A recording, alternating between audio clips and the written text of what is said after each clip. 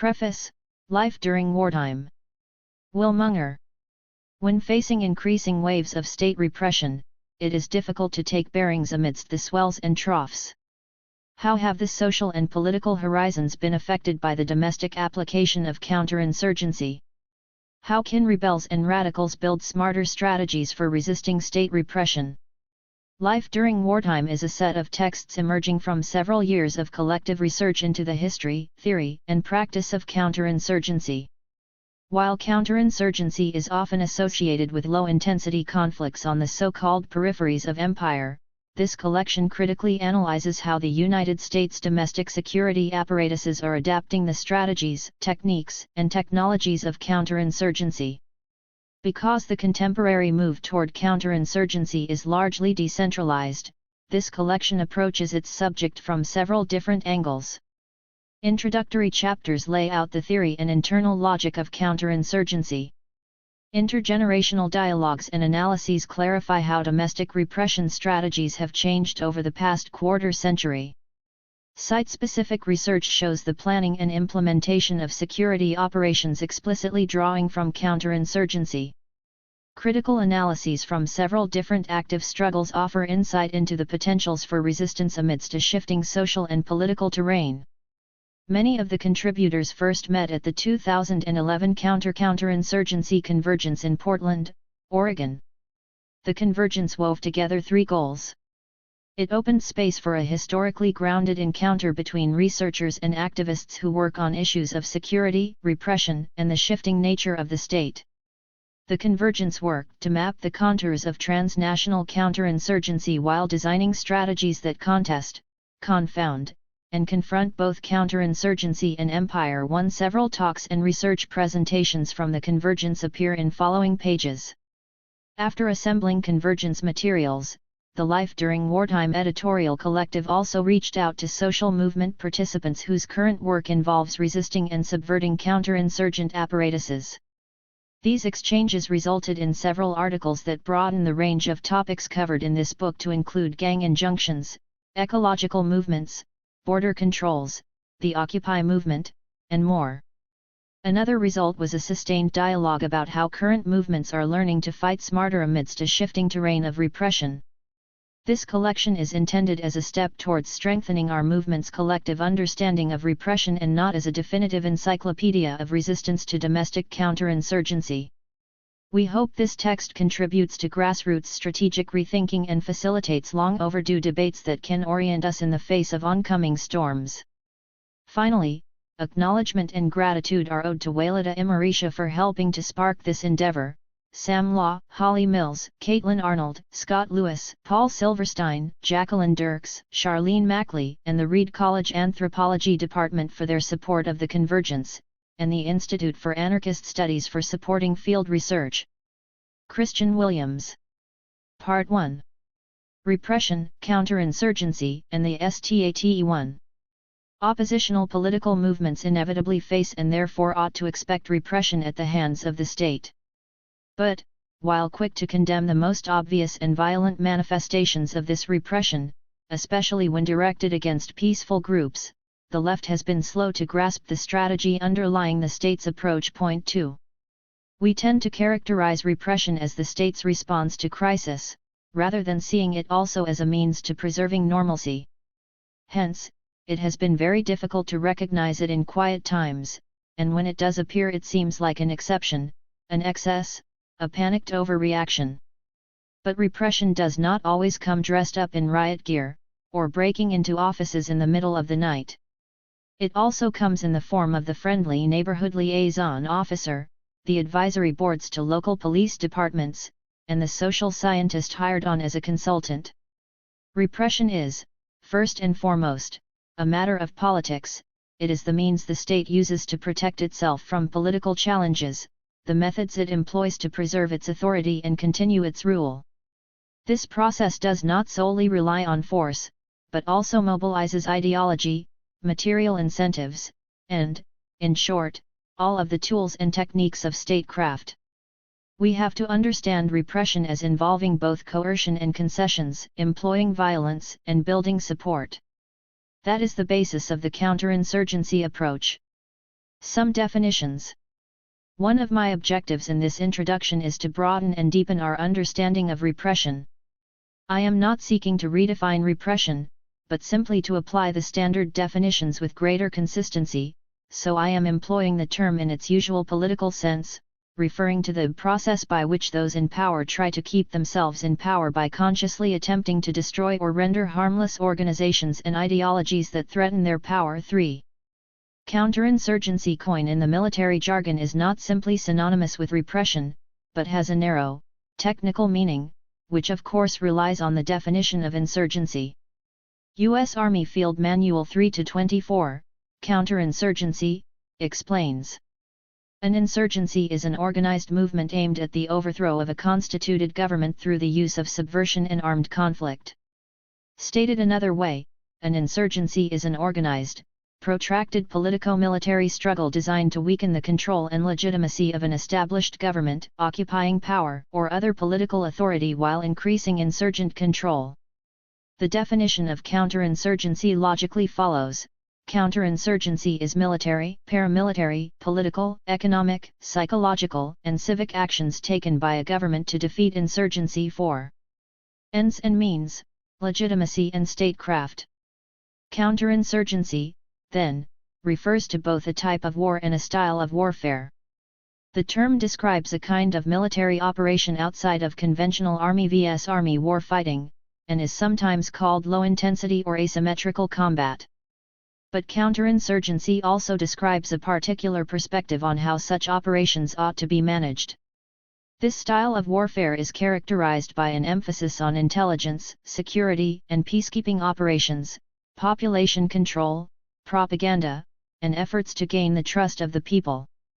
This last point is the crucial one. As FM 3-24 declares, legitimacy is the main objective. 5. The primary aim of counterinsurgency is political. 6. That's why, in the context of the American occupation of Iraq, we heard career officers arguing that victory in combat is only a penultimate step in the larger task of winning the peace. 7. And it's the need for legitimacy that they're referring to when they say that military action is necessary, but it is not sufficient. There needs to be a political aspect. 8. The political ends rely in large part on political means. As the Rand Corporation's David Gompert and John Gordon explain. In COIN, the outcomes are decided mainly in the human dimension, by the contested population, and the capabilities of opposing armed forces are only one factor in determining those outcomes. The people will decide whether the state or the insurgents offer a better future, and to a large extent which of the two will be given the chance. 9. The Rand report is titled, appropriately, War by Other Means. War, as Clausewitz observed, is politics by other means, and politics, as Foucault reasoned, is war by other means. 10. But in counterinsurgency, the means are not so other. In COIN, warfighting is characterized by the same elements as state building, establishing legitimacy, controlling territory, and monopolizing violence. 11. Consequently, the newness of counterinsurgency is in some respects debatable. Clearly there is nothing new about repression. And the combination of force and legitimacy is a lot of what makes a state a state. But, as one participant in a 1962 Rand symposium on counterinsurgency recalled, at that time there was already a distinctive COIN perspective emerging, and it was a minority view. Probably all of us had worked out theories of counterinsurgency procedures at one time or another, which we thought were unique and original. But when we came to air them, all our ideas were essentially the same. We had another thing in common. Although we had no difficulty in making our views understood to each other, we had mostly been unable to get our respective armies to hoist in the message. 12. Clearly, then, something was new. What sets COIN apart from other theories of repression, I believe, is the self-conscious acknowledgement that the state needs legitimacy to stabilize its rule, and that under conditions of insurgency its legitimacy is slipping. In other words, from the perspective of counterinsurgency, resistance is not simply a matter of the population, or portions of it, refusing to cooperate with the state's agenda. Resistance comes as a consequence of the state failing to meet the needs of the population. It is possible, therefore, to see coin as representing a liberal 13 or even radical 14 politics.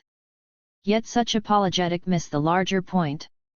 As a matter of realpolitik, the authorities have to respond in some manner to popular demands. However, coin allows them to do so in a way that at least preserves, and in the best case amplifies, their overall control. The purpose of counterinsurgency is to prevent any real shift in power. Counterinsurgency is all about preserving, or reclaiming, the state's authority. Violence and territory are inherent to the project, but it is really legitimacy, the consent of the governed, societal support that separates the winners from the losers. Point 15. As Gompert and Gordon put it, the key in coin is not to monopolize force but to monopolize legitimate force. 16.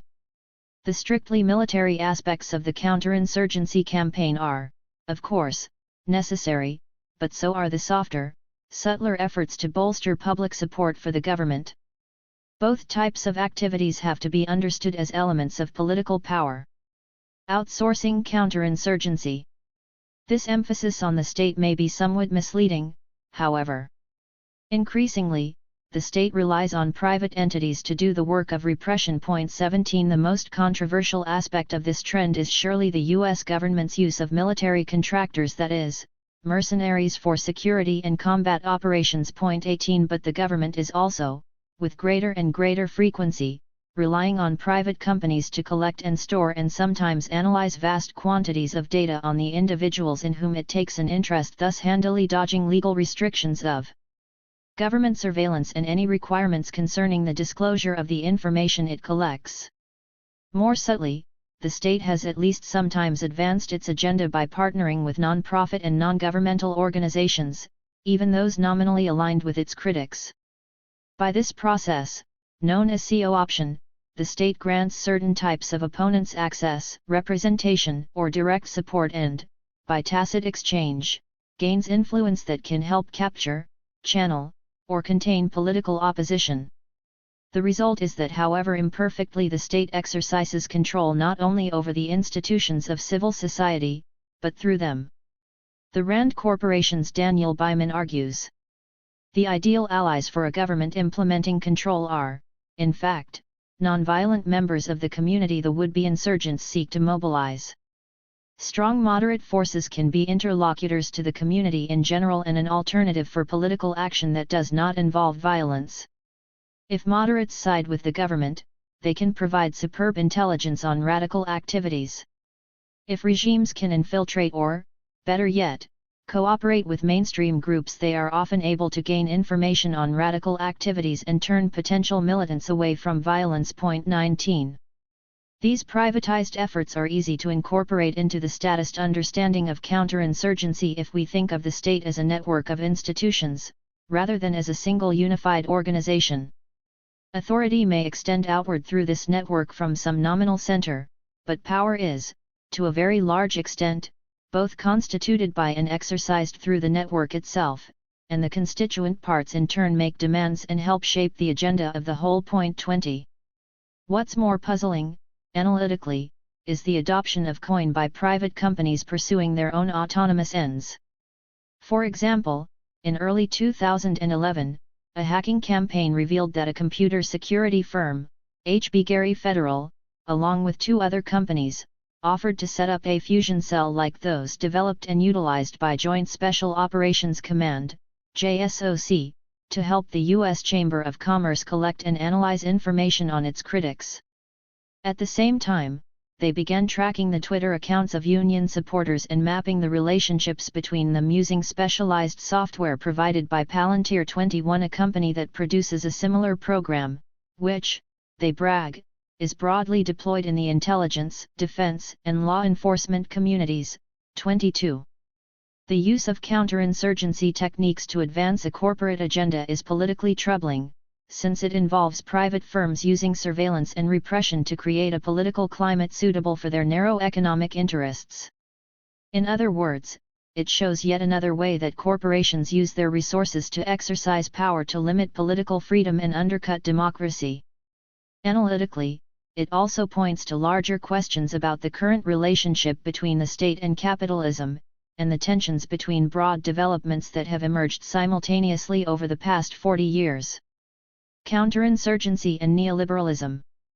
In the U.S., during the period of prosperity following World War II, the main means for achieving control over the workforce was negotiation, along with the ameliorating influence of the welfare state. These social benefits were not gifts offered by a generous ruling class, but were won through years of struggle and instituted as a means of preserving stability. Since the 1970s, however, these sorts of institutional arrangements have been in sharp decline. 23 Christian Parenti has argued forcefully that the late 20th century prison boom and the simultaneous militarization of domestic police forces are the result of shifts in the strategy of capitalism. 24. The question this history presents, and to date it remains an open question, concerns the relationship between counterinsurgency and neoliberalism. Both terms are associated with Latin American dirty wars.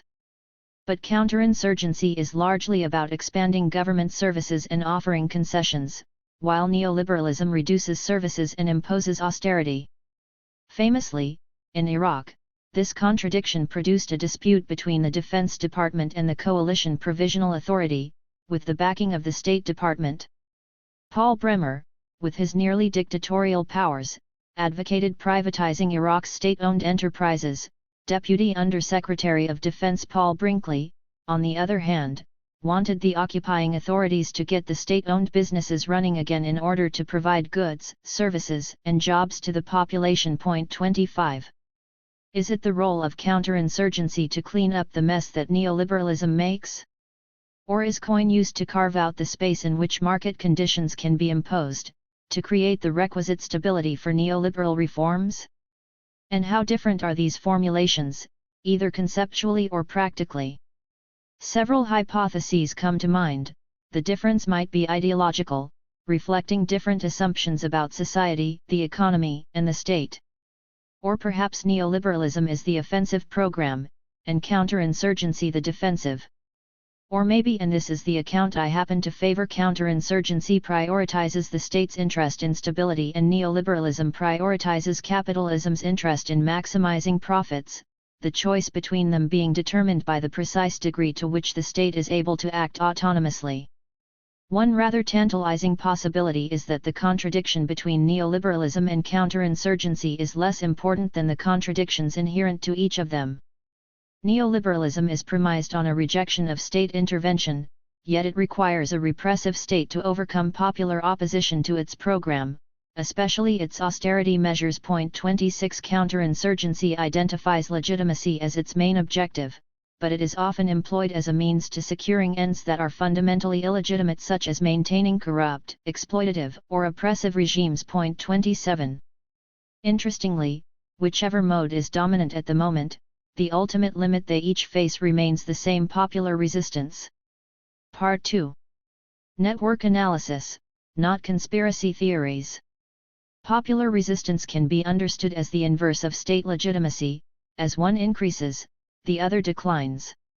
Because they see insurgency as primarily a crisis of legitimacy, some coin theorists argue that, conceptually, the war on terror has been a mistake, first, because it identified terror as the problem, and second, because it proposed war as the solution.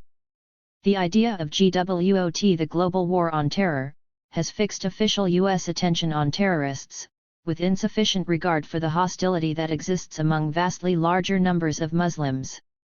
The indelible image of jihadists scheming alone in remote mountain caves is less the reality of Islamic insurgency than is far larger numbers of jihadists moving freely among Muslim populations.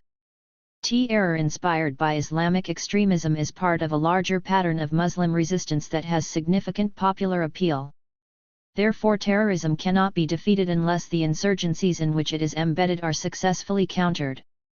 Thus, the solution requires not just military might but intelligence, political action, civil assistance, and other non-military means that might curb Islamic militancy more effectively and at less cost and risk than simple combat. 28 The proposed solution, in other words, follows logically from the analysis of the problem. Counterinsurgency, therefore, cannot be understood as a rigid formula to be implemented by rote, it must be sensitive to the details of the particular insurgency it is facing. And as important, counterinsurgency operations have to adapt and develop as the insurgency does. The coin cycle. According to the Rand Corporation, revolutions, and thus counter-revolutions, go through 3 stages: a proto-insurgency, a small-scale insurgency, and major insurgency. Point 29. At first, in the proto-insurgency stage, the movement is small, narrowly based, vulnerable, and incapable of widespread or large-scale violence.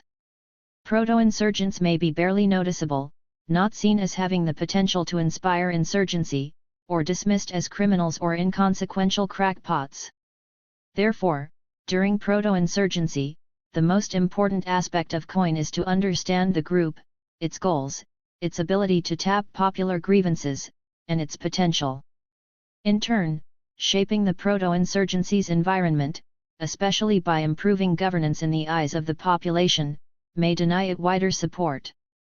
In the second stage, as a small-scale insurgency, the movement begins attracting followers beyond its original cadre, and it may commit more daring and destructive acts against the state, not, yet, with a view toward replacing it, but to demonstrate its capabilities, be taken seriously by the population, and recruit. For the government, therefore, shaping political and economic conditions to head off popular support for the insurgency is imperative. Direct military intervention is not recommended at this stage. As long as the insurgency is still small, action against it can and should remain a police and intelligence responsibility. If the movement survives, it may develop into a major insurgency. While it is still essential that the state collect information about the movement and intervene to shape social conditions, at this point, forceful action against the insurgents by regular military units may be unavoidable. 30. Both the overt use of force and covert surveillance, infiltration, and disruption will increase. Emergency powers may be granted, civil liberties suspended, and the life of the overall population increasingly restricted. 31. Of course, the aim of any counterinsurgency campaign is a return to normal, that is, to the lowest level of manageable conflict. 32. In effect, this is a return to the proto-insurgency stage. Opposition is either channeled into safe, institutional forms, or suppressed through normal police and intelligence activity. 33. The British strategist Frank Kitson summarizes the overall process. In practical terms, the most promising line of approach in COIN lies in separating the mass of those engaged in the revolutionary campaign from the leadership by the judicious promise of concessions, at the same time imposing a period of calm by the use of government forces. Having once succeeded in providing a breathing space by these means, it is most important to do 3 further things quickly. The first is to implement the promised concessions, the second is to discover and neutralize the genuine subversive element. The third is to associate as many prominent members of the population, especially those who have been engaged in nonviolent action, with the government. 34. No one pretends that victory comes easily, and many critics within the armed forces point to Vietnam and Algeria as proof that it simply cannot work. COIN advocates, then, have been at pains to show that victory is at least possible, and that counterinsurgency represents the government's best hope. One RAND study, headed by Christopher Paul, analyzed 30 recent counterinsurgency operations and found that the government lost in 22 of the conflicts, 73%, and prevailed in 8, 27%. Furthermore, the researchers found that in every case the competence of the counterinsurgency effort was the best predictor of success or failure. A predominance of good COIN practices is correlated with victory, and a predominance of bad COIN practices is correlated with defeat. Without exception, COIN forces that succeed in implementing more good practices than bad win, and those that do not lose. 35.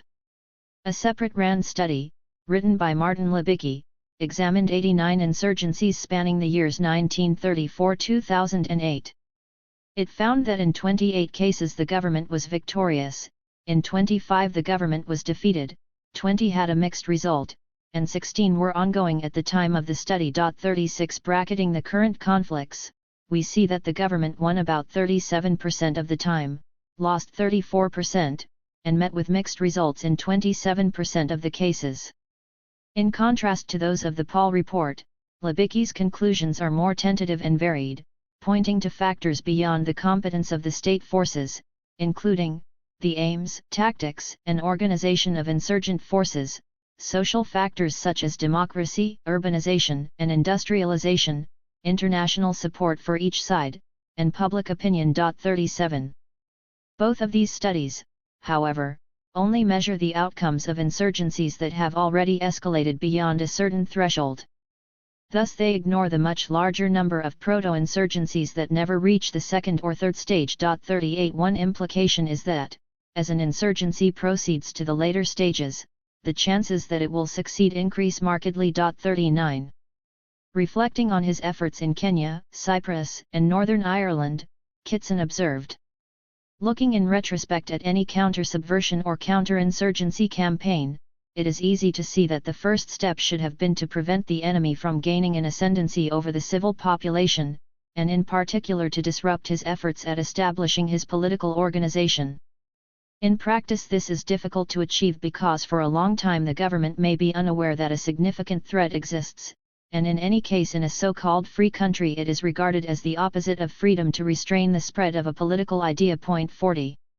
Concerns with liberty aside, that is exactly what Kitson recommended: restrict the spread of ideas, prevent radicals from achieving influence, and disrupt their efforts to establish oppositional organizations. Rand, too, advocates early, preemptive action short of direct military force. The problem remains that at the first stage subversion is not obvious and the state may not know that a threat exists. Worse, the real threat must be understood as extending beyond the insurgents themselves, the militants, radicals, and subversives, to include the population they appeal to, the grievances they seek to address, and the social conditions that produce those grievances. The social science of repression. To meet the challenges of counterinsurgency, the security forces have had to shift their understanding of intelligence.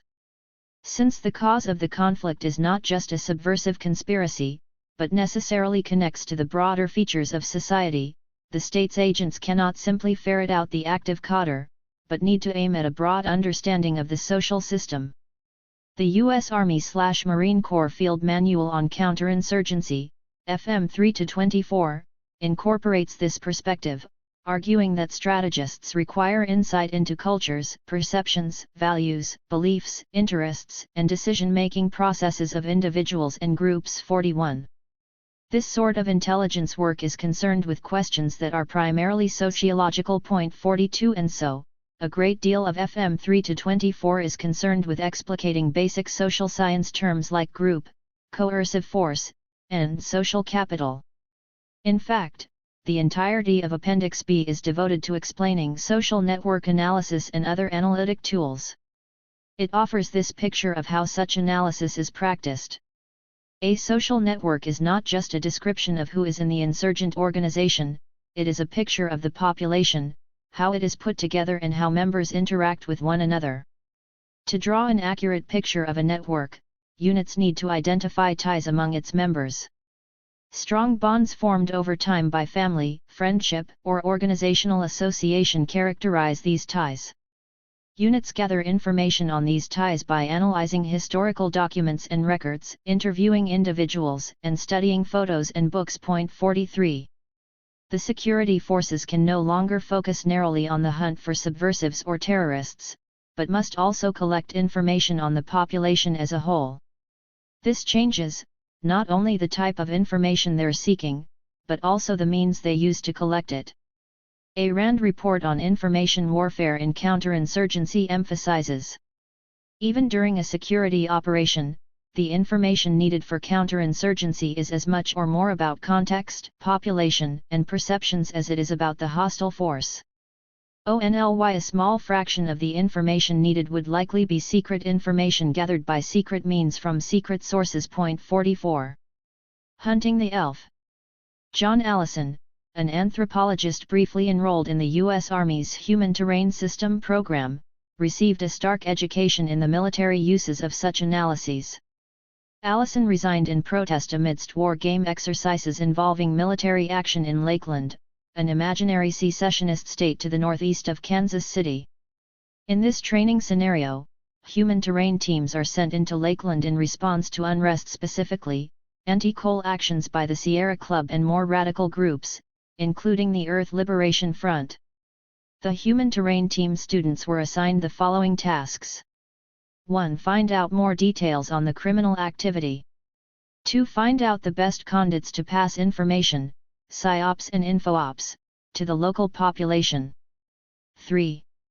Produce a research plan to understand the situation at the Eaton power plant, people's concerns, desires, etc., and identify those who were problem solvers and those who were problem causers, and the rest of the population whom would be the target of the information operations to move their center of gravity toward that set of viewpoints and values which was the desired end state of the military's strategy. 45. Earth and animal liberationists seem to weigh heavily in the paranoid imaginings of the authorities. A 2009 anti-terror drill at the Cherry Point Air Station in North Carolina centered on a scenario in which environmentalists storm the base, take hostages, and kill Marines. Likewise, a Homeland Security training held on the UC Berkeley campus included an exercise in which animal rights activists took hostages and held them at gunpoint. 46.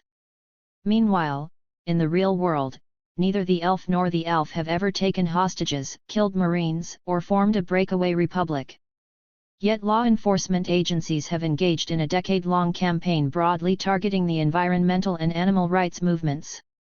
Much of the police action has seemed ham-fisted and ridiculous, as when the FBI sent agents to photograph two people handing out leaflets about vegetarianism. 47. But the peak of the campaign thus far was marked by Operation Backfire, a set of coordinated arrests launched in December 2005. The Backfire defendants were accused of a series of Earth Liberation Front and Animal Liberation Front arsons from the late 1990s, activities the FBI characterized as domestic terrorism. 48. Altogether 18 people were indicted. 2 are still at large, 15 were sent to prison for as long as 13 years, and 1 William Rogers killed himself soon after his arrest. 49. The investigation into the ELF started to gain traction in 2001 when a woman in Eugene, Oregon called the police to report her truck stolen. She named her roommate, Jacob Ferguson, as the likely thief, and the police, noticing that the theft coincided with an arson at an SUV dealership, deduced that Ferguson might have started the fire. Both the roommate and the cops were mistaken, but the error proved lucky for law enforcement. Twice Ferguson was called before a grand jury and, in 2004, when the cops finally threatened him with prosecution, he offered them information on more than a dozen Earth Liberation Front and Animal Liberation Front actions, naming the people involved.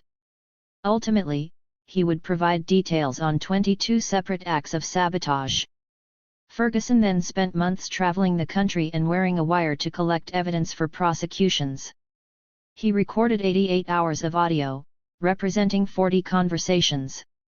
After each new arrest, the police pressed the suspects for information on others.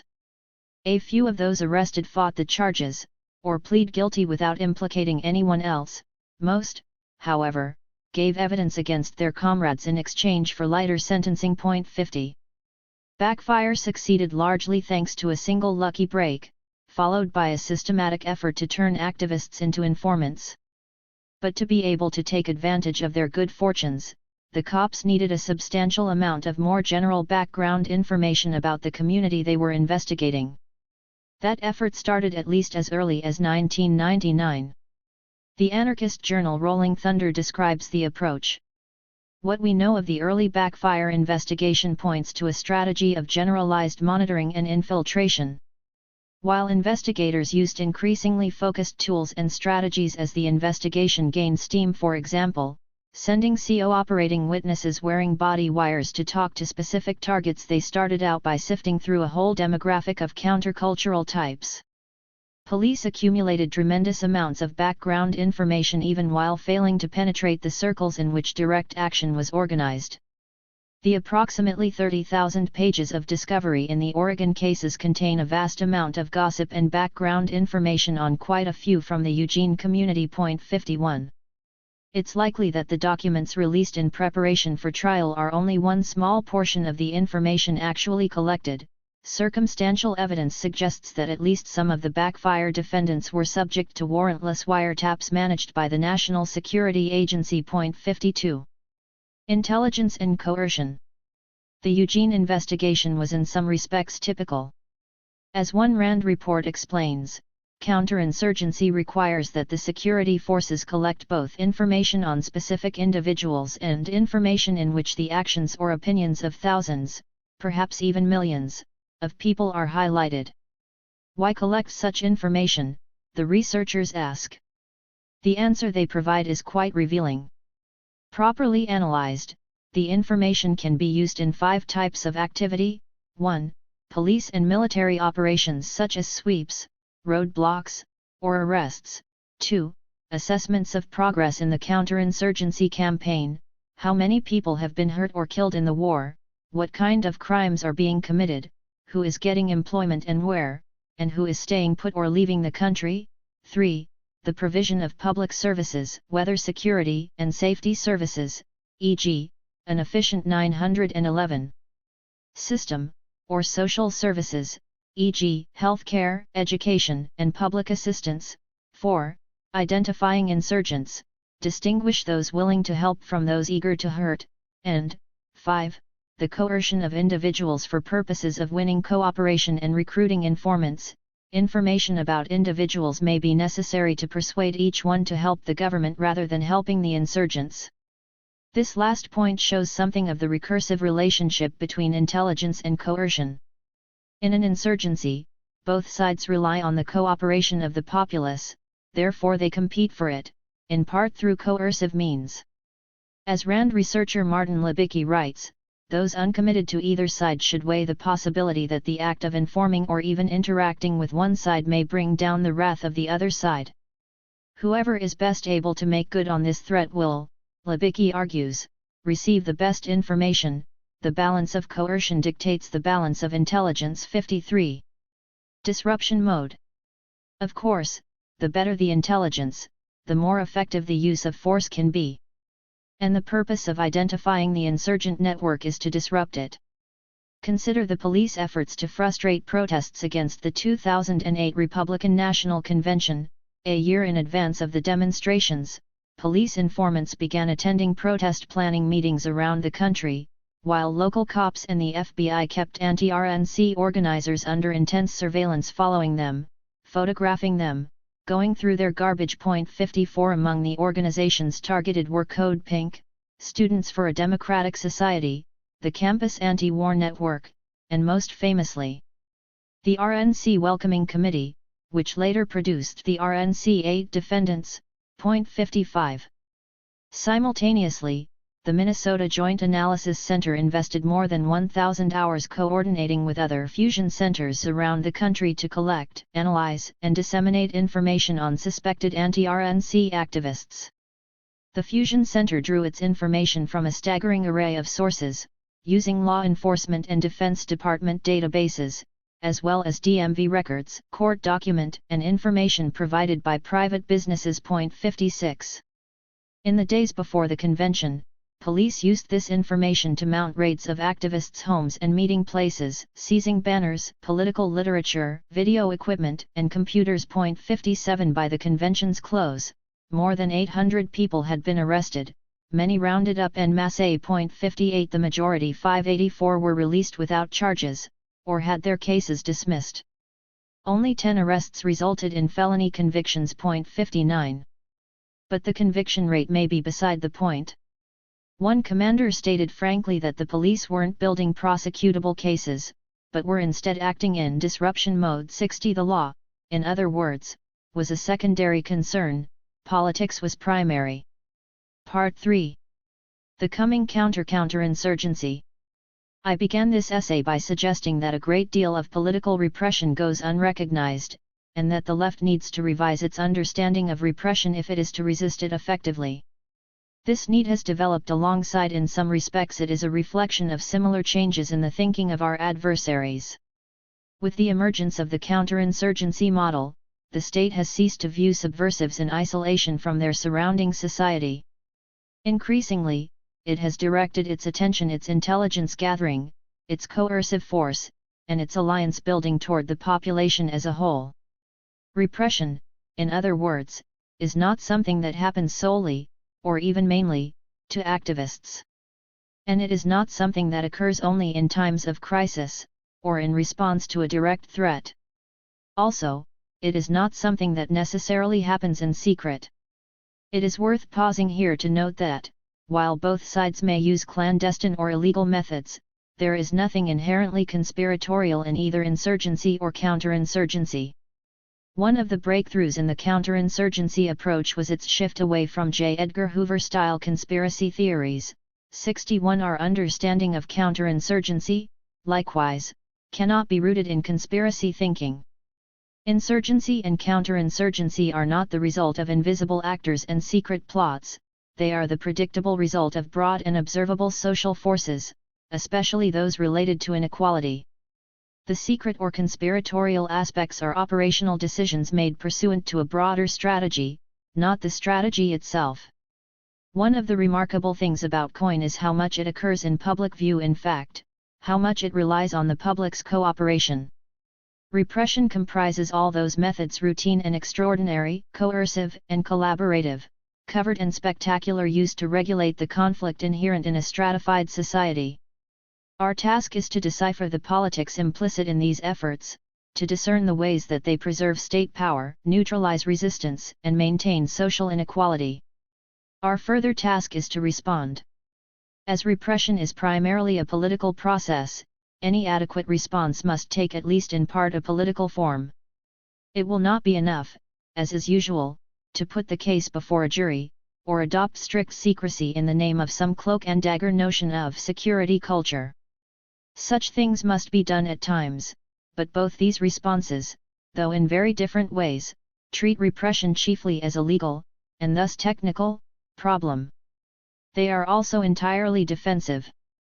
While such devices may protect the individual or small group with greater or lesser efficacy, they do not generally touch or even attempt to touch the overall system of repression, to say nothing of the social iniquities that system maintains. Whatever defensive measures may be necessary, an effective response to repression must also involve an offensive component, an attack against the apparatus of repression, which will, if successful, leave the state weaker and the social movement stronger. This outcome, of course, should be the aim from the start. Challenges to COIN. It is, in a sense, misleading to speak solely in terms of responding to repression. Repression exists already. It intervenes preemptively. It forms part of the context in which we act. Oppositional movements cannot avoid repression, the challenge, instead, must be to overcome it.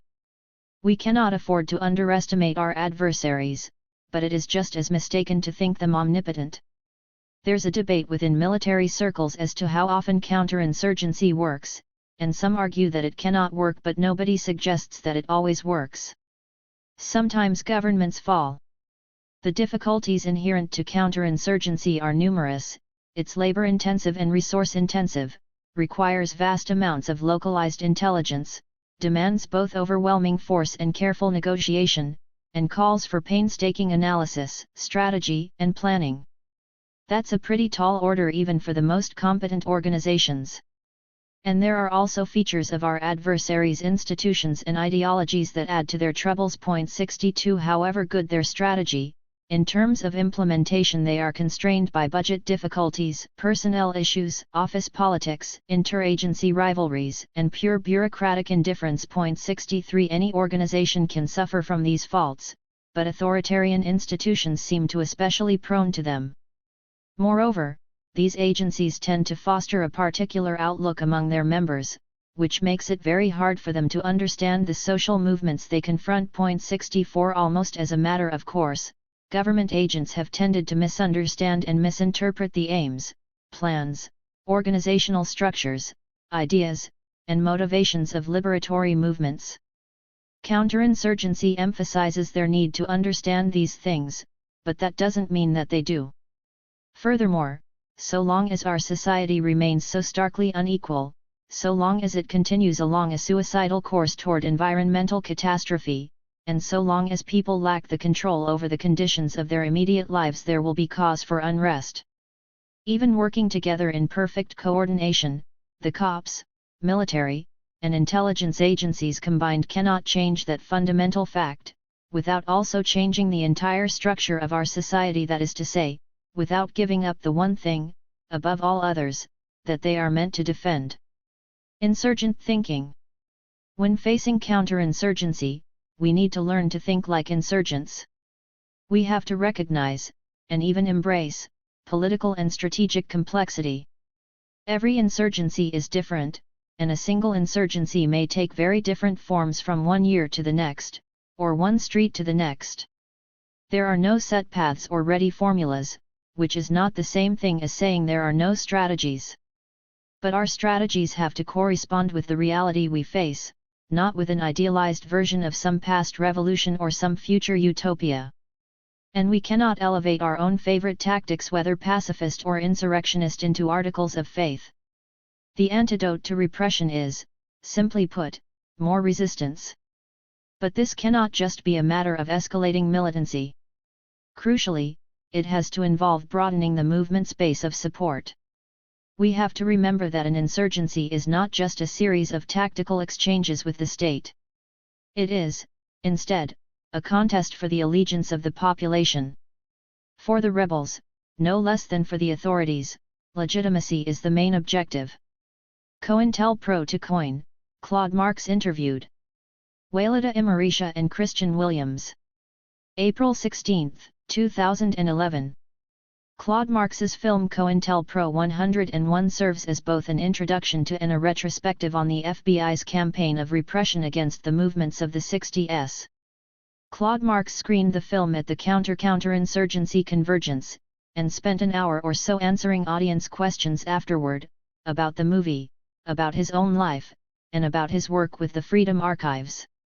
Wailita Imarisha and Christian Williams met up with Marks the following week at the Law and Disorder Conference at Portland State University. He was generous enough to grant us an extensive interview. Political imprisonment and Freedom Archives. Christian Williams, can we start by having you tell us a little bit about yourself and your history? Claude Marks, at a pretty young age, through peers whose families were very politicized, I was able to start informing myself about things like the Cuban Revolution, the backstory to Vietnam even during the Kennedy presidency, so that it led me to understand something about global politics at a pretty young age, and something of the role the US played in the world. So then, fast forward to a general inclination to understand the civil rights struggle. I was living in LA, so during the Watts Rebellion, I had more of an open thought process to what was going on beyond the most racist stereotyped thing about black people out of control. That led me to some very significant conflict with my father, who felt like we should arm ourselves against the oncoming black hordes, which was so clearly a racist thing. Even though I couldn't articulate it at such a young age, I felt very viscerally about taking it on. In a similar period, I remember getting punished for going to an anti-war demonstration that was attacked by the cops. Rather than being supported for that, I was being punished at home. By the latter part of the 60s, as the Panthers in LA started to mobilize broader community support for their struggle, I was willing to sneak out and go to some of their stuff. Once I left high school and moved to Northern California, and was intentionally cut off by my family, I was able to more freely make my way into the political arena, and through circumstance ended up becoming a journalist with the Pacifica station in Berkeley. Because of their poor staffing, I was thrust into this role of covering a lot of stuff: the Third World Strike at Berkeley, the Black Panther Party, the anti-war movement. It was somewhat later that I felt that I had reached the point in my life that it made sense to more formally be an activist in addition to being a journalist. I reached a point where I felt like I had to make some stronger commitments politically. So that work, in conjunction with the work of the Black movement and indigenous land occupation, which I participated in, as well as the Puerto Rican independence movement, led me to a more committed and radical place, to the point where I chose to do clandestine work. Ultimately, that meant participating in a conspiracy to break a Puerto Rican political prisoner out. It was, unfortunately, infiltrated from within the prison. But we discovered that we were under surveillance and, upon discovering that our grouping of people managed to elude the FBI for a significant period of time close to 9 years. At the conclusion, we felt our own isolation was such that, in the long run, it would make more sense to negotiate some sort of surrender. That way the majority of the group could re-engage in public work. We understood that it would mean prison time. But because there was a finite period of time put in front of us, it would be worth it, so that in the long run we could re-engage in radical political work. So that was how we came to that conclusion as a collective. We made the decision and placed ourselves in the hands of the state, making it clear that we weren't going to collaborate or debrief at all. So that's what we did. I did prison time, and in the course of that re-networked myself to open the possibility of doing media work again. The whole conception of what now becomes the Freedom Archives becomes a reality at the point where I get out of prison. Williams, can you say more about the Freedom Archives? Marks, a number of different collectives were working at a radio station in Berkeley. Many of us had started working together in the early 70s. A lot of the programmers at the station really had roots in various oppressed communities, reflecting the interest of those communities and the politics of the struggles that connected with them. That was a pretty radical concept. It was in contention with the radio station and ultimately was somewhat ghettoized. But because we felt strongly about our work, we retained copies of that material ourselves. At least we had some foresight in stuffing it in boxes and hanging on to it. So some pretty incredible material was at our disposal. And, through happenstance, in January of 2000 we found a small space. By pooling our money we could afford to bring the material together, collectively build shelving, and start to get it out of boxes, start this whole process of seeing what's there. As we were doing that, we also put together our first project, a sampler of the material, which we envisioned would be the basis for telling people about the collection and trying to raise some more serious money to preserve the material. That sampler was our first kind of reassertion of a radical collectivity among independent producers and collectives. And that becomes the genesis of what we are now, having done a series of audio and video documentaries, reasserting a commitment to issues around imprisonment and political prisoners, a sense of internationalism, a sense of the importance of radical culture, and trying to figure out ways to connect with newer generations. Our intent from the very beginning was to create something that was really grassroots. Every time we tried to get any NGO funding, we realized that this was way too radical to stay on the map of any non-profit corporate funding stream. That was really fortunate, because it meant a slow and steady growth as a project without any kind of ties to a more conservative political agenda. In the last 11+ years, it's actually grown as a resource. The knowledge of it has increased. And our focus on subjugated history, a history that isn't accessible through other means, the heartbeat of the collection, has proven to be something that other people would want to support and utilize. So we continue to try to aspire to meet that kind of expectation. Williams, and the films grew out of that effort? Marks, yes, we started doing audio initially. Our first project beyond the sampler, which was called Roots of Resistance, was an audio CD called Prisons on Fire. It was a tribute to George Jackson, remembering his murder, and a tribute to the Attica Rebellion. Both happened in 1971. That was an audio piece, and that led us to do a number of other pieces over time, some shorter edited video pieces about 3 political prisoners. We thought that it was important to start to give voice to folks who were locked up for some really serious amounts of time. We did a video on women in prison called Charisse Shumate, Fighting for Our Lives, which utilized some actual hearings that took place in women's prisons in California about conditions, about abuse, about the struggle for health rights. It was really an amazing project to work on. We've done other stuff, a program about the anniversary of the coup in Chile, which was structured around some material from one of our collective members who happened to be working at Radio Havana during the coup in 1973. The Cubans were the only people bringing audio material out of Chile during the coup that didn't fit into the US propaganda machine. So because of his work at Radio Havana we were able to broadcast news from Chile, and some 30 years later we were able to draw on that material and talk about the significance of the coup in Chile in the context of the current US offensives around the world. Things of that nature, trying to understand the US empire as a global thing, and see how it is responsible for oppression of people within the US as well. We make the connection through both a political vision of the world, or our understanding of the continuity of different facets, and also by acquiring the material to historically draw on it for people who weren't alive or didn't experience it in the same kind of way. Legacy of Torture and COINTELPRO 101. Williams. So, the most recent film is COINTELPRO 101. Marx. I think it's helpful to talk about the genesis of that project. In December of 1973, I interviewed Herman Bell after he was arrested in New Orleans and transported to New York State for trial. It was at first the New York 5 case, and after a hung jury, charges were dropped against 2 men, so it became the New York 3 case. In interviewing him, he started talking about how a number of Panthers were arrested in New Orleans, how people were tortured and forced to sign statements implicating themselves and others in a police murder that took place in San Francisco in 1971. In doing a number of programs, including interviewing one of the torture victims, we were able to support a campaign to expose the torture leading to the dropping of charges in 1975. Well, fast forward to 2003. We started hearing about an investigation about that same San Francisco case. Having saved the original interviews, we were compelled to anticipate, in terms of the state strategy, an attempt to recriminalize the Panthers, to create another terrorism case in the wake of 9/11s. In 2005, a number of people, all former Panthers, were called before a grand jury. They all resisted.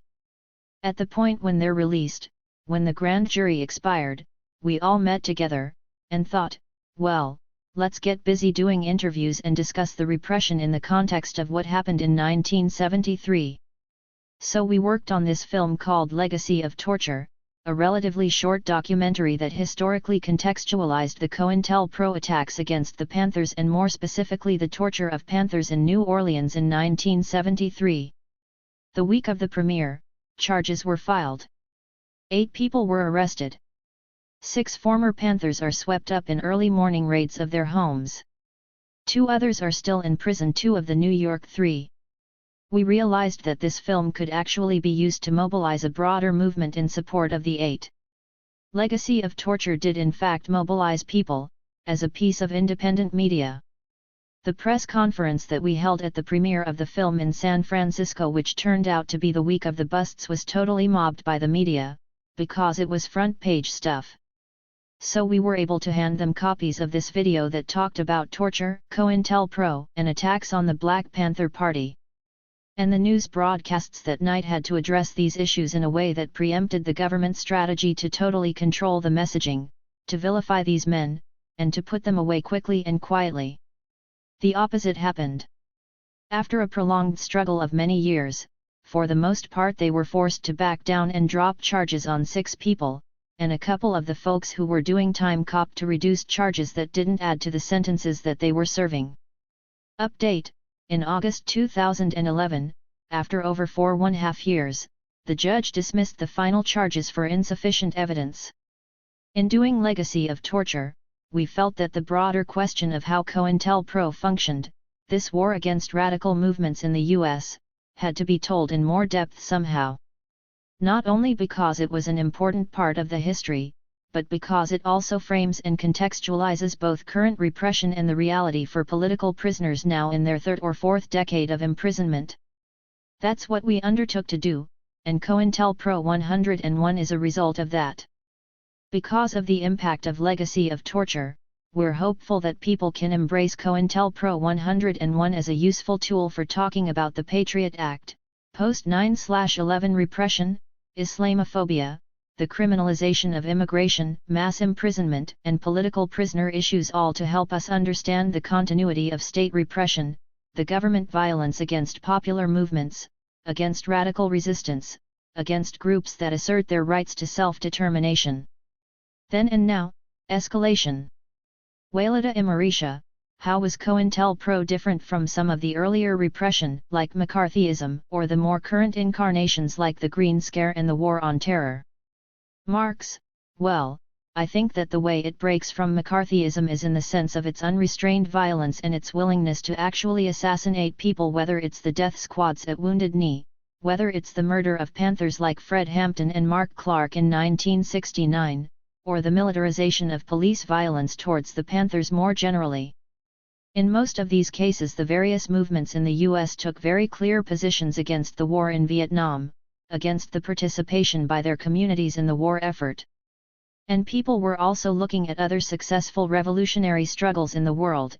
As colonialism was challenged and overthrown, people identified this to be a viable model for how to transform relationships in the U.S.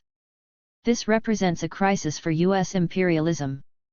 And one of the ways that the state apparatus comes to terms with crisis is by using counterinsurgency to put down the rebellion, irrespective of the cause. They came to power as a result of being armed and waging genocidal warfare, and they choose to maintain power through the same means.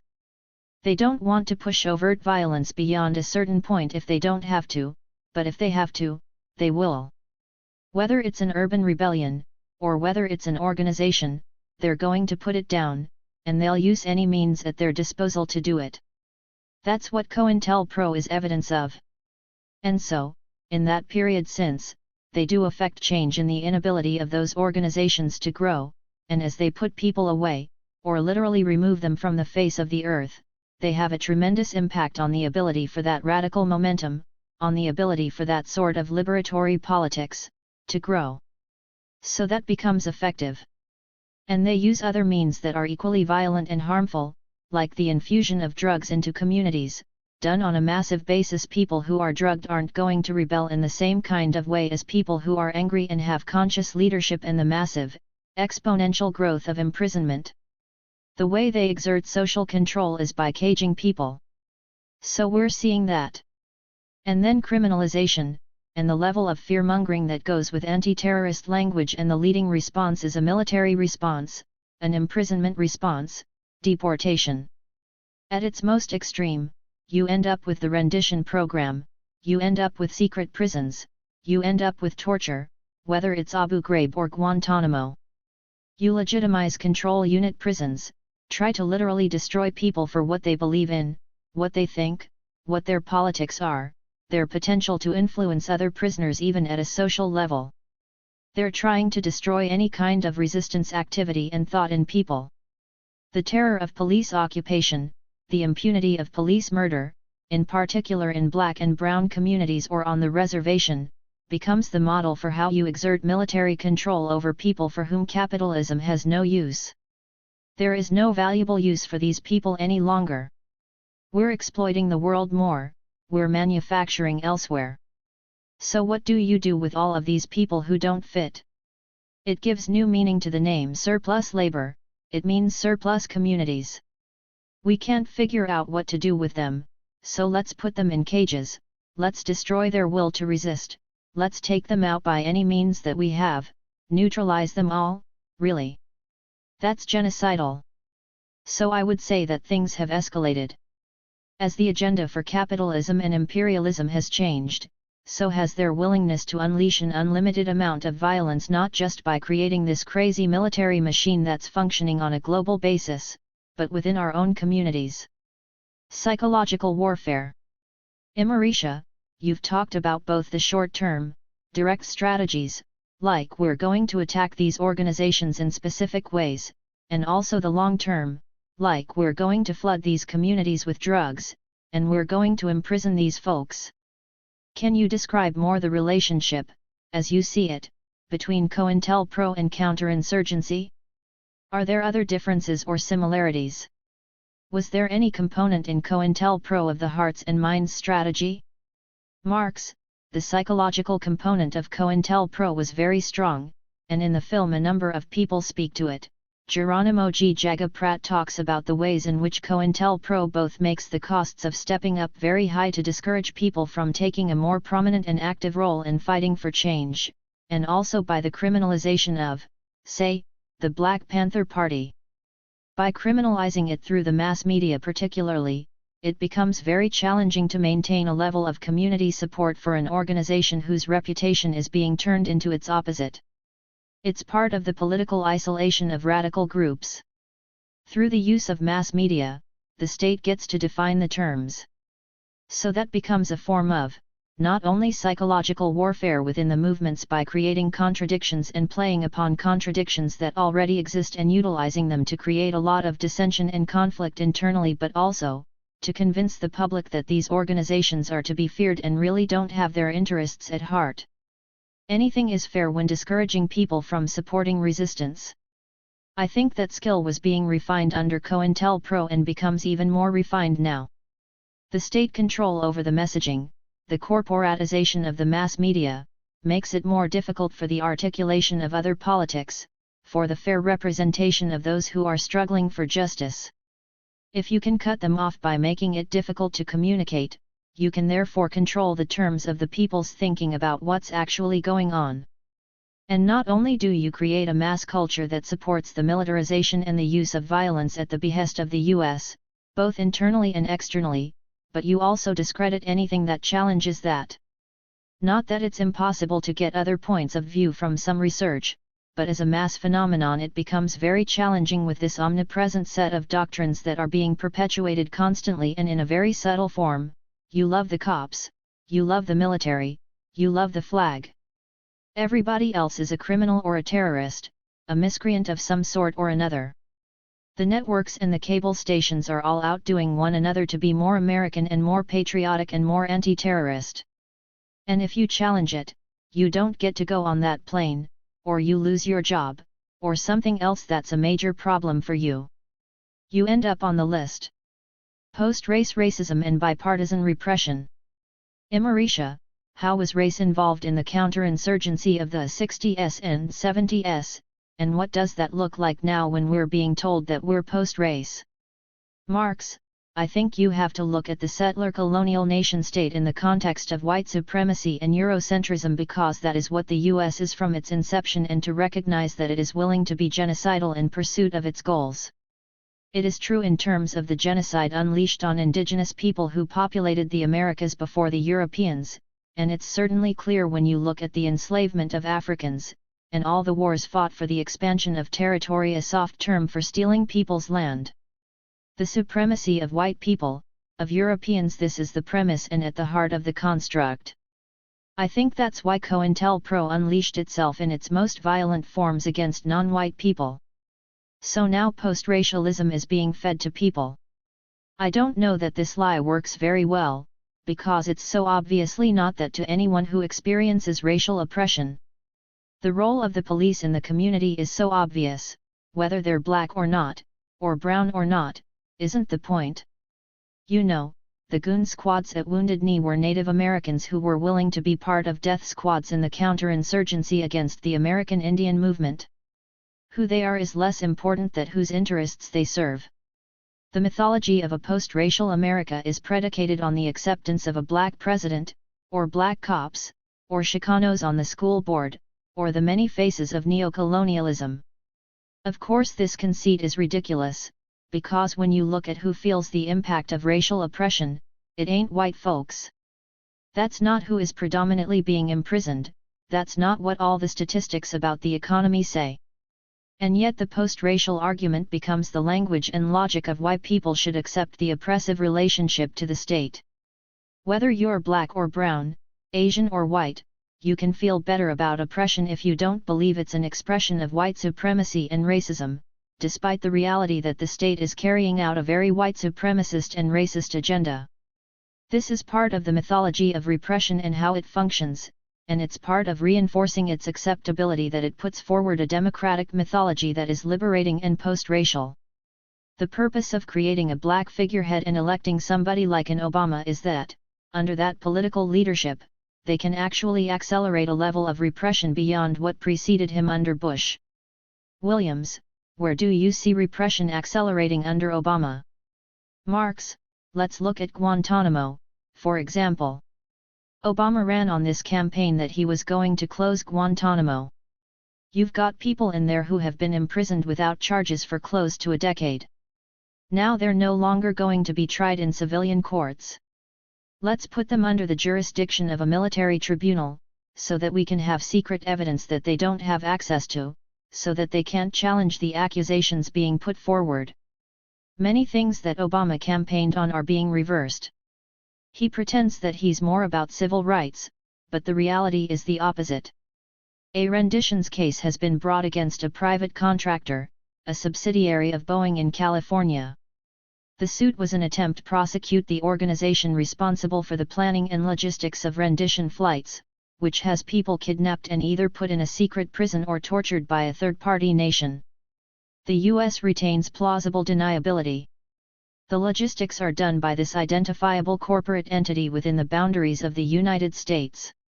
But when they were sued in court, that whole process was ended by the Obama administration, claiming the suit violates the national security interests of the United States. The justification for short-circuiting any kind of judicial process is building upon similar moves that happened under Bush rather than retreating from that as an approach. Obama is maintaining or even accelerating the national security interest justification. If you've got the power, you use the power. That's how it works. I guess what I'm saying is, the culpability of both political parties makes them in many situations indistinguishable from one another. Look at the Patriot Act, which is a pretty complex set of legal doctrines that were somehow voted into law almost immediately after 9/11. That's a set of legal constructs that was being worked on for a long time. It has its origins in a bill written and passed under Clinton, the Anti-Terrorism and Effective Death Penalty Act of 1996. That act is a significant first step in ending habeas corpus rights, among other things. In practice, it also had a huge impact on prisoners by eliminating their rights to education, recreational programs, art programs, music programs, all that stuff. Now the state is going to hardline the people in cages. Take away any kind of civility to the process of doing time, and their rights to challenge their imprisonment, and increase the sentences, and codify the right of the federal government to invoke the death penalty. And all that happens under Clinton, a Democrat. I'm convinced that they started the process of writing the next iteration of repressive laws, the Patriot Act, after the passage of the 1996 law. This is a huge, strategic implementation of repressive mechanisms. It is green-lighted by a government bipartisanship that constitutes this great democracy of ours. Continuities of struggle and repression. Williams, during the question and answer at Reed, after the film, you outlined a trajectory of struggle and repression that went from the Black Panthers to George Jackson to Attica to Marion to control units and communication management units. Could you say more about that, and what it signifies? Marx, let's isolate the question of prisons within that, just to limit the scope. You have a movement within the prisons that reflects mass forms of the assertion of human rights in various oppressed communities. There's the emergence of radical political thinking inside the prisons at the heart of these demands, in some cases leading the politics in the communities, and certainly influenced by the liberation politics of public organizations, whether it's the Panthers, or the Brown Berets, the Puerto Rican independence movement, or the American Indian movement. Much of the political thinking both inside and out reflects the rising international situation, national liberation, anti-colonialism, certainly the values of socialism. Obviously, in a very oppressed and repressed confined situation like a prison, people are looking for answers to explain their world and their existence as caged human beings. They are oftentimes open to looking at a more worldly political analysis. And they see themselves as playing a role in their people's liberation to help resolve some of the social contradictions in their own communities. As prisoners, they experience the most refined, most microcosmic version of oppressive conditions. The expression of state violence is much more intense, the expression of racism is much more intense, all that taking place within the prisons. It's not hard to imagine which people would want to organize themselves and do something about it. So you get the Folsom Manifesto, so you get the Attica Manifesto, and you have the emergence of leading political thinkers and actors within prison movements.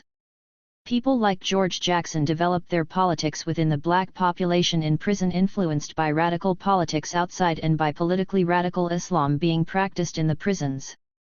That's a fairly suppressed part of that historical memory that Malcolm X talks about, and people like W. L. Nolan, who was a Muslim who played a significant role in the politicization of George Jackson.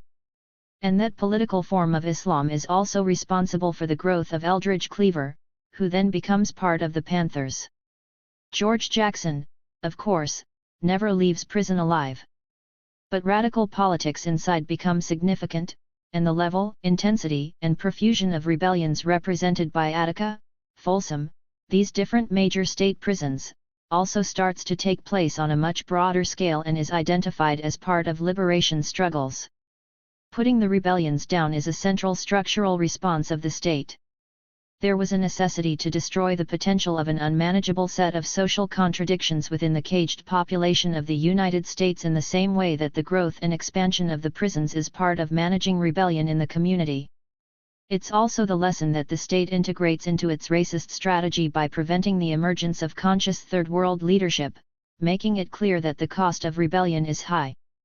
So you have, in the ADS, the emergence of control unit prisons that are designed to physically and socially isolate people, either because of their overt political commitment or because of their potential to influence other people.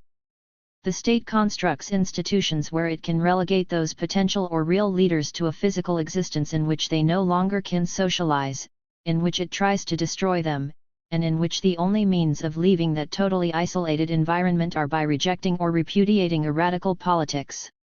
The prisons justify this by claiming that people are part of gangs, or gang leaders, and the only way back to general population is to become a snitch, to cooperate with the government's agenda. Point 1. In the case of the Women's Control Unit prison in Lexington, a successful campaign is mounted to close down that experiment. The prototypical prisoners put in there are very conscious women who have very strong roots in various radical movements, and the campaign is successful there. It's not a successful campaign in the case of Marion. Ultimately, control unit prisons proliferate, so that many states also have them. Now someone they decide to define as a gang leader or a member of a gang goes to a control unit prison, where they experience sensory deprivation and isolation and restrictions of access to reading material, to phone calls, to other prisoners, to contact visits, to their families and communities. And under the strictures of international law, those conditions are forms of torture. Because isolation over a prolonged period of time does result in the breakdown of the human psyche. And those prisons are proliferating. Today, the new communications management units are simply a form of control unit prison that target mainly Muslim prisoners along with a small number of Green Scare prisoners as well. The intent of harsh prison conditions, and of mass prison construction, is to keep a lid on growing discontent. I mean, it doesn't always succeed. You still have things like the Georgia prison strike, where people declare that they're not going to work, they're not going to leave their cells, until certain human rights demands are met to improve their conditions. But it's also true that 75 prisoners that participated in that struggle were disappeared within the Georgia state prisons for a time. What happened to these people? No one knows. And the movement on the outside wasn't capable of amassing enough pressure to demand any accountability on the part of the Georgia state prison system. So prisons punish calls for human rights, at least they will until they're stopped. It's no different than the taking back of Attica by military means. And what happened? 43 people are murdered by the cops, and the prisoner leadership that survives the attack is tortured. That's documented. And it takes 30 years for there to be any level of accountability. By which time, a lot of the victims have died, and some few people are remunerated some pittance that can't possibly reconstruct their lives. 30 years later, that's what happens. In the first reports out of Attica, the New York Times, the media of truth in this country, was full of bullshit and propaganda about what was going on in there. The guards had their throats slit by the animals that took over, none of which happened. Almost all of the trials in the wake of the Attica Rebellion, the trials of the prisoners, ended in acquittal. Because what was being said by the authorities wasn't factually true. They couldn't prove their charges, and people were acquitted. Just like under COINTELPRO, the entire Black Panther Party leadership in New York was arrested and held in prison for 2 years. They were ultimately acquitted of all charges after the jury deliberated for only 45 minutes. But the impact of the repression succeeds by dismembering the leadership of the organization, and dealing a severe blow to the organization as a whole. Green and red, in black and white. In Mauritius, some of the rhetoric around the Green Scare is that it is the new COINTELPRO, that in the 60s it was the Black Panthers, and now it's the Green Movement. It is interesting for me, hearing people say the words political prisoners and feeling like we mean something completely different in terms of who we mean and the struggles and support work. At the counterinsurgency convergence there were conversations about political prisoners that never touched on race or colonialism. Can you address some of those tensions? What are the paths forward to build a stronger movement? Marx, Green Scare is a recent term, but the roots of the attack on radical environmentalism you don't have to go that far back to look at the bombing of Judy Bari. Earth First, at that point in history, is much more sophisticated politically, not because of its choice of tactics per se, but because of its understanding and because it is still attached to its origins with other liberatory struggles. I mean, Judy Bari was unique in the sense of actually having a consciousness about COINTELPRO, and a consciousness about the role of labor, and the destruction of the planet, and an analysis of the corporate infrastructure that drives it, benefits from it, and the ways it is tied into the state. That's why they tried to bomb Judy Bari, because the danger that she represents. In that same period of time, the state also plans what a counterattack means. Because it's the most developed politics that are targeted first. I think it's interesting and unfortunate that more radical environmentalists don't look to Judy Bari as a model for political leadership. Because she's emblematic of a very holistic part of radical environmentalism that is clear about its anti-corporate nature, that's much more sophisticated in its analysis of the state and its relationship to corporate interests. More recently we have an environmental politics committed to some similar views, but one that I think is a little bit less sophisticated because it doesn't have the same intentional relationship to other movements and is somewhat more isolated. That's unfortunate. The state is going to go after these politics in very much the same way, maybe not the same level of violence that they directed against Judy Bari and Daryl Cherney and Redwood Summer, but clearly criminalizing environmental and animal rights activity.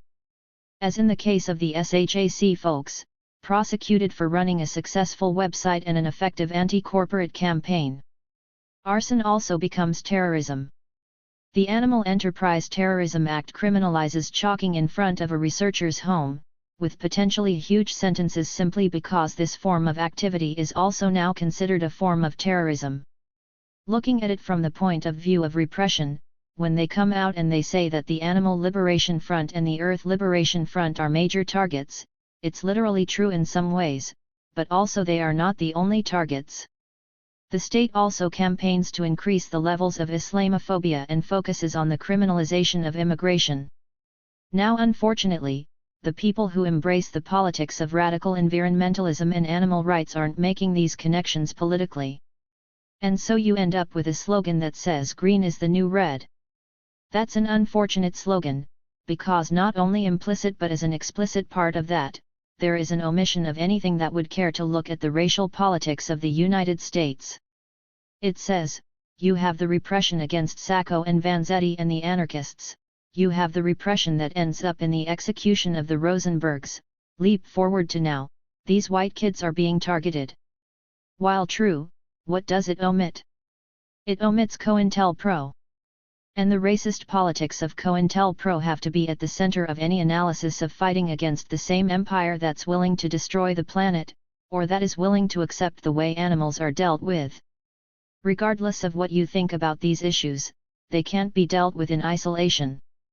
It's certainly my view that it's worth making a struggle with the activists who identify with those movements, pushing them to have a more far-reaching analysis of empire, both because they will be more effective, but also because I think it's important for them to be committed to an anti-racist politics when they're carrying out their organizing work, and also to take on the issues of male supremacy and homophobia. I mean, that is a holistic picture. For my work, I've tried to pursue constructive engagement with the activists and supporting the political prisoners in those movements, while at the same time challenging them to develop a more anti-imperialist and anti-racist worldview. I'm opposed to an exceptionalization of white prisoners that doesn't see their imprisonment in the context of people who are in their third or fourth decade inside, who are also fighting for a better world and a more humane kind of society, who represent liberation struggles and the fight for self-determination. The danger is the creation of a mainly white movement that separates its concerns from the reality of imperialist wars and of unrestrained police violence in communities of color. There are other political problems within the environmental and animal rights movements as well.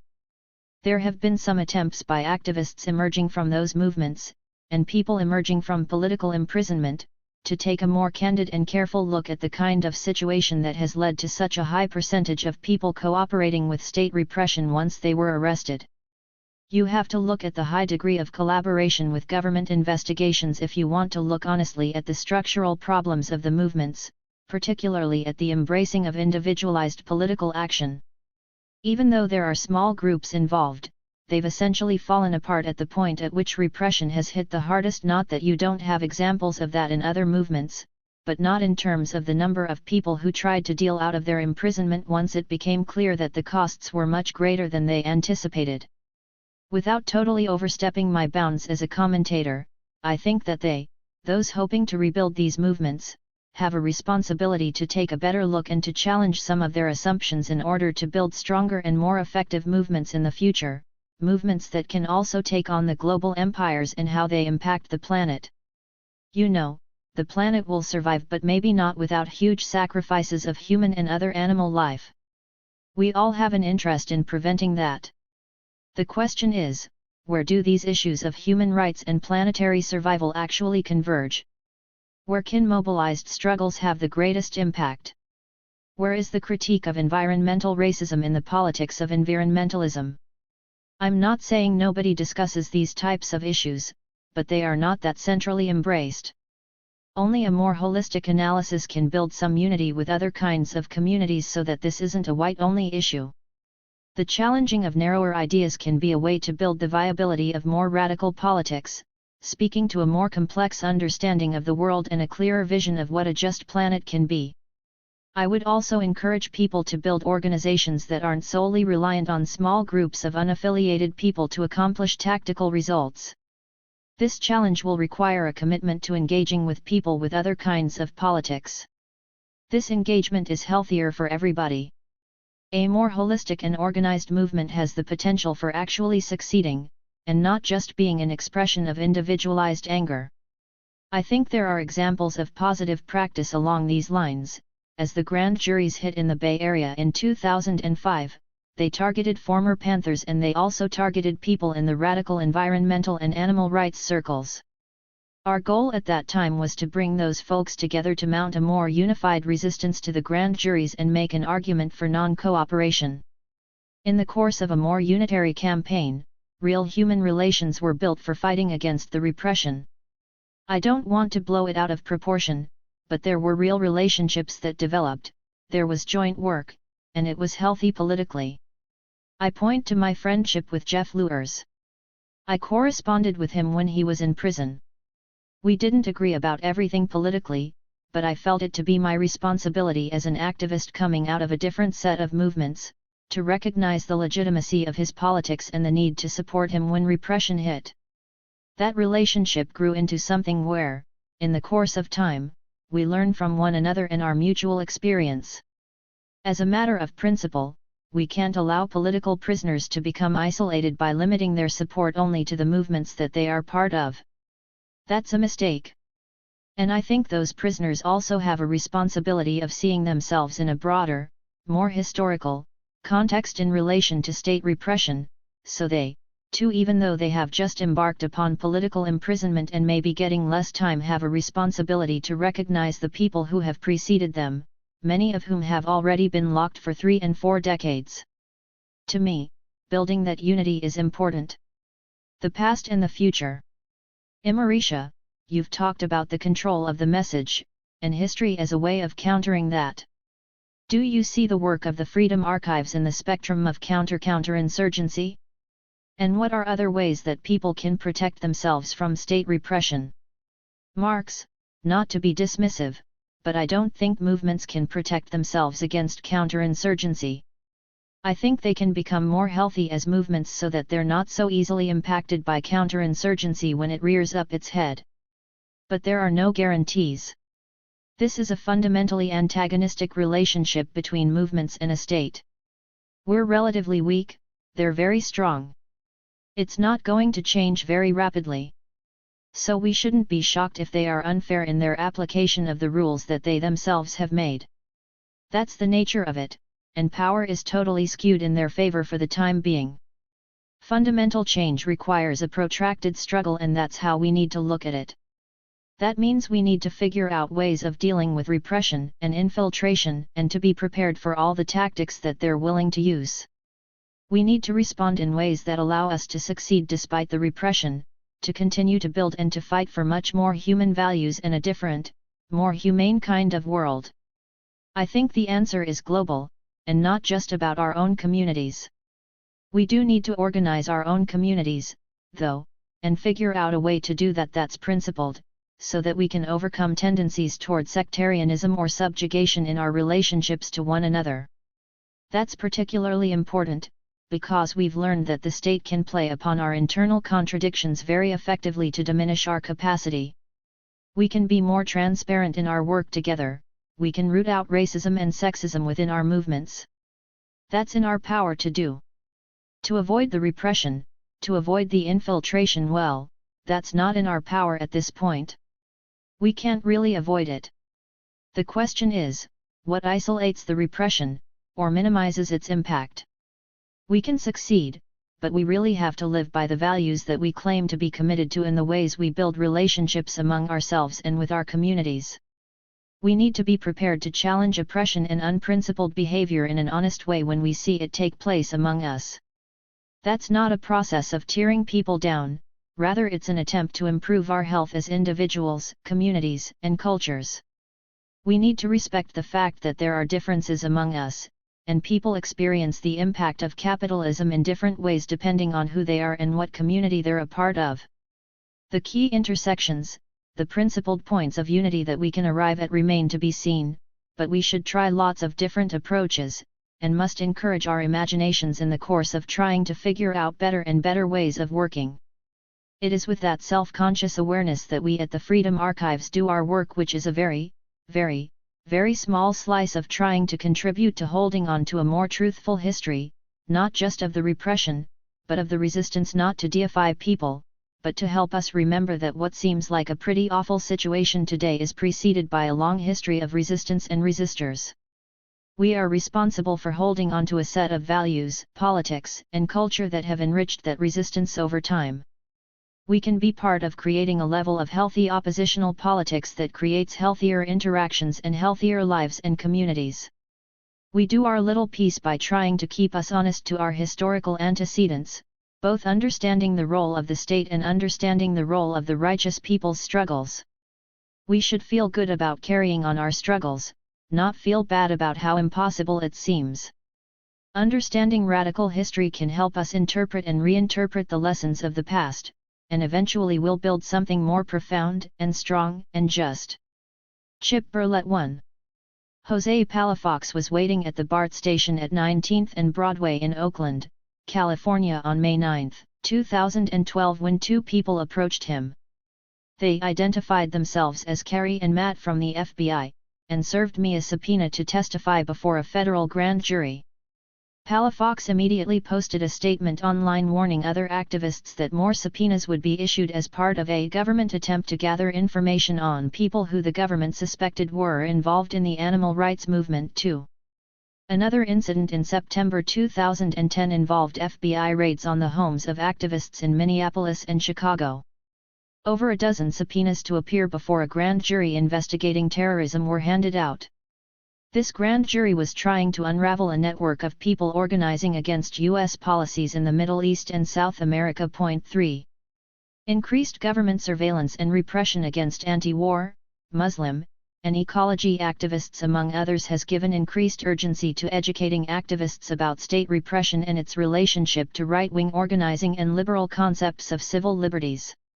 Understanding the history, strategies, and tactics of political repression helps us build movements that can resist. At times this leads to some tactics that may seem counterintuitive. Back in 1970, author James Baldwin concluded in a public letter to radical activist Angela Y. Davis after her arrest, "If they take you in the morning, they will be coming for us that night." For that highlights the need for progressive activists to protect each other. Government repression and unnecessary violence can lead to physical assaults against and the murder of targets, especially people of color and armed dissidents. It is easy for those of us on the left to see the need to defend activists who are our political allies. What about legal government repression using the legal system? Should leftists have defended the group of white supremacists indicted by a grand jury and put on trial in Ft. Smith, Arkansas in 1987? Should the left celebrate when the government shovels up racist trash? What if the right-wingers were charged with supporting terrorism?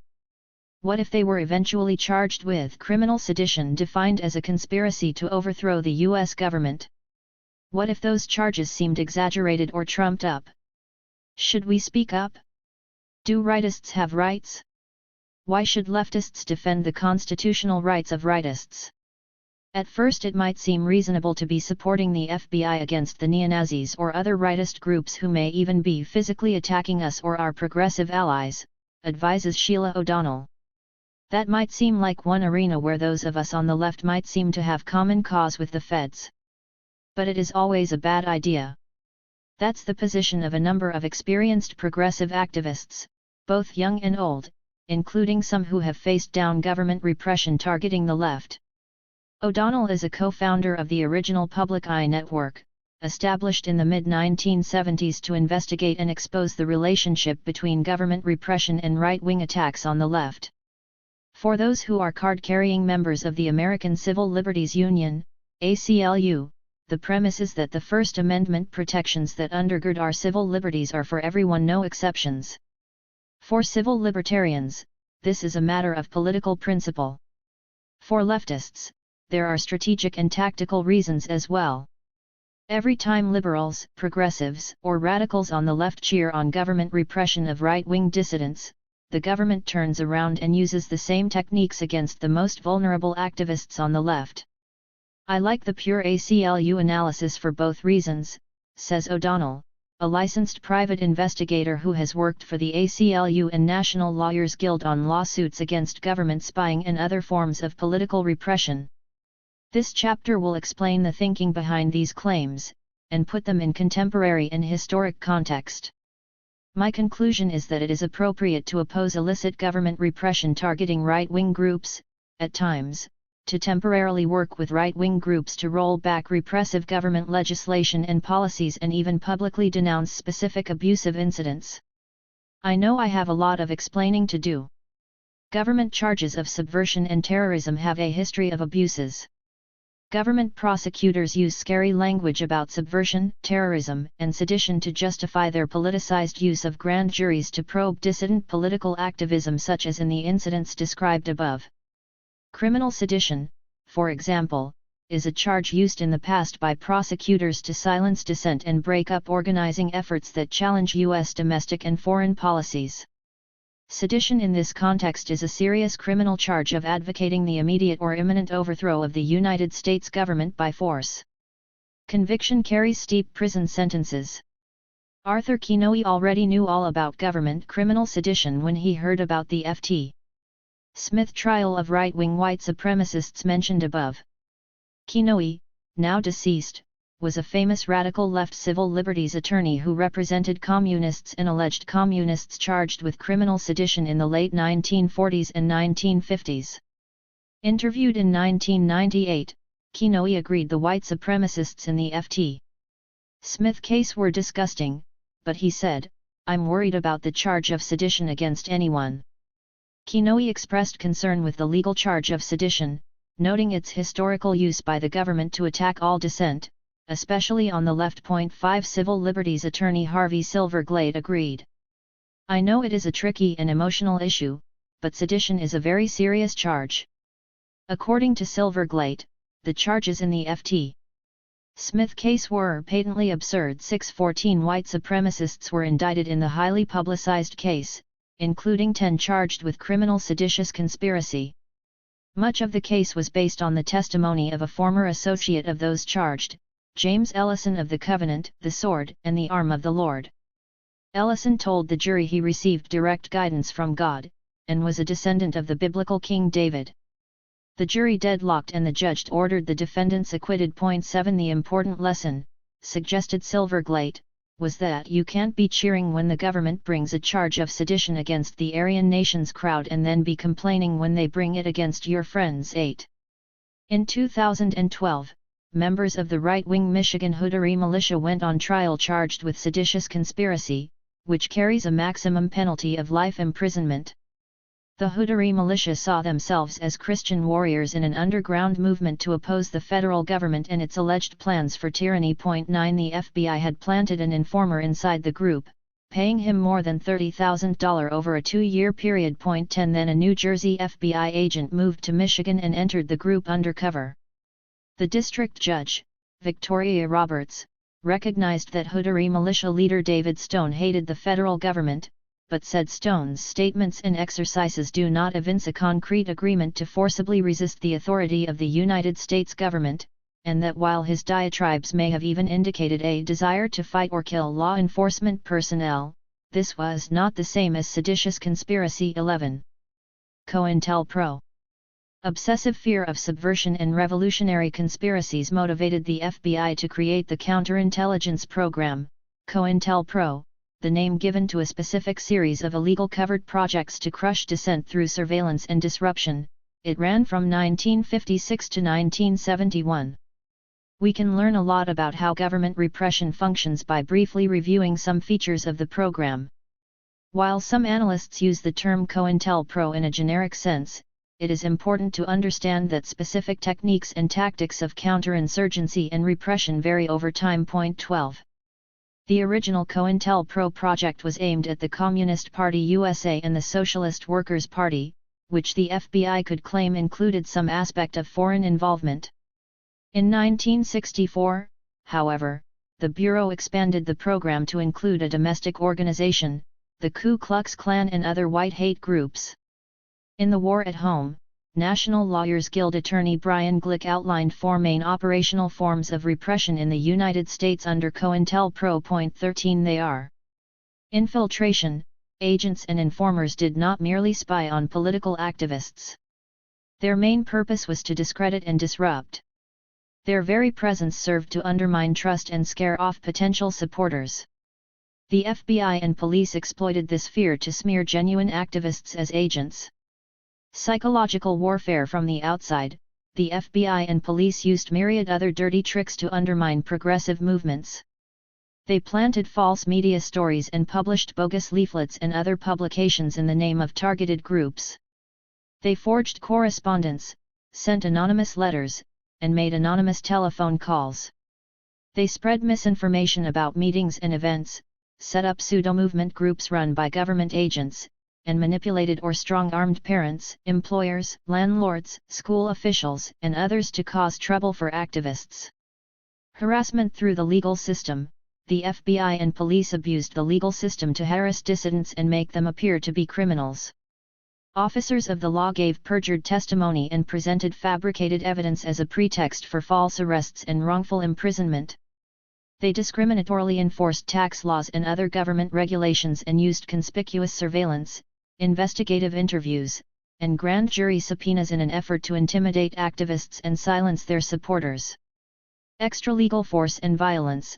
The FBI and police threatened, instigated, and themselves conducted break-ins, vandalism, assaults, and beatings. The object was to frighten dissidents and disrupt their movements.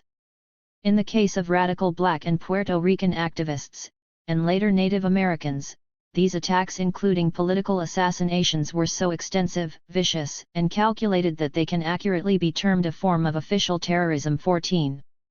Contemporary techniques and tools of repression. There are a variety of mechanisms to chill dissent and undermine movements for progressive or radical change and labor union organizing. What everyone should know about state repression by revolutionary strategist Victor Serge covers the type of government action about which many on the political left already are at least partly aware. 15 Repression, however, is a lot more complicated than what might appear at first glance. Sometimes repression is carried out by non-government agents. Political repression can involve right-wing paramilitary groups, such as the Ku Klux Klan, private security forces hired by corporate interests, or even hirelings of foreign governments sent to the United States, such as agents of the Iranian Savak under the Shah, or informers and disruptors from El Salvador who disrupted the Central America Solidarity groups in the 1980s. 16 In 1937, Leo Huberman wrote about the labor spy racket, describing how company thugs broke up union organizing, while in the 1970s George O'Toole wrote about the private sector, private spies, rent-a-cops, and the police-industrial complex. 17. Repression can be overt. That is often the case when the target groups are immigrants or people of color. Writing about the Palmer raids, Louis F. Post describes the year-long campaign as the deportation's delirium. Thousands of swarthy immigrants were deported as dangerous radicals, Italians were deported as suspected anarchists, and Russians were deported as suspected Bolsheviks, no matter that there was seldom a shred of evidence of political activity, or even inclination, on the part of the deportees. 18 Today Muslims, Arabs, Mexicans, and Chinese in the United States face similar suspicions of potential subversion. Repression, however, can also be covert. The FBI COINTELPRO program was secret until it was exposed in 1971 by anti-war activists who raided an FBI office in Pennsylvania and mailed the files to reporters. 19. Sometimes repression is lethal. Ward Churchill and Jim Vander Wall traced how COINTELPRO operations used the most lethal techniques against people of color, especially the American Indian Movement and the Black Panther Party. 20 Jeffrey Haas documents this in chilling detail in his book on the murders of Chicago Black Panthers Fred Hampton and Mark Clark, shot dead in a raid set up by an FBI informant, who had provided fraudulent information about illegal weapons. 21. Some of the major forms of repression progressive activists in the United States face today are grand jury abuse, the use of informers and entrapment, indictments under the Racketeer-Influenced and Corrupt Organizations Act, RICO, new laws concerning incitement to violence, actual planning for armed revolution, material support for terrorism, and participation in terrorist plots, and societal witch hunts and subversion panics promoted by right-wing ideologues and hardliners in government law enforcement agencies. Grand jury abuse. Joe Baker and Stephanie Weiner of Chicago endured a hard lesson about government repression when some 24 agents spent 10 hours prowling through their house in 2010. The feds were looking for evidence of material support of terrorist organizations. 22 Both Baker and Weiner are active in opposing U.S. foreign policy in South America and the Middle East, but scoff at the idea that they support terrorism. It was truly to intimidate, to divide, to silence, and separate the movement, Weiner told NPR News. 23. Attorney Michael Deutsch of the People's Law Office in Chicago agrees, charging that the feds are using the grand jury as a witch hunt to investigate political activists. 24 Deutsch is coordinating the legal defense of the activists searched and subpoenaed to appear before a grand jury seated in Chicago. The wording of the subpoenas and search warrants handed out in Chicago and Minneapolis made it clear the grand jury was investigating material support of terrorism specifically linked to the Popular Front for the Liberation of Palestine and the Revolutionary Armed Forces of Colombia, or FARC. The feds were authorized to retrieve records of travel by the activists in the Middle East and South America. 25. The way the grand jury process has been manipulated allows the feds to punish resistors and those who invoke constitutional safeguards such as the Fifth Amendment protection against self-incrimination. Those subpoenaed resisted testifying before the grand jury. It's a risky tactic, since a judge could sentence them, without a trial, to up to 18 months for contempt of court. The judge can extend that another 18 months. The news of the raids in Chicago and Minneapolis left Fred Soloway, a longtime labor activist and writer, shaking his head. Back in the 1970s, Soloway, now in his 60s, ran the Coalition to End Grand Jury Abuse. The project emerged from the work of National Lawyers Guild attorneys defending progressive, left, and labor activists called before grand juries and asked to testify under oath against their friends, political colleagues, and organizations with which they were active. The coalition was set up to educate people about how the grand jury process, originally established to protect people from abusive government indictments, had over time turned into a government fishing expedition looking for evidence, or a hammer to beat down dissent and break up movements. The grand jury became a political witch-hunting institution, says Saloy. Over time, the process became tremendously perverted because there was no right to counsel when witnesses were called inside the room where the secret deliberations of the grand jury took place. Saloy explains the idea of changing the rules of how a grand jury worked was pitched to the public as a way to investigate organized crime. The coalition to end grand jury abuse was established to move beyond the legal defense of those subpoenaed or indicted, and start a broader political fight against the abuses through political education and legislative action, explains Saloy. 26. It was the Nixon administration that really refined the idea of using the grand jury process for intelligence gathering and political disruption, says Saloy. It was not only used to disrupt the work of political organization that opposed Nixon's policies, but also it was a way to jail people who were not being linked to actual crimes. Then Saloy nails the underlying issue on the head. Look, any person and any criminal defendant should have more rights before the grand jury. There is a potential for abuse if it is used against anyone. What if next week the right-wing militia activists or some other right-wing group are called before a grand jury? Learn from it, Saloy advises. Understand what the government is up to. And to the degree it is relevant, and doesn't disrupt your political work, it is worth people on the left saying something like, "We think what these right-wingers are doing is un-American, but the attack on them by the government is even more un-American." Informers and entrapment. David McKay and Brad Crowder, political activists from Austin, Texas, had years of freedom carved out of their lives in 2009.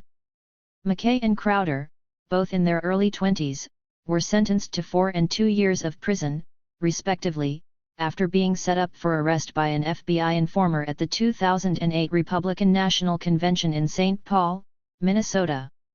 They were convicted on charges of making, possessing, and planning to use Molotov cocktail firebombs.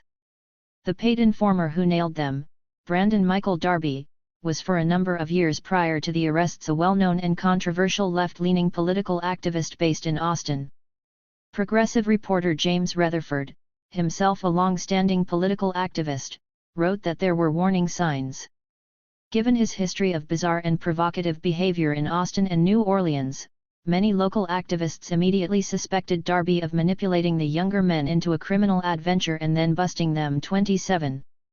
Government agencies and private intelligence regularly place spies and informers inside dissident groups. They are notoriously difficult to expose with certainty. The standard advice for movement activists is not to try to attribute bad behavior to government spies or mental illness. That reinforces making snap judgments without the needed information. It is also a waste of time. Hold people accountable for their disruptive behavior. 28. Veteran organizer Victoria Well was concerned when she saw Darby engage in egotistical, macho, sexist behavior and making dangerous adventurist suggestions. Some of the lessons I have learned are that if someone is continually engaging in a pattern of disruptive behavior, that people must make clear agreements about what kind of behavior is okay and not okay and then collectively hold each other to those agreements. 29. An agent provocateur is a particular type of an informant or undercover operative who incites a target to take unlawful action. Agents provocateurs, especially those hired by private companies to break up labor union organizing, were especially prevalent in the late 1800s and early 1900s. 30. The role of agents provocateurs is fictionalized in dramatic films such as The Molly Maguires and Burn.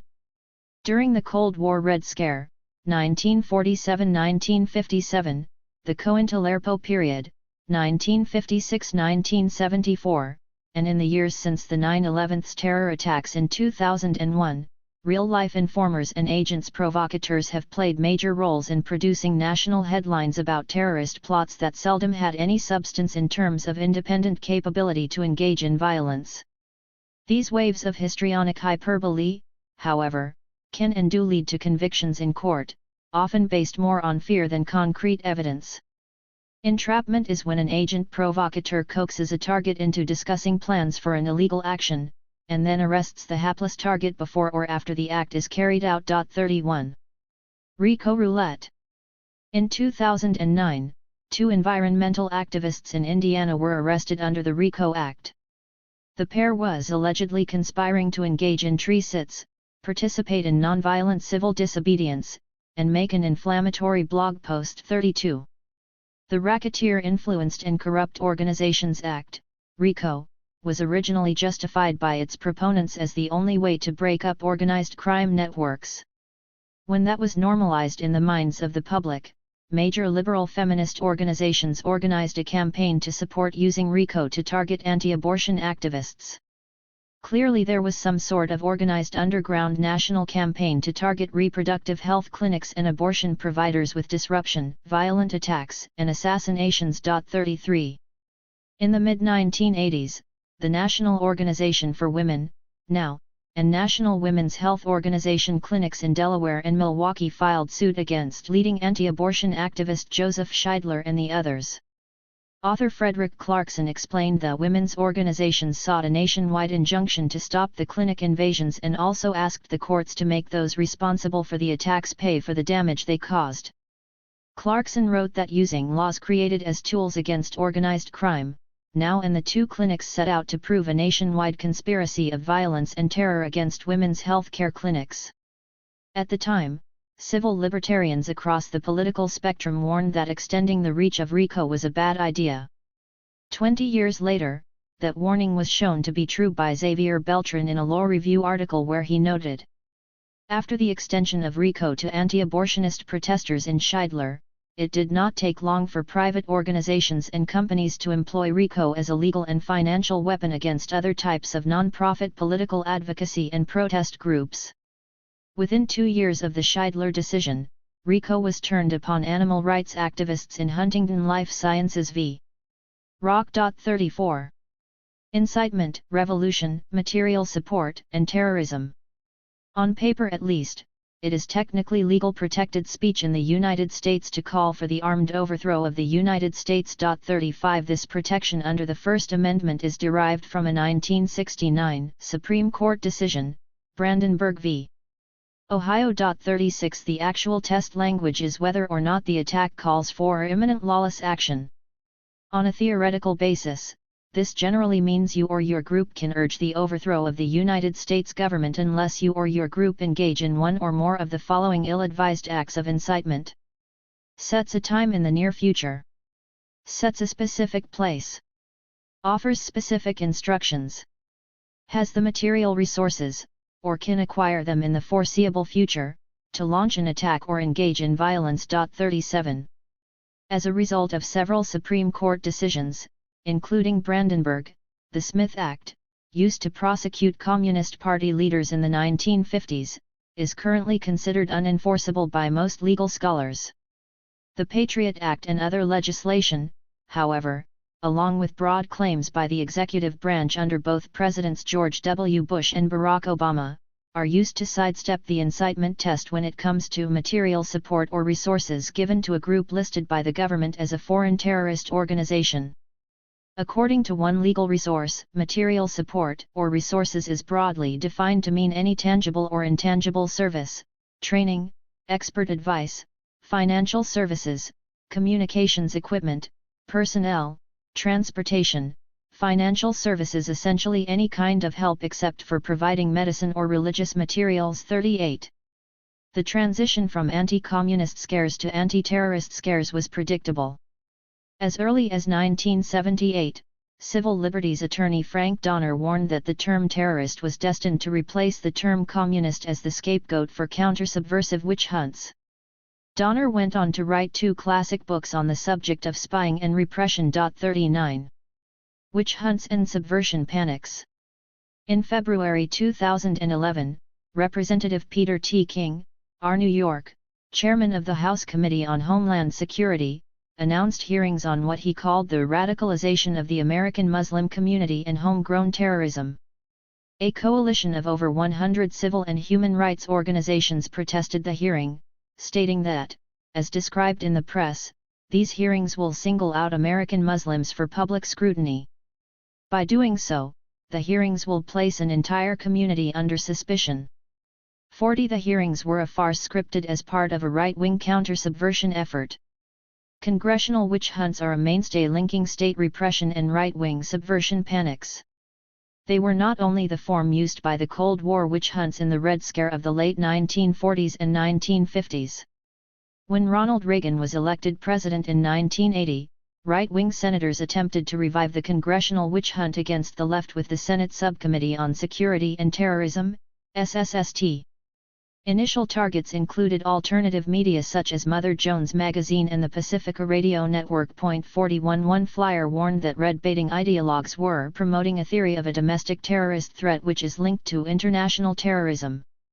This rhetoric should sound familiar because it is identical to the justifications today for the Patriot Act and other erosions of our collective civil liberties. The Reagan-era SSST committee was blocked by No More Witch Hunts, a national organizing campaign that produced an educational pamphlet and held rallies in several major cities. In Chicago, an audience of over 1,000 heard speeches by Victor Navasky of The Nation magazine, and Harold Washington, then an Illinois congressman, later the mayor of Chicago. 42 This is an example of liberals and radicals working in an effective and principled tactical coalition to defend civil liberties from right-wing and state attacks. Deborah Chaplin, who helped organize the national campaign while at the Center for Constitutional Rights, says that such broad coalitions are important to build public support, and that progressives need to consider carefully reaching across political boundaries to extend these coalitions. 43. A national network of liberals and radicals and a few conservatives and libertarians have been working collaboratively to develop tactics to roll back the Patriot Act and other attacks on civil liberties for all. This broad network blocked the passage of the Violent Radicalization and Homegrown Terrorism Prevention Act in 2008. In late 2011, this task took on renewed urgency when a coalition of counter-subversive liberals and conservatives in Congress revealed plans to stigmatize dissent and target Muslims. In the Senate, a provision in the Department of Homeland Security authorization bill created a coordinator to counter violent extremism in the U.S., particularly the ideology that gives rise to Islamist terrorism. In the House, the Wolf Amendment to the Intelligence Bill would create a Commission on Terrorism and Domestic Radicalization. This shifts attention from criminal acts to radical ideas and extreme views on politics and religion. This attempt to demonize radical thought and dissent and target Muslims is led by Democratic Senator Joseph Lieberman, a Cold War liberal hawk turned neoconservative bigot. 44. Counter-subversion experts. Subversive panics and right-wing witch hunts rely on counter-subversion experts who tell scare stories often built around pre-existing ethnic, racial, political, or religious bigotry. These experts roll in and out of favor. 45. In August 2007, the New York City Police Department, NYPD, released a 96-page document entitled Radicalization in the West, the Homegrown Threat. The study misrepresented sociological theories about mass movements and was laced with bigoted assertions about the nature of Islam. A coalition of groups representing both Muslim communities and civil liberties activists joined to criticize the report, which relied on bogus expertise. 46 By 2011, several media reports and studies had demonstrated that right-wing Islamophobic experts were training federal, state, and local law enforcement and anti-terrorism agents using shockingly biased and inaccurate claims. 47 One such pseudo-expert is Republican Party icon and former U.S. Representative Newt Gingrich, another is terrorism pundit Frank Gaffney, a favorite of the Christian right. One progressive media group issued a study calling these and others the smearcasters. 48 Attorney Thomas Sincata, active with the National Lawyers Guild, produced a major study on Islamophobic speakers who train law enforcement. 49 Sincata warns, we keep exposing these so-called experts as bigots who spread false and inflammatory information about Islam and terrorism, but they keep getting booked to conduct trainings for law enforcement, keep getting invited as guests on TV and radio, and are cited approvingly across the Internet. 50. Discredited experts get recycled as the nation's fear of subversion grows. Various times in his remarkable career, right-wing spymaster John Rees has been condemned or congratulated by the FBI and local police intelligence units for his knowledge of left-wing political movements and groups. In the 1960s, one FBI memo described Rees as an unscrupulous, unethical individual and an opportunist who operates with a selfing interest. Information he has provided has been exaggerated and in generalities. Information from him cannot be considered reliable.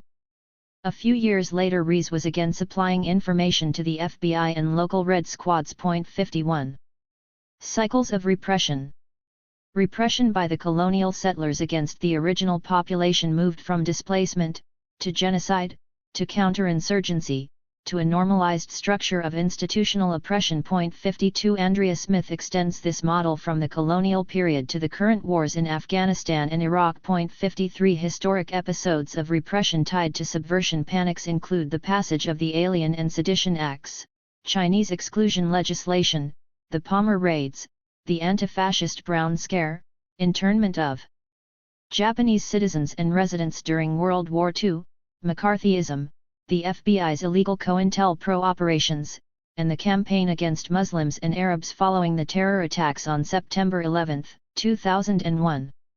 At various times the state moves from containment, to counter-subversion, to counterinsurgency as part of the primary goal of defending and extending existing hierarchies of power and wealth. Scholars of repression have noted that state agencies and their privatized proxies are engaged in an endless system of moves and counter-moves in which dissidents, radicals, and insurgents develop new ways to organize, and government agents and their informers and vigilantes develop new ways to clamp down on that organizing. Sociologist Gary Allen Fine puts it this way: the question is how to define troubling actions as illegal subversion. At each point the strategy of the government is to target those who have not committed a crime but who have sympathies that stand against state power. Yet, at each historical moment, agents of social control must work around those constraints that resulted from the past excesses of regime power. Each episode provides the conditions for addressing future troubles. Put another way, government response is culturally path-dependent. As Charles Tilly, 1996, reminds us, we improvise until we are, for the moment, satisfied with the outcomes. 54. Feds and right-wing groups. Why is it that the U.S. government seems so ready to make use of the right to violently attack the left, but not the other way around? The history of the United States demonstrates there are complex relationships and dynamics involving consistent state political repression against left-wing dissidents, periodic crackdowns on right-wing dissidents, and occasional state tolerance and even alliances with right-wing vigilantism. 55. This latter situation was made abundantly clear when in the 1960s an arrow streaked into a Chicago area anti-war coffeehouse, terrorizing the patrons. The bowman was with the Legion of Justice, a right-wing vigilante group working with the Chicago Police Red Squad in a collaborative effort providing information on the left to the FBI. 56. During the COINTELPRO period there was active collaboration between government agencies, private right-wing spies, corporate security, and right-wing vigilante groups. In addition to the Legion of Justice in Chicago, there was Operation Breakthrough in Detroit, and the Secret Army Organization in San Diego. 57. According to David Cunningham, the Klan was embraced as a target by a liberal constituency, although not the targets of later operations such as black nationalists and the New Left. Cunningham, however, concludes that largely through the liberal support received for COINTELPRO white hate groups, Hoover and the FBI achieved sufficient insularity and autonomy to establish counterintelligence programs against domestic targets without the approval of Congress or other actors outside the FBI. 58. Cunningham found that under COINTELPRO the FBI generally sought to control the activities of the Klan and reduce its use of violence and other illegal means of political dissent. On the other hand, the FBI sought to eliminate the New Left and others deemed to be subversive. 59. The consequences are real. Veteran investigative reporter Ross Gelbspan covered the attacks on the committee in solidarity with the people of El Salvador, CISPs, in the 1980s. He reported that hundreds of offices, homes, and cars were broken into, files were ransacked or stolen, but valuable equipment was left untouched. Several years, hundreds of interviews and many thousands of pages of FBI files later, Gelbspan documented how the FBI forged back-channel ties to far-right anti-communist groups in the U.S. and a shadowy network of government agencies and death squads in El Salvador, and how the press was used in the campaign. Gelbspan concluded the perpetrators of the robberies will probably remain a mystery, but reveals the FBI repeatedly lied to Congress about the extent and purpose of its investigations into the same network of Central America activists victimized by the robberies. 60. Liberal switch-hitting. According to sociologist Wojciech Sokolowski, the state by definition is an oppressive apparatus, and if it is not oppressive it is not a state. He observes, however, that since it is clear, from historical record, that the state sometimes is controlled by the propertied class and sometimes it is not or even acts against the propertied class. A far more interesting approach is to investigate the conditions facilitating each of the outcomes. 61. One factor is that centrist political liberals sometimes defend dissent against government repression and sometimes look the other way as the state crushes dissent using legal and extra-legal means. Why does this happen? In The Liberals and J. Edgar Hoover, William W. Keller suggested that liberal legislators are generally uncomfortable having oversight over agencies of police power, and by default, they allow their more reactionary colleagues to craft agencies such as the FBI into tools of repression. That is especially true when liberal elites and elected Democratic Party politicians fear the threat of violence and terrorism more than the threat to civil liberties. In these periods, liberals tend to retreat even more from their normal oversight duties, allowing more repressive actions by the federal government. 62. My colleague Matthew N. Lyons and I wrote a study of repression and ideology, originally to assist attorneys litigating against intelligence abuse. 63. We theorized that when right-wing groups become system oppositional or insurgent, they are no longer allies of the state but enemies of the state.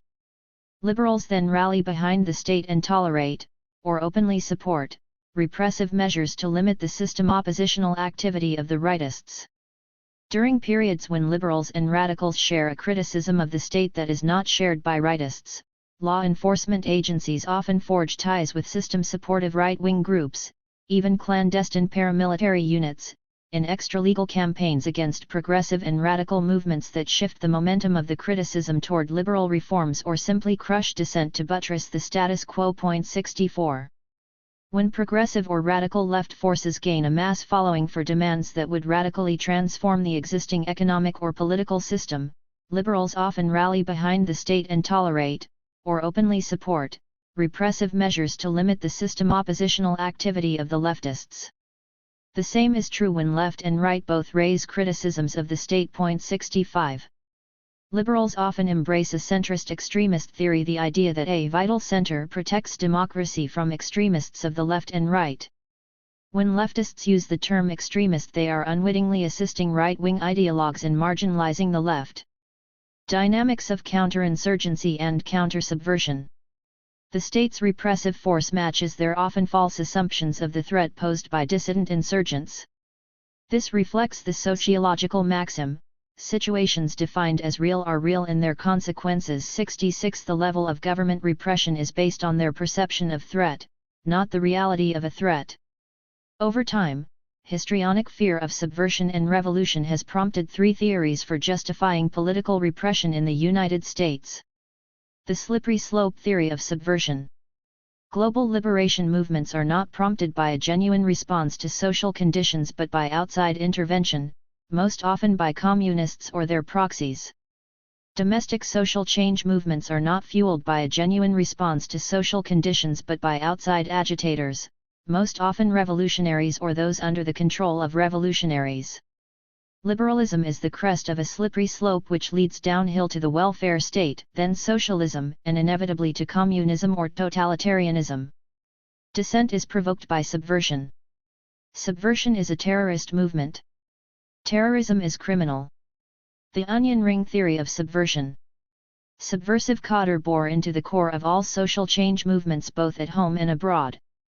To uncover the cadre who are engaged in subversive criminal activity, an informant must work step by step from the outside onion ring of non-criminal free speech activity through several rings of hierarchy toward the center core where the criminal activity lurks. Honest though naive activists are often unaware they are being manipulated, and therefore should welcome attempts to expose the core of crafty covert criminal cadre. The counterinsurgency, COIN, theory of subversion. Subversive organizing and insurgent movements are spawned by the government's failure to meet the real and perceived needs of a large segment of the population. Repression is necessary to prevent discontent from being mobilized into lawlessness or even revolution. The COIN theory of subversion recognizes contemporary sociological theories of how social movements are built and sometimes become insurgent and challenge the government for control. These social movement theories gained strength beginning in the mid-1970s. Up until that time, the predominant sociological explanation for social unrest was that people who joined dissident social movements were ignorant, incompetent, politically dysfunctional, mentally unstable, or all of the above. In an essay on counterinsurgency warfare, the use and abuse of military force, in South Asia Intelligence Review, Vijendra Singh Jaffa observes that Lt. Col.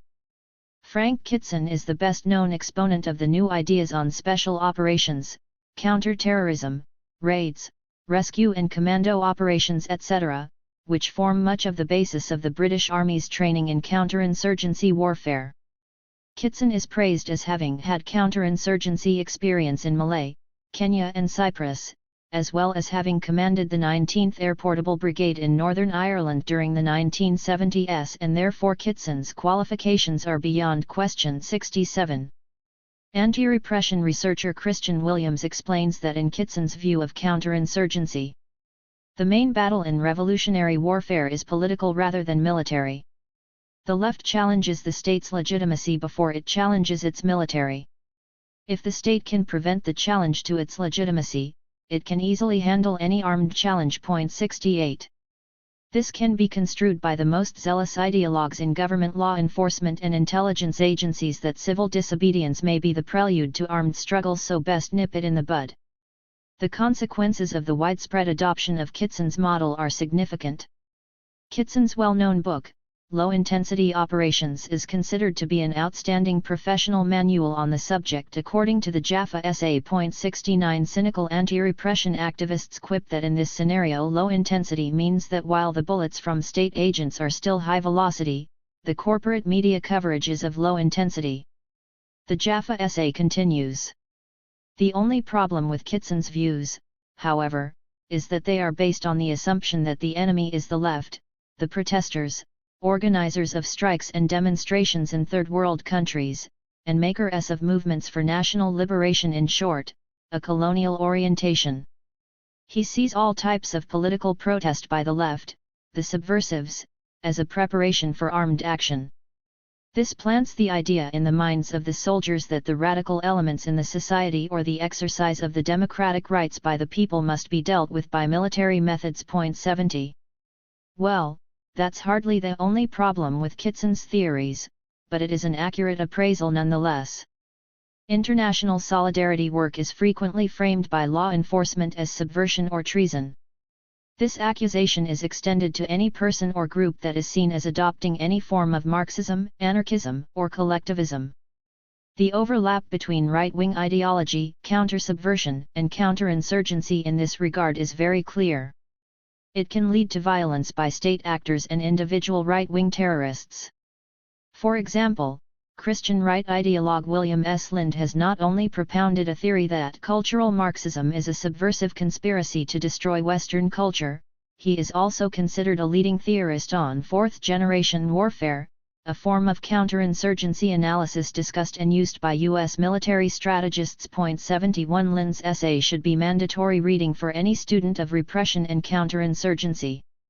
One reader was Norway terrorist Anders Behring Breivik, a right-wing Christian who based his murderous actions in part on reading the conspiracist Islamophobic work of Lind. 72. Resistance is not futile. Progressive activists have always been aided by small groups of experienced leaders, skillful strategists, and anti-repression researchers. Over time, a series of lessons have been learned about how repression is deployed and how to resist it. One of the best contemporary manuals for resistance is The War at Home by Brian Glick, available from Southend Press or online. 73 In her classic Guide to Common Sense Security, Sheila O'Donnell writes, as our movements have become stronger and more sophisticated, the techniques of the state, corporations, and right-wing groups have also become more sophisticated. We have seen government agents, corporate security, and right-wing intelligence networks share information as well as an ideology. Caution and common-sense security measures in the face of the concerted efforts to stop us are therefore both prudent and necessary. Spend a few minutes to assess your work from a security point of view, understand your vulnerabilities, assess your allies and your adversaries as objectively as possible, do not underestimate the opposition. Try to assess your organizational and personal strengths and weaknesses. Do not take chances. Plan for the worst, work and hope for the best. 74. Conclusions. In the United States, the political game is rigged against the left like in a crooked gambling house. The odds are with the government to begin with, and the political right is allowed to win more than it loses. The left has to struggle to win anything, and both the government and the right agree to try to fleece the left of any winnings it might pick up. Liberals sometimes complain about the cheating, and sometimes look the other way. This reality explains why we use the slogan "Don't talk to the feds." 75 Most agents don't understand the left. The goal of some of the people who hire them is to crush the left. Catching criminals is often not their actual main mission. An open mouth shuts down progressive social change. You have a right to keep silent until you consult an attorney. Don't be a macho fool. Zip it. As a range of leftist strategists have pointed out for decades, we face a three-way fight to defend and extend liberty and equality. Those of us on the political left need to resist government repression as well as challenge right-wing initiatives. Anti-fascist muckraker George Seldes observed in 1938, "Fascism and reaction inevitably attack. They have won against disunion.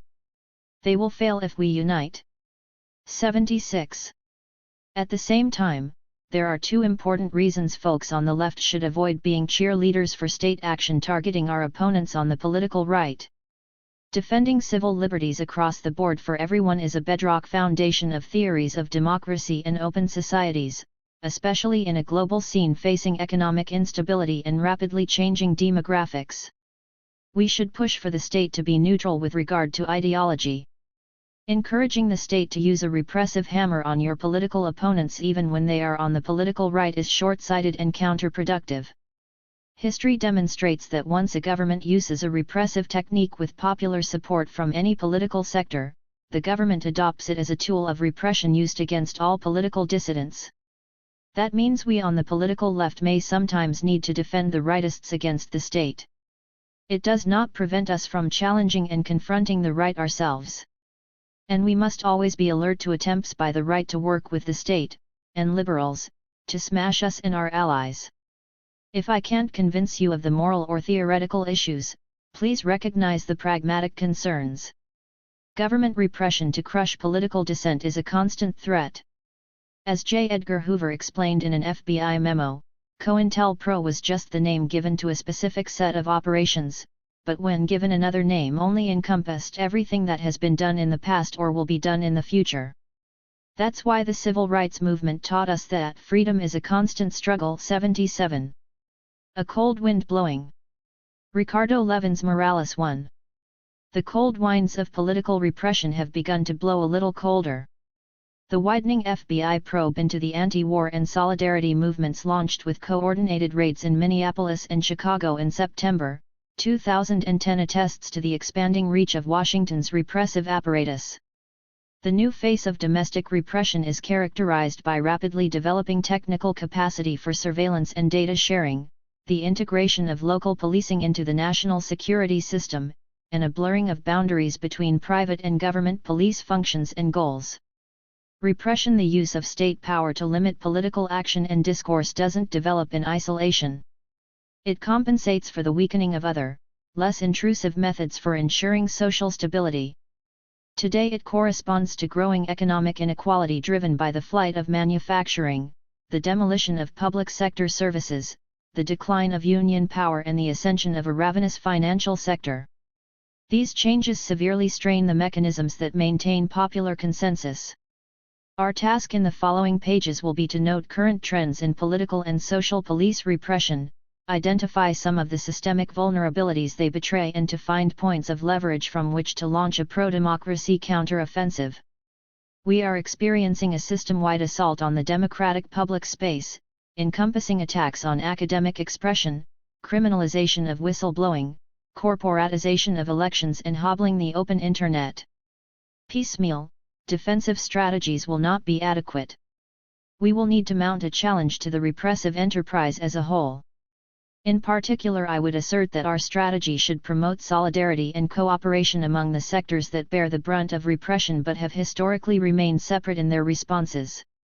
Within days of the September 2010 raids, several hundred people turned out at a Southside Community Church in Minneapolis to begin organizing a defense campaign.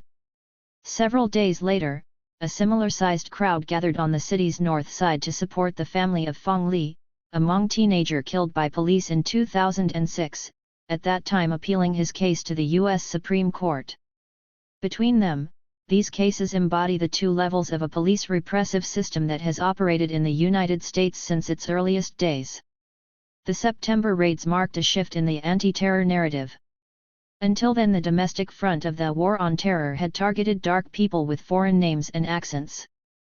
Most of the over 500 terrorism cases pursued since 9/11 have involved informants, provocateurs, or undercover agents as participants or instigators of the plots. They have often targeted financially desperate, mentally unstable, or otherwise vulnerable men in Muslim communities. These hapless individuals have been cajoled, threatened, and even bribed into conspiratorial activities conceived, financed, and equipped by the FBI.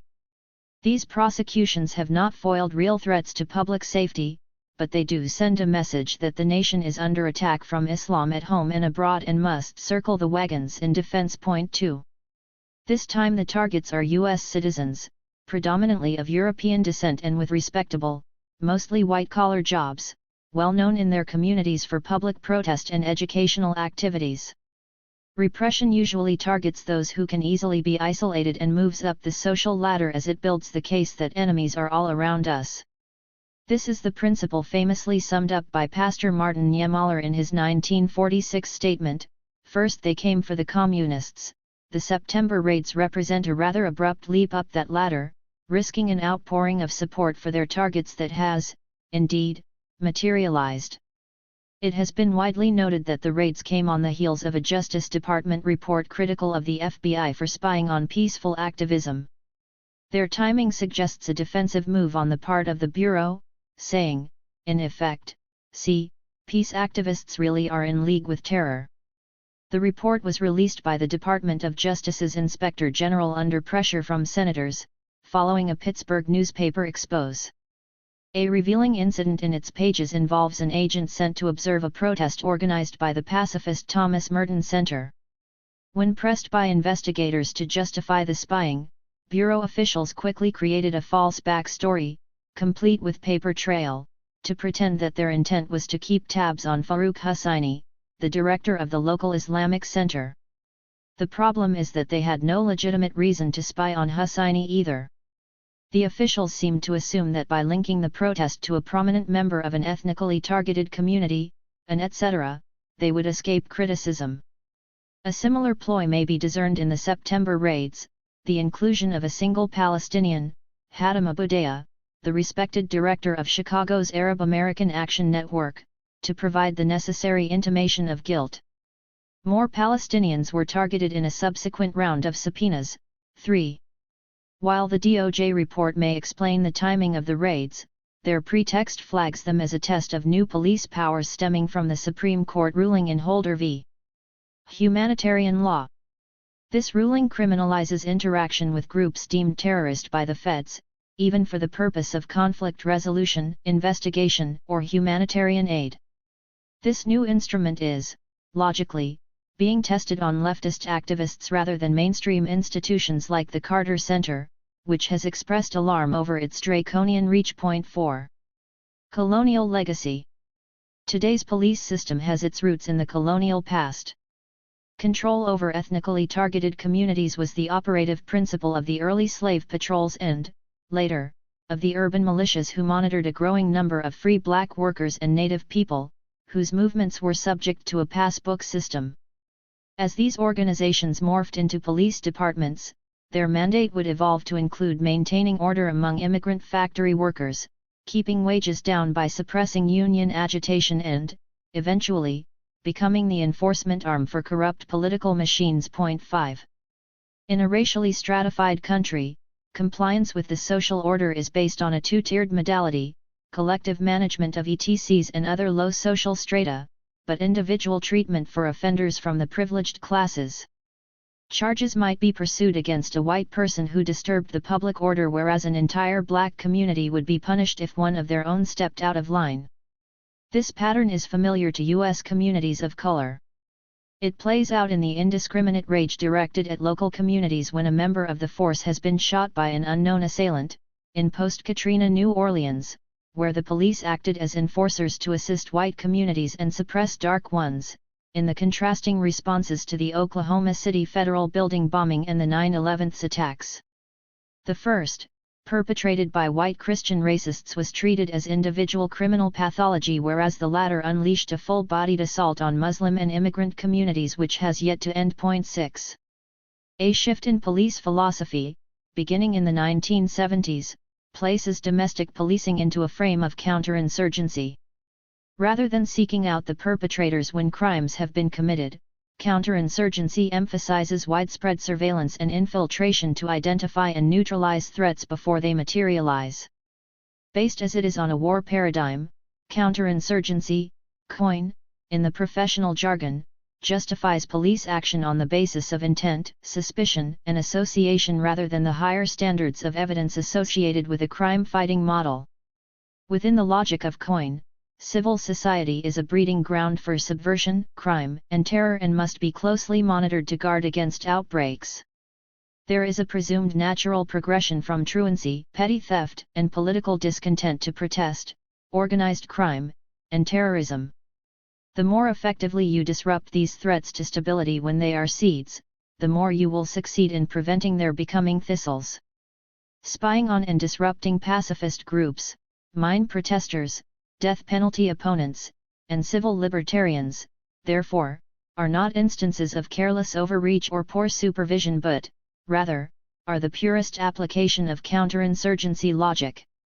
In communities of color where preventive disruption has long been the norm, the introduction of COIN has, through community policing, increased police reliance on informants to trigger reckless paramilitary home raids.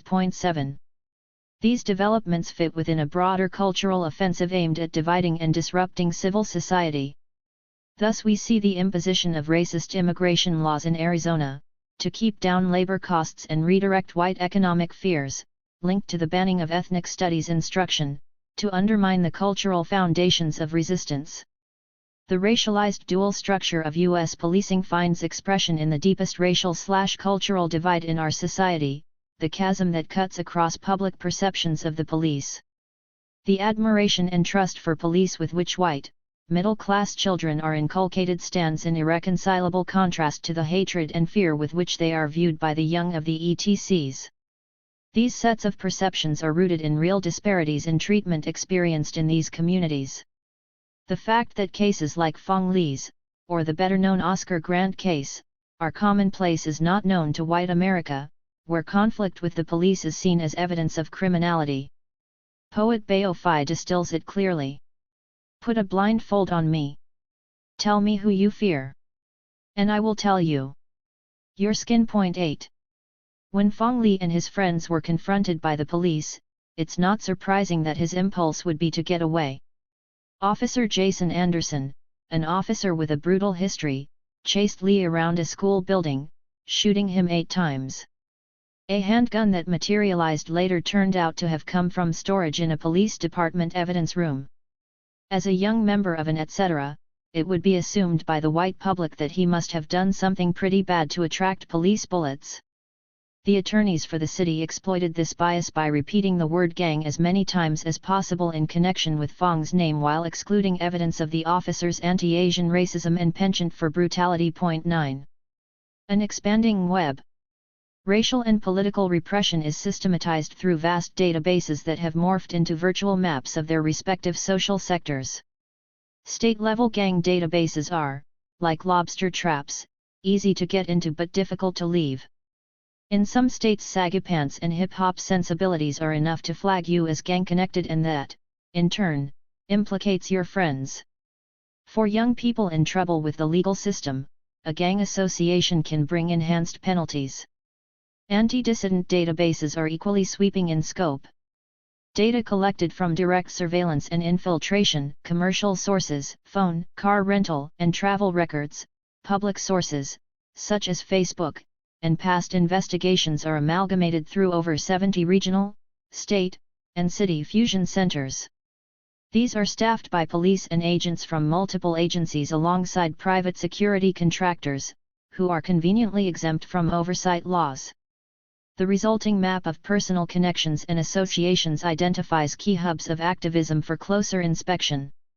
Revelations involving fusion centers in Missouri, Virginia, Pennsylvania, Maryland, Illinois, California, and Texas, among others, expose a systematic pattern of spying on legal activity. 10. In some cases, the data is collected with the assistance of corporations who are the targets of protests and who, in turn, receive intelligence reports about their critics. An inadvertently posted memo from the Director of Homeland Security in Pennsylvania highlights this cozy relationship. We want to continue providing this support to the Marcellus Shale Formation natural gas stakeholders while not feeding those groups fomenting dissent against those same companies. 11. Driving the expansion of police powers is a decline in the global position of the U.S., shifts in its racial makeup, and growing inequality globally and locally. The accelerated integration of private and public police functions reflects a parallel integration of corporations and government at all levels, from the federal cabinet, composed increasingly of executives from the most powerful corporate sectors, to legislatures selected with unlimited private contributions, to the leadership and staff of regulatory agencies. This merger has given rise to a brazen kleptocracy in which corporate criminality carries little risk of punishment while those who expose or protest it are treated as insurgents. Growing inequality and impoverishment produce three predictable responses from the base of the social pyramid: protest, crime, and psychological/emotional breakdown. These expressions of social distress, not the systemic exploitation that engenders them, are the problems which an expanded police universe is assigned to contain.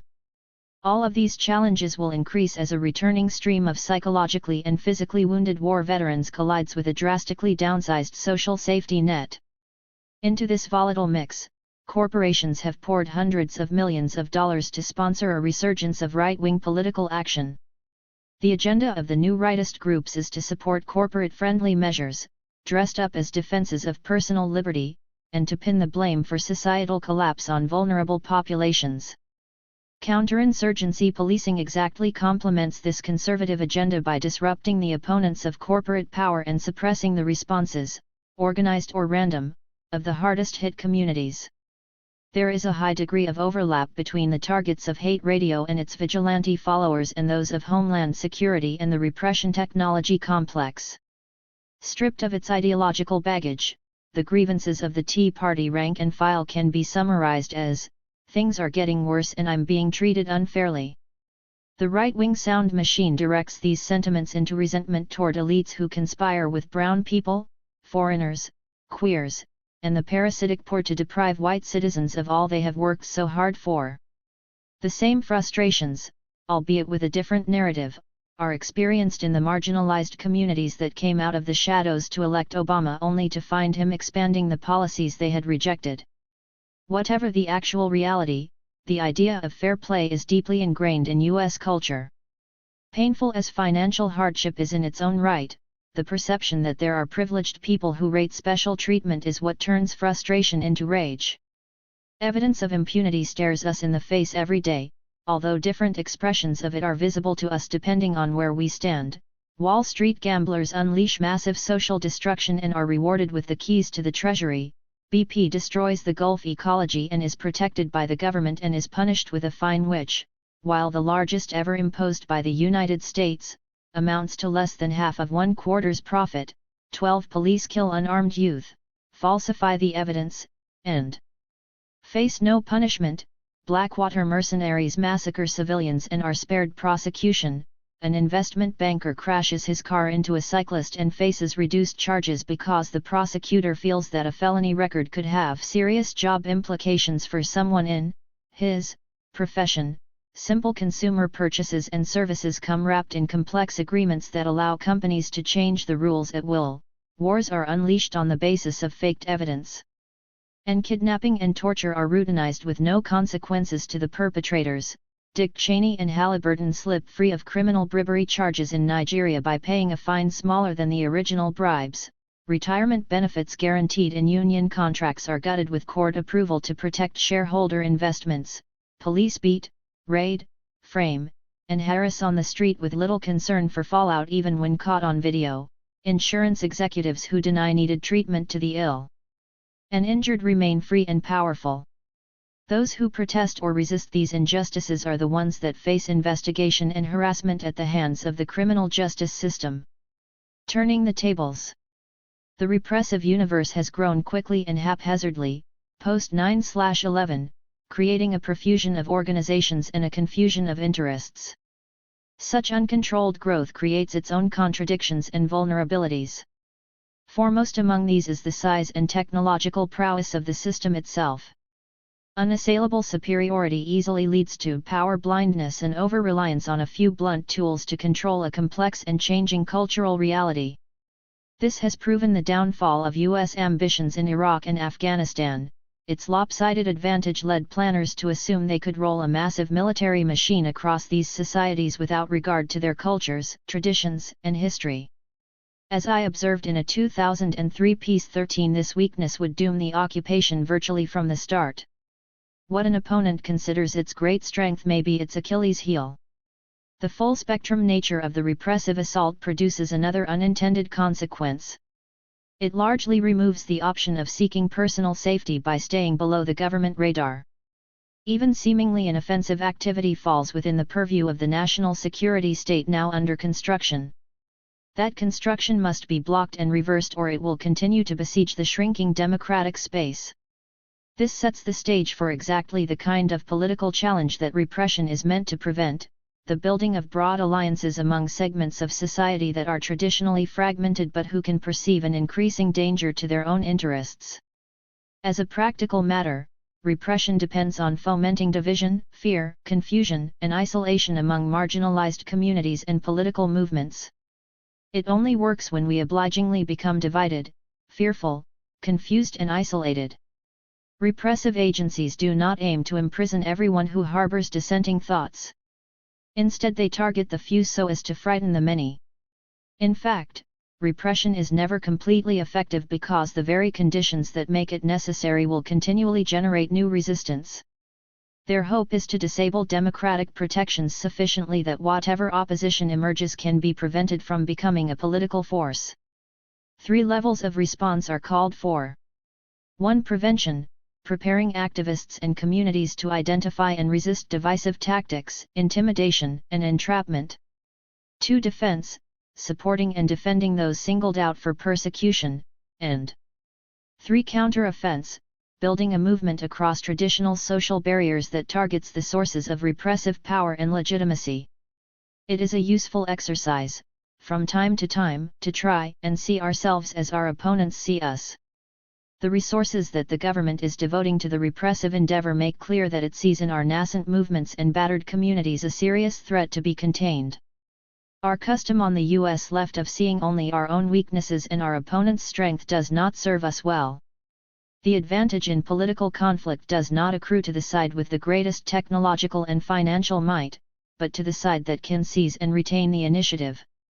This fact is clearly understood by the right, which is setting the national political agenda by defining and fighting for a set of values.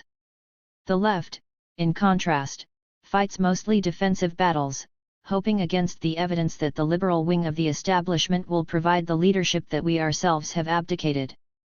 This is of particular importance in relation to repression, where a liberal White House is simultaneously pursuing the protection of state secrecy and the eradication of personal privacy, to the extreme of claiming a right to order extrajudicial assassinations of enemies foreign or domestic. A reckless corporate feeding frenzy has thrown families out of their homes, workers out of their jobs, and students into debt. The current trajectory is aimed at evicting all but a small, bloated elite from the governance of society, a course that will lead to still greater inequality. The National Security Police prison complex has been assigned the impossible task of ensuring that this process goes smoothly. Its primary mission is to prevent the emergence of effective solidarity within and between domestic communities and with the international victims of the same exploitative policies. Challenging repression, however, can open new avenues for building that very solidarity. Just as President Nixon demonstrated that the cover-up can be more damning than the original crime, so repression can magnify the vulnerabilities in a regime that comes to rely on it.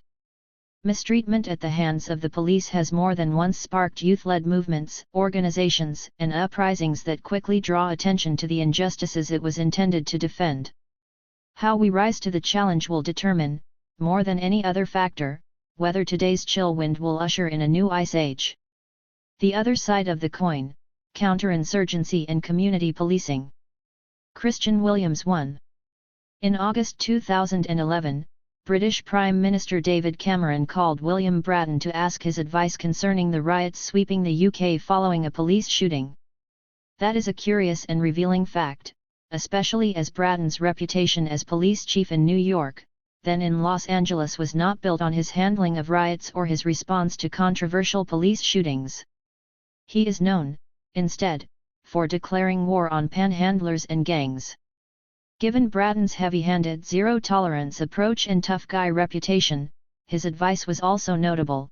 Community policing is the philosophy that saved America in the 1990s, he told the BBC.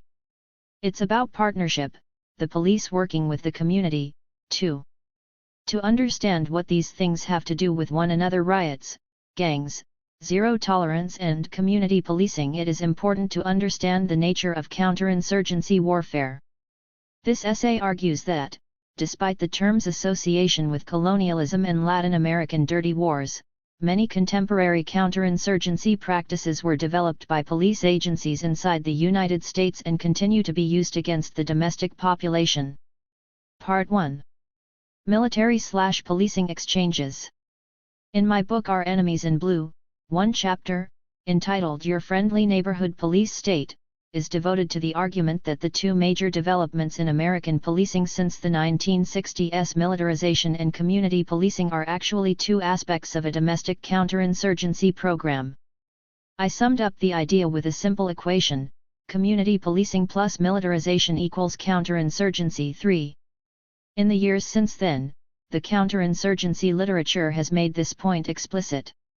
For example, the Rand Corporation's report War by Other Means lists, among the law enforcement capabilities, considered to be high priority in COIN, well-trained and well-led community police and quick response, light combat capable, constabulary, police force. Similarly, a Joint Special Operations University report, Policing and Law Enforcement in COIN, the thick blue line, purports. The predominant ways of utilizing police and law enforcement within a COIN strategy consist of the adoption of the community policing approach supported by offensive policing actions such as paramilitary operations, counter-guerrilla patrolling, pseudo-operations in which state forces pose as insurgent groups, and raids. 5. The advantages the state receives from each aspect are fairly clear. Militarization increases available force, but as important, it also provides increased discipline and command and control. It reorders the police agency to allow for better coordination and teamwork, while also opening space for local initiative and officer discretion. Community policing, meanwhile, helps to legitimize police efforts by presenting cops as problem solvers. It forms police-driven partnerships that put additional resources at their disposal and win the cooperation of community leaders. And, by increasing daily, friendly contacts with people in the neighborhood, Community policing provides a direct supply of low-level information. 6 These are not incidental features of community policing, these aspects speak to the real purpose. In fact, one Rand Corporation study goes so far as to present community policing as its paradigm for counterinsurgency. Pacification is best thought of as a massively enhanced version of the community policing technique that emerged in the 1970s. Community policing is centered on a broad concept of problem solving by law enforcement officers working in an area that is well defined and limited in scale, with sensitivity to geographic, ethnic, and other boundaries. Patrol officers form a bond of trust with local residents, who get to know them as more than a uniform. The police work with local groups, businesses, churches, and the like to address the concerns and problems of the neighborhood. Pacification is simply an expansion of this concept to include greater development and security assistance. 7. The military's use of police theory, in particular the adoption of a community policing perspective, shows a cyclical exchange between the various parts of the national security apparatus. The cycle of violence, imports and exports. Domestically, the unrest of the 1960s left the police in a difficult position. The cops' response to the social movements of the day, the civil rights and anti-war movements especially, had cost them dearly in terms of public credibility, elite support, and officer morale. Frequent and overt recourse to violence, combined with covert, often illegal, surveillance, infiltration, and disruption, had not only failed to squelch the popular movements, it had also diminished trust in law enforcement. The police needed to reinvent themselves, and the first place they looked for models was the military. The birth of the paramilitary unit, the SWAT team, was one result. 8 A new, more restrained, crowd control strategy was another. 9 Military training, tactics, equipment, and weaponry made their way into domestic police departments, as did veterans returning from Vietnam, and, more subtly, military approaches to organization, deployment, and command and control. Police strategists specifically began studying counterinsurgency and counter-guerrilla warfare. 10. At the same time, and seemingly incongruously, police were also beginning to experiment with a softer, more friendly type of law enforcement: foot patrols, neighborhood meetings, police-sponsored youth activities, and attention to quality of life issues quite apart from crime. A few radical criminologists saw this for what it was: a domestic hearts and minds campaign. As the Iron Fist and the Velvet Glove pointed out. Like the similar techniques developed in the 60s to maintain the overseas empire, on which many of the new police techniques were patterned, these new police strategies represent an attempt to streamline and mystify the repressive power of the state, not to minimize it or change its direction. The forms of repression may change, but their functions remain the same. 11. Both militarization and community policing arose at the same time, and in response to the same social pressures. And, whereas the military largely neglected COIN in the period following defeat in Vietnam, the police kept practicing, and developing, its techniques. Decades later, facing insurgencies in Iraq and Afghanistan, the military turned to police for ideas. 12. The lines of influence move in both directions. Statistical control. Among the police innovations that COIN theorists recommend for military use are the neighborhood watch, embedded video, computerized intelligence files, and statistical analysis. 13 The last pair are particularly interesting. In Biting Back, Martin Libicki explains the utility of statistical analysis programs, pointing to New York's CompStat, computerized statistics, system as an example. 14 Instituted under Chief William Bratton, CompStat worked by compiling crime reports, analyzing the emerging statistics, and presenting the information on precinct-level maps, thus enabling commanders to identify high crime areas, deploy their officers strategically, and measure the progress of their efforts. Though its effect on actual crime is debatable, CompStat certainly served as the organizational keystone for the NYPD's citywide crackdown during the Giuliani years. 15 Since that time, other departments around the country have adopted similar systems. 16. The Los Angeles Police Department's system was proposed by Shannon Paulson, a police sergeant and a Navy intelligence reservist. It, too, was implemented under the leadership of William Bratton, who had since become the LAPD chief. In Los Angeles, street cops carry a checklist of 65 suspicious activities, behaviors such as taking measurements, using binoculars, drawing diagrams, making notes, or expressing extremist views. Officers are required to file reports whenever they see such things, even if no crime has been committed. The suspicious activity reports are then routed through the nearest fusion center, the Joint Regional Intelligence Center, where they are compiled, analyzed, and shared with other agencies including local and national law enforcement agencies, the military, and private corporations. The LAPD, along with the U.S. Directorate of National Intelligence, are hoping to replicate this system in 62 other cities around the country, beginning with Boston, Chicago, and Miami. 17. Meanwhile, in New Jersey, Charles McKenna, the head of the state's Office of Homeland Security and Preparedness, is enthusiastic about what new computer technologies might contribute to his department's efforts. "We are particularly interested in computer profiling, which is much more sophisticated and quicker than traditional racial profiling." 18. Mapping Muslims. The U.S. government's mapping of the American Muslim population should be viewed in this light. In 2002 and 2003, the Department of Homeland Security requested and received statistical data, sorted by zip code and nationality, on people who identified themselves as Arab in the 2000 census. 19 And in February 2003, FBI Director Robert Mueller ordered all 56 Bureau field offices to create demographic profiles of their areas of operation, specifically including the number of mosques. One Justice Department official explained that the demographics would be used to set performance goals and objectives for anti-terror efforts and electronic surveillance. 20. Civil liberties groups compared the program to the first steps in the internment of Japanese Americans during World War II. 21 A notion that seems less than hyperbolic if we recall that, during this same period, 700 Middle Eastern immigrants were arrested as they complied with new registration rules.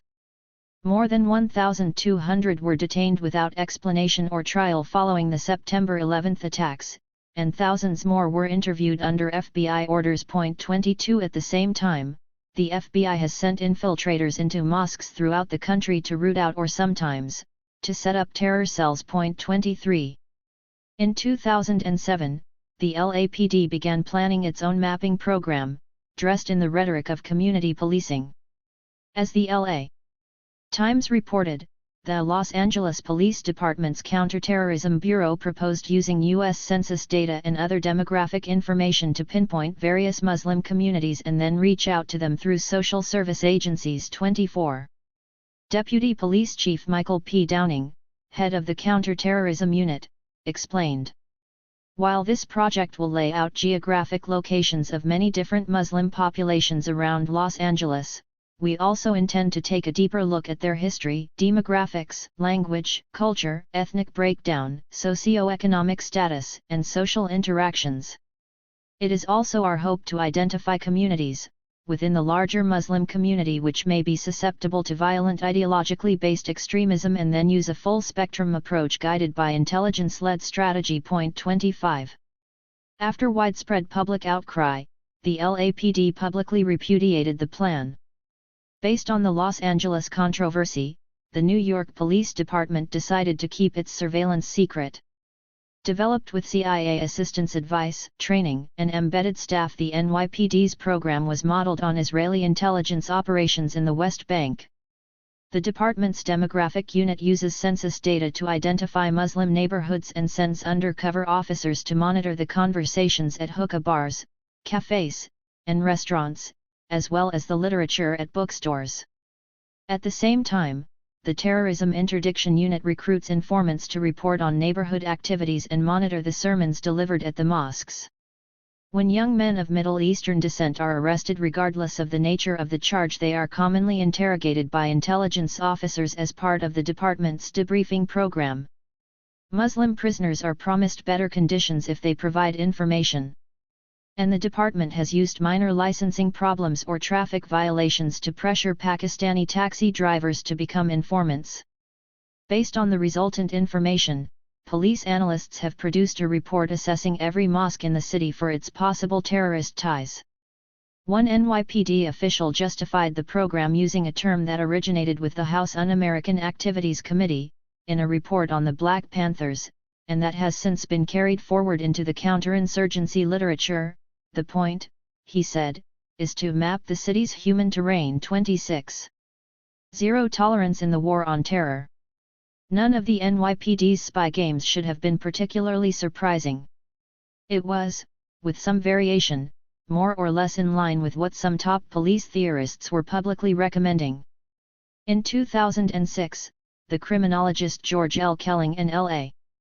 Police Chief William Bratton wrote an article titled Policing Terrorism for the Manhattan Institute's Civic Bulletin. 27. Kelling was one of the authors of the broken windows theory underlying police zero-tolerance campaigns. 28. Bratton was one of the theory's most famous adherents. In their article, they explain that the cops' everyday presence in a designated area, the basis of community policing, means that patrol officers are well placed to notice even subtle changes in the neighborhoods they patrol.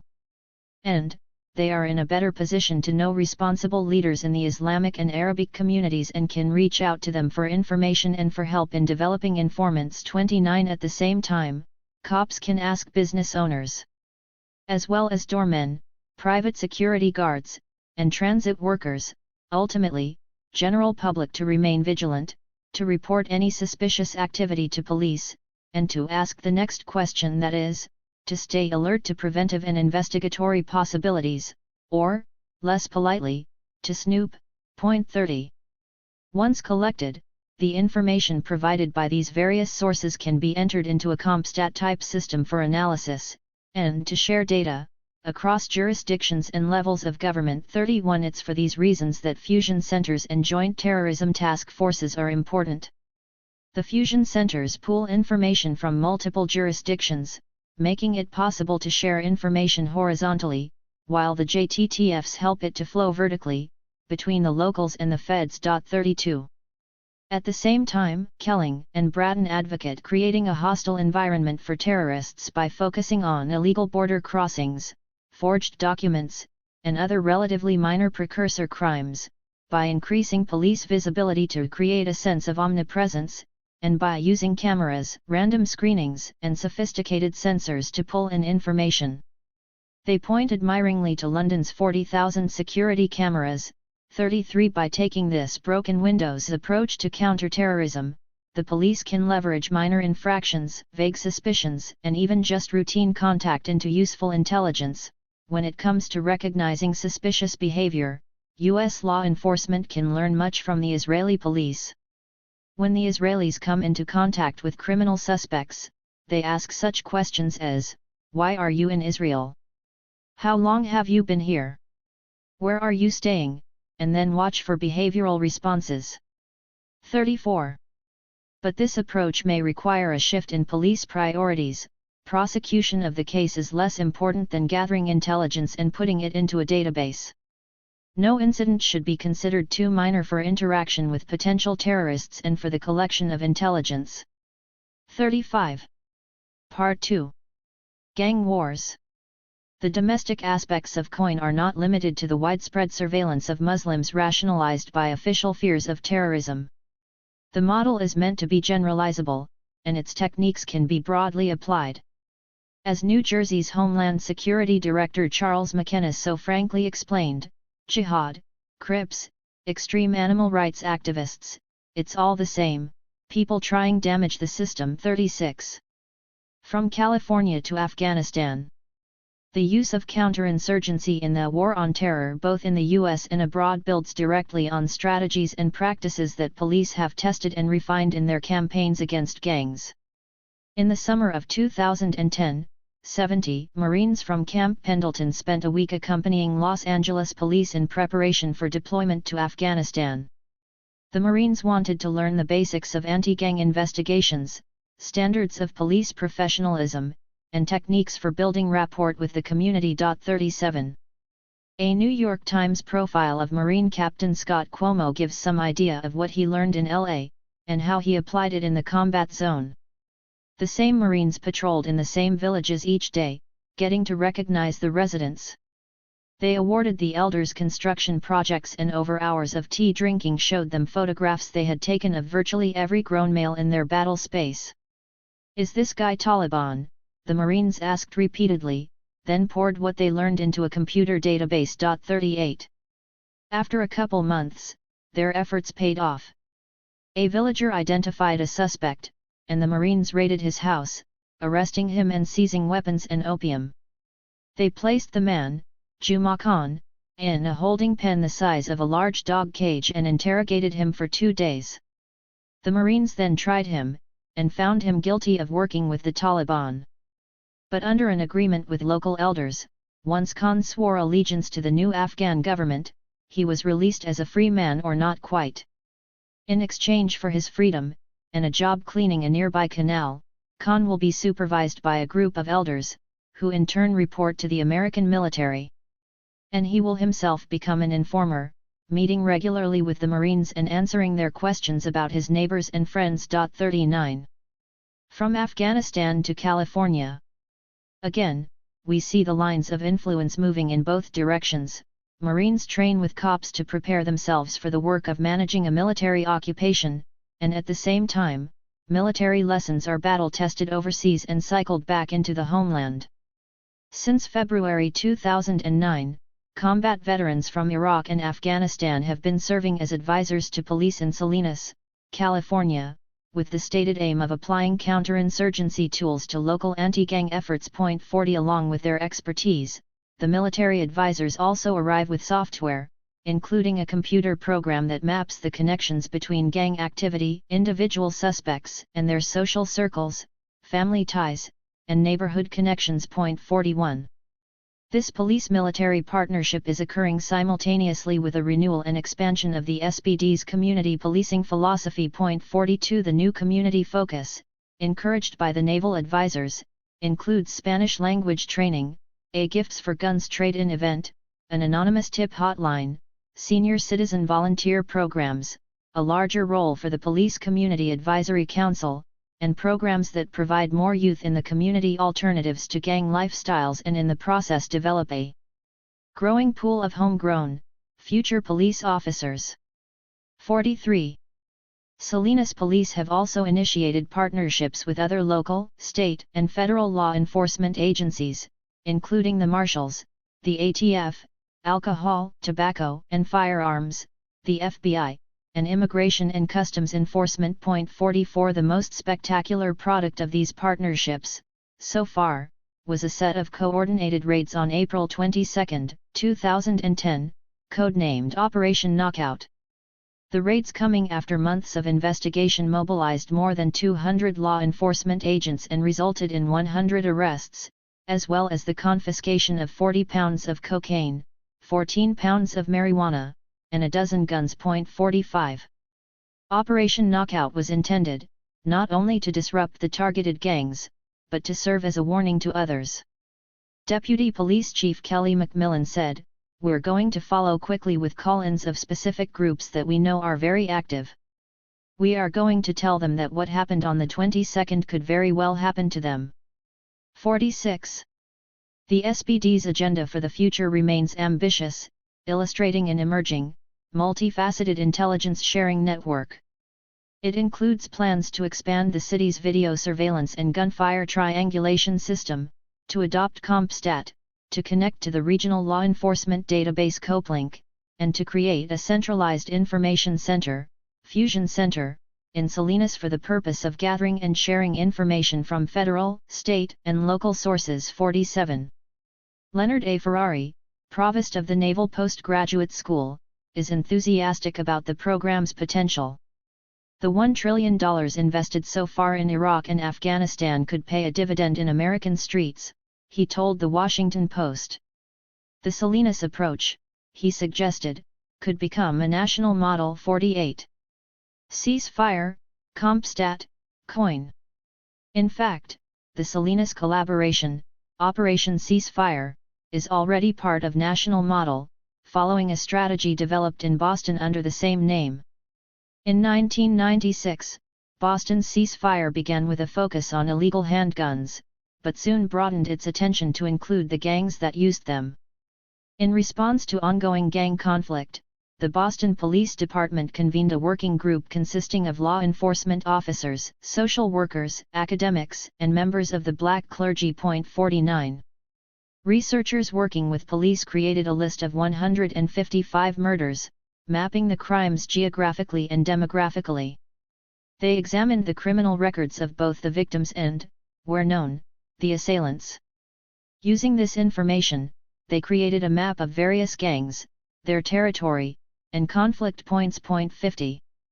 Prioritizing the likely trouble spots, police officers then sat down with gang members and gave them a clear choice. If there was gang violence in their area, both the cops and the district attorney were going to hit with everything they had.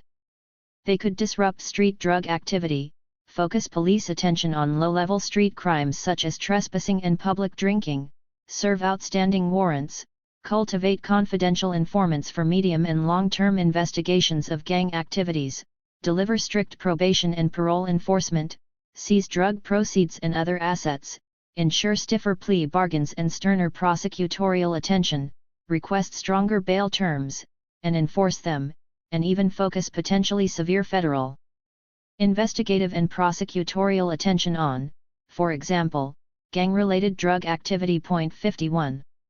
On the other hand, if the gang members wanted to clean up their act, the police would help them do so.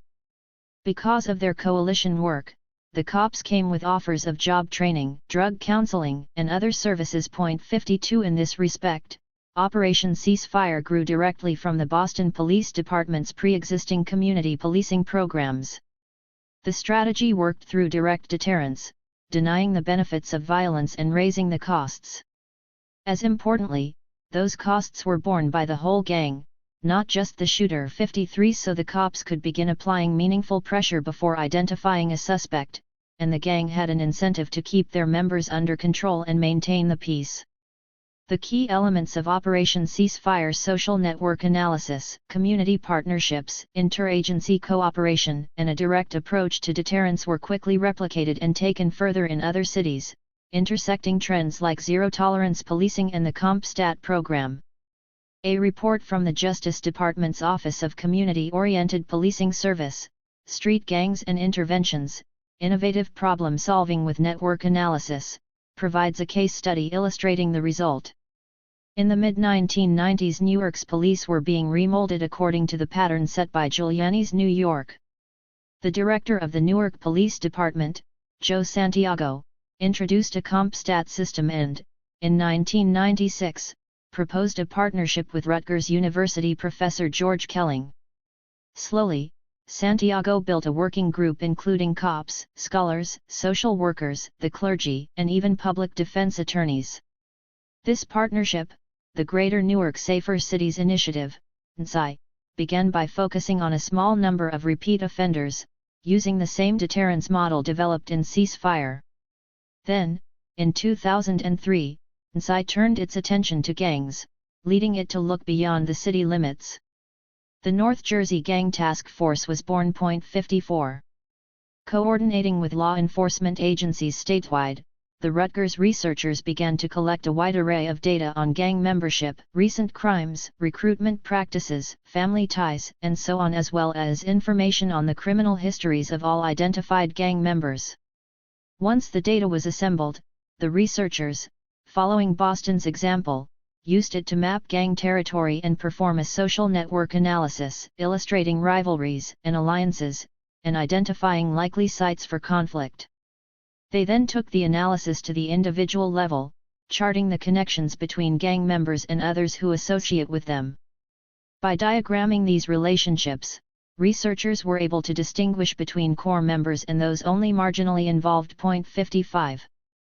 Such information was crucial for making both tactical and strategic decisions. Police could approach particular members differently, based on their role in the gang and their level of commitment. And they could identify the pressure points and know where to strike for maximum effect. Network analysis also allows one to identify people who hold structurally important positions within the gang networks. Cut points, people who are the only connection among people or groups of people, may be ideal selections for spreading a deterrence message or for affecting the structure and organization of the street gangs. 56. Unlike Boston, where the focus was strictly on stopping gang violence, in New Jersey the aim was to disrupt the gangs themselves. Carrots and sticks, hearts and minds. Operation Ceasefire and its progeny worked chiefly through a cost-benefit approach to counterinsurgency. The government provides an admixture of incentives and deterrents to shape the choices of the rebels, their supporters, and the population as a whole. Simply put, the state creates a strategy to raise the costs associated with continued resistance and to reward cooperation. If the government can bring more force to bear and offer better rewards than the insurgents, rational self-interest should, in theory, lead people to side with the state rather than the rebels. 57 Ceasefire applied this same thinking to gangs. At the same time, in developing Ceasefire, the police made sure to align other sources of legitimacy: social services, community organizations, the clergy with its efforts, thus simultaneously increasing its leverage and heading off potential resistance. For example, in Boston, the Ceasefire Coalition included black ministers who had been vocal critics of the police. These men of the cloth began advising the cops in their anti-gang work, and eventually sheltered the police from broad public criticism. 58. The other major approach to coin the older and more famous hearts and minds strategy operates by a somewhat different logic, focusing on the problems of modernization and the insurgent need for popular support. As Rand explains, the aim was to rebuild public confidence in the government by instituting reforms, reducing corruption, and improving the population's standard of living. 59. We can see the hearts and minds approach employed in a separate domestic experiment: the federally funded Weed and Seed program. Weed and Seed, Clear Hold Build. Weed and Seed was conceived in 1991, and gained prominence a year later as part of the federal response to widespread rioting after the acquittal of 4 Los Angeles cops who had been videotaped beating black motorist Rodney King. Since that time, it has been implemented in over 300 neighborhoods nationwide. The Department of Justice describes the project. The Weed and Seed strategy is based on a two-pronged approach. 1. Law enforcement agencies and criminal justice officials cooperate with local residents to weed out criminal activity in the designated area. 2. Social service providers and economic revitalization efforts are introduced to seed the area, ensuring long-term positive change and a higher quality of life for residents. 60. In terms of strategy, Weed and Seed closely resembles the military's Clear Hold Build. As the U.S. Army's Counterinsurgency Field Manual, FM 3-24, elaborates, create a secure physical and psychological environment. Establish firm government control of the populace and area. Gain the populace's support. 61. Clearing and holding refer to the removal and exclusion of hostile elements. Building, on the other hand, means both, literally, repairing infrastructure and, more metaphorically, gaining trust and winning support. However, even building includes an element of force. Progress in building support for the HN host nation government requires protecting the local populace. To protect the populace, HN security forces continuously conduct patrols and use measured force against insurgent targets of opportunity. Actions to eliminate the remaining covered insurgent political infrastructure must be continued. 62. The domestic analogy is pretty straightforward. One police chief described the role of paramilitary units in his community policing strategy.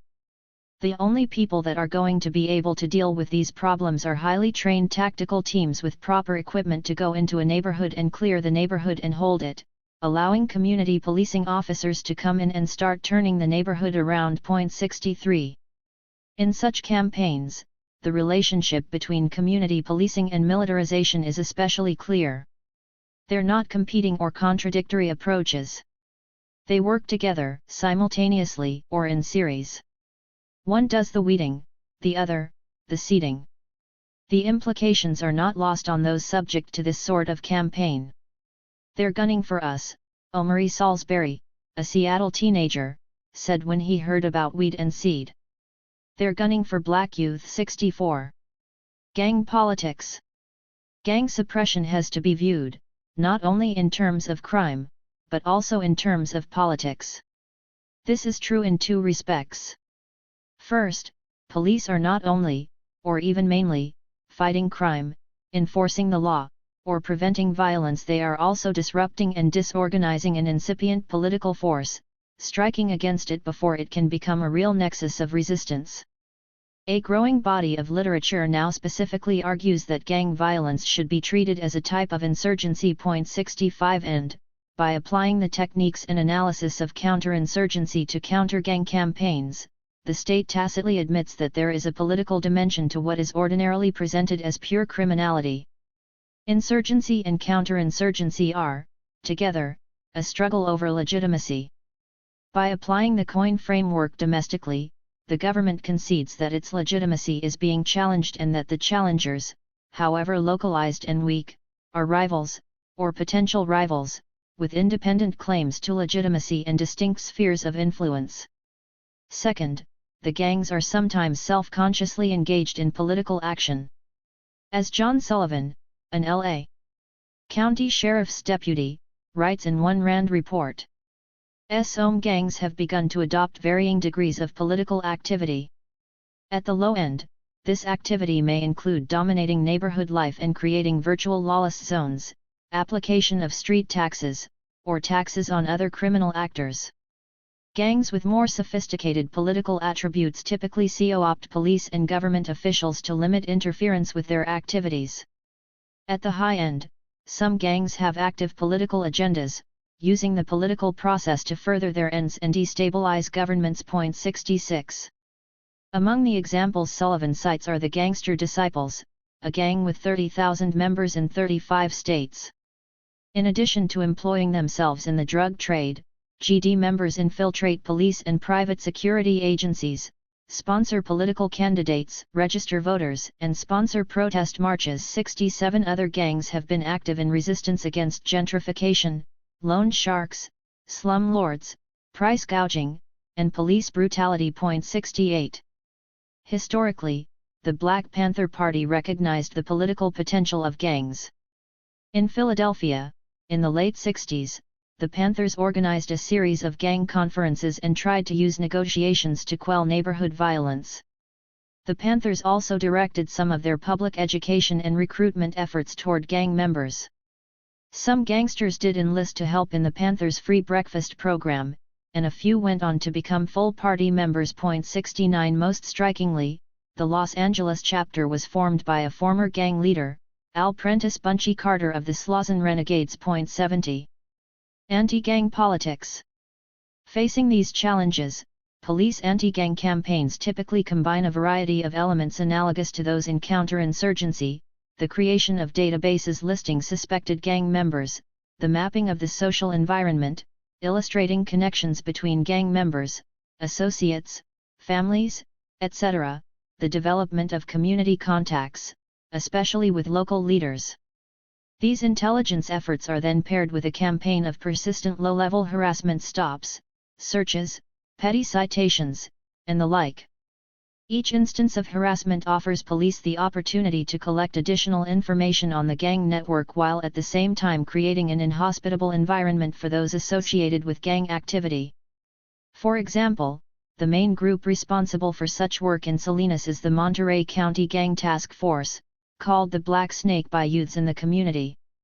The task force has 17 members, drawn from local police and sheriff's departments, the California Highway Patrol, and the State Department of Corrections. Wearing distinctive black uniforms and driving black cars, task force members conduct mass arrest round UPS, 71 make random traffic stops, and regularly search the homes of gang members on parole or probation. 72. The sheer volume of such activity is astonishing. In its first 5 years of operation, the task force was responsible for 21,000 vehicle or pedestrian stops, 5,000 parole and probation compliance searches, and 2,800 arrests. 73. Such anti-gang efforts are always implicitly political, especially as they become permanent features of life in poor Black and Latino communities. Though ostensibly aimed at preventing gang violence, counter-gang campaigns inevitably lead police to monitor the community as a whole. A Fresno cop explains the intended scope of his department's gang files.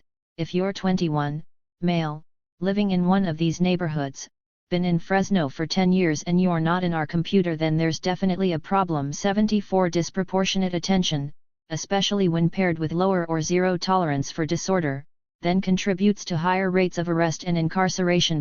75.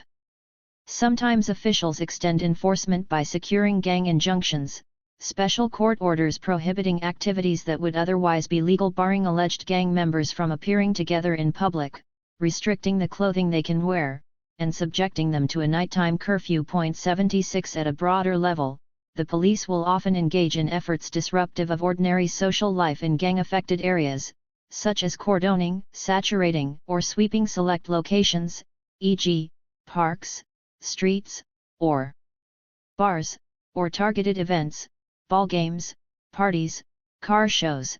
77. In the most advanced campaigns, police sometimes take the further step of strategically causing gang conflict. Following the 1992 Los Angeles riots, for example, police did what they could to wreck a citywide truce between the Bloods and the Crips. The cops attacked negotiating meetings and inter-gang social events, and also engaged in some underhanded tactics to create friction, covering one gang's graffiti with another's, or arresting a Blood only to release him deep in Crip territory. This occurred, not only in a context of widespread anger and recent unrest, but also at a point at which the gangs themselves were becoming increasingly politicized. 78. Mike Davis described the government's response to the riots in military terms. In Los Angeles, I think we are beginning to see a repressive context that is literally comparable to Belfast or the West Bank, where policing has been transformed into full-scale counterinsurgency, against an entire social stratum or ethnic group. 79. Part 3. Preserving order, preventing change. Thus far, I have focused chiefly on the hard side of repression: the direct coercion, the forceful disruptions, the criminalization and incarceration, the violence. Now we need to look at the soft side: the strategic use of concessions, the promise of representation and access, the co-optation of leadership, and, comprising all of these, the institutionalization of dissent. 80. These elements represent, at this point, the state's most typical response to opposition from the left. And, by these means, the state does not only achieve control and exercise power over the organizations of the left, but through them. One Rand researcher argues, the ideal allies for a government implementing control are, in fact, nonviolent members of the community the would-be insurgents seek to mobilize. If regimes can infiltrate or, better yet, cooperate with mainstream groups, they are often able to gain information on radical activities and turn potential militants away from violence. 81. Broadly speaking, counterinsurgency offers two approaches to dealing with opposition, and they must be used selectively. Some adversaries, especially moderates, may be co-opted, bought off, and appeased. Others, the more recalcitrant portion, must be forcefully disorganized, disrupted, deterred, or destroyed. The balance of concessions and coercion will be apportioned accordingly. Some adversaries win new posts, offices in a reformed administration, or jobs in responsible non-profits, labor unions, or progressive think tanks. They gain access, inclusion, or representation in exchange for working within the existing institutional framework. The others will face harsher outcomes, including, for example, imprisonment, exile, or assassination. Whatever the approach in a particular case, the important thing is that the opposition is neutralized, rendered harmless, made controllable, and exploited as either the object or the tool of state power. Force multipliers, the military NGO complex. Counterinsurgency theory places a heavy emphasis on shaping the social environment in which the population lives and resistance develops. One way governments exercise this influence is with their money. As FM 3-24 explains, some of the best weapons for counterinsurgents do not shoot. Counterinsurgents often achieve the most meaningful success in garnering public support and legitimacy for the HN government with activities that do not involve killing insurgents. Lasting victory comes from a vibrant economy, political participation, and restored hope. Particularly after security has been achieved, dollars and ballots will have more important effects than bombs and bullets. Money is ammunition. 82. Foreign aid has thus often been criticized as an instrument of imperialism, even when the funds are distributed indirectly through non-governmental organizations or non-governmental humanitarian organizations, NGOs or NGHOs. Point 83. As the U.S. began its war against Afghanistan in October 2001, Colin Powell, the former general, the founding chairman of the nonprofit America's Promise Alliance, and, at the time, the Secretary of State, managed to embarrass NGO leaders with his praise for their work. Speaking at the National Foreign Policy Conference for Leaders of Non-Governmental Organizations, he said, "Just as surely as our diplomats and military, American NGOs are out there serving and sacrificing on the front lines of freedom. NGOs are such a force multiplier for us, such an important part of our combat team." 84. Later, guidelines negotiated by representatives of the military and the major humanitarian groups discouraged any repetition of Powell's gaffe, specifying that U.S. armed forces should not describe NGHOs as force multipliers or partners of the military. 85 FM 3-24 managed to retain Powell's meaning while avoiding the offensive language. Many such agencies resist being overtly involved with military forces, it cautions, but then, some kind of liaison is needed, to ensure that, as much as possible, objectives are shared and actions and messages synchronized. 86. The RAND Study Networks and Netwars outlines a range of possibilities for the military's use of international non-profits. From encouraging the early involvement of appropriate NGO networks in helping to detect and head off a looming crisis, to working closely with them in the aftermath of conflicts to improve the effectiveness of U.S. forces still deployed, to reduce the residual hazards they face, and to strengthen the often fragile peace. 87. One result of this perspective is that aid money, and thus NGO attention, increasingly follows the state's priorities and its military's priorities in particular. 88.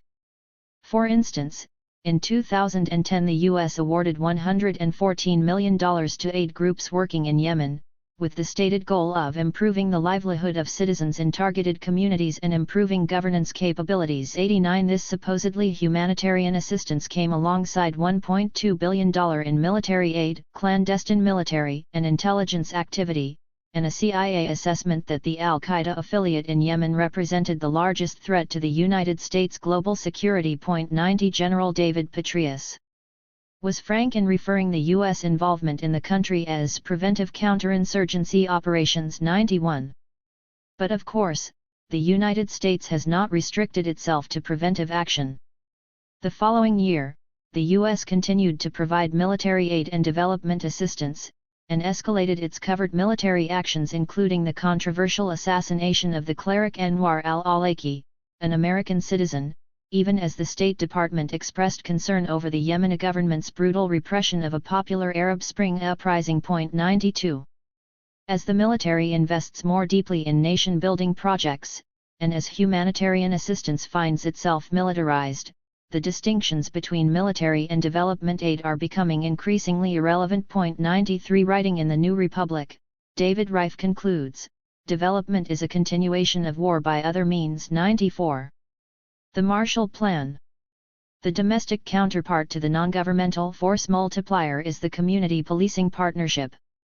We've seen non-profit funding tied to the criminal justice agenda in the Weed and Seed program, the use of social services and black churches to create the network of capacity necessary to legitimize, fund, equip, and carry out Boston's Operation Ceasefire. 95. The collaboration of social workers, the clergy, and public defense attorneys for similar ends in Newark, police-sponsored youth and elders programs in Salinas, and, in Los Angeles, a plan to use social service agencies to gain access to Muslim communities suspected of breeding terrorists. But sometimes police-led partnerships go further, using progressive non-profits to channel and control political opposition, moving it in safe, institutional, and reformist directions, rather than toward more radical or militant action. For example, consider the efforts of liberal non-profits to contain community anger after transit police shot and killed an unarmed black man in Oakland, California. Oscar Grant was killed on January 1, 2009. A week later, on January 7, a protest against the police turned into a small riot. 96 organizers with the Coalition Against Police Executions, CAPE, a group largely composed of progressive non-profits and black churches, denounced the crowd's violence. One CAPE leader said that he wept watching the riots on television, feeling that years of hard work were being destroyed by anarchists. 97. But likely because of the revolt, the cop in the case, Johannes Messerl, was arrested and charged with murder. Before the riots there had been no statement of concern from the mayor's office, no Justice Department investigation, and no arrests. In fact, Messerl's employers had not even interviewed him about the incident. The rebellion was really about the fact that nothing was being done, George Cesarielomar explains. If there's one lesson to take from this, it's that the only reason Messerl was arrested is because people tore up the city. It was the riot and the threat of future riots. 98. In an effort to reassert its leadership, CAPE organized another demonstration for January 14. Speakers included Mayor Ron Dellums, the rapper Too Short, and representatives of various non-profits, all of whom urged the crowd to remain peaceful. Furthermore, CAPE's designated marshals, operating under the supervision of a private security guard, surrounded the demonstration while unidentified informants mingled in the crowd to look for troublemakers. 99.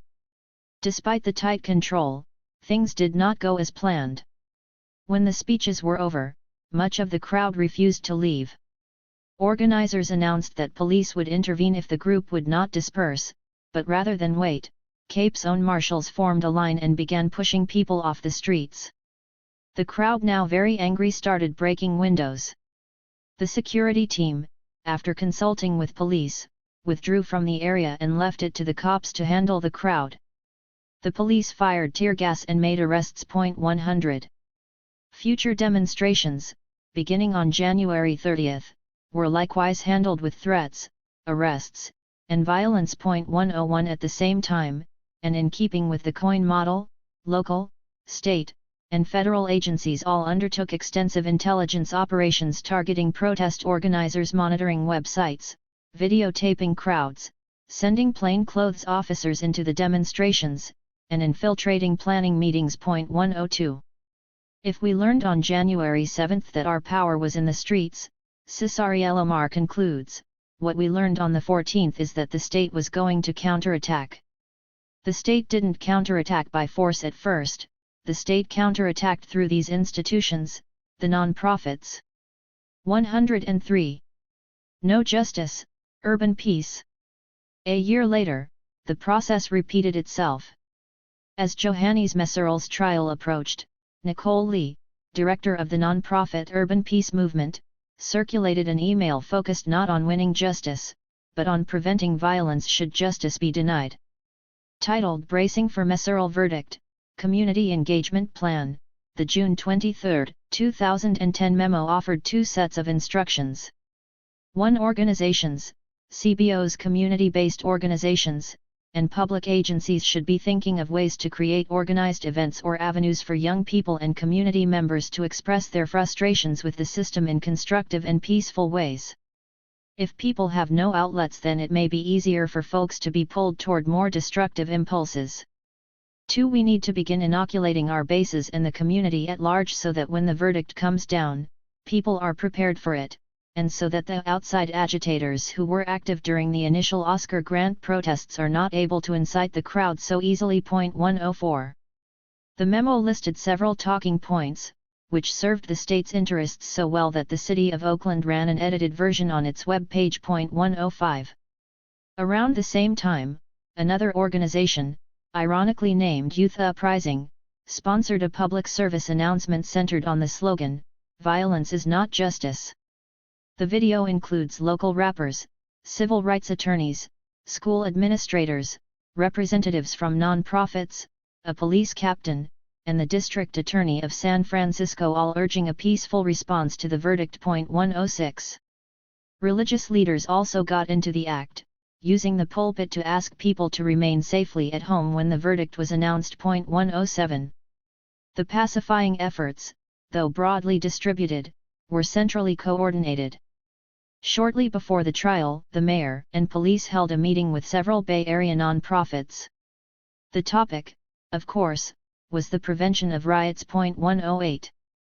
In practice, avoiding unrest became the primary focus of the institutionalized left. CAPE's stated goal, the prevention of police brutality, receded into the background. If anything, by condemning the rioters and cooperating with the cops, liberal leaders helped to legitimize the police counterattack and made further brutality more, not less, likely. In the end, Officer Messerl was convicted, but of a lesser charge, manslaughter, rather than murder. And, when the verdict was announced, rioting did ensue. 109. Hundreds of people, mostly young people of color, braved not only the clubs and the tear gas of the police, but also the condemnation of their purported community leaders. 110. Advance the struggle. In their published analysis of the Oscar Grant crisis, the revolutionary group Advance the Struggle argued that, by trying to defuse popular anger, Bay Area non-profits effectively acted as an extension of the state. 111. Had the rage over Grant's murder not been channeled into ritualized protest, had the leaders not been more concerned with controlling the community response than in confronting injustice, had the organizing not been, in a word, institutionalized, it is hard to know what might have been possible. Advance the Struggle contrasted the trajectory of events in Oakland with those of Greece, just a few weeks before the Grant killing. There, the police murder of a 15-year-old Alexandros Grigoropoulos triggered reactions which, very quickly, evolved from protests to riots to a general strike in which 2.5 million workers were on strike in December 2008. Within days the killer cop and police accomplices were arrested, but even this concession didn't trick the movement into subsiding. The police murder set off the uprising, but the participants connected the murder with the issues of unemployment, neoliberal economic measures, political corruption, and a failing education system. Aren't we facing similar problems in Oakland? 112. Of course there are differences between Oakland and Athens, differences of geography, history, and political culture. The type of insurrection unleashed in Greece may not have been possible in California. But that is not an objection to the radical analysis, it is, instead, the premise. The political environment in Oakland has been shaped in such a way so as to sharply limit the potential for struggle. And the institutionalization of conflict in professionalized non-profits is an important part of that restrictive context. There is no guarantee that things would have gone further had the non-profits not intervened, or that greater conflict would have won greater gains. But their intervention certainly helped to contain the rebellion, and closed off untold possibilities for further action. That is, quite clearly, what it was intended to do. Conclusion: wartime. In this essay, I have tried to illustrate something of the transfer of counterinsurgency theory, strategy, technique, and personnel from the military to the police, and vice versa. I've shown how COIN has informed the government's wholesale surveillance of the American Muslim population, how anti-gang campaigns are both shaping and being shaped by military operations abroad, and how the state uses non-governmental and non-profit agencies, alongside military and police action, to channel and control opposition. In this context, the chapter's title "The Other Side of the Coin" has three distinct meanings, which correspond to the main themes of my argument. First, it refers to the strategic pairing of direct coercion and subtle legitimacy-building activities. Second, it points to the joint development of military operations overseas and police control domestically. And third, it reminds us that when the authorities turn to counterinsurgency, it is because they fear that insurgency is brewing. Wars, especially revolutionary wars, have two sides. The state understands that there is a war underway. It is time that the left learns to see it. Social war in the salad bowl. Woolmonger 1. Welcome to the salad bowl. Stepping off the train into the warm dusty air of the Salinas Depot, you can see the top of the National Steinbeck Center peeking out over the roof of Olivia's Cafe. Salinas is John Steinbeck's hometown, and the valley's fields and farm workers were inspiration for his writing. In his best-known work, The Grapes of Wrath, Steinbeck details a family's journey amidst the westward migration that brought thousands of Depression and Dust Bowl refugees to California looking for work. 2 His candor about the hardship and the migrants' resilience dovetails with an unflinching look at the violent inequality of the time. Although much has changed since Steinbeck told the valley's stories, some things remain. Agribusiness is still boss. Located 106 miles south of San Francisco, the Salinas Valley is one of the most fertile farming regions in California.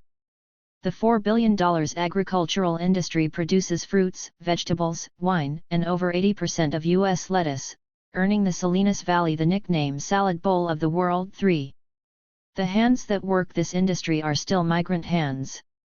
But instead of Oklahoma, the majority of agricultural workers in the region are from Mexico, principally from the highland states of Guanajuato, Michoacán, Jalisco, and Oaxaca. 4. A crisis of violence is giving traction to a project of adapting counterinsurgency, COIN, for use in Salinas. Initial media about the COIN project embellished the city's crisis with reports that in California prisons, instant respect is accorded any inmate tattooed with the words Salad Bowl or Solace Gang, shorthand for a city now defined most of all by ferocious eruptions of violence. 5 After taking over the Salinas Police Department in April of 2009, Chief Louis Featherolf gave a 90-day report to the community that defined one part of the problem as an estimated 3,500 gang members or associates in Monterey County, most of them living in Salinas. It is common knowledge most of our violent crime is the work of Latino street gangs. We are not able, though, to quantify the nonviolent crime attributable to gang members, as the data does not exist in our systems. But, I believe there is a significant economic loss to our community due to criminals. 6. There is no denying the recent spate of violence. In 1994, 24 homicides set a new record for the city. 2008 broke this record with 25 homicides, 23 attributed by police to gang violence, and 2009 did it again with 28 homicides, all gang-related. 7 Monterey County had the highest youth murder rate in the entire state. Higher than Los Angeles, Oakland, and Richmond, California. 8 These recent statistics were especially troubling for city and police administrators given that Salinas has tried several approaches to reducing violent crime. These approaches have included increasing the number of police raids and saturation operations for focused periods of time, establishing an SPD violence suppression unit, requesting money from the federal government to start programs like the Safe Schools/Healthy Students Initiative, and partnering with outside agencies like the Prevention Institute to develop strategies for reducing violence. 9 While some of these initiatives did lower violence levels, their implementation was dependent on federal and foundation grants, and the efforts ended when the funding ran out. At a 2009 summit, a U.S. attorney and the California state gang czar criticized the city for lacking a strategic plan to deal with gangs. 10 Salinas needed something new. Gangs and insurgents. The translation of COIN strategies, techniques, and technologies began in 2009 as a collaborative consultation and planning initiative between the Naval Postgraduate School, NPS, the Salinas Police Department, SPD, and the City of Salinas. This chapter contextualizes and critically analyzes the theoretical architecture of the NPS/SPD collaboration. It tracks how strategies, techniques, and technologies of governance and control flow between different conflict zones as well as within different elements of state security apparatuses. In providing a snapshot of the process of translating COIN for domestic application, it builds a launch pad for future questions needed to understand evolving police operations in Salinas and elsewhere. The idea for the NPS/SPD collaboration originated in conversations between Salinas Mayor Dennis Donahue, California Democratic Representative Sam Farr, and Leonard Ferrari, Provost of the Naval Postgraduate School. Ferrari thought there might be something that NPS could do to apply the institution's knowledge. 11 NPS instructor Hy Rothstein says the provost looked to the faculty at the Department of Defense Analysis because they have focused on the subject of irregular warfare for over 20 years. Rothstein remembers when the collaboration was proposed. Initially we didn't know what to recommend because we're not experts in gang violence. We suspect there may be overlaps between the way gangs operate and the way insurgents operate. We wanted the folks in Salinas to make that connection, not us. I set up an initial series of meetings, in one of which we presented theories of counterinsurgency as well as concepts of insurgency. We asked the folks in Salinas to determine the overlap between what we do and what happens with gangs in the city. They were the ones that determined the overlap was very significant. 12. NPS instructors like Rothstein are links in the pedagogical process between coin theory and practice. This pedagogy is usually directed towards members of the U.S. military, though the Salinas collaboration is expanding the audience to include police. Rothstein, a retired Special Forces colonel whose career includes advising coin operations in El Salvador during the 1980s, now translates theory and practices for irregular conflict zones like as Afghanistan and Salinas. NPS researchers agree that the coin model is adaptable for use in Salinas because both insurgents and gangs need the active or tacit support of the population to conduct their activities. Asked what was adaptable to Salinas, Rothstein replied, "There are several theories of counterinsurgency. When you look at the role of the population where they sit is in a pivotal position, the role of government, the role of the anti-government, and outside players. That's the coin model." What folks in Salinas saw was a similar dynamic where you have the population, the government, the anti-government, the gangs, and outside agencies. Agencies supporting gangs like Mexican Mafia, agencies supporting government like county, state, federal law enforcement agencies or agencies that provide economic aid and so forth. The model looked exactly the same to them. 13. It is easy to find similarities when the theory's categories are so all-encompassing. For example, the U.S. Army Marine Corps Counterinsurgency Field Manual, FM 3-24, gives the following graphic figure to describe the model. 14. Support for an insurgency. NPS researchers do make analytical distinctions between insurgents and gangs. On a strategic level, they understand that insurgents work to rupture the existing social and political order and reallocate power. Gangs, on the other hand, are engaged in illegal activity outside the normal markets established by the state, but only seek to push the expansion of their illegal markets further into society. 15. While Rothstein agrees that there is a difference between a political insurgency and gang activity, he maintains that there is an overlap that also highlights what is distinct about counterinsurgent policing. Gangs still have a link to the population, they still have influence. They are still corrosive to the social fabric of a particular society. And the cancer grows. How do you arrest that cancer and eliminate the conditions that allow that cancer to form and grow? That's where you see some overlapping concerns with insurgencies and gangs. He explains. Why do people join gangs? There are a variety of reasons, and that's where you need to start. We need to identify those reasons and try to mitigate those reasons with a combination of carrots and sticks. People need opportunities, and people need to be hit very hard if they don't take advantage of those opportunities. 16. Translating coin for anti-gang application means focusing state resources on producing and shaping social activity that prevents and disrupts gang formation. The implication is that a coin-based approach requires more than just law enforcement activity or investigations designed to take out gang leadership. NPS researchers argue that the model is adaptable to Salinas because people in the Hispanic community of East Salinas are not actively giving information to the police.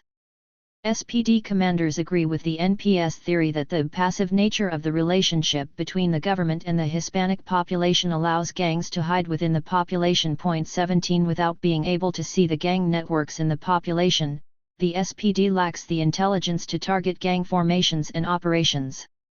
The problem is understood by NPS as one of connectivity, a concept that, in computer science, refers to the capacity to make a connection between two or more points in a network.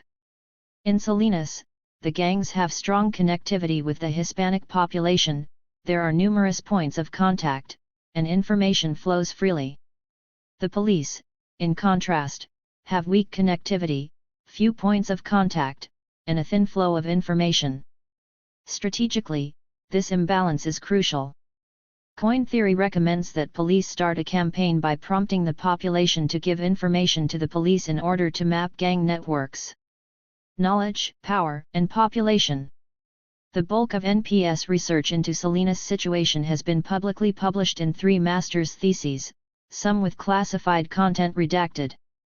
This research examines Salinas' environmental conditions 18, social movement dynamics 19, and SPD information dominance. Point 20. The first 2 NPS theses are concerned with demographic data because they try to identify the forces that enable, shape, and constrain particular modes of sociality among the targeted population.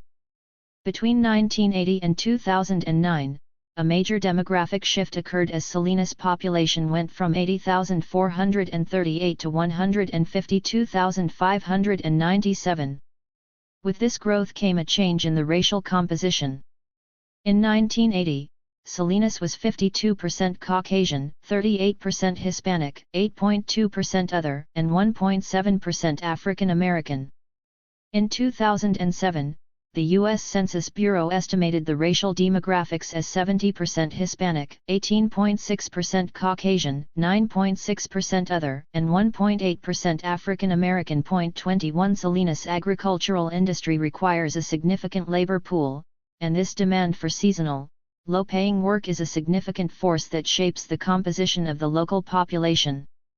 This economic dynamic has a long history of encouraging migration to the Salinas Valley, and today's migrants come from countries south of the U.S. border, from Mexico in particular. In addition to Salinas's approximately 150,000 residents, there are around 20,000 documented and undocumented migrants who annually circulate through the city. The demographic composition is important to the NPS calculation because language barriers and different perceptions of police legitimacy affect whether members of the Hispanic population provide information about gang members. Coin theory posits that their recalcitrance is a problem because it inhibits the information flow to the SPD. Police lack connections to the population, but gang networks are able to maintain connectivity to the population. This connectivity is the gang's center of gravity in the coin model. Their information dominance allows them to operate freely. To break this connection, a campaign must start by analyzing why the police and government have little legitimacy and low connectivity to the population. The first step in this analysis is to account for the conditions that shape the targeted population's everyday life.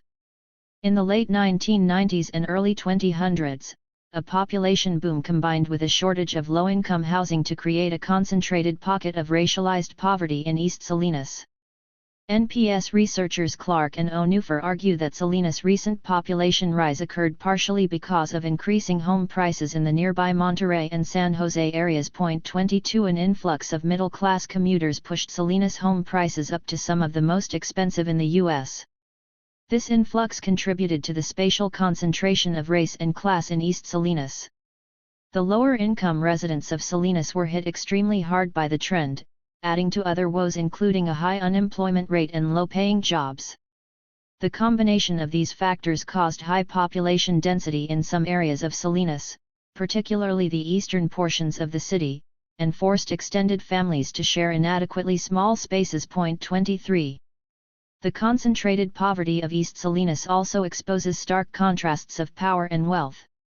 Monterey County is in the most distressed quartile of all counties nationwide, according to the March 2009 Associated Press Economic Stress Index. Point 24. The spatial concentration of Hispanic populations in East Salinas, high unemployment, and a crumbling public education system all contribute to a context of gang formation.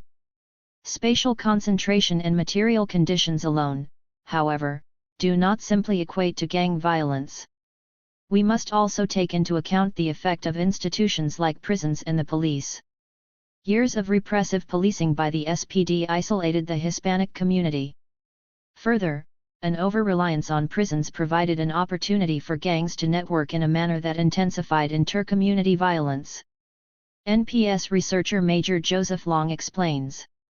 The prison system has created a vicious cycle where the system used to deter and punish gang activity has become a large part of the system that causes it.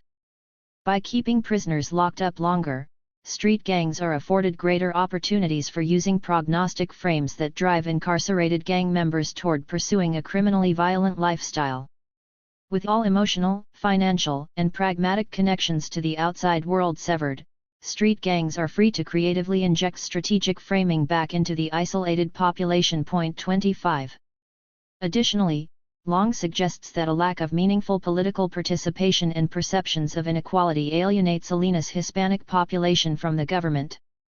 Only 12.5% of the Salinas government is of the same ethnicity as 70% of the Salinas population.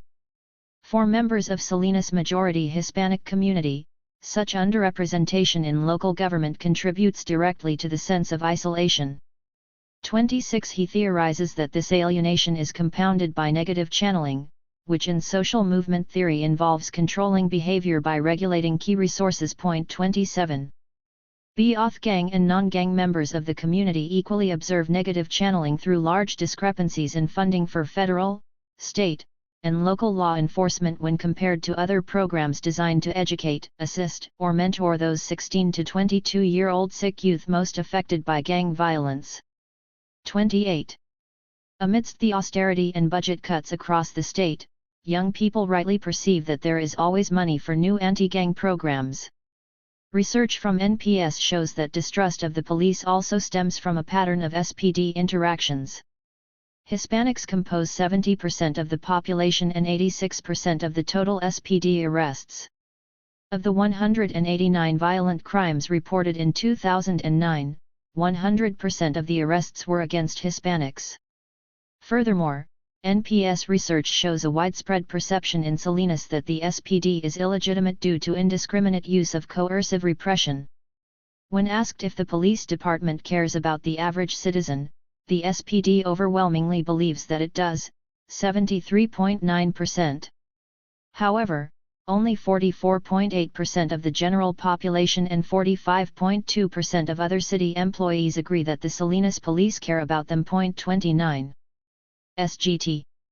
Rich Rodriguez of the Monterey County Gang Task Force and SPD Chief Federal used stronger language, admitting that many in the Hispanic community viewed the police as an occupying army. 30. The officers suggested that migrants from Latin America distrust police and government because of their experience in their home countries with corrupt, authoritarian, and violent state officials. It is critical to point out that U.S. military intervention in Latin America contributed to this dynamic, especially through advising coin operations that contributed to extensive civil wars. The fact that Rothstein deployed as a Special Forces advisor to coin operations in El Salvador is more than ironic. The original members of Mara Salvatrucha, MS-13, a commonly cited example of criminal insurgency or third-generation GANGS-31, were refugees from the Salvadorian Civil War. MS-13 gained size, strength, and reach by networking within the U.S. prison system, and they established transnational networks when key members were deported. 32 Now military and police leaders advocate transnational coin operations against MS-13. This demand illuminates the claim, unlike the modern state, empire does not deny the existence of civil war.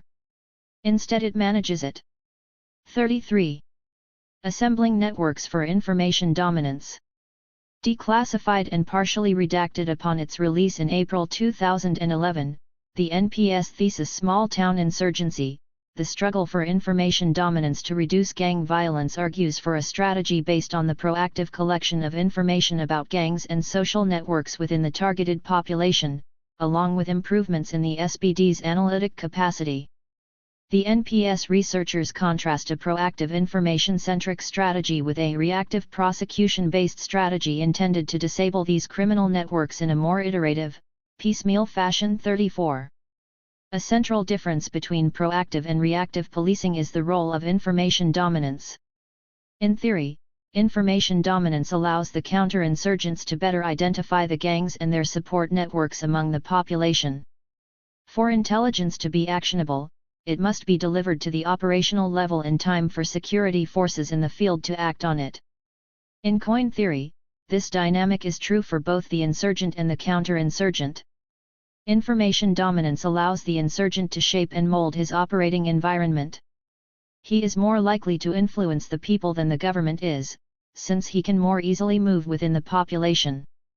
Once he has information dominance, he can establish his own shadow government, thus increasing his legitimacy by becoming the authority. Conversely, information dominance can aid the counterinsurgent in seeing the insurgent's infrastructure and effectively targeting it. By properly collecting and exploiting information, the counterinsurgent can raise the cost to the insurgent of acquiring resources such as new recruits, weapons, and finances. 35. The two main problems facing the SPD in implementing this strategy are, 1. The lack of information flow, and 2. Lack of technical capacity to turn the flow into actionable intelligence. NPS research claims the lack of information flow is due to the compromised police legitimacy within the Hispanic population. The lack of legitimacy makes it difficult for the police to achieve a level of embeddedness and connectivity such that they receive constant updates on gang activity. Passive measures like tip lines are not doing the job. In addressing the problem of connectivity, the coin-based anti-gang strategy must affect the targeted population's sensibility to the point that people start informing on gang members. NPS researchers describe this as a bottom-up process that actively produces and shapes social life at the neighborhood level.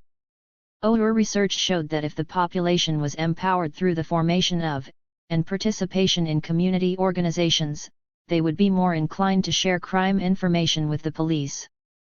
The establishment of community groups at the neighborhood level accomplishes several things. 1. Increase the unity of effort between the community and the city. 2.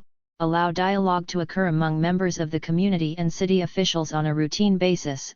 3. Establish a sense of trust between group members. 4. Allow police to provide the community with specific information requirements they are seeking. And 5. Reassure the community that their input counts. Building strong community group networks allows the city to build a more personal relationship with the community, and ultimately receive more information about criminal activity through those relationships. 36. The NPS researchers' claim about the relationship between community policing and coin is fairly developed within military literature and earlier in this book. 37. The community groups described here, in their simplest form, are hubs in the city's information network. When properly manned, resourced, and utilized, they have the potential to be a great force multiplier against gang violence. The gangs that thrive in Salinas are also a network. What we are recommending is the city of Salinas fight the gang network with a network of their own. 38.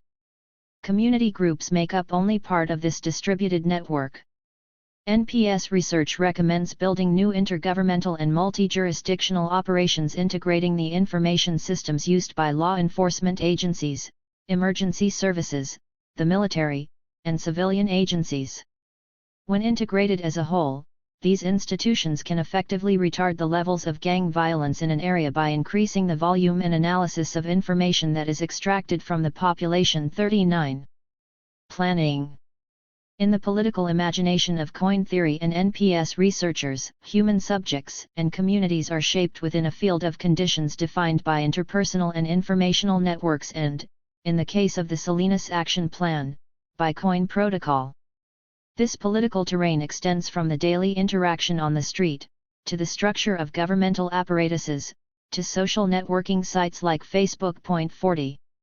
As these populations, technologies, communities, and institutions all have their own properties and histories, NPS researchers propose a process of bricolage to link together distributed networks coordinated through an information-centric counterinsurgency strategy. As Rothstein explains, the action plan has all the agencies involved and all the resources they bring to the table.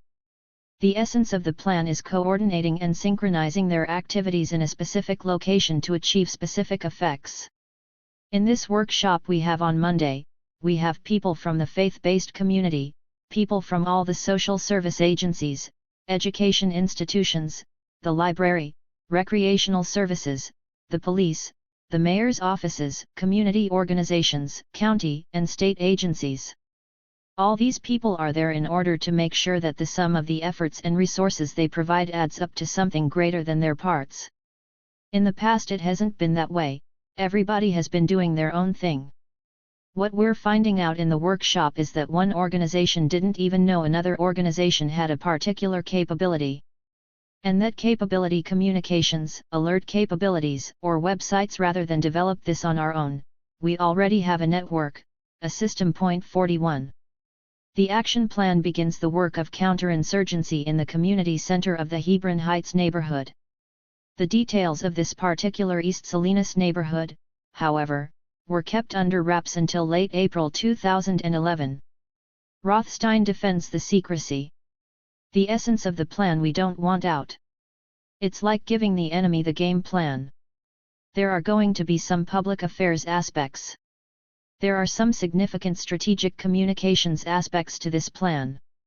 But there are also some security aspects of the plan, just like you have in any plan. So we don't want too much out there so people figure out what the city of Salinas is doing. There are a couple reasons for this. If the gangs know where we are and what we're doing and where the priority is, they may go somewhere else. If the citizens think that this location is getting all the attention and no one else is, they'll get pissed off. So all of this has to be managed in an interesting way. 42. The action plan is concentrated in a particular area and coordinated between police, social services, non-profit community groups, and other agencies. Rothstein says that once Hebron Heights has been pacified, operations will shift to another area when gang activity increases. Building an expanded SPD intelligence capacity is necessary in order to track gang activity and keep abreast of this movement so we can do temporary surges in other areas. 43.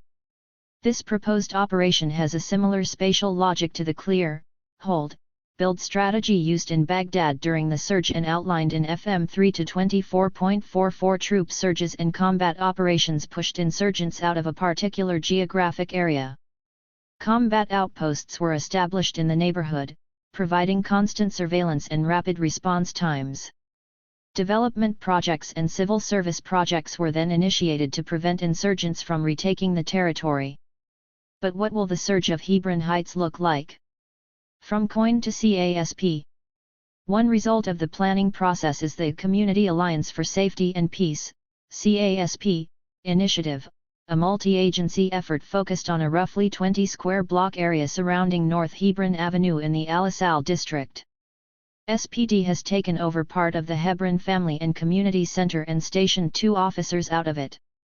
These CASP cops engage in foot patrols and try to address neighborhood quality of life issues. This basic community policing work is mainly geared towards building trust between the population and the police, where everyday problem-solving policing contributes to a feeling that officers are embedded in and connected to the lives of the population. The real engine of the CASP initiative is the cross-functional team of 34 members from various government agencies and non-profits. They try to deal with quality of life issues like public drinking, loud house parties, or helping to de-escalate tensions and possible retaliation if a shooting occurs. Media reports focus on how the county health department provides a neighborhood nurse at the Hebron Family Center, while California Youth Outreach and probation officers help guide young people who want to leave the gang life. 45. From a COIN perspective, the spectrum of agencies is important because they have access and trust with neighborhood families that police do not have. Then, when the cross-functional team meets, information on cases is shared. Rothstein recounted, based on anecdotal evidence, that police have gained important information even if they can't make arrests.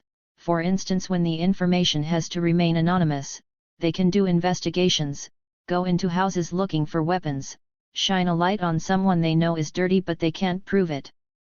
It's like getting a piece of thread from a garment at the meeting, and it's the police's job to pull the threads. Sometimes it's other agencies, too. 46. However, not all relevant agencies are currently involved with the effort. While Rothstein would like to see prison intelligence gathering as part of these cross-functional teams, bureaucratic hurdles remain between different prison agencies and the Salinas cross-functional team. Strategic communication is the conceptual key to the action plan. Rothstein draws an analogy to an orchestra: the conductor is the government, the score is the strategic communication plan, and the musicians are the various government agencies. The music is the narrative. Depending on the sought-after effect, different sections of the orchestra will be used at different times, or with different emphasis. As a theory, strategic communication is a systematic series of sustained and coherent activities, conducted at all socio-economic levels.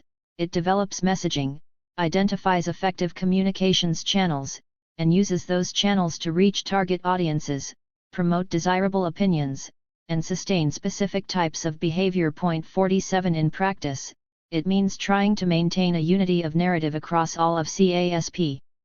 Georgina Mendoza does not use coin theory or military language to describe her work as the city's community safety director. We don't talk about being at war with gangs. Instead, we talk about building peace and creating safety. Basic needs have to be met. Either gangs do it, or the state does it. When asked about the surveillance that is part of the CASP initiative, she responded, "It's not surveillance, it's a genuine relationship. Without using the word surveillance, we are gathering intelligence." 48 Rothstein's emphasis is different, but only slightly so. Hopefully this will in turn let people give information to the community policing officers so the SPD can more effectively and efficiently target gang members based on a trusted relationship. So hopefully the shift winds up being the people and the population put more trust in the government to take care of them than they do in the gangs. 49. Rothstein describes this shift as a magic pivot point that occurs in counterinsurgencies when people start to give up information. It is also the indication that an area has met a desired level of security, reporting from the population increases and people start participating in community watch programs or civic action programs. When that happens, it provides additional leverage for the police department. When they know that communities are actively involved and will report outsiders and crimes, so the police don't have to be as vigilant in that area because they are now more proactive than reactive. That allows the police to expand their jurisdiction, to expand their control, with fewer numbers of people. The level of involvement of the population is very important, especially in a city like Salinas where the ratio of officers to citizens is very low. 50. Rothstein recognizes that the magic pivot point in the action plan will be difficult to achieve because the action plan targets a densely intertwined population. If you look at the demographics of Salinas, it's around 65–70% Latino and the two main gangs are almost exclusively Latino. If you look at the population, around 150,000, and do some math looking at the number of family units that exist in the city, probably every family unit has somebody that is in, or knows someone in, a gang. So they're essentially providing information on family members and friends of family members, and this is a tough thing to do in a city that's on their third generation of gang members. 51. Harnessing community networks. Developing the intelligence networks that grow like roots into a population requires subsuming or destroying existing community networks and producing new ones. The actively productive nature of this endeavor blurs the lines between police, social organizations, and community by joining them to a counterinsurgent assemblage. Recognizing the limitations of trust, Rothstein claims, "The best we can do in Salinas is citizens watch groups and mobilizing people to do things that end up creating community. Creating a community where people recognize that there is community, where there are community leaders, and where these leaders and the role of these leaders is recognized by government. There happens to be a community organization in Hebron. Well, one of the things we are going to do is tap into that.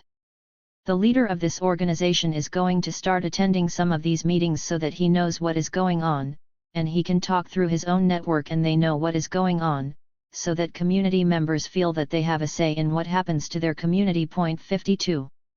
Before leaving the force for health reasons, former SPD Chief Featherolf was a bit more optimistic about harnessing the targeted population's social life. He suggested going further than leaders of community organizations and trying to marshal the socio-cultural power of the targeted population. In the Latino community, who has positive influence on Latino youth? Abuelitas, grandmas.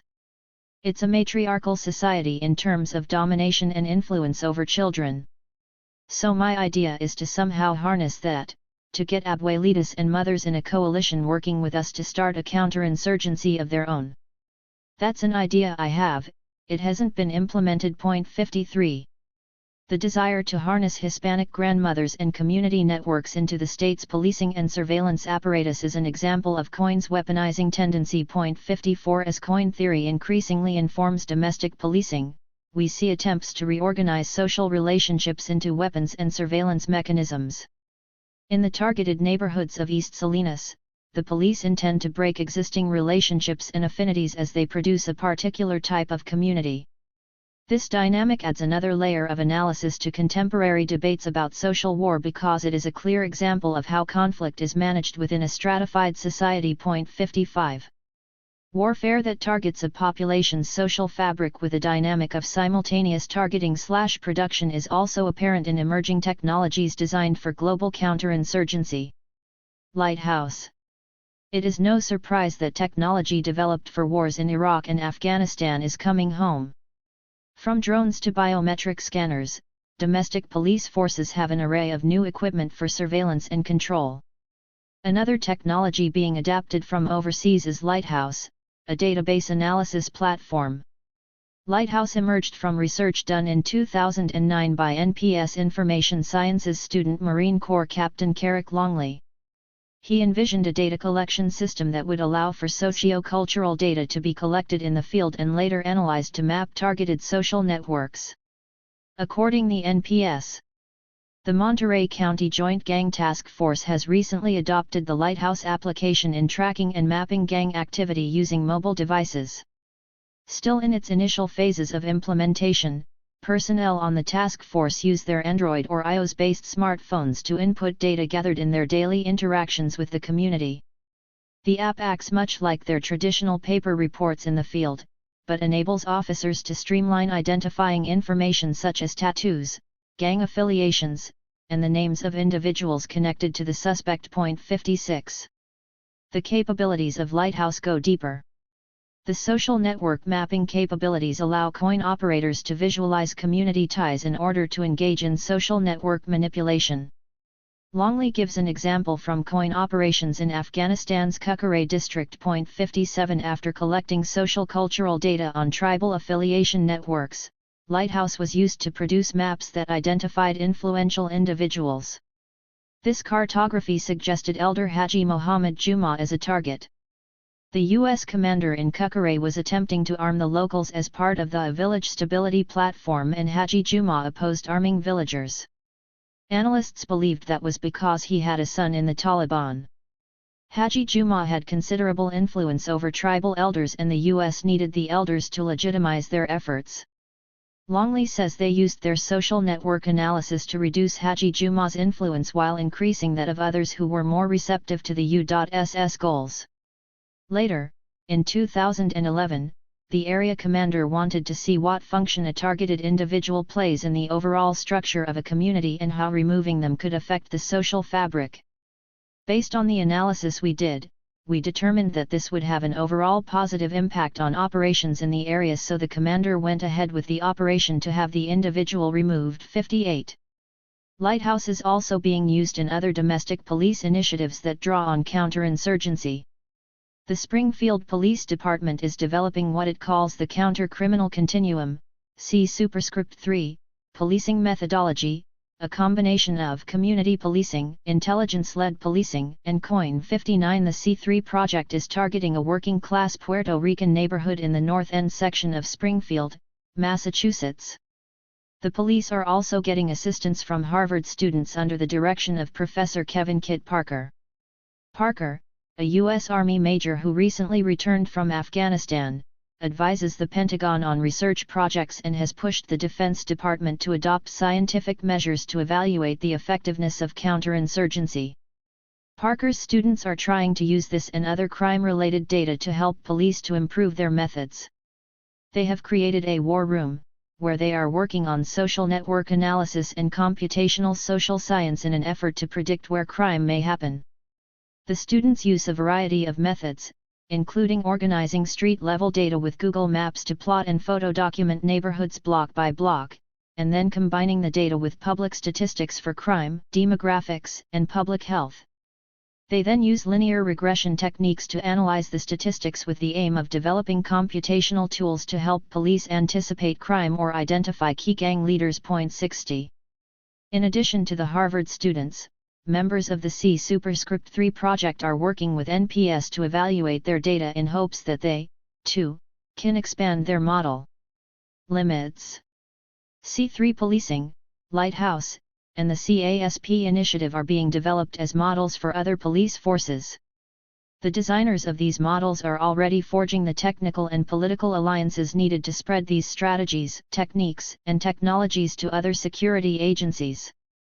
Yet the proliferation of domestic counterinsurgency is not a seamless or inevitable process. COIN's theoretical perspectives and technical language seemed removed and irrelevant during a March 2011 ride-along with SGT.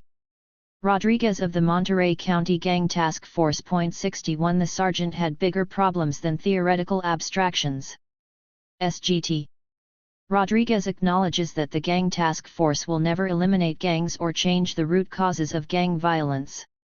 As he sees it, his job is to put a foot on it and make sure it doesn't affect the lives of the wealthy upper class that live in the foothills around Salinas. Before Rodriguez joined the task force, his job was checking alarms in wealthy neighborhoods in Monterey. He spoke frankly that the Monterey County has distinct classes of people, and that his job was situated in a class and race divide. I have to, as a trained professional, if I see Hispanic kids with shaved heads in a white neighborhood, to search for any legitimate reasons to make contact and run their names. As for gang members, my job is to kick ass, harass, and make their lives as miserable as possible so that kids don't think it's worth it anymore cause they can't go outside. If he gets out of the gang because he's scared, I did my job. 62. This sort of candid assessment is noticeably missing from the academic jargon of NPS research. Like a number of California cities, Salinas is also facing resources limitations. The city has fewer officers per capita than any city of its size. 63 Sitting in his sparsely decorated office, Deputy Chief Kelly McMillan framed gang violence as a public investment issue. Unless there is public investment in municipal services like schools, recreation facilities, and libraries, gang violence will continue. 64 As if to punctuate his point, McMillan's phone rang during our interview. A sergeant was calling in the shooting of a 16-year-old. "Okay, Sarge," McMillan replied. "Call me if he dies." Amidst austerity and budget cuts, McMillan is trying to provide municipal services like those offered through CASP.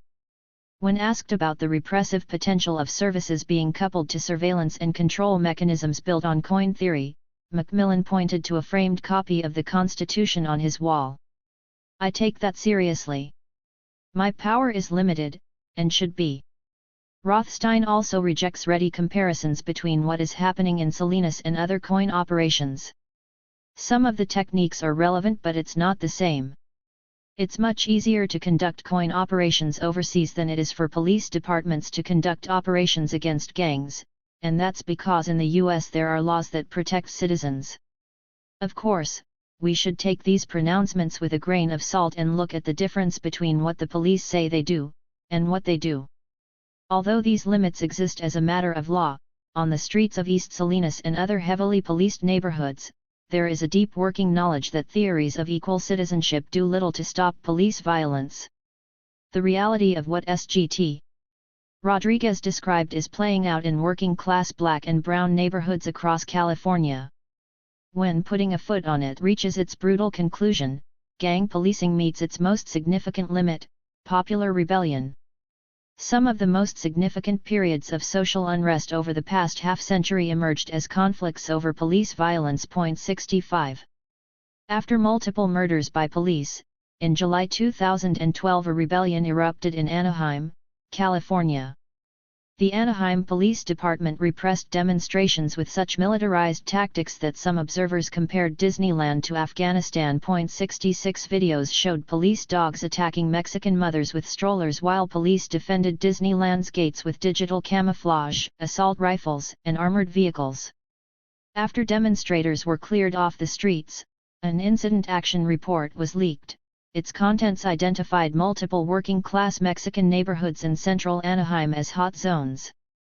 What's significant about this report is the information it contains suggests the civil unrest that recently occurred was not initially confined to one or two working-class Mexican neighborhoods as had been previously reported, but that it spread to different parts of central Anaheim, including areas quite close to the Disneyland and California Adventure theme parks. In addition, it offers compelling evidence top brass at Anaheim Police knew, despite claims to the contrary by Police Chief John Welter, that outside agitators had nothing to do with them, that they were fully aware they were containing a rebellion of and by working-class Mexicans, all residents. 67. This report shows how the Anaheim Police Department responded to a particular uprising, but more importantly, it demonstrates the cops' understanding that the conflict is rooted in the conditions of Orange County. From Anaheim to Salinas, police are being forced into a role of managing conflict in an increasingly stratified society. 68 This management is best understood as a spectrum of state repression that corresponds with the level of popular rebellion. The Anaheim Rebellion emerged because of profound long-simmering rage against anti-gang efforts that rely on racial profiling to maintain a geographic separation of inequality. Although the rebellion demonstrated that police could not murder Latino youth without consequences, ultimately the Anaheim police did their job, to maintain the overall power, balance. Or, as Steinbeck's character John Casey says, cops cause more trouble than they stop. 69. The task ahead is to really begin, towards in conclusion. Before closing, a bit of humility is in order. This chapter set out to contextualize and critically analyze the theoretical architecture of the NPS/SPD collaboration. It tracked how strategies, techniques, and technologies of governance and control flow between conflict zones as well as within different elements of state security apparatuses. One limitation of this study is that, in the case of the NPS/SPD collaboration, it is highly one-sided. The research in this chapter studied up in order to interrogate the theoretical terrain of domestic coin. Likewise, it is a snapshot of an incomplete process. Future research is needed to track what happens in Salinas as the action plan is implemented. As theory translates into practice, the most interesting questions will appear in the limits. Conclusions reached in this study should serve as questions, as points of departure to continue researching the blueprints and functions of empire. The research most critical at this junction will not come from the academy. It will come from the prisons, the hotspots, the ICE detention centers 70 and the streets where the hostile environments of, potentially, endless counterinsurgency are ruptured by rebellions. 71. The coin theorists, too, might benefit from some humility. Here is a cautionary tale from a recent experiment with counterinsurgency. Los Zetas are one of the most brutal and feared Mexican drug cartels. But where did the Zetas come from? A recent report gives evidence that some of the original Zetas came from the Airmobile Special Forces Group, GAFE, an elite division of the Mexican military. 72 The report quotes a former U.S. Special Forces commander as saying GAFE was trained by America's 7th Special Forces Group, or Snake Eaters, at Ft. Bragg, North Carolina. GAFE's U.S. training was designed to prepare them for counterinsurgency to fight the Zapatista rebels in Chiapas, Mexico. The Zapatistas, a poorly armed primarily indigenous militia, rose up against the Mexican government on January 1, 1994, the same day the North American Free Trade Agreement, NAFTA, came into effect. The rebels called NAFTA a death sentence, in part because the agreement would allow subsidized U.S. crops to enter the Mexican market, pushing small farmers off the land. The Zapatistas also see themselves in a decentralized and networked relationship to other social movements fighting against what they describe as the empire of money. They call this conflict the Fourth World War. 73. After battling the Zapatista insurgency, GAFE gained additional training and support from the US to fight the drug trade, the industry that Arsenault argues benefited most from NAFTA. 74. It is probably impossible to measure with accuracy, but certainly NAFTA increased trade flows in many goods, and illegal drugs in particular. It is also undeniable that rural displacement in Mexico, due to neoliberal economic policies, swelled the ranks of unemployed young people eager to make quick cash by any means necessary. While some of these displaced young people joined the Mexican cartels, others crossed the U.S. border to find work in the fields of California. It is not so surprising, then, that they would find counterinsurgency operations occurring simultaneously on both sides of the border. After all, the Fourth World War is a total war indeed. Today there is simply no quiet corner to rest and catch one's breath. 75. While coin theorists include the Zapatistas in their categories of social net war, 76, there are clearly huge difference between the Zapatistas and the Zetas. It is an obvious analytic mistake to equate the two groups because of their networked form.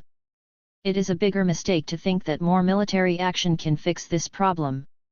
As the examples of the Zapatistas/Zetas and the Salvadoran Civil War/MS-13 indicate, the perpetual management of conflict through counterinsurgency is exacerbating the very dynamics coin purports to solve.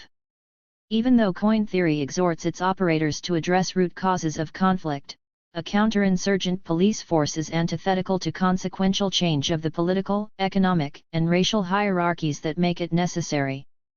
For example, despite clear evidence that Salinas labor economics, police, and prisons exacerbate gang violence, coin strategically reinforces the state's security apparatuses. From an ivory tower, this could be called reform. On the streets, it's part of a continual recalibration of repressive forces and institutions that have historically upheld the divisions of race and class. Salinas' own history spirals back, and Steinbeck reminds us. Our repression works only to strengthen and knit the repressed. The great owners ignored the three cries of history. The land fell into fewer hands, the number of dispossessed increased, and every effort of the great owners was directed at repression. 77. Our Oakland, Our Solutions. The Stop the Injunctions Coalition. Introduction. In February 2010, City Attorney John Russo, with the support of the Police Department, publicly announced plans to institute gang injunctions in the city of Oakland, California. The first of these injunctions delineated a 100-block safety zone in North Oakland, a historically black community bordering a wealthy shopping district. The injunction named 14 black men, 1 Vietnamese man, and 70 John Doe's people who could be added at a later date, and the entire North Side Oakland gang. Approved in October 2010, the North Oakland injunction remains in temporary status. 1. In October 2010, the Oakland City Attorney's Office announced a second injunction in the Fruitvale/San Antonio district, a predominantly Latina/O neighborhood with a large immigrant population. This injunction sought to greatly expand the reach of this policing tool, both geographically and numerically, as it delineated a 400-block safety zone and named 42 individual men and the Nortino Street Gang as an unincorporated association. A preliminary injunction was filed against 5 of the named individuals in September 2011, followed by a preliminary injunction against the remaining 37 named individuals in February of 2012. The preliminary injunction also sues the Nortino Street Gang as an unincorporated association. 2. All told, the city attorney planned to implement at least 11 injunctions across the city before the end of 2010. However, when the first injunction was announced, political organizations, community members, lawyers, and some of the defendants immediately organized against it. Understanding that policing is never a viable remedy to neighborhood problems, community members began educating themselves about the history of gang injunctions and what they might look like in Oakland. With this knowledge they started educating the public via street outreach and use of the media, and began discussing non-police alternatives to addressing violence and harm that support strong, healthy communities. In this piece we will first lay out what gang injunctions are and detail the historical background of this type of policing, followed by an analysis of the fight against injunctions in Oakland. Part 1. Gang injunctions come to Oakland. What are gang injunctions? A gang injunction is a civil suit filed against a group of people the authorities deem a public nuisance. It prohibits them from participating in certain activities in a defined safety zone. 3 barred activities usually include a combination of previously legal and already illegal actions, such as being outside during court-determined curfew hours, loitering, appearing in public with anyone police have labeled a gang member, including people not named in the injunction, possessing drugs, and wearing colors that law enforcement associates with the gang in question. In some cases, exceptions are made for attending church, school, and work, but these exceptions may not always include travel to and from these destinations, or, if they do, the individual is still subject to harassment until their destination is confirmed by a police officer. Individuals who violate the injunction can face up to 6 months in jail and/or a fine of $1,000 without a trial. Gang injunctions are tools of suppression policing and are rapidly proliferating across California and the U.S. Suppression policing is the practice of aggressively delimiting activities that cops determine to be disorderly, such as loitering, vandalism, or congregating in groups, with the idea that suppressing these activities will prevent serious crime. Suppression tactics include stop and frisk, cuffing or detaining people without arresting them, pressuring people to consent to police searches, or establishing curfews or restrictions on where people can travel or congregate. Suppression policing is sometimes also referred to as order maintenance policing or quality of life policing. It has the effect of increasing police contact with and control over communities of color, often leading to imprisonment. The classification of gang injunctions as civil suits creates difficult conditions both for the named individuals and their communities. Because they are not criminal proceedings, the defendants are not entitled to free, court-appointed attorneys, or to jury trials. Further, the burden of proof is lower than in a criminal trial, clear and convincing rather than beyond a reasonable doubt. Most gang injunctions include an opt-out clause. Opt-out provisions ostensibly allow those named on gang injunctions to demonstrate that they have severed ties with the gang. The supposed benefits of opting out include decreased stops and/or searches by police, the ability to have stronger ties to family and friends when not confined by the stipulations of the injunction zone, and more options in terms of employment or education and housing. However, opt-out criteria, which are subject to corroboration by police and the district attorney's office, require that defendants prove that they have not had any contact with law enforcement for 2 full years after the injunction was filed, even if they had no contact with law enforcement before, and that they are not gang members. 5 Additionally, defendants must pay a filing fee of some hundreds of dollars to participate. The opt-out process puts both the evidentiary and the financial burden onto the named individual. Additionally, the opt-out process can include informing on the activities and associations of other people, and ignores the complexities of involvement with gangs and of negotiating an exit from these organizations. Further, the public naming of people as gang members poses a number of problems: future harassment by law enforcement, exposure to retaliation from rival gangs, and barriers to employment and similar forms of social exclusion. Ultimately, gang injunctions subject entire neighborhoods to increased surveillance and harassment as police are granted extensive discretion to stop, interrogate, and gather information on people in the injunction zone. The information they collect goes into classified databases such as Cal/Gang, which the American Civil Liberties Union, ACLU, characterizes as a secret blacklist. 6 Police do not have to receive the approval of a judge or a magistrate to add someone to the database, nor do they have to notify the individual that they have been listed in one. These databases can have terrible consequences for people if they interact with police at a future date, even if they have no prior arrest record, and even if they are not suspected of a crime. The Los Angeles City Attorney's Office filed the first gang injunction in 1987, and there have been over 150 filed in California since. They have been legally challenged on numerous occasions by defense attorneys and third-party litigators like the ACLU.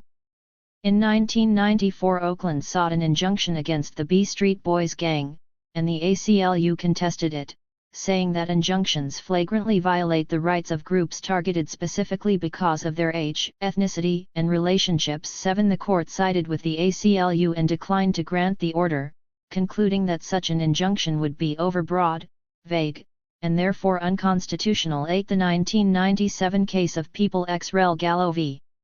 Carlos Acuna challenged the constitutionality of gang injunctions, arguing that injunctions violate defendants' First Amendment right to free assembly. In this case, however, the California Supreme Court upheld the injunctions, finding that gang activity falls under the definition of a public nuisance.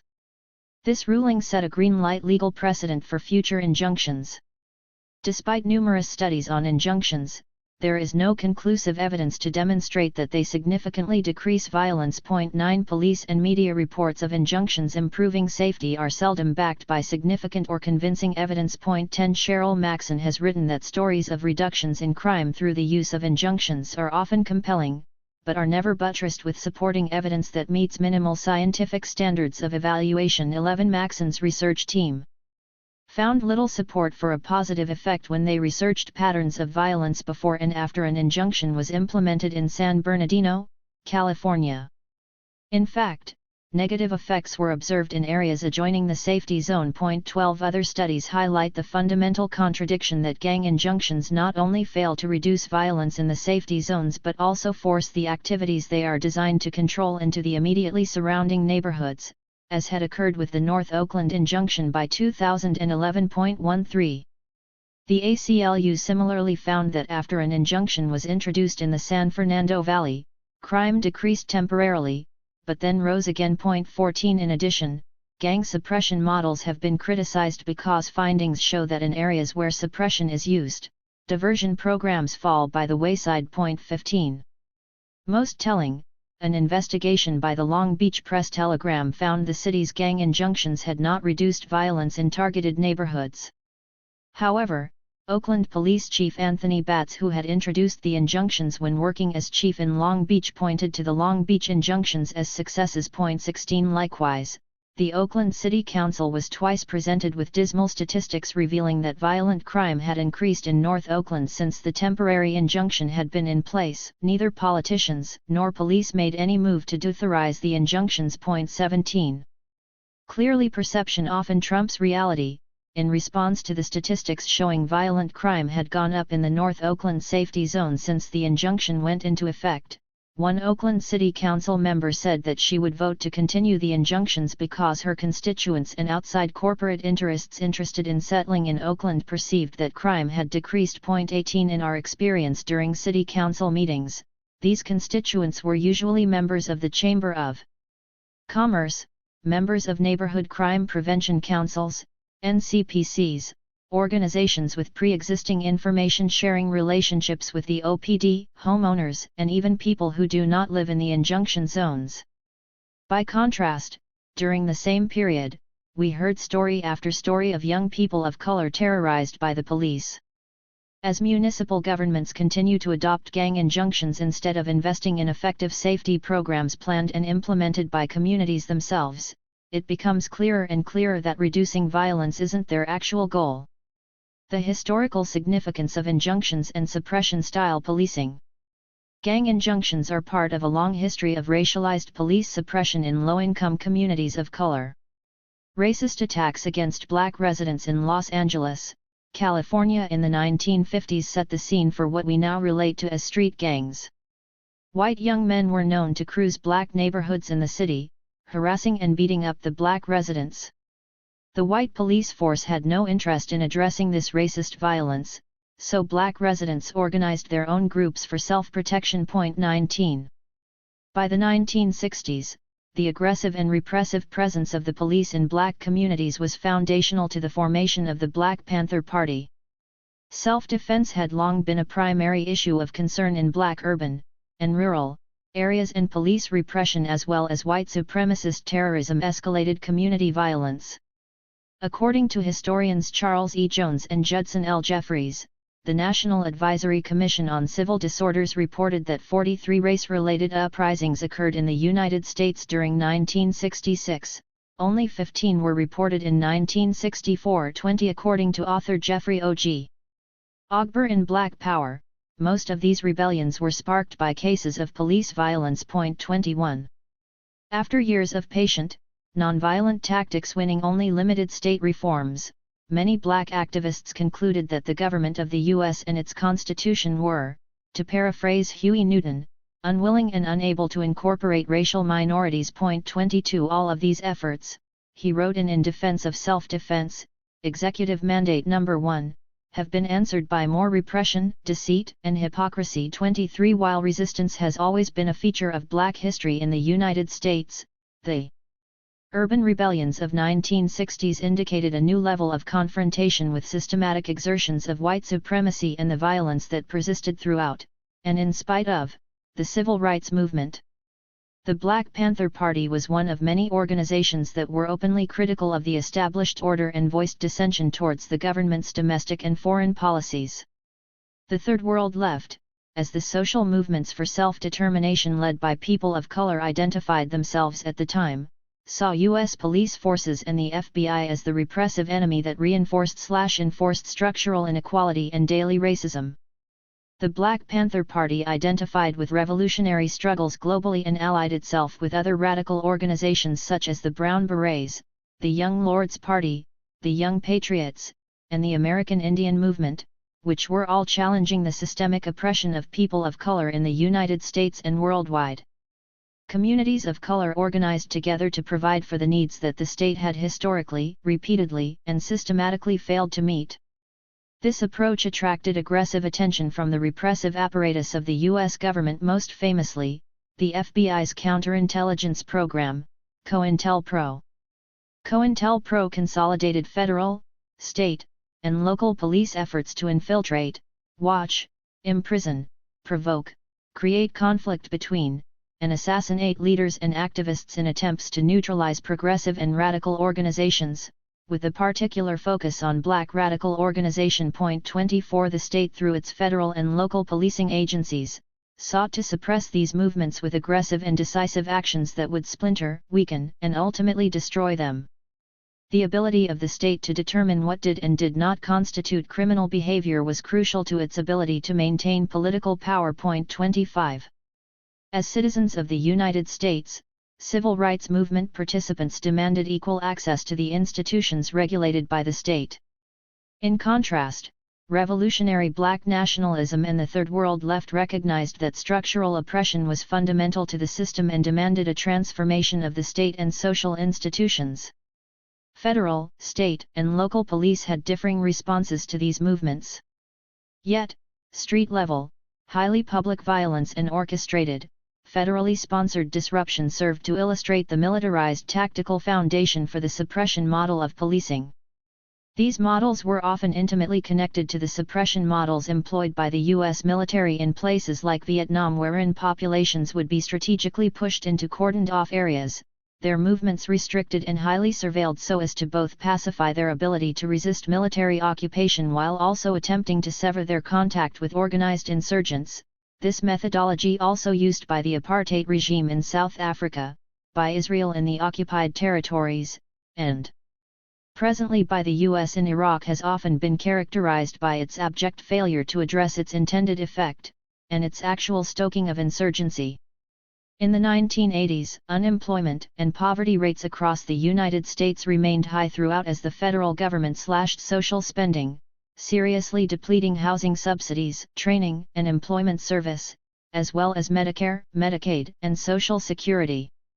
With industries closing factories and moving labor overseas, manufacturing was no longer an employment sector that could provide working class and union jobs to the urban people of color in California. The simultaneous state repression of Third World Left movements for self-determination created a climate in which poor communities of color were being decimated both politically and economically.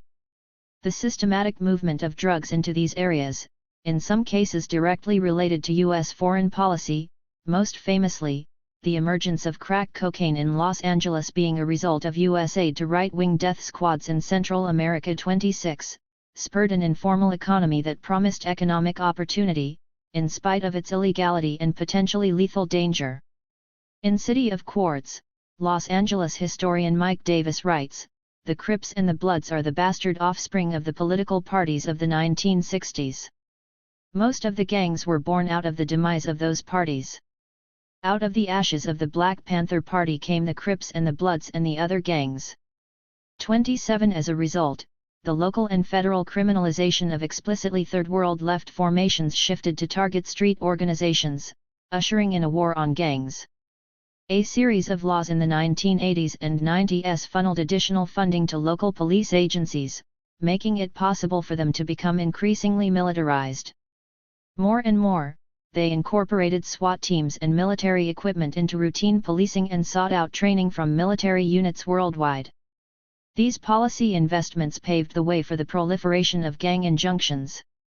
In 1988, the Street Terrorism Enforcement and Protection (STEP) Act instituted felony prosecution of active gang members, felony penalties against adults who coerce youth into joining a gang, and possible life terms in prison for murder convictions involving drive-by shootings. 28 The law also outlined penalties for graffiti and the sale of illegal weapons.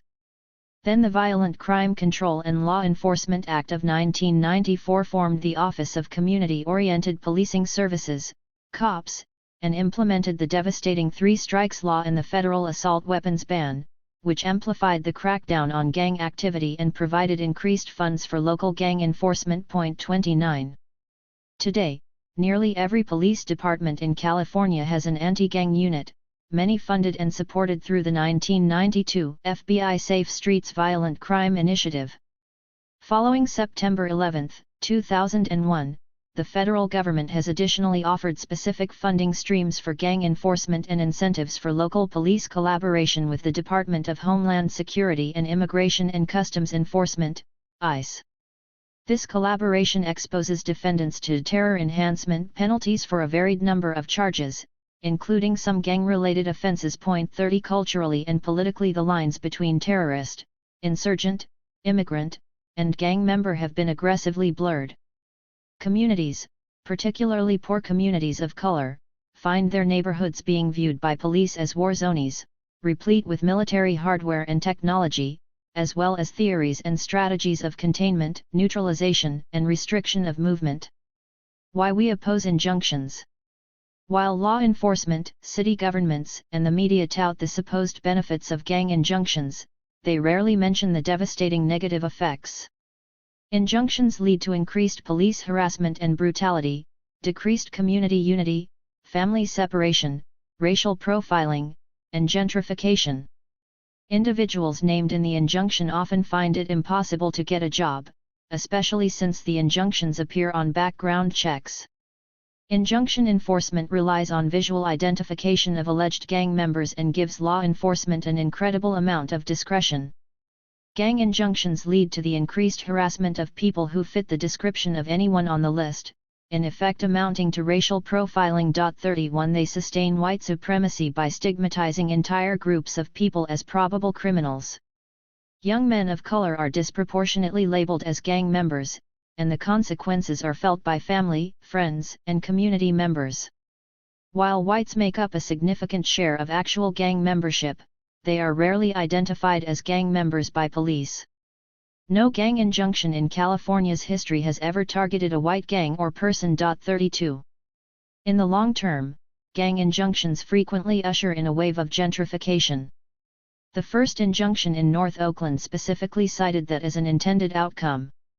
A joint report by the Oakland City Attorney's Office and the OPD, delivered to the Public Safety Committee of the Oakland City Council on February 11, 2010, stated that providing additional law enforcement tools and resources at the local level to improve public safety and eradicate criminal street gangs will help create a better environment for economic growth and development. 33 Redevelopment, also sometimes called urban renewal, historically has forcibly displaced poor and working class populations, turning over their land to wealthy redevelopers for free or a below-market value price.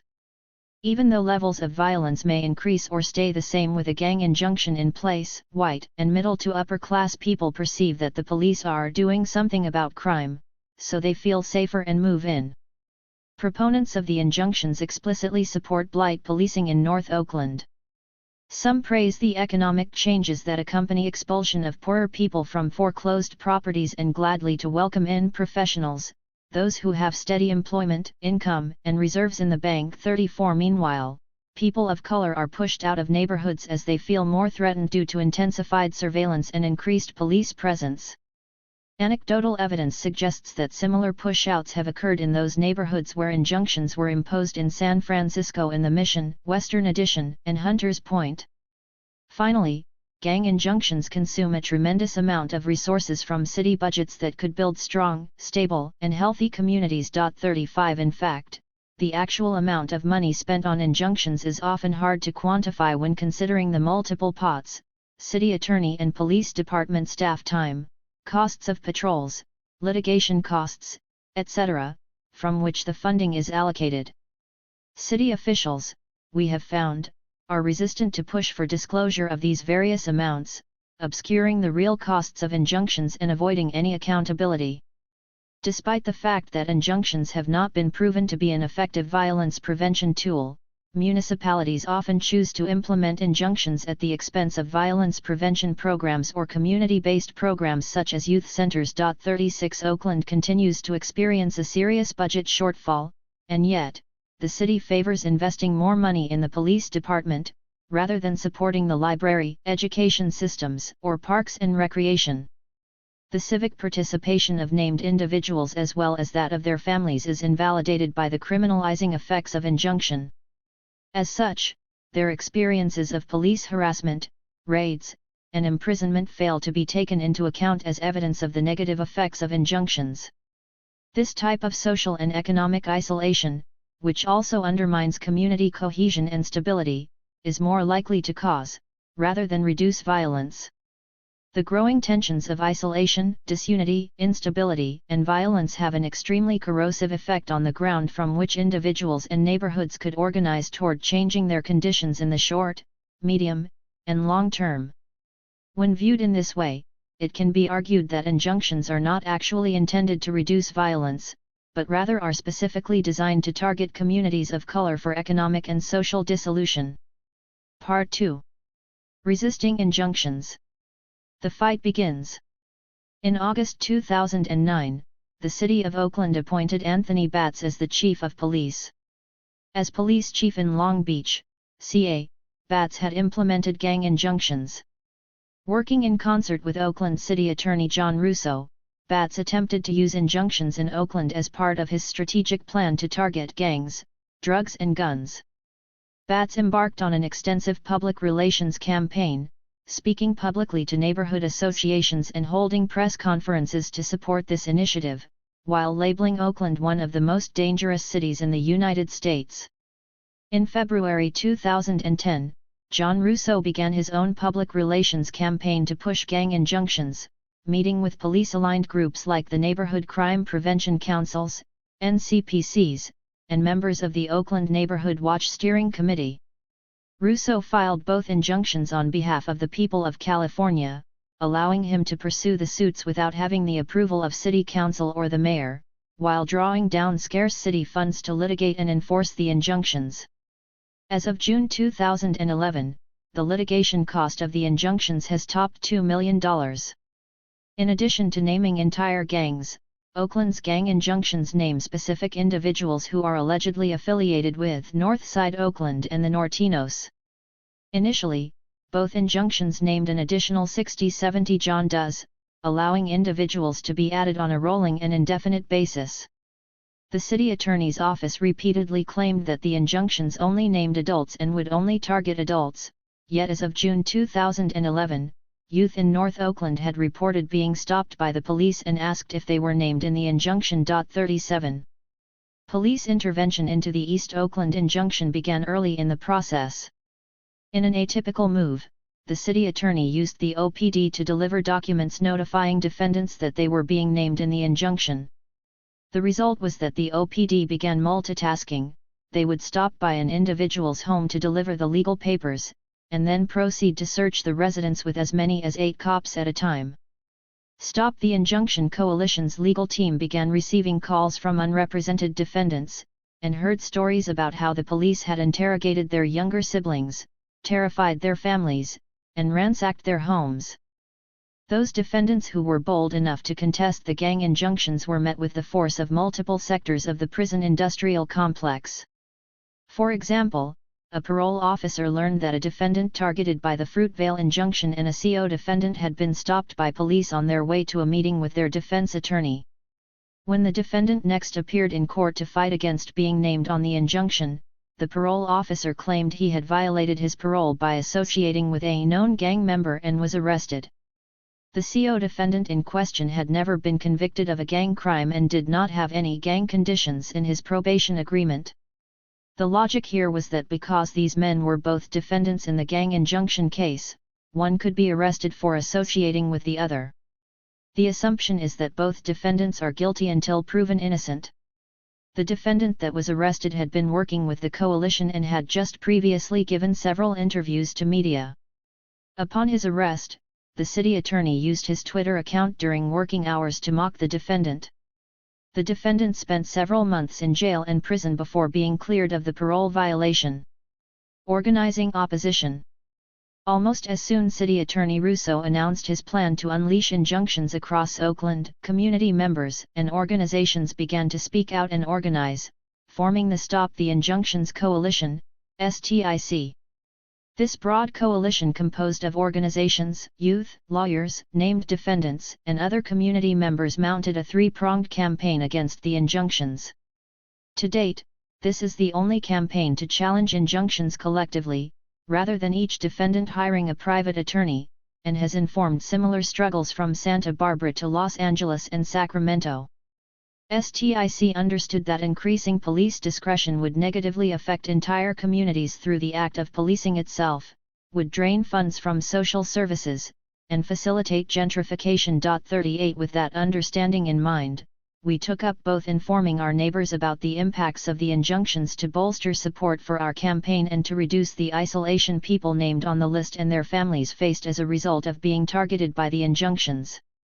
Very early in the process we reached a crucial consensus that we would struggle to defeat the injunctions themselves, and not just try to remove individual people from the list. While the fight in the court forced us to defend individuals, as a coalition we never argued on the basis of innocence or guilt. Instead, we held firm that people who had caused harm to others were still a part of our communities and needed strong support and resources rather than policing and imprisonment.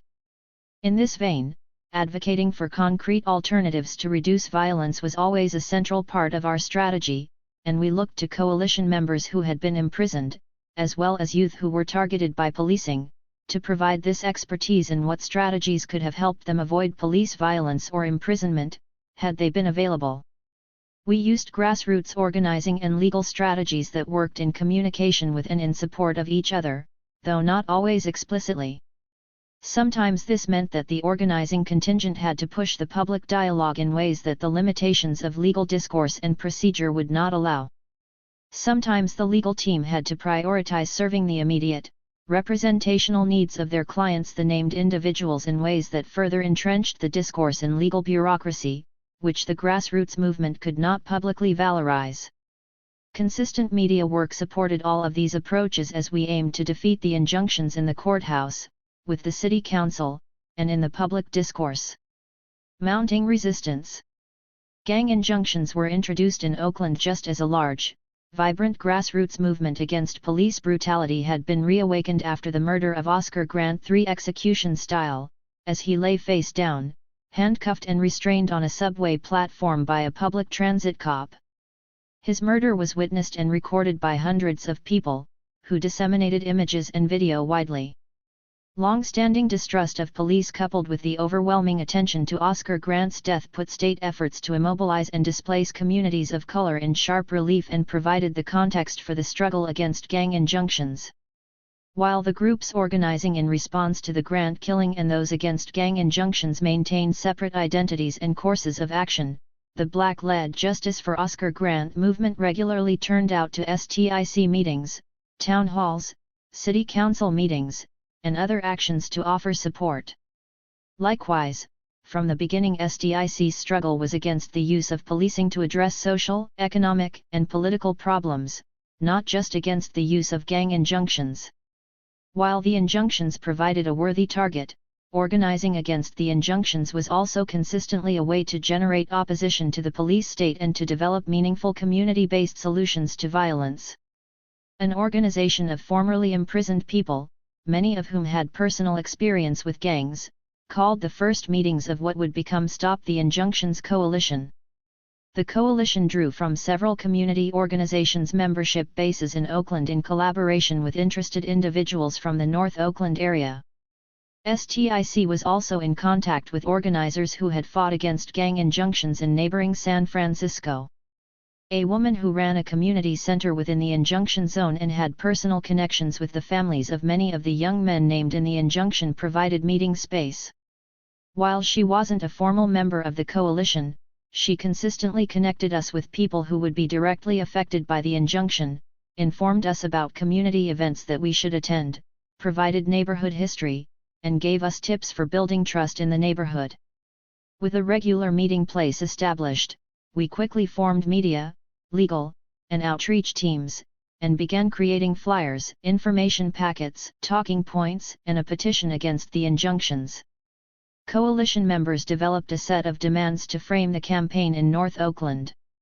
The demands included, an end to the use of gang injunctions and removal of people from the gang database, community participation in decision-making affecting Oakland residents, increased support for community programs, an end to gentrification and an increase in safe, affordable housing, police accountability, and enforcement of Oakland's status as a sanctuary city, including non-cooperation with ICE.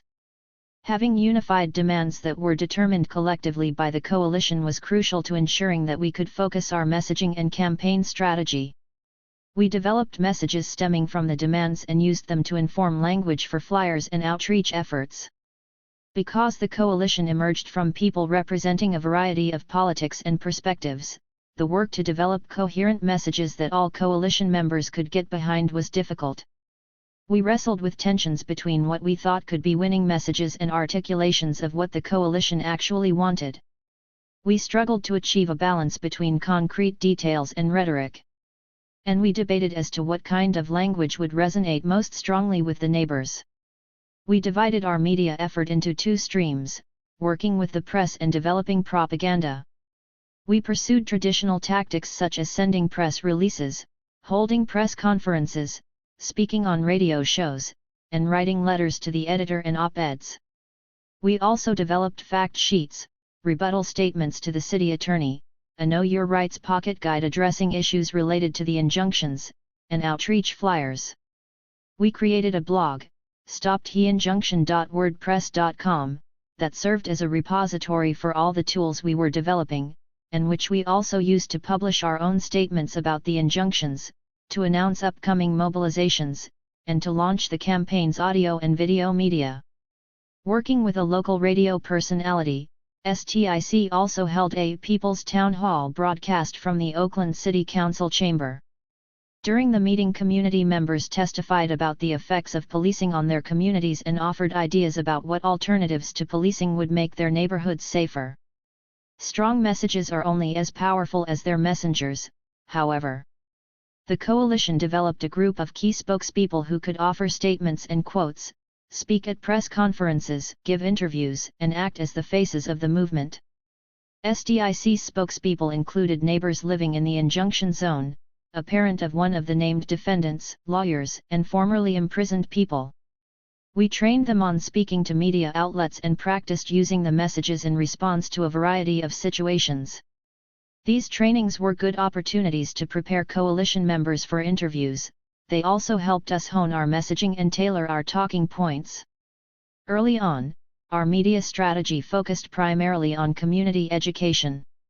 Since the city attorney snuck the temporary North Oakland injunction through with minimal public input, many neighbors did not know that an injunction was to be put in place, or what it would do.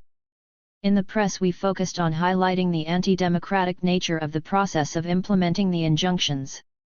As we became more cohesive as a coalition, our press work and propaganda became less about merely sharing information and more about proactively offering analysis and suggesting alternatives to the injunctions. The coalition took up the slogan, "Our Oakland, Our Solutions," as a way to express the centrality of our struggle for self-determination within the fight to eliminate injunctions. In our early street outreach efforts, we began door-knocking, talking to small business owners and people on the street, going into corner stores and barber shops and cafes, and regularly visiting a flea market that was close to the injunction zone.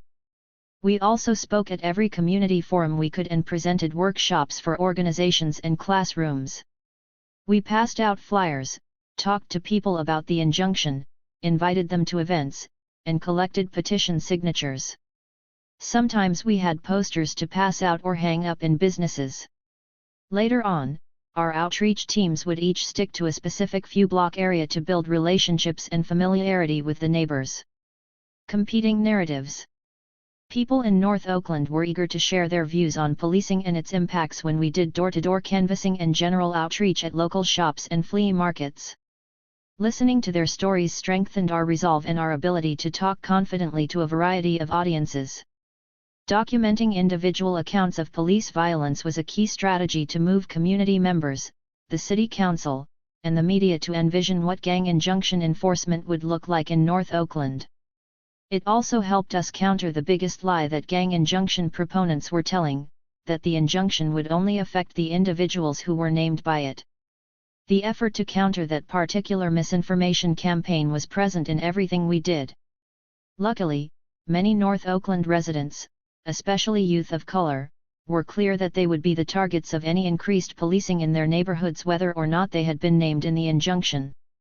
Stop the Injunctions Coalition's role was also to help shift the debate so that the terrain on which the grassroots organizing took place was one that we were shaping, rather than the Oakland Police Department and the City Attorney's Office. In order to do this, we listened closely to how different sets of people talked about policing, gang injunctions, violence, and interventions so we could be flexible and targeted with our messaging as we moved from audience to audience. Youth groups and local artists made beautiful posters and banners, community members were trained as spokespeople, hundreds of people were mobilized, and we started to help shape the story the media was telling about the injunctions. The city attorney's office was caught off guard by SDIC's large and loud presence against the North Oakland injunction and immediately tried to discredit us by saying that we didn't care about gang violence. While we had been talking with neighbors, allies, and the media about gang injunctions being a waste of resources, we began to see that we needed stronger language about alternative solutions to gang violence. We fortified our arguments by presenting examples of local organizations working with gang-affected youth without involving cops. These included a community center bringing youth from different neighborhoods together for a weekly dinner and political education, and an arts center providing after-school programming. We offered these organizations and others as strong community and youth empowerment resources and collaborated with them in our organizing efforts. City officials were not receptive to these ideas, but the public often was. By highlighting local groups' programs, we forged key alliances that were crucial in building a broad-based movement. In and out of court. Alongside these community efforts, SDIC's legal strategy always played a defined role in the campaign, developing from a relationship between organizers from targeted communities and legal advocates. At its core, the approach was based on the shared assumption that litigation could not be the primary path to eliminating the injunctions, and that building power and unity at the community level is the only way to make lasting change. At the same time, since courts are where the gang injunctions are prosecuted, we had little choice but to fight there as well and to work with attorneys to bring community voices into that forum. From the beginning of the struggle we used the court dates as opportunities to rally against the proposed injunctions, build momentum, and gather media attention. Community mobilizations to court and rallies outside the courthouse were important parts of an integrated legal and organizing strategy during the North Oakland hearing and continue to be part of SDIC's strategy.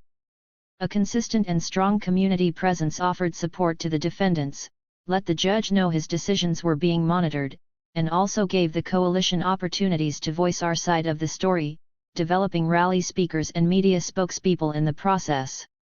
As we grew, our coalition began to shape the terms of the debate.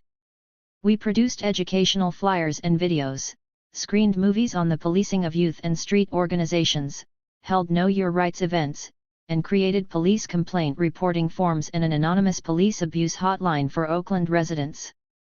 The cumulative effect led to clear calls for neighborhood self-determination being heard in City Hall, in the press, and beyond. Moving east.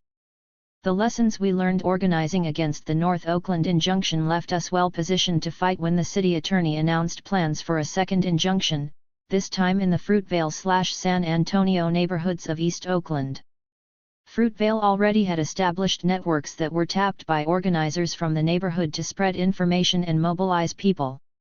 These networks were based on long-standing relationships with community-based organizations in the injunction zone, including some that had direct connections to many of the defendants. Although the Fruitvale neighborhood has experienced some development, it had not experienced the decades of destabilizing, fragmenting, and disenfranchising gentrification that the North Oakland neighborhood had. When the second injunction was announced, Fruitvale organizers and residents had already seen the results of the North Oakland injunction and understood what it would mean to give police even more authority. Fruitvale is a predominantly Latina/O community that is heavily impacted by the collaboration between local cops and ICE agents. In relationship to recent city-sponsored economic redevelopment projects in the area, Fruitvale residents saw a heightened police presence and with it increased racial profiling, harassment, checkpoints, raids, imprisonment, and deportations, and police killings. 39 years earlier, in 2007, several organizations with broad working class, Third World constituencies, many of them based in the Fruitvale, joined to form the Oakland Sin Fronteras Coalition. The focus of the alliance was to bring attention to the attacks on migrants and show their relationship to militarization, imprisonment, and police violence. When the injunctions hit, many of these organizations understood the importance of stopping yet another attempt to augment policing powers. Member groups of the Sin Fronteras Coalition took the lead in gathering together educators, community members, and youth groups, including those working with gang-impacted and gang-affiliated youth, to discuss strategies and community solutions. They came to a North Oakland STIC screening of Bastards of the Party, a film STIC had been showing with ally organizations to deepen a shared historical analysis of injunctions. After the film, the group from the Fruitvale continued to visit North Oakland STIC meetings to learn what strategies had been successful in the North and to initiate collaboration and tool sharing. The groups ultimately joined forces and STIC expanded our focus to include East Oakland.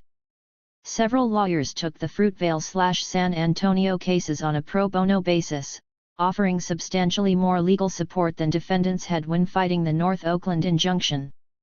The attorneys met with gang outreach workers to learn more about the individuals named on the list. The legal team began by representing a single defendant, hoping to get his name removed from the injunction, but soon realized that they couldn't effectively litigate the case that way. They realized the only way to challenge the scope of the injunction and the various restrictive terms was to represent as many of the defendants as possible.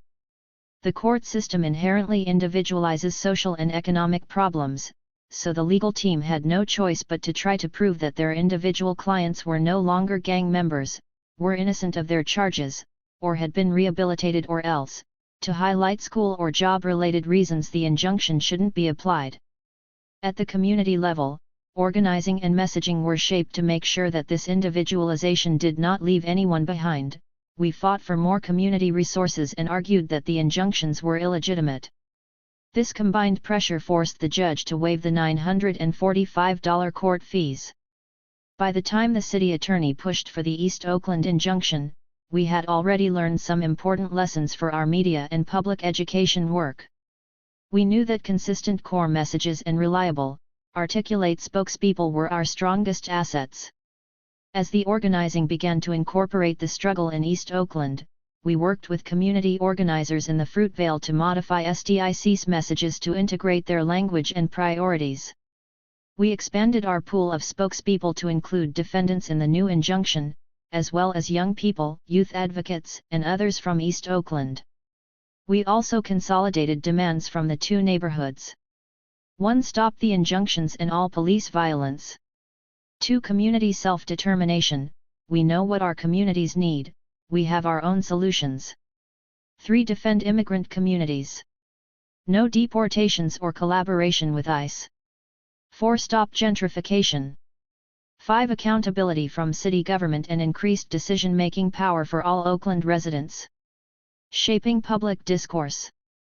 Fighting the injunctions in the press could only work as one means of drawing attention to the issue. Drawing on the long, vibrant history of cultural resistance in Oakland, art, music, and performance have become crucial pieces of SDIC's media work. Creating a visual language for the campaign was as important as solid talking points. We joined forces with an artists collective to create campaign posters, and coalition members in both neighborhoods held banner-making parties to ensure that our public presence was as dynamic and colorful as the coalition itself. Local musicians wrote songs and shot videos specifically for the anti-injunction effort.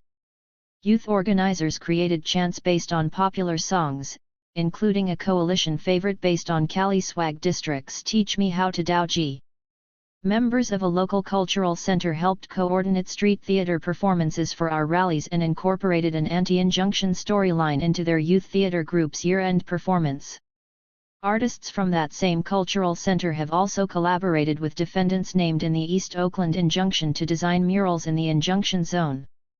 As we refined our demands, talking points, and strategy, we knew that we had to educate and include the community that would be impacted by the injunctions. We began by conducting town halls where we disseminated information, developed strategy and demands, and collected ideas about ways to mitigate violence in the neighborhoods without increased policing. To organize the town halls, we began by outreaching to the defendants, their families and friends, community elders, and gang-affected and gang-affiliated youth. Through this process we were able to get a number of defendants to lead pieces of the organizing work, tell their stories in community settings, become media spokespeople, and educate young people about the effect the gang injunctions had on their lives, their families, and on the broader community. We all agreed on the need for activities during which we could shape the public discourse, rather than just showing up whenever the city attorney or police chief spoke about the injunctions. Youth took the lead in creating spaces where young people could develop ideas for actions and led the planning and training for them. Some actions followed those tested in North Oakland, including press conferences, marches, city hall and court mobilizations, as well as street theater, educational workshops, banner drops, wheat pasting, and community bike rides through the injunction zones. A week of action. Because City Council is supposed to direct the City Attorney's office, we knew that it was important to get council members to take a public stance on the injunctions. We began driving a wedge between the unpopular City Attorney and the City Council. The City Council and the newly elected mayor initially dodged the issue by saying that they hadn't been briefed on the injunctions, and therefore could not speak about it. We began mobilizing hundreds of community members once or twice a month to attend the City Council Public Safety Committee meetings and to speak against the injunctions. During this period, our messaging gelled among our supporters, and a large and very diverse crowd seemed to speak with a single voice. After several months, we were able to pressure the Public Safety Committee, and later the entire City Council, to request further information about the injunctions from the City Attorney's Office and the Oakland Police Department. When the report was released, it showed that after 1 year the injunctions had cost $760,000. We gained substantial ground on our argument that injunctions are a waste of resources in a cash-strapped city, and we used the informational hearing to offer our own report on the financial and social costs, as well as our suggested alternatives. Meanwhile, the youth organizers suggested a week of action to educate and stir up energy among community members and to put pressure on city officials. That week in March 2011 became one of the most memorable moments in the campaign and generated energy not only among Oaklanders, but also among people fighting injunctions in neighboring cities.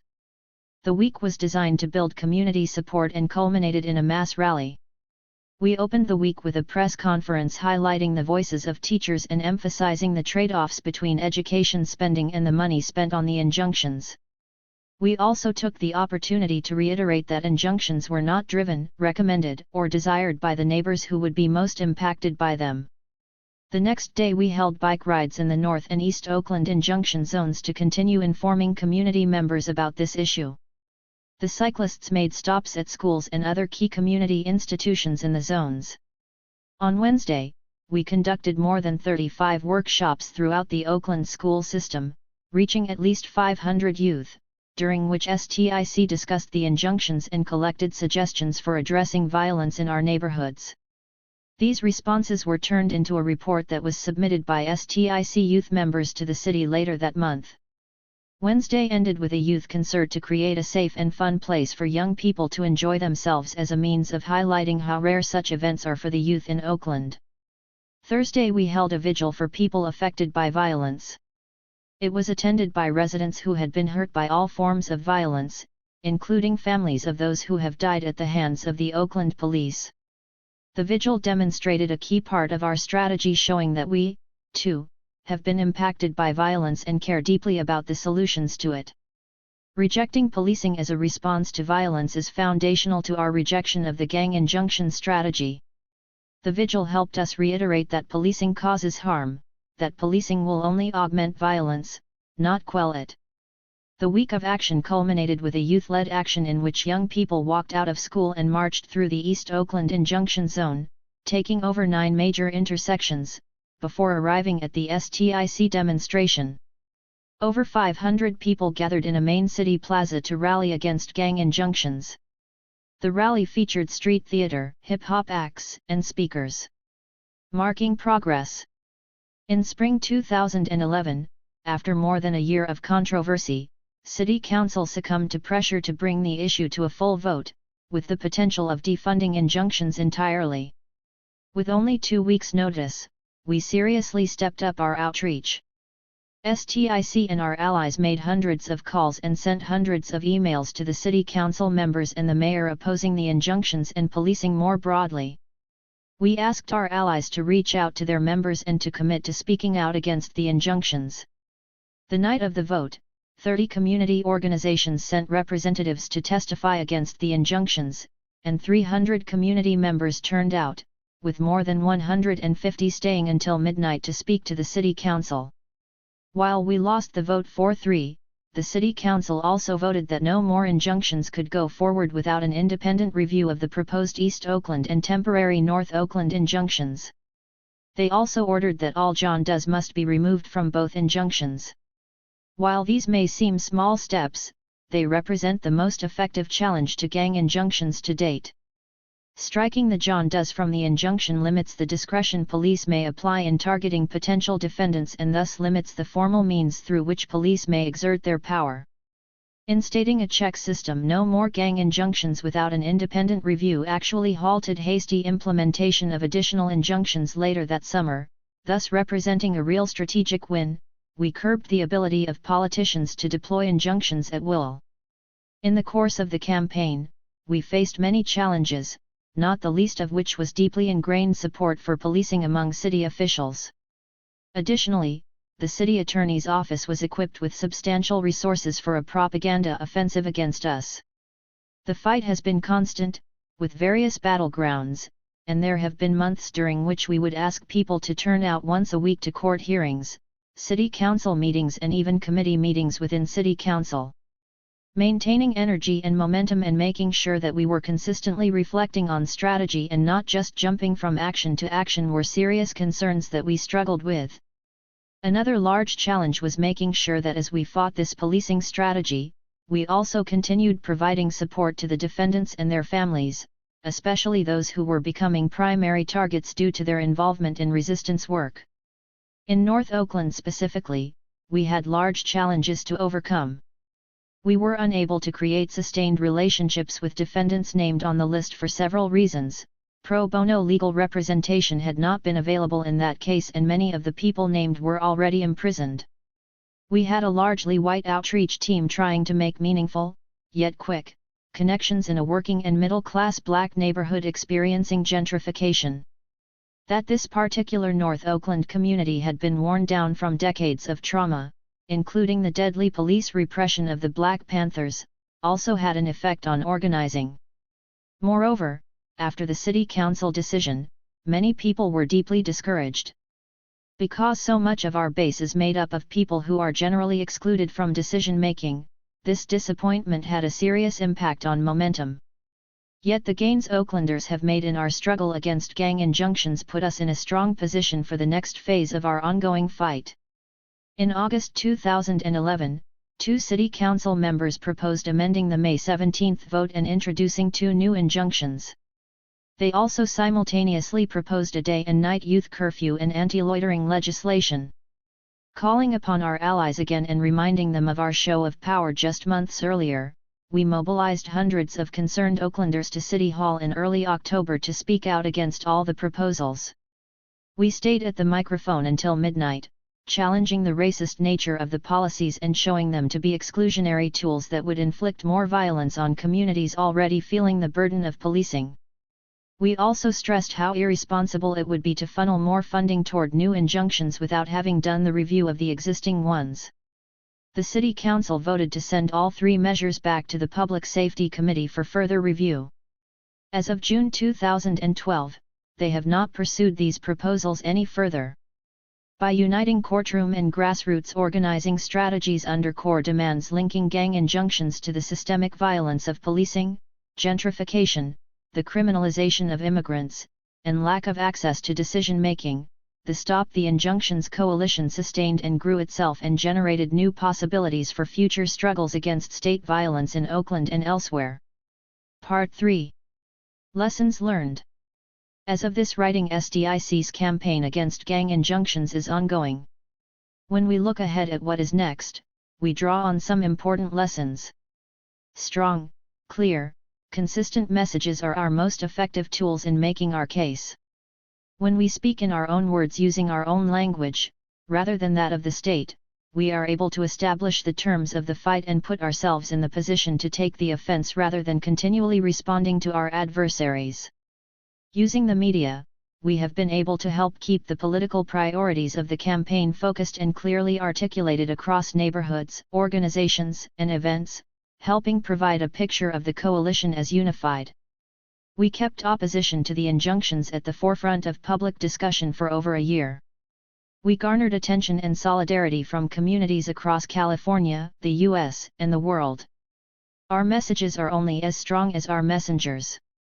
Our effectiveness has come from our spokespeople remembering that they are delivering the messages of the coalition and not promoting themselves. Our coalition members did not lose sight of this. And we do not need to rely on corporate media outlets to engage local communities. We successfully combine self-made media with corporate media to provide a wide range of pieces in a variety of formats to communicate why injunctions are such a violent, dangerous policing tool. Creative use of self-made media can be powerful in subverting dominant messages. Most of all, our campaign is best served when media tactics follow the organizing strategy rather than trying to lead it. In the courtroom, we were able to learn lessons from other legal fights and to wage the first people's legal struggle against gang injunctions.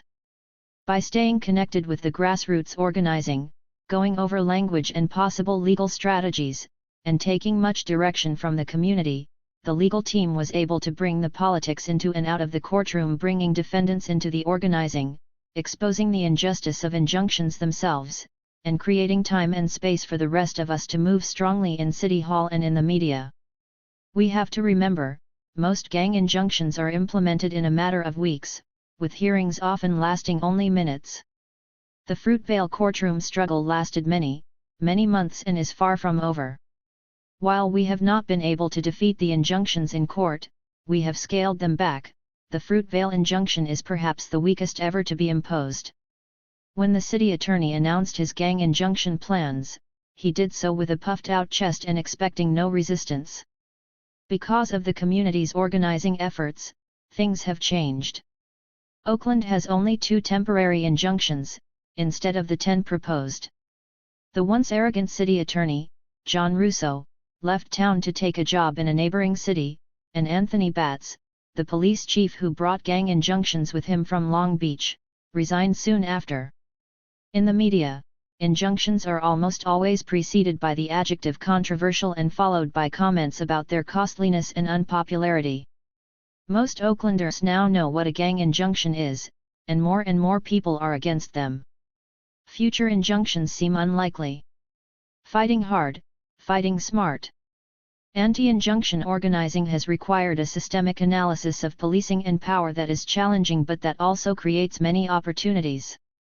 By working to understand the systems that gang injunctions are a part of, as well as the histories of those systems, we were able to keep an eye on a bigger picture even as we were required to take specific actions in the here and now. In order to fight against the injunctions, we had to think and plan and act strategically. We had to ask, why gang injunctions? Why now? Where do these things come from? Where are they going? We had to learn some history. We had to educate ourselves politically. We had to figure out ways to respectfully navigate cultural and linguistic barriers. For many of us, hanging around City Hall wasn't how we necessarily wanted to spend our Tuesday evenings, and the courtroom was one of the last places we would go willingly. Many of us had never talked to the press before. Many of us had never sat through hours of planning meetings or done much organizing at all. But by building an organizing framework that valued collectivity, leadership development, accountability, and discipline, we were able to engage with these challenges and weaknesses and to turn that engagement into strength. One of the tests of that strength will be our ability to learn further lessons and apply them in the future. Another test will be our ability to communicate these lessons and have them applied by others in different locations. In our grassroots organizing work, we learned how to make decisions as a coalition, build the leadership of a variety of people, and ignite the participation of other organizations for mobilizations. We learned that the city government, specifically the OPD and the city attorney, were very well resourced, but were often lumbering and clumsy. While we know they are able to smash you hard if you are under their boot, we also learned that we could beat them in creativity, predict their moves, get out ahead, and outflank and outsprint them. This knowledge was inspiring and we gained a lot of support and momentum in that process. But morale and momentum are hard to sustain, especially in the face of defeats however technical and short-term. The future is unwritten. The history of the Stop the Injunctions coalition in Oakland is still being written. We have been around for less than 2 years. And we have much fighting ahead of us. The immediate future of STIC will be to monitor, delegitimize, and smash the existing injunctions, defend against the slim possibility of future injunctions, and continue to build and highlight all the community-based work happening to fight violence and harm in Oakland. Just as we learned a great deal from other cities' struggles, STIC has been contacted by organizers in cities throughout California beginning or continuing to fight injunctions in their communities. While much of the organizing in Oakland has been within the starkly delineated zones where the injunctions have been imposed, the ideas and strategies developed here could be useful elsewhere. We hope that just as we learned from others, we will be able to share what we have learned. We hope that others will be able to improve on those lessons and strike decisive victories against gang injunctions all over the country. We hope that those victories will act as a basis for further gains against the violence of policing and toward fundamental shifts in power. The idea of self-determination remains at the heart of how we understand and articulate our fight against gang injunctions. It helps us to remember that this fight is as much about building what we want as it is about tearing down what we do not want. Self-determination by definition is a long-haul proposition, but it is surely attainable and definitely worth the struggle. On Memory and Resistance, excerpt from the keynote address, Counterinsurgency Convergence. Elaine Brown. April 8, 2011, Reed College, Portland, Oregon 1. I'm going to focus my remarks on the recent Georgia prisoner uprising. And I'm going to talk tonight about why it is that over 50% of the prisoners in America are black. And the reason I'm going to do that is because black people represent only 13% of the population. This is a reflection, a very clear reflection of exactly what is going on and what is wrong in this society. I'm going to talk about why this is and how it happened. There are over 2 million people in prison in America today. That is the highest number of people in prison in any country in the world, and it represents the highest ratio of prisoners to population of any country in the world. Among those 2 million people in prison is a young man whom everybody in the Georgia prison system knows as Little B. His name is Michael Lewis, and I wrote a book about this boy called The Condemnation of Little B. In 1997 in Atlanta, Little B was 13 years old, and he was arrested for a murder which, parenthetically, he did not commit. I only say parenthetically because I don't know how relevant it is to discuss the question of the guilt or innocence of a young boy, a 13-year-old who was arrested and tried as an adult for murder and sentenced as an adult to life in prison, which is what happened to Little B. This is the only country in the world that puts children on trial as adults. At 13 years old in America, you can't buy cigarettes, you can't buy liquor, you can't drive a car, you can't vote, you really can't do anything independently. You have to go to school. You have all kinds of rules and restrictions. You're actually not considered a full citizen.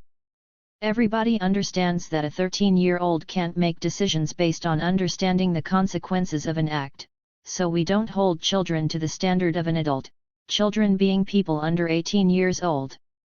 But when it comes to so-called crime, we change our minds, and we hold children to an adult standard and put them in prison. When I saw the headlines in the Atlanta Journal-Constitution, I was simply shocked to see the face of this little boy, and to read that he was being deemed a thug, charged with the killing of an innocent black father. That's how it was characterized. It all took place in an area of Atlanta called the Bluff. The Bluff is where poor black people live, which used to be called the ghetto, the inner city, whatever you want to call it. And, it's a place where you have no real commerce other than drugs. You can buy crack cocaine, powder cocaine, you can buy purple, you can buy ecstasy, you can buy whatever illegal drug you want in the Bluff. And you can drive by and buy it. You can order your drugs by telephone from Georgia Tech, which is nearby, or Spelman or Morehouse colleges, which are also nearby, and you can roll through the Bluff and get whatever you want. It's one of the roughest neighborhoods in Atlanta, but people generally don't get killed there buying drugs, because drug dealers are not trying to kill their customers. So that's where Little B grew up. By the time he was 8 years old, his mother had become a crackhead, and his house was a crack house. The Bluff was a hotbed of all of this, so when a guy got killed on one of its corners, it wasn't particularly newsworthy. Indeed, the case was absurd because nobody goes there to buy a soda, as the wife claimed as to why she and her husband ended up on that corner where he was killed. You only go to the Bluff to buy one thing, and that's dope. But, in any case, this guy gets killed and he's cast as this good guy, a good husband and father, and in the meantime there's Little B, who, arrested for the murder of this good husband and father, is cast as this thug. Early on, the black mayor of Atlanta referred to Little B as an evil in the city. But he didn't talk about how it is that a kid like Little B could grow up without any support, so that by the time he was 11, the juvenile court had to rule that he was not being taken care of by his mother, declaring him a deprived child and removing him from the home, though it really didn't make any difference because there wasn't really a home there. By the time Michael was 8, he'd become responsible for taking care of himself and his little sister, 5 years old, getting her dressed, combing her hair, taking her to school because that was the only way they could get any food, free breakfast and lunch. Later, he would say his mother smoked up every dime. If he were an aberration, or if he were just one kid in one neighborhood, we could say, well, this is a sad little story. But, unfortunately, there are very many Little B's in Atlanta, and in Chicago, Philadelphia, Detroit, Boston, LA, what have you. There are, indeed, millions of children in America living without any support, millions of black children. When he was 11, Michael ran away from the foster home where he had been placed because he was being abused there. He ran away back to the Bluff, where he sold dope for his brother and a lot of other older guys. And those are the same people who testified against him at trial, using him, a boy, to take the weight for their murder. In any case, Michael was convicted of murder in November of 1997. Now around the same time as Michael's case, there was a kid right here in Oregon named Kip Kinkle, who lived in or near Eugene. He was a 14-year-old kid, a white kid. Kip got up one morning and killed mom and dad, and put a backpack full of guns on his back, an assault rifle in his hand, taped a hunting knife to his chest, and went off to middle school. He shot up 25 people, killing 3, before they took him down, and arrested him. Kip killed 5 people that day, and tried to kill the police who arrested him. We all know that if Kip had been a black kid, he would have been dead, killed by the police. The next day after Kip's arrest, there was a big banner in front of his middle school that said, "Why Kip? Looking at too many violent videos? Feeling isolated in Serbia? Was he one of those kids who was being taunted, bullied? What was Kip's problem?" Everybody started examining this, throughout America, why these young people, young white people, so many of them, in Columbine and elsewhere, why were they killing people? And there was a national debate around the question of what was going on with our youth. Not one person called Kip Kinkle a thug, though. Even today, we don't think of Kip as a thug. But my boy is a thug, a boy charged with the killing of 1 person, not a boy known to have killed 5. Nobody thought of Kip as a thug, he was a good kid who just did a bad thing. What happened? We need to look at this. But we don't need to condemn him to life in prison like we did little B. We make a distinction in America when it's a white kid and a black kid. Crime in America has a black face. Crime is a political question. So, in November 1997, Michael Lewis, Little B, was convicted of murder and sentenced to prison for life. Life in prison in Georgia at that time carried a mandatory minimum sentence of 14 years. Today, it's a mandatory minimum of 30 years. 14 years have passed now. In March of this year, last month, right after his birthday, his 28th birthday, Michael was denied parole. The basis for the denial was nature of the crime. Nature of the crime means he'll never get out, because if he's going to be denied based on the nature of the crime, obviously the nature of the crime cannot ever change. So he will never be free. He's still in prison there in Georgia. And he was part of the uprising on December 9 of last year 2010, which involved around 10,000 men. He was at Macon State Prison. The main prisons that were involved were Macon State, and Smith, Telfair, Hayes, Augusta. There are approximately 2,000 men in each prison, and at least 5 of those prisons were shut down on account of the prisoners' labor strike in December. The prisoners determined that they were not going to work, as a protest to being forced to work for free. It was just going to be a one-day strike. Then, they said, "We're not going to work for free. We're not going to work until we get the things that we want. And we're going to make this a non-violent protest." These are guys who could have, taken over the prison, like at Attica, Lucasville. But they knew what the results would be, so they developed a strategy, one that was very powerful. They just refused to step out of their cells. They agreed, everybody is going to just lay down. That's how they put it. There's something very powerful about that language for me, we're just going to lay down. We're not going to get up. We're not going to work. Like Bob Dylan wrote, "We're not going to work on Maggie's farm no more." There were the blacks who were in various sets in the prison, including the Muslims, and you had whites from the Aryan nation, and you had Mexican mafia or what have you, and you had Rastafarians, one of whom called me the other day to tell me that they had retaliated by beating him pretty badly and cutting off his locks. You had all of these groups that have been fighting each other, who were pretty tough guys, and they decided that they're not going to fight each other anymore. They've recognized they have a common enemy. They're not going to fall in love with each other or go off together singing Kumbaya, but they all said, "We have conditions here that are so terrible that we're all suffering under, so we're going to do this thing this day together. We don't know what's going to happen, and we don't know what the result is going to be, but it's going down, and we're standing together. You remember when Dr. King was killed during the Memphis garbage strike? And, the striking sanitation workers carried large picket signs that said, "I am a man." That's what these men were saying, we're still human beings. Despite our condition as prisoners, we're still human beings. I like to talk about Dr. King, because everyone can relate to Dr. King.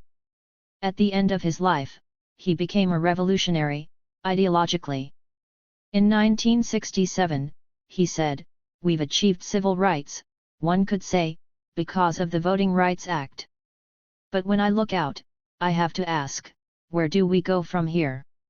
And to know where to go, we have to look at where we are.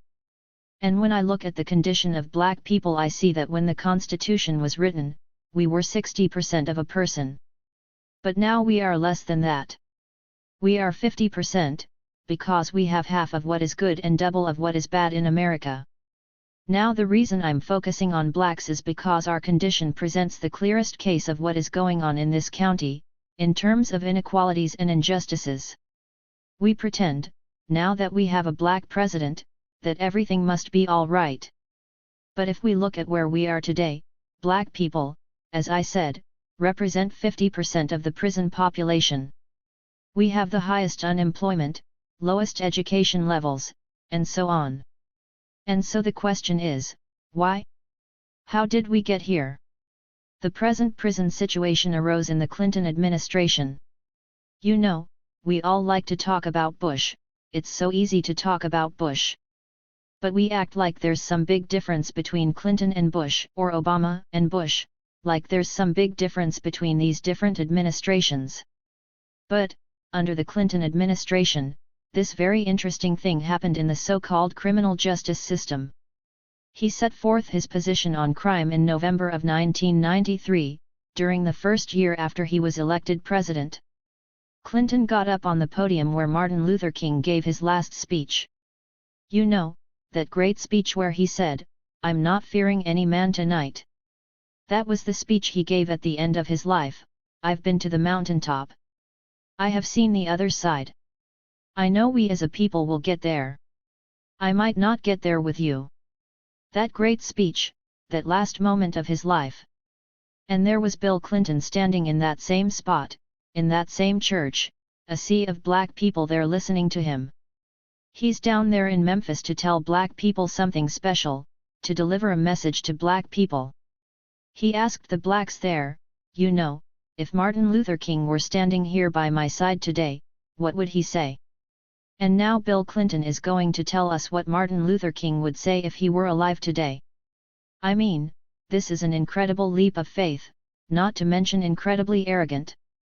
But, Clinton tells all these black people, this is what Martin Luther King would say. Dr. King would say, "I died for your freedom, but look what you've done with it. We have all this black-on-black crime, all these unwed teen mothers, and the breakdown of the black family." That's what Dr. King would say, Clinton said. But, we have to examine this. What do you mean, all this black-on-black crime? The majority of crime in America is committed by white people, against white people. Why? Because white people are the majority of the people in America. It's not very complicated. But Clinton convinced black people, the reason you have all these problems is, something is wrong with you. But I'm going to fix it for you. You've got this crime, you've got these unwed teen mothers. I'm going to do something about your problems. Now, let's examine the breakdown of the black family. I would say that happened back in the 1600s when Europeans started snatching people out of Africa and bringing them into Jamestown as slaves. And let's not talk about how the black family was living for 250 years under the institution of slavery. But, according to Clinton, we are the problem, unable to maintain our families. There's nothing wrong with America anymore. There's something wrong with black people. And we have bought into that neoliberal ideology, which I call New Age racism, where you are responsible for your cancer or your poverty. That's the kind of thinking. It's your fault you are poor or sick. And, you need to fix it, because there's nothing wrong with the scheme of things. And we've bought into that. So Bill Clinton says, I'm going to help you. I'm going to give you a crime bill that's going to be so powerful that all these career criminals and these thugs like Little B, we're going to get them off your streets. So Clinton gave us the Omnibus Crime Bill of 1994, which Newt Gingrich and the Republicans were promoting, but Clinton pushed it through and took credit for it. And, you have people like the members of the Congressional Black Caucus who supported this thing, who said, yes, this is how we're going to deal with crime in our communities. As a result, you have the 3 strikes and you re-outlaws.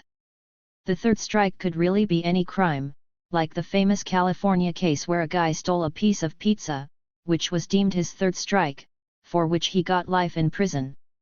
This is coming out of Clinton's legislation, which all the states adopted.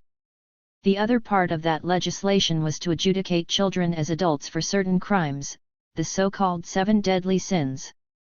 As a result, from 1994 to 2004 the prison system in America doubled, and became the largest prison system in the world. We can thank Bill Clinton for that. The second failing among blacks according to Clinton was the so-called unwed teen mother.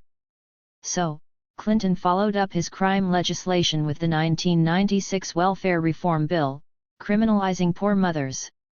The mass incarceration of blacks, however, is not really new. This relates to what the brothers in Georgia were talking about, prisoners working for free. In the prison system of Georgia, you do not get paid one dime for your work. Of course, the larger reality is that people outside prison are working every day for what amounts to little or no money.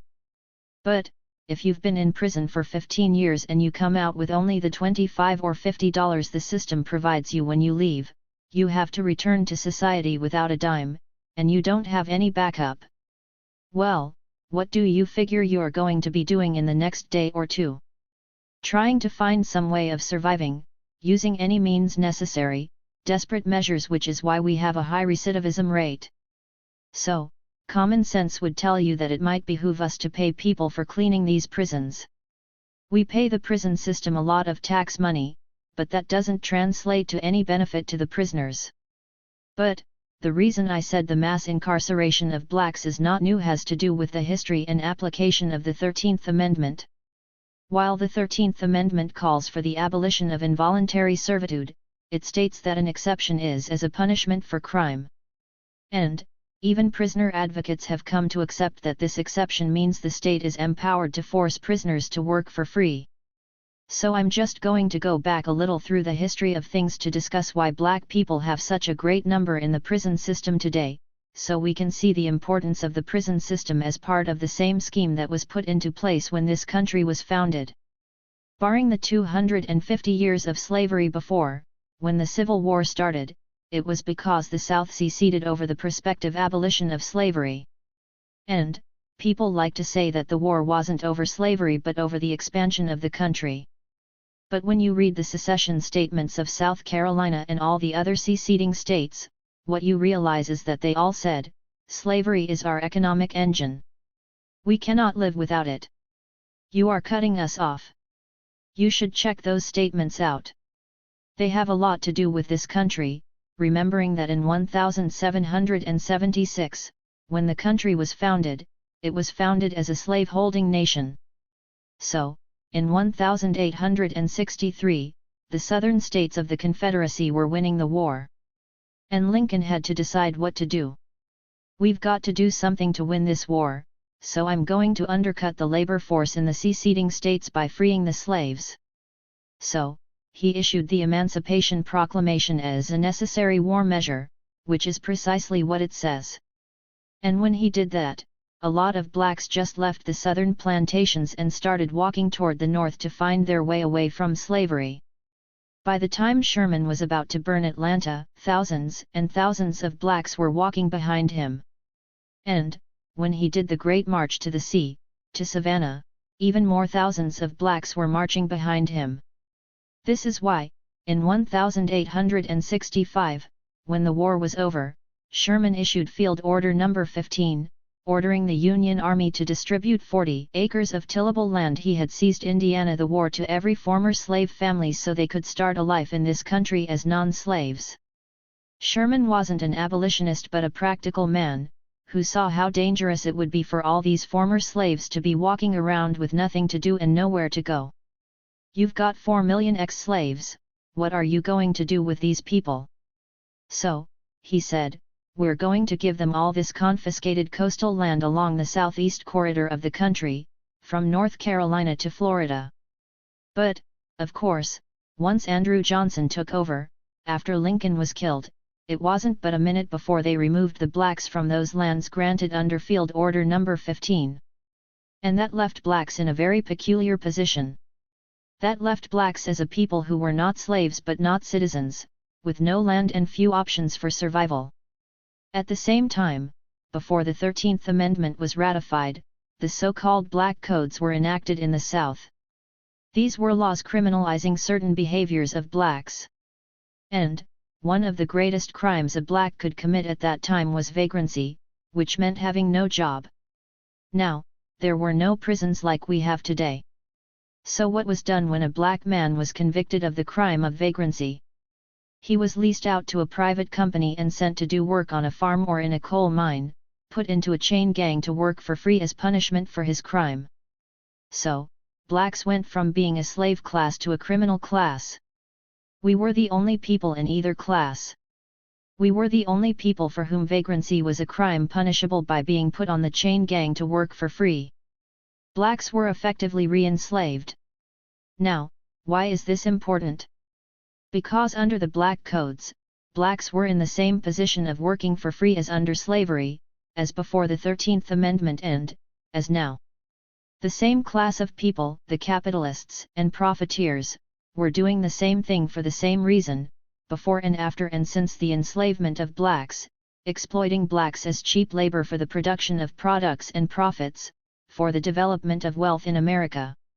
So when we talk today about the blacks who are prisoners and the majority of prisoners in Georgia, almost 80%, are black. When we talk about people going to prison, then we have to connect these dots and have this historical understanding. Now, I just want to go over a little more of this history. The struggle that blacks then faced was to survive. When we get to the Supreme Court's Plessy v. Ferguson decision in 1896, blacks really had nowhere to go. The Plessy decision was really just about whether or not there was any possibility that blacks could have any share in this society as citizens. Homer Plessy was a very light-skinned black man, who, when he got on a train in New Orleans, was told to get off. They told him he could not sit in the white section of the train. "You're black, get back to the back of the train and sit in that back car." Plessy sued, and took his case all the way to the Supreme Court. And the Supreme Court said, "Look, Plessy, we cannot make you white and we cannot make these white people like you. The only thing we can tell you is that the accommodations can be separate as long as they're equal." And, that sounds like a good plan, doesn't it? Separate but equal sounds all right. But nobody was building an equal train car for black people. So, you could be separate, but there was no equal car for you. So, if you wanted to get on a train, you had to get on at the back, a train or bus, whatever it was. Thus, there was no equal employment opportunity, not even to join a union, and no way to make a claim for equal treatment anywhere. So, after Plessy, blacks had no place to go and nothing to be. So, we struggled for food, for clothing, for housing, for education, for everything. The Plessy decision had absolutely destroyed the last hope we had because it said that separate was all right. With segregation, Jim Crow, whites-only policies, blacks were forced even farther back. There were no accommodations for blacks. And, we didn't have anything to accommodate ourselves. That's why Booker T. Washington said we needed our own money. The Marcus Garvey movement started out by talking about economic independence. And you had the NAACP and all those various other efforts that tried to find for a way for black people to live in America, all the way to 1954 and the Brown decision, which didn't overturn Plessy, because nothing has ever overturned Plessy. Brown said separate is not equal in the public schools, the Supreme Court ruling that schools should be desegregated. And, this country had not seen the level of bloodshed since the Civil War as when one black child tried to go to school and sit in a classroom with some white children. It's amazing when we think about it, because now we act like this stuff never even happened. Now, we're at 1954, almost 100 years since the end of slavery, and all we're talking about is where some children go to school. Don't have housing, don't have jobs, don't have our 40 acres, don't have food, don't have medical care. Finally, you get to 1955, that moment when Rosa Parks, like Plessy, said, "I want a seat on the bus. I paid my money, I just want to sit on the bus." Can you imagine, we're actually arguing for a seat on the bus in 1955? That's when the big moral questions were raised, when Dr. King got involved in the Montgomery bus boycott. And TV started showing it. Everybody was hearing Dr. King's voice, everybody was seeing those dogs attacking King's nonviolent civil rights protesters. Everybody could see this stuff. And the whole world saw it, and saw the truth of America that called itself the land of the free and the home of the brave. And America was shamed before the eyes of the world. And, so, you had the beginning of this new uprising in this country, the freedom movement. We never called it the civil rights movement, the freedom movement. Before I'll be a slave, I'll be buried in my grave. And there was the rise of organizations like the Student Nonviolent Coordinating Committee, which was headed by people you probably know of, H. Rap Brown and Stokely Carmichael. You had the Congress of Racial Equality. Of course, you had the Urban League and the NAACP. The Mississippi Freedom Democratic Party with Fannie Lou Hamer. All these people trying to find different ways to gain basic rights for blacks. And then the Black Panther Party came into being. And we talked about revolutionary change. We wanted freedom for black people, but we recognized that our freedom could not come in the existing scheme. In order for us to be free, the whole scheme had to change. We were Marxist-Leninists. And we formed coalitions with the Brown Berets, with the Young Lords, with the Red Guard, with the Young Patriots, out of Chicago, a white organization which I always say was composed of left-leaning Timothy McVeighs. We formed international coalitions. These were real coalitions with the PAC in South Africa, with Frelimo in Mozambique, ZANU in Zimbabwe. We supported the efforts of the Vietnamese people for national liberation. As a matter of fact, we called not for peace in Vietnam but for victory for the Viet Cong. Of course, you can imagine, this didn't endear us to the American government. J. Edgar Hoover referred to us as the greatest threat to the internal security of the United States, and did everything to try to destroy us, and just about did. Among the things we did was organize people around the question of food, the human right to have food. We started free breakfast programs to point out this fundamental human right. We started free clinics in the community, to organize people around the right to medical care. We talked about and demonstrated the right of the people to bear arms, saying we had the right of self-defense, especially when the police came into our neighborhoods and attempted to murder our children and our families. And one of the other things we did was become involved in the rising prisoner movement, as led by George Jackson, who, at that time, was the Field Marshal of the Black Panther Party.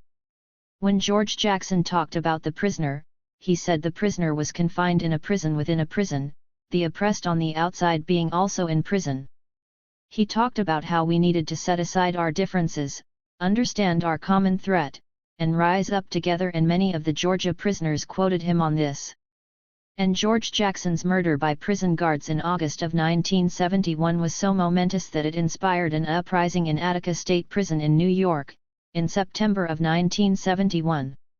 These men took over one wing of Attica, and what did they demand? The same things the guys in Georgia did. They demanded better food, nutritional food, a decent place to sleep, the end of cruel and unusual punishments, and education. This is what these men asked for in Georgia, and also, they wanted to be paid for their labor. That's what they mainly focused on in Georgia. The governor of New York then, Nelson Rockefeller, sent in troops and, in a couple of minutes, that army mowed down 40 people, ending the one-week uprising. This was why the men in Georgia decided they would do something different. Now the question is, as we look over all this, where do we go from here? That's the question that Dr. King asked that I'd like to go back to. Before his assassination, a lot of people think that King was killed because he was against the war, or because he led the garbage strike, or whatever. No, King was organizing something else before he was killed, an effort called the Poor People's Campaign. What was the theme of the Poor People's Campaign? It was to have whosoever will, let him come and join all the other poor people in America to march on Washington to demand a guaranteed income for everyone who needed it. You are putting all these billions of dollars into war, and you can't find us a job. If you can't get me a job, then somebody needs to get me some money to live on. I need a guaranteed income. That's a pretty radical statement, isn't it? As a matter of fact, it sounded communistic. Then, King talked about guaranteed health care. Not health insurance, health care. And then he talked about the redistribution of the wealth of this nation. This was what he was doing when he was assassinated. What Dr. King was talking about at that point is what the Black Panther Party was talking about. There had to be some kind of fundamental change. We had to be geared to making change that was fundamental. Now, I want to close with something Dr. King said in that last period of his life. Of course, being a Christian minister, he talked about the Bible. He said there was a story in the Bible about a man who came to Jesus and said, "Jesus, I understand you're in the business of saving people who have sinned. I've committed a lot of sins. Do you think you can save me?" And Jesus said, "No, Nicodemus, I can't save you. You have to be born again. You've committed so many sins, you can't be fixed." So, Dr. King said, when I look at America today, and I see the poverty, and I see the lack of education, and I see the war, and I see all these things that are terrible things going on, I say, America, you're going to have to be born again. Interview with a striking prisoner. At one point during her talk, Elaine Brown called one of the prisoners involved in the Georgia prisoner strike. "I'm going to talk to one of the brothers that was one of the leaders, who is a Muslim. Q, you want to tell us about why you organized this strike, and who was involved, and how you did it?" A, we had to get together. Try to lay down, no working, you know what I'm saying? See if we could get some kind of attention, Right now, all across Georgia, they're treating us bad, with the working for free and getting no proper education. A lot of things that we don't have down here that we trying to get. With the help that Elaine gave us, a lot of us got together, and we sat down and talked. Q, what about the question of the different sets of blacks, the whites, Mexicans, what have you? You got together with all of them, right? A, oh yeah, everyone who'd talk, the Mexicans, the whites, the brothers, We sat down and huddled, had a conversation about what we needed to do, and brought this thing together. Everybody agreed on it. We're trying to get some sort of progress, freedom, right? Everybody got together and said let's do it. When we laid down, it should have gotten their attention. Q, why did you get together with some of the people who were enemies before? How did you decide not to be against each other, and join together? A, first of all, our enemy is not each other. We are together behind these doors. So we got together because we knew that as one we can make it happen. If we were separate blacks, whites, Mexicans, we can't get nowhere like that. So we had to sit down together and get some understanding. And once everybody got together and came to that agreement, we went on and sat down inside ourselves. Q, how many prisons were involved, as far as you know? A, how many prisons? Well, it was like 6, 7. Q, and in the prison where you are, everybody there laid down. How many people there? A, down here, we got around 1600, somewhere around there. Q. Listen, I just wanted everyone to know that one of the leaders of the strike was here, and that you are still struggling. Can you just say one thing about what you were fighting for? What were the issues that you wanted to bring up? A. What we were fighting for was, like, the amount of time they were giving us, the way they were treating us, making us labor for free, no education, no health care, a lot of things on the inside that we need that we're not getting. Q. What about people being put in the hole and beaten up and everything? A. Oh yeah, that's a big one right there. Oh, man. They're really killing guys and getting away with it, you know, like it's legal, right? You know what I'm saying? Q. You've been put in the hole yourself a number of times, right? A.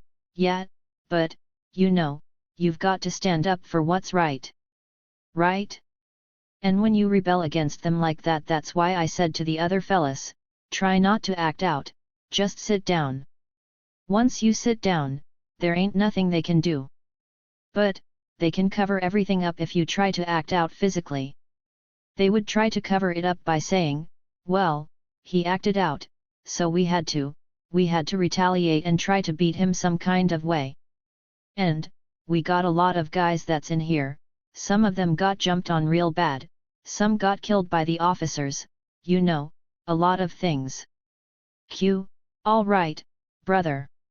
I'm going to let you go, because I'm going to continue talking to the young people that are here, and hopefully they'll get inspired to get involved in the whole movement trying to get human rights for prisoners. A. Okay. Tell the young people I said to stay out of this place right here. 'Cause it's rough in here. Notes. 1. Special thanks to Circle A Radio for recording the keynote address. Raise the Walls. Birya MP and Lydia Ann M. Bartholow. Of the Committee to Connect the Dots. These places were built with us in mind. George Jackson 1. For those of us who desire fundamental social, economic, and political change towards more equitable forms, it is imperative that we understand the forces at work to prevent such transformation. The prison industrial complex, PIC, serves a counterinsurgent role both defensively and offensively. It retaliates fiercely against political prisoners for the actions they have taken in the pursuit of liberation struggles, and separates them from the movements they contribute to, thereby weakening the movement.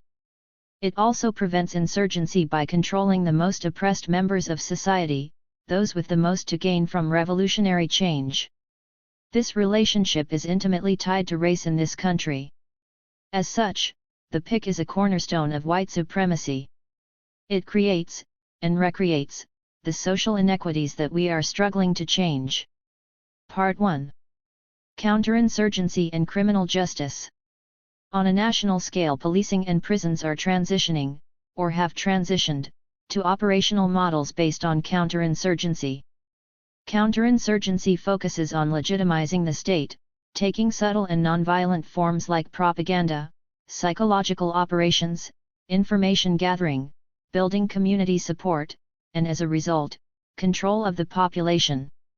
For example, in 2009 two Massachusetts state troopers applied the counterinsurgency training they received as Green Berets deployed in Iraq to the largely Puerto Rican neighborhood of Brightwood, in Springfield. One of the troopers outlined the dual goal of combating gangs and gaining the trust of the citizens, work by, with, and through the local population to detect, degrade, disrupt, and dismantle criminal activity, because gang members and drug dealers operate very similar to insurgents. Police tactics included town hall meetings, police going door to door, and establishing a hand-picked team of street leaders. These people served as an informal intelligence network. As proof that these tactics worked, the police recount an incident in which they were pursuing a suspect who fled a vehicle stop. They received a flurry of calls from citizens describing what the suspect looked like, and where he had been spotted most recently. However, a community member named Wilfredo de Jesus points to another side of these practices. Outside the town hall meetings there is a board with pictures of people who are barred from entering. He states, people think they are child molesters or something, but they didn't do bad things too. The Department of Justice calls this approach community policing. The model emphasizes the need to gain trust and information by working with stakeholders in the community, such as the media, non-profits, religious institutions, businesses, parole officers, and even activists. The department has produced an 85-page write-up specifically on increasing attention on prisoner re-entry to the community, heightening surveillance, and police presence in the neighborhoods that people return to. The report states outright that one of the main challenges in gaining the trust of the citizens in such instances is, because many re-entry initiatives are focused in high-crime, minority communities that receive high numbers of returning prisoners, this type of police involvement can give the appearance of racial profiling. 3. The problem, from the state's perspective, is not with racial profiling per se, but rather that the perception of unequal treatment undermines public support for policing. Part 2. White supremacy and counterinsurgency. Race in this country is generally seen in terms of racism, or individual acts of bigotry. This is a piece of the issue, but fails to acknowledge the systemic ghosts that haunt each of us. The phrase white supremacy more fully articulates the magnitude of the societal networks heaping privilege upon white people, and actively keeping whiteness at the pinnacle of the social hierarchy. Elizabeth Martinez describes it as such: white supremacy is an historically based, institutionally perpetuated system of exploitation and oppression on continents, nations, and peoples of color by white peoples and nations of the European continent, for the purpose of maintaining and defending a system of wealth, power, and privilege for. Since white supremacy is the modus operandi of the U.S., and given its influence, the world, using this descriptive phrase shifts the focus from individual acts of bigotry, or racial profiling, toward political, economic, and social institutions. At this level of permeation, the only thing one needs to do to support white supremacy is to do nothing. The very creation of whiteness can be viewed as counterinsurgency. In the 1600s, white people did not exist in the way they are conceptualized now. The European indentured servants and African slaves worked and lived in close proximity. Not to falsely insinuate that their situations were comparable, however, it was only a matter of time before they realized they shared an oppressor. Living and working together matured into running away together, stealing together, sleeping together, and eventually rebelling. The planter elites were outnumbered by their labor force, which was growing increasingly unified and violent. The governor of Virginia described the situation as such: how miserable that man is that governs a people where 6 parts of 7 at least are poor, indebted, discontented, and armed. 5. The most well-known of these rebellions was Bacon's Rebellion of 1676. Bacon himself should not be romanticized, as he hated the indigenous, and counted among his demands the taking of more land. However, his militia of African slaves and European servants, which marched on Jamestown burning government buildings, caused great fear for demonstrating the revolutionary potential of a unified population. This fear, and the fact they were outnumbered, caused the ruling class to seek a system of social control that did not rely on military might. They took a page from the British playbook. Earlier in the 1600s, the British had imported Scottish Protestants into Catholic Ireland to be used as a buffer class. All Scots, no matter how lowly, were granted privileges that the Irish were not. Following this pattern, a litany of privileges towards Europeans and restrictions towards Africans were put in place to separate and control the population. Africans could not raise their hand against a European, or own a firearm, thereby outlawing self-defense. In 1705 the colony confiscated all property owned by slaves. African people were also banned from holding public office or testifying in court. It is around this time that the word white began to appear in legal documents of Virginia and Maryland, referring to all Europeans, both rich and poor. This white race served to relegitimize the ruling class and control the population. Once it was created, the Southern white worker began venting the frustration of their condition on the slaves, and no longer on the slave system and its white ruling class. 6. Modern science demonstrates that there is no biological basis for racial classification. Even when using a genetic computer program, no distinction great enough to justify a separate category can be found. There are no natural subcategories within humanity, at least not enough to systematize into species, or even varieties. The conclusion is that race does not exist biologically, it is a scientific fiction. 7. And yet, human subjectivities cannot be reduced to genetics and scientific testing. We exist as narratives, intellects, spiritual beings, histories, and so much more. We move through the world in relation to one another, in relation to systems of power, and in relation to one another within systems of power. It is in these interactions that race becomes a truth, creating a complex dialectic in which race is simultaneously a biological fiction and a social reality. 8. For the state, whiteness is the incentive dangled in front of European immigrants to prevent them from arriving and siding with people of color. Currently, it would not be surprising to situate Irish, Italian, and Jewish people in the overarching category of white. However, there have been times when they would have been excluded from accessing the full range of privileges entitled to white people. The first step on the path to whiteness is a step away from people of color. 9. A contemporary example of whiteness being defined by violence against people of color and access to state power can be seen in the case of George Zimmerman shooting and killing Trayvon Martin. Zimmerman, a community watch volunteer, followed the unarmed 17-year-old Martin, claiming he was suspicious, and ended up murdering him. When the police arrived, they identified Zimmerman as white. Zimmerman, whose father is white and mother is originally from Peru, has since been referred to by the media as Hispanic, usually to argue that the incident was not about race. However, what truly determines Zimmerman's whiteness is that he shot an unarmed, underage, black male and was not arrested. That access to power is at the center of what it means to be white. Part 3. From plantation to prison. We see the roots of Zimmerman's suspicion and violence in the rise of the modern prison system. The 13th Amendment made slavery and involuntary servitude illegal except in the case of punishment for a crime. Responding to the advances of Reconstruction, the state, corporations, and landowners made laws that were impossible not to violate. They also instituted a form of punishment that was still very profitable. 11 succinctly stated, the primary response to the revolutionary advancements made during Reconstruction was mass incarceration. At the end of the 20th century, we could see the pattern repeat. When analyzing the incarceration rates, one sees that in 1910, for every 100,000 people in the population, there were 122 incarcerated. By 1980, the rate was at 209 per 100,000.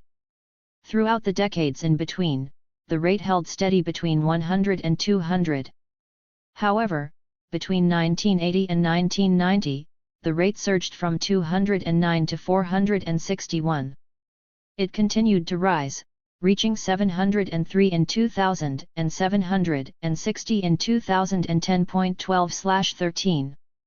This spike in incarceration rates was, yet again, a response by the state to the revolutionary upheaval of the previous decades. There were hundreds of violent uprisings between 1965 and 1968. In 1964, presidential candidate Barry Goldwater first raised crime as an issue in his candidacy. Goldwater lost, but his message on crime won big. Journalist Christian Parenti elaborates on this new rhetoric. At the heart of this new type of politics was a very old political trope, white racism and the self-fueling fear bred by it. Crime meant urban, urban meant black, and war on crime meant a bulwark built against the increasingly political and vocal racial other by the predominantly white state. 14.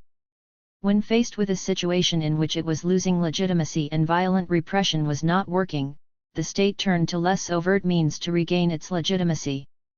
In 1968, after the assassination of Dr. King, when hundreds of cities across the country broke out in revolt, Congress worked to establish the first large federal crime bill, the Omnibus Crime Control and Safe Streets Act of 1968. It was now legal for police to tap phones and plant bugs, and when authorities were faced with an emergency they were free to intercept communications without a warrant for 48 hours. President Nixon pushed things even further. Writing in his diary, Nixon's Chief of Staff, H.R. Haldeman wrote, President Nixon emphasized that you have to face the fact that the whole problem is really the blacks. The key is to devise a system that recognizes this while not appearing to. 15 Parenti asserts, that system was the war on crime and the criminal justice buildup. Despite the lack of evidence of a national narcotics issue, the war on drugs was the White House's Trojan horse for intensified federal involvement in policing. It allowed Nixon to deliver on his campaign rhetoric of being tough on crime while stifling organized political rebellion. 16. The pick was used offensively to remove people from their communities before being able to organize, and defensively to combat existing organizations. For instance, the Louisiana State Penitentiary, better known as Angola, was a slave plantation in the 19th century, and is now the largest maximum security prison in the U.S. congruent with convict lease labor, in which ex-slaves were imprisoned and then rented out to plantation owners.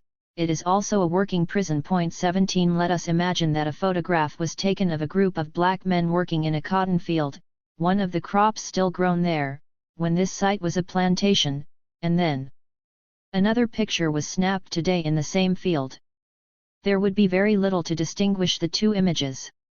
At Angola, and across the nation, those incarcerated are vastly disproportionately people of color. Compare the incarceration rates per 100,000 of the population in the year 2000. The rate for white males was 1,000, while the rate for African American males is nearly 7,000.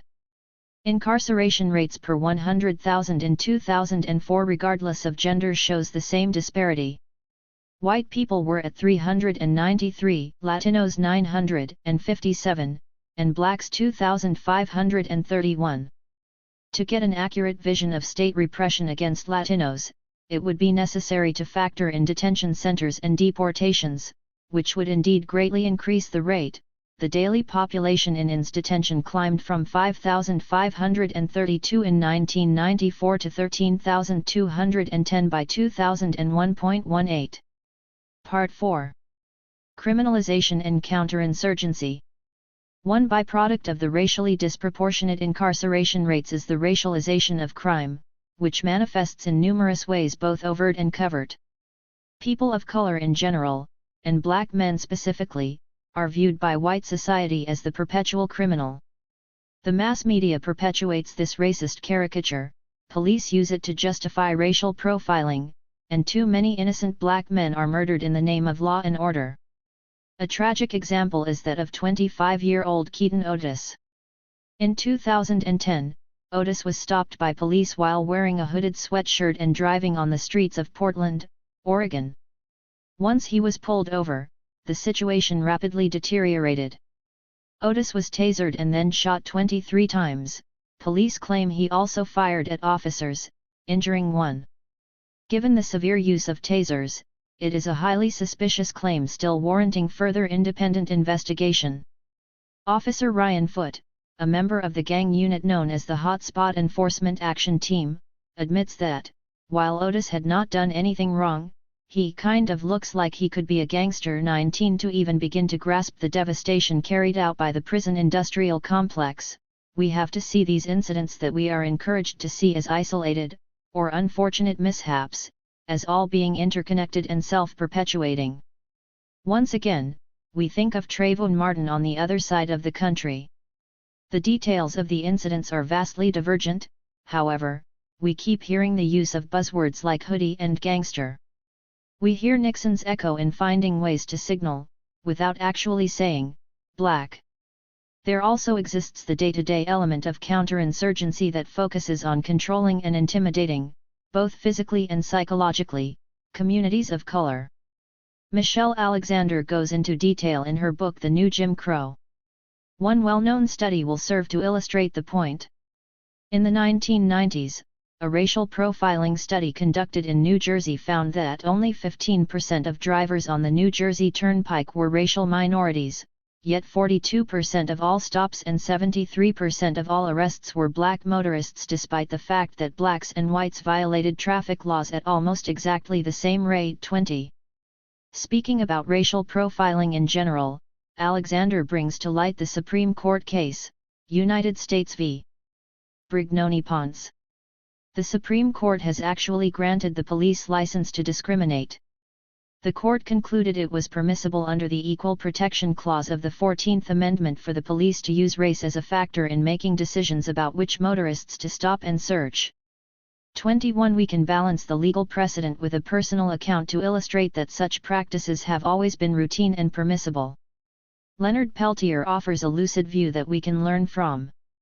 Ask any Indian kid, you're out just walking across the street of some little off-reservation town and there's this white cop suddenly comes up to you, grabs you by your long hair, pushes you up against a car, frisks you, gives you a couple good jabs in the ribs with his nightstick, then sends you off with a warning sneer, watch yourself, tonto. He doesn't do that to white kids, just Indians. When you grow up Indian, you don't have to become a criminal, you already are a criminal. You never know innocence. 22. These day-to-day workings of the PIC can be marshaled to respond to revolutionary movements. There are an array of tactics that range from the preventative to locking up movement leaders for life. Oftentimes just the threat of imprisonment is sufficient to deter a great deal of people from joining in a struggle, or taking a stand against oppression. It is no exaggeration to call this psychological warfare. Furthermore, the bureaucratic elements of the PIC are put to very effective use to siphon resources away from social movements, often resulting in the complete collapse of a project or an organization. David Gilbert describes how the police and FBI would attack underground newspapers that were reporting the truth about the war in Vietnam. He recounts, in addition to the standard techniques of sowing distrust and divisions among people, they used multiple busts, on any pretext, to bankrupt these shoestring operations with legal costs. At the same time, the FBI systematically worked to scare off advertisers. 23. Criminal charges did not in any way need to be valid to have the desired effect. The mere process of defending oneself in court can be enough to derail normal operations. For instance, in 1969, 21 leading members of the New York chapter of the Black Panthers were faced with the utterly fallacious charge of conspiring to bomb department stores. Gilbert, who worked diligently to gather support for the defendants, summarizes, it took a jury just 90 minutes to declare all defendants not guilty on all charges. But the 2 years of jail time, bail money, trials, and legal costs left what had been a very effective Panther chapter completely decimated. 24. The state was able to neutralize this chapter without firing a shot. Peltier recalled a similar strategy being used against the American Indian movement, underscoring the fact that these were national campaigns to erode the progress that such movements were making, and to prevent further advances. Target us, set us up, arrest us, beat the shit out of us, hang a phony rap on us, drag us off to jail, impoverish us with legal expenses even if we never did a damn thing. That, we later learned, was what the FBI called neutralization. 25. Part 5. Conclusion. The case of the San Francisco 8 is a harsh reminder of how long the state continues its assault, and how the tactics from the 1970s are still being utilized. In 1973, 13 members of the Black Panther Party were captured and tortured in New Orleans. The interrogators were trying to gain evidence against them in connection with the killing of a police officer.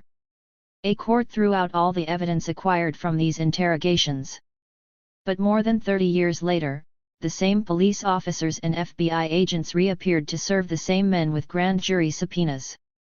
Instead of cooperating, the men went to jail for contempt of court. One of the men, Richard Brown, states, "I'm a family man. When you take me away from my family, my children suffer. And, my community suffers because I'm a community activist, and this was their whole purpose. To just disrupt me from my focus." 26. That is exactly what the PIC accomplishes, the devastation of families and communities, and the removal of political organizers from those communities. It employs seemingly race-neutral justifications for increased surveillance and policing in neighborhoods of color. It also serves the ultimate counterinsurgency aim of legitimizing the state and its violence. Who would protect us from criminals, drug dealers, and crackheads were it not the state? We must see the PIC, not as a source of social safety, but as the pillar of white supremacy that it is. When struggles for liberation have gained ground in this country, we have seen incarceration rates increase.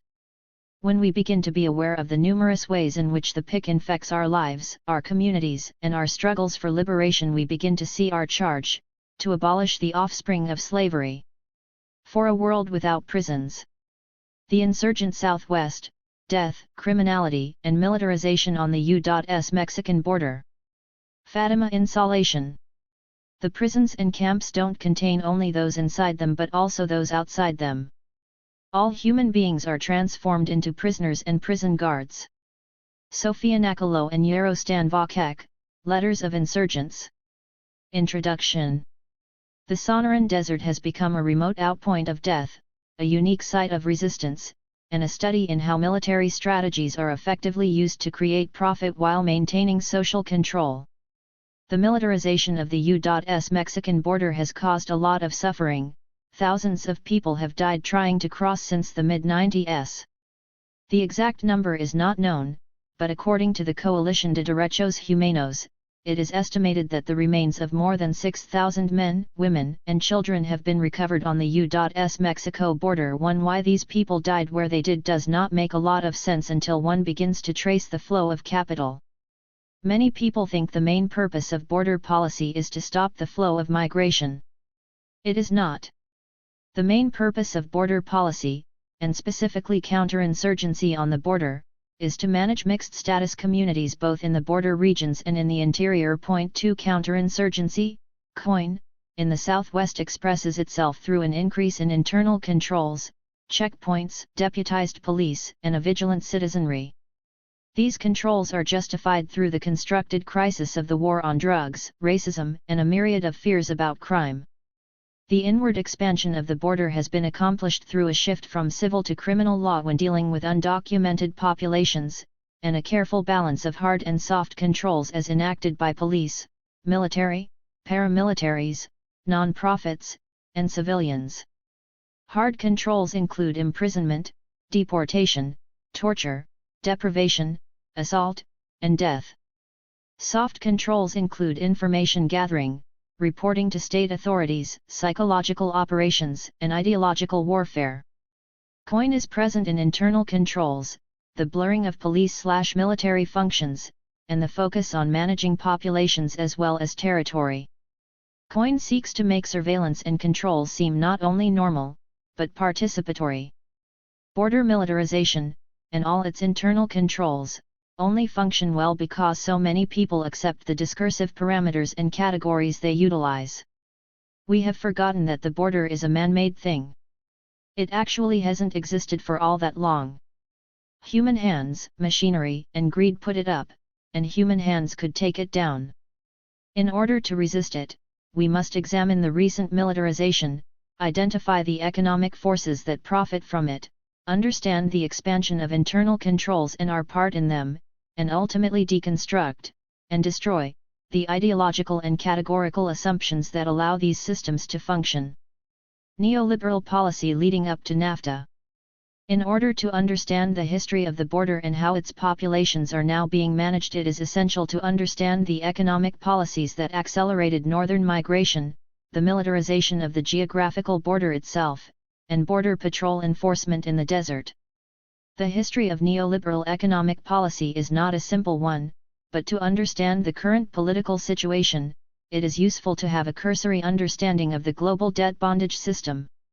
In 1982, Mexico's inability to service its debt sent shock waves through the international financial community. Point 3. To many observers, it was a sign that the international financial system was on the brink of collapse.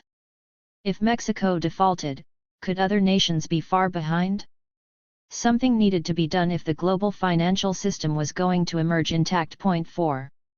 The U.S. government stepped in to protect the interests of the banks that held most of the Mexican debt. The International Monetary Fund, IMF, and World Bank, along with the U.S. government, bailed out the private banks. The U.S. government then pressured the IMF to extend new loans to Mexico so that it could keep up on its loan payments. Northern donors, 5 primarily the United States, offered to double their funding for the IMF, but only for highly conditional loans. 6 The new conditions came in the form of structural adjustment programs, SAPs. 7 SAPs eliminated price and interest rate controls, privatized state-owned enterprises, reduced tariffs and other restrictions to foreign trade, and reduced regulations for businesses in order to encourage local and foreign investment. 8 The idea was that by implementing these neoliberal economic policies, Southern economies would become more productive and efficient. Opening economies up to the global market would provide growth and offer a way out of poverty. There were a few problems with this model. Narrowing the size and scope of government meant large-scale downsizing for public sector employees.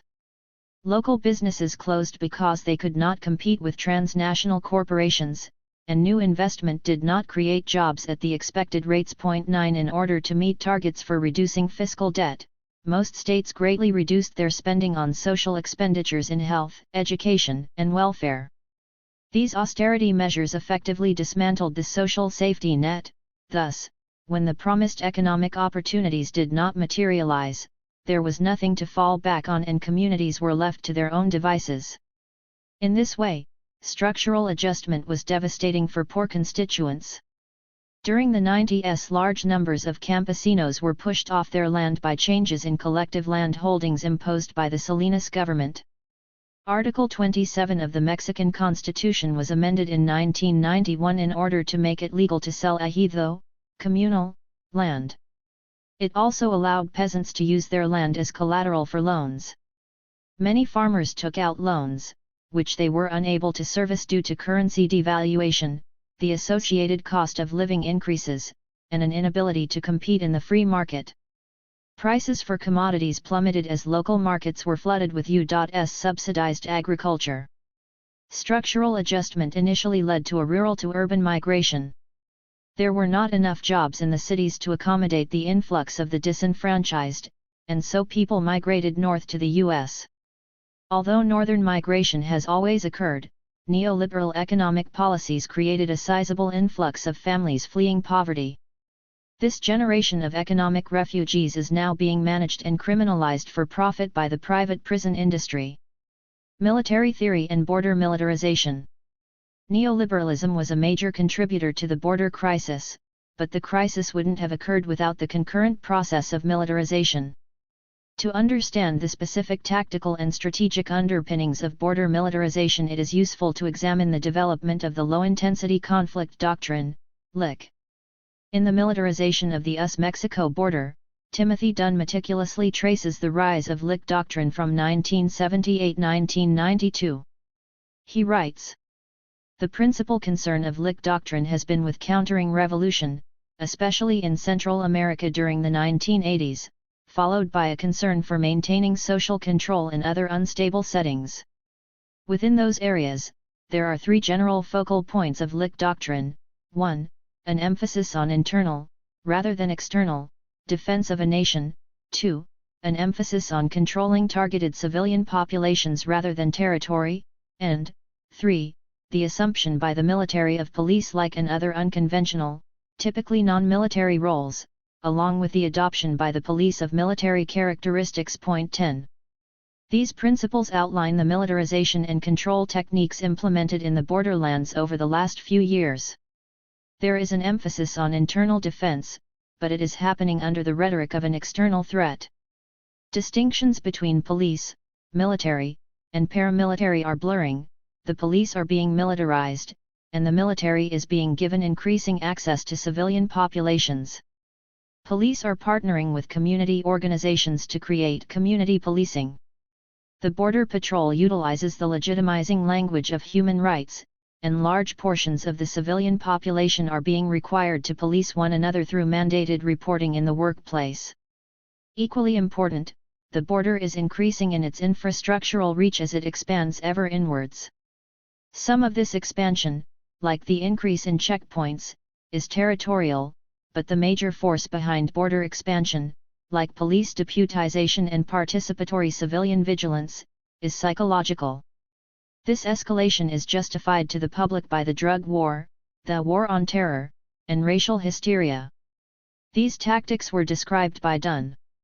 Among the notable features of these efforts were a heavy emphasis on surveillance activities involving the use of advanced military technology, the growing presence of law enforcement and military personnel, the greatly expanded legal authority of the Border Patrol, and the ongoing stops, especially at checkpoints, requests for identification from persons of foreign appearance, searches, and deportations. These activities all helped to contain the Mexican origin population in the border region. The cumulative effect of such efforts can be interpreted as preventive repression, enacted to restrain the principal subordinate groups in a crucial region that was vulnerable to instability. Point 11. What has changed with COIN, in contrast to LIC, is the level of nuance in who is defined as an enemy.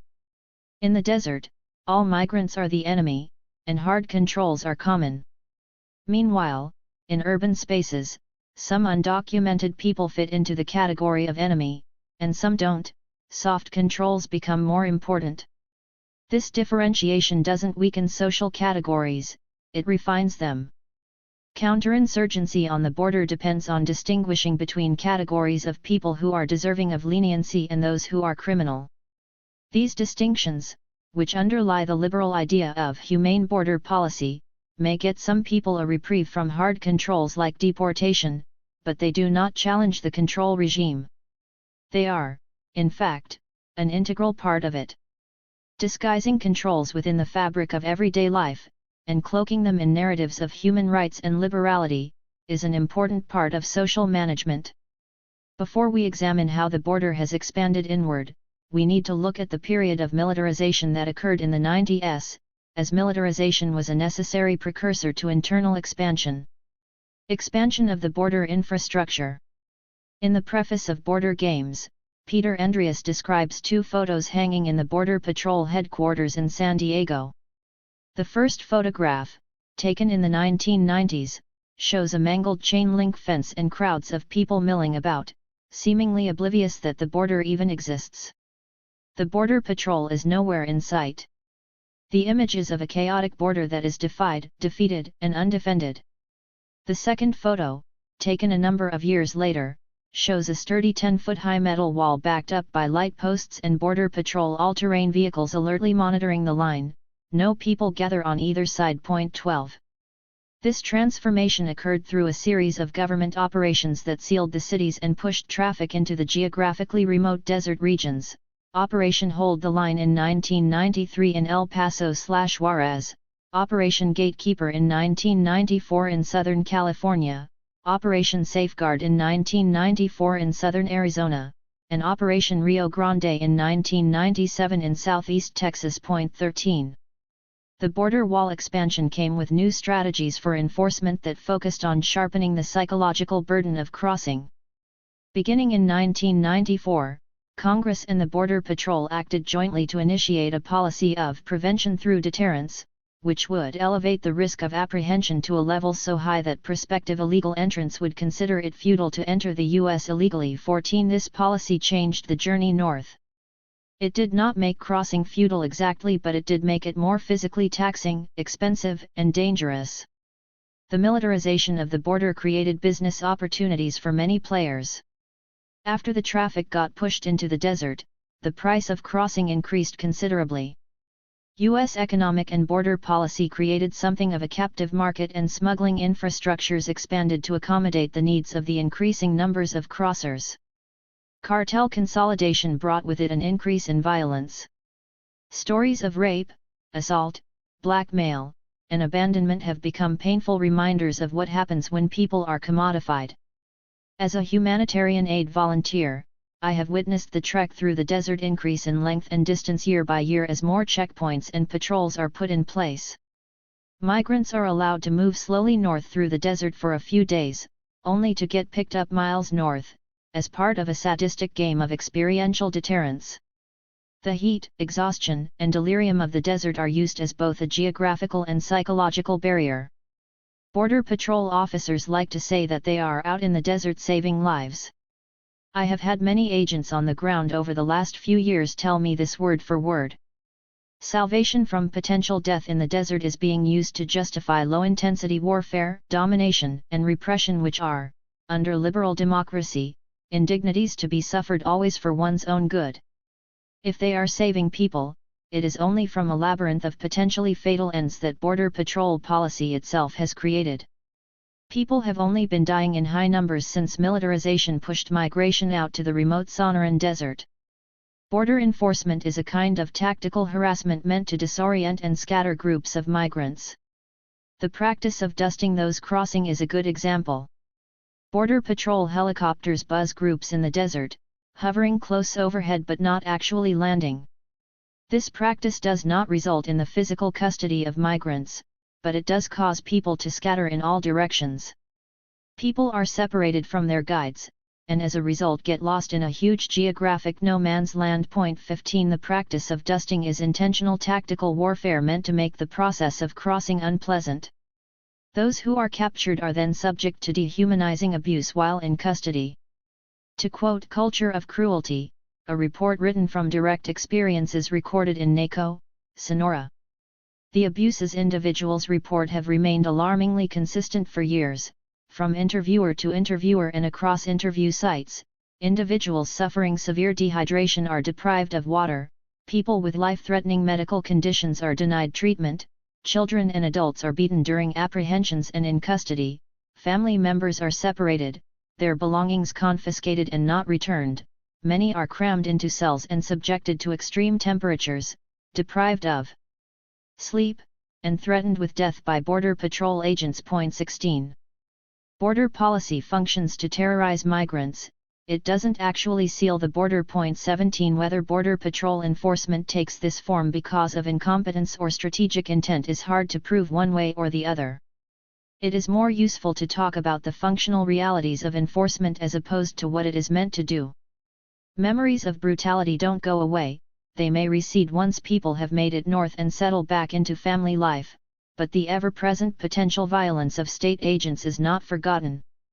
Numerically ineffective but psychologically scarring Border Patrol enforcement operations serve industry's need for undocumented labor and makes the management of those populations easier by instilling fear and forcing people to live hidden lives. Saying that the border is everywhere used to be an emotive way to explain the ways we all internalize our indoctrination as citizens. It was a way to open conversations about the pragmatic advantages that come with citizenship, being able to move relatively freely, being allowed to be legally exploited in the labor market, being able to access what is left of the social welfare net, being able to exist as a recognized entity in this society. These are the privileges of citizenship in the US, and they come at a terrible cost. The papers one person holds only have value because someone else is without them. The value of papers is based on created scarcity. Papers hold a manufactured worth and are effective tools of control, because not everyone can obtain the right kind of documentation. Delineations always reinforce something. In this case, citizenship gives people something to spiritually hoard and rally around. It provides a false sense of community and security. 18 These processes by which state and increasingly, corporate interests are taken on through citizenship as one's own are an essential part of participatory controls. The border is everywhere isn't a metaphor anymore. It has become a reality, and it functions because so many people accept the idea that the state should be allowed to police our communities through the arbitrary category of citizenship. The prison industry. In addition to creating a market for human smuggling and keeping a portion of the workforce frightened and exploitable, militarization has also proved a boon to the private prison industry. The process has been driven by a shift toward the criminalization of status offenses. The move into criminal court can be seen in programs like Streamline. First implemented in Del Rio, Texas, in 2005, Streamline is a zero-tolerance enforcement program designed to criminally prosecute unauthorized entrants by charging migrants in federal criminal court. 19 Prior to Streamline, entry through non-official routes was dealt with mostly through civil immigration court, and the U.S. Attorney prioritized repeat crossers and those with criminal records. Now, for all functional purposes, being undocumented is the actual crime. Even more common than prosecution through Streamline is the charge of illegal reentry, which now accounts for almost 1/4 of all federal prosecutions, making it the most commonly filed federal charge. 20. While programs like Streamline criminalize border crossers, charges like illegal reentry can be utilized anywhere in the country. The burden of proof is on the prosecution to prove that someone has tried to cross before and is once again in the country without proper documentation. Better records and database cross-checking has made proving illegal reentry easier. Increased collaboration between different agencies is the main trend behind the expanding internal border. SB 1070 is a perfect example. SB 1070, the infamous Arizona law deputizing local police for immigration enforcement, has now gotten the court's go-ahead for implementation. The provision requires police to check immigration status while enforcing other laws if they have reasonable suspicion that someone is in the country illegally. In a way, SB 1070 is just a codification of business as usual in Arizona. SB 1070 is trying to do at a state level what local governments have been doing at a municipal level through 287G for a long time. According to the ICE website, the 287G program, one of ICE's top partnership initiatives, allows a state and local law enforcement entity to enter into a partnership with ICE, under a Joint Memorandum of Agreement, MOA, in order to receive delegated authority for immigration enforcement within their jurisdictions. Point 21. In other words, law enforcement is deputized to check immigration status. Many of the 287G agreements are actually being phased out in favor of a new program called Secure Communities. Secure Communities runs the names of those booked into jails and prisons through the ICE database. According to ICE, Secure Communities is a simple and common-sense way to carry out ICE's priorities. It uses an already existing federal information sharing partnership between ICE and the Federal Bureau of Investigation, FBI, that helps to identify criminal aliens without imposing new or additional requirements on state and local law enforcement. Under Secure Communities, the FBI automatically sends the fingerprints to ICE to check against its immigration databases.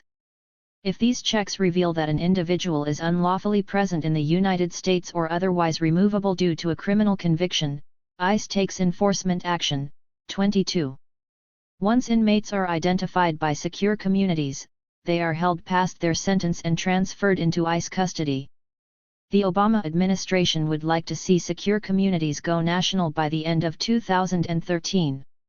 Like 287G, Secure Communities funnels people from jails into ICE detention, while programs like Operation Streamline funnel people from ICE custody into the prison system.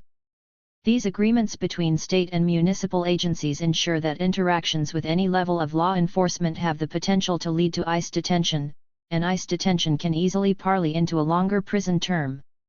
In this way, optimal use and maximum profit is extracted from each person arrested. The corporations that run private prisons are not only profiting from these laws, but help to write and pass them. The American Legislative Exchange Council, ALEC, offers a perfect example of how corporate and legislative interests work together to create criminalizing laws for profit. ALEC is a public-private legislative partnership, made up of more than 2,000 state lawmakers, one-third of the nation's total legislators, and more than 200 corporations and special interest groups. It represents Corrections Corporation of America, the largest private jailer in the U.S., the GEO Group, the second largest, and Sodexo Marriott, which provides food services in private prisons. Point 23. ALEC writes model legislation that benefits its corporate members. These model bills are then taken by ALEC's legislative members back to their states where they try to get them passed. ALEC produced a wave of tough sentencing laws in the 1990s, which increased the population of state prisons by 500,000 and increased the demand for private jails. Point 24. These laws included mandatory minimum sentences, 3 strikes laws, and truth in sentencing limits on parole. ALEC also wrote the template for SB 1070. Two-thirds of SB 1070's 36 sponsors were ALEC members, and 30 had received donations from the prison industry. Point 25. ALEC was also one of the main mechanisms through which SB 1070 copycat laws spread throughout the country.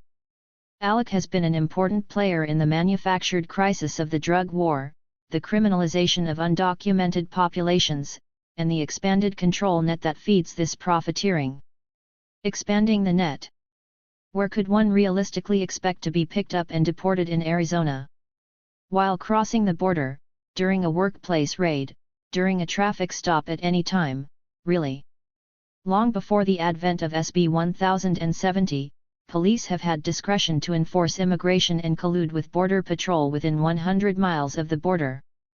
Because of that discretion, any interaction with police could lead directly to deportation.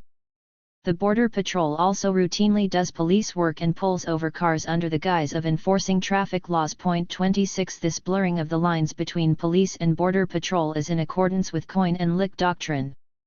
Over the last few years, immigration enforcement has expanded well past this merging of duties to include people, like social workers and hospital workers, who are not traditionally considered to be part of the careful management of civilian populations.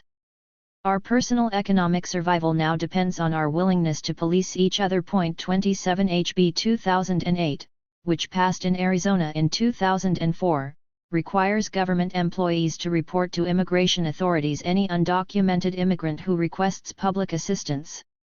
Those who don't face up to 4 months in jail. 28 Social workers in this context are no better than Border Patrol agents. 29 People have had ICE called on them at the Department of Economic Security, even when applying for benefits for their documented children.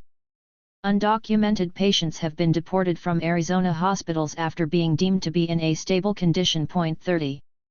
Border enforcement is becoming a part of everyone's job. How are people convinced to be enforcers? It happens through a series of manipulative narratives that provide alternative stories that people can tell themselves about their participation in controls. It involves convincing people that some kinds of enforcement, like anti-trafficking raids, are ethical, even admirable. Creating compliance. On April 15, 2010, there was a raid in South Tucson. The Arizona Daily Star reported. Immigration agents raided 4 shuttle companies on Tucson's south side Thursday morning as part of a major binational operation targeting an illegal immigrant smuggling network. Officials mobilized more than 800 federal, state and local law enforcement officers to arrest 68 total people in Tucson, Phoenix, Rio Rico, Nogales, Arizona, and Nogales, Sonora, 31. The raids were portrayed in the local press as standard war on drugs anti-trafficking enforcement. Federal, state, and local law enforcement agents wearing balaclavas and carrying semi-automatic weapons, went door to door asking for papers. People who were trying to report on and witness the raid were interrogated and put into ICE vehicles. Teenagers were pulled off of city buses, and homes were raided, sometimes without warrants. There was not adequate identification by law enforcement, and many people initially thought they were being robbed by masked gunmen. I heard an account of 2 parents being forced to kneel at gunpoint in their homes as their children were told by a masked agent, "Say goodbye to mommy and daddy." 32. The effect on the community was immediate and chilling. After the raid, people were afraid to pick their kids up from school, shop, and otherwise go about their daily lives. This state of terror was localized to Tucson's undocumented and mixed-status families. In most other parts of the city, life continued as normal with little to no understanding of the increasing feelings of siege on the south side. The night before the raid, ICE went to local organizers looking to create a partnership focusing on human and drug trafficking. 33 In that meeting, the community relations officer Rudy Bustamante attempted to reach out to community leaders, but didn't tell them about the raid planned for the next day. Community leaders received a tip later that evening warning of the raid, but did not put a wider alert out to the community for fear of creating mass panic. ICE's attempt to create good relations with community leaders by momentarily playing nice is not a new tactic. Distinctions between the law-abiding deserving migrant and the criminal element are often used to manufacture support for ICE. When these distinctions are upheld by community organizers, human rights advocates, and other social managers, they become a form of soft control. Soft and hard controls are not mutually exclusive, they should be viewed on a continuum. Liberal democracy, in the U.S., relies on normalizing policing within certain communities and normalizing mass incarceration in order to maintain control and profit. It need not be a uniform process, in fact, it is better if it is not. Soft controls rely in some ways on keeping hard controls present, but not too visible. Hard controls, like being murdered by the Border Patrol, are part of the implied threat and power of border enforcement for many communities in the Southwest. Border Patrol agents have murdered 18 people, both U.S. and Mexican nationals, along the border since 2010.34. In order to assure these deaths are not viewed as cold-blooded murder, there is usually an attempt to associate those killed with the drug war, insinuate that they were putting agents in extreme peril through rock throwing, or otherwise set them up as a criminal elements. 35 Criminality is usually presented as a choice or an innate characteristic. It is not usually considered to be a category imposed by the state, although that is the way it functions. Being undocumented, being in transit, and not being white are enough to get you killed and frequently blamed for your own death in Arizona. If one has the misfortune of being murdered by the Border Patrol, somehow you deserved it, as good citizens never find themselves in the crosshairs of enforcement. Impunity to kill is in keeping with a military culture in which Border Patrol agents are fighting a dirty war. Guilty verdicts cannot bring justice in these cases. The legal system is designed to reify existing divisions and grant legitimacy to the armed wing of the state, not rectify harms done. Mediation within a statist infrastructure cannot hold accountable perpetrators of violence, because these same institutions are responsible for the terms of engagement and the delineations that create, feed, and justify that violence. Simply pointing out state terror, however, is not enough. We must have a more nuanced understanding of power. Border enforcement is not simply an externally imposed occupation, it is a participatory process. In order to resist, we must recognize our compliance. Participatory soft controls. Hard controls like imprisonment and abuse in custody may be carried out by a relative few, but soft controls are enacted by pretty much everyone. Every social worker who reports, every nurse who allows the transfer of a patient into Border Patrol custody, each person who drives past a police traffic stop without inquiring complies. So does every activist who reinforces deserving and undeserving categories, and every community organizer who agrees to work with ICE to fight trafficking. Inadvertent participation with low-intensity warfare is woven into the fabric of our everyday lives. We have all found ourselves complicit at one point or another out of ignorance, naivete, fear, or a sense of futility and despair. 36. HB 2008 and SB 1070 have provisions that allow for the prosecution of citizens or municipal agents who fail to sufficiently enact them. The infrequency with which these provisions are actually utilized does not make them less effective. The potential consequences of dissent keep most people in line. Those who enact soft controls are themselves subject to hard controls, and rather than deal with the emotive conflict this brings up, many people choose to identify with border enforcement. Compliance and snitching are written into our job descriptions in sanitized ways, and bloody forms of control are hidden away and masked by disingenuous collective values like justice, democracy, and peacekeeping. Yet the iron fist of repression has become more apparent under the velvet glove of governance. The processes we have been seeing on the border are not exceptions to the rule, they are the rule. When there is wider recognition of the ways these systems of control work, soft controls are no longer so effective, and more explicit methods of social domination must be used. Resistance begins with a questioning of categories. The business of death. One of the major narratives used to militarize the borderlands is that of the drug war. Jan Brewer, the governor of Arizona, insists. Well, we all know that the majority of the people that are coming to Arizona and trespassing are now becoming drug mules. They're coming across our borders in huge numbers. The drug cartels have taken control of the immigration. So they are criminals. They're breaking the law when they are trespassing, and they're criminals when they pack the marijuana and the drugs on their backs. 37. It doesn't really matter that this is a total fabrication, it's the emotional appeal that counts. Criminality and the drug war are used to justify hard controls and get people to participate in soft controls. A close examination of the history of U.S. drug policy and enforcement on the border shows us that the Border Patrol, federals, and cartels should not necessarily be considered mutually exclusive entities.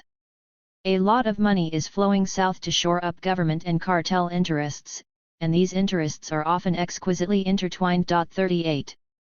An instructive example of the blurred lines between those on government and cartel payrolls is offered by the case of Border Patrol agent Abel Canales. Canales was involved in the shooting of Jesus Enrique Castro Romo in November of 2010. Castro survived and is now suing over the incident. Canales was indicted in 2011, accused of accepting a bribe in October of 2008 to allow vehicles with drugs and/or undocumented migrants to pass through the Border Patrol checkpoint on Interstate 19. This agent was in the field with a gun, and all the associated immunity, 2 years after investigators witnessed him taking bribes. 39. These kinds of formal charges are only a shadow of the actual level of corruption taking place in the border region. Corruption itself as a term should be questioned because something can only be a corruption in relation to a code of ethical behavior that is actually upheld. Collaboration between different state/border enforcers and cartel workers, police, and paramilitary happens with such frequency that it can be considered corruption only in the eyes of a misinformed public. In the 2009 book Drug War Zone, Frontline Dispatches from the Streets of El Paso and Juarez, Howard Campbell unpacks the term cartel. Transportation routes and territories controlled by specific cartels in collusion with the police, military, and government officials are known as plazas. Control of a plaza gives the drug lord and police commander of an area the power to charge less powerful traffickers tolls, known as pesos. Generally, one main cartel dominates a plaza at any given time, although this control is often contested or subverted by internal conflict, may be disputed among several groups, and is subject to rapid change. Attempts by rival cartels to ship drugs through a plaza or take over a plaza controlled by their enemies have led to much of the recent violence in Mexico. The cartel that has the most power in a particular plaza receives police or military protections for its drug shipments. Authorities provide official documentation for loaded airplanes, freight trucks, and cars and allow traffickers to pass freely through airports, and landing strips, freeway toll roads and desert highways, and checkpoints and border crossings. Typically, a cartel purchases the loyalty of the head of the federal police or the military commander in a particular district. This official provides officers or soldiers to physically protect drug loads in transit or in storage facilities, in some cases to serve as bodyguards to high-level cartel members. Police on the cartel payroll intimidate, kidnap, or murder opponents of the organization, although they may also extort large payments from the cartel with which they are associated.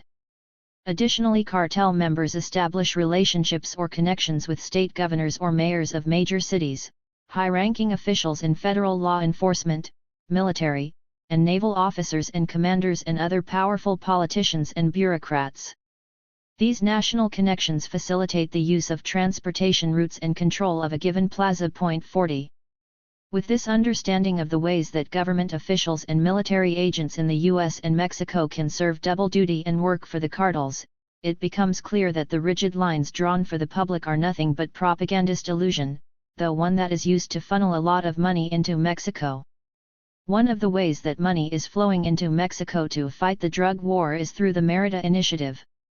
The Merida Initiative is a security agreement between the United States, Mexico, and Central America.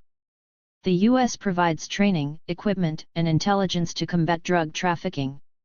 According to the U.S. Department of State website, the 4 pillars of the Merida Initiative are: 1. Disrupt organized criminal groups. 2. Strengthen institutions. 3. Build a 21st century border. 4. Build strong and resilient communities. 41. These are accomplished to the tune of $1.6 billion since the Merida Initiative began in fiscal year 2008. 42. How are Mexican institutions strengthened? According to the U.S. Department of State website, Mexican institutions are strengthened by the following. The United States is supporting Mexico's implementation of comprehensive justice sector reforms through the training of justice sector personnel including police, prosecutors, and defenders, correction systems development, judicial exchanges, and partnerships between Mexican and U.S. law schools. The U.S. Agency for International Development, USAID, is partnering with the government of Mexico and civil society to promote the rule of law and build strong and resilient communities by supporting the implementation of Mexico's new justice system, increasing knowledge of, and respect for, human rights, strengthening social networks and community cohesion, addressing the needs of vulnerable populations, youth and victims of crime, and increasing community and government cooperation. 43. This kind of partnering hides hard controls behind nation building. The U.S. has been widely criticized for training military and paramilitary forces in Mexico in the use of torture. In early July 2008, a video came to light of the city police from León, Guanajuato being taught torture techniques by a U.S. security firm instructor. 44. The training took place in April of 2006. After the public outcry over the incident, the program was suspended. Torture tactics taught by U.S. security firms are used by police and military in Mexico, and yet more funding, training and strengthening the rule of law is supposed to lead to less, not more, state violence. In an attempt to deflect criticisms that the Mérida initiative will necessarily engender more of the same abuse, it has a stipulation requiring Mexico to convince the U.S. Congress it is improving human rights standards and using some of the funds to overhaul the judicial system. 45. Once again, a narrative of strengthening democracy and rights is being used to whitewash what is simply an outsourced version of the School of the Americas, SOA. 46. Violence is justified just as often through anti-corruption, institution building, and human rights discourse as through more explicit narratives of war. How well does U.S.-led counterinsurgency training work and shore up Mexican democracy?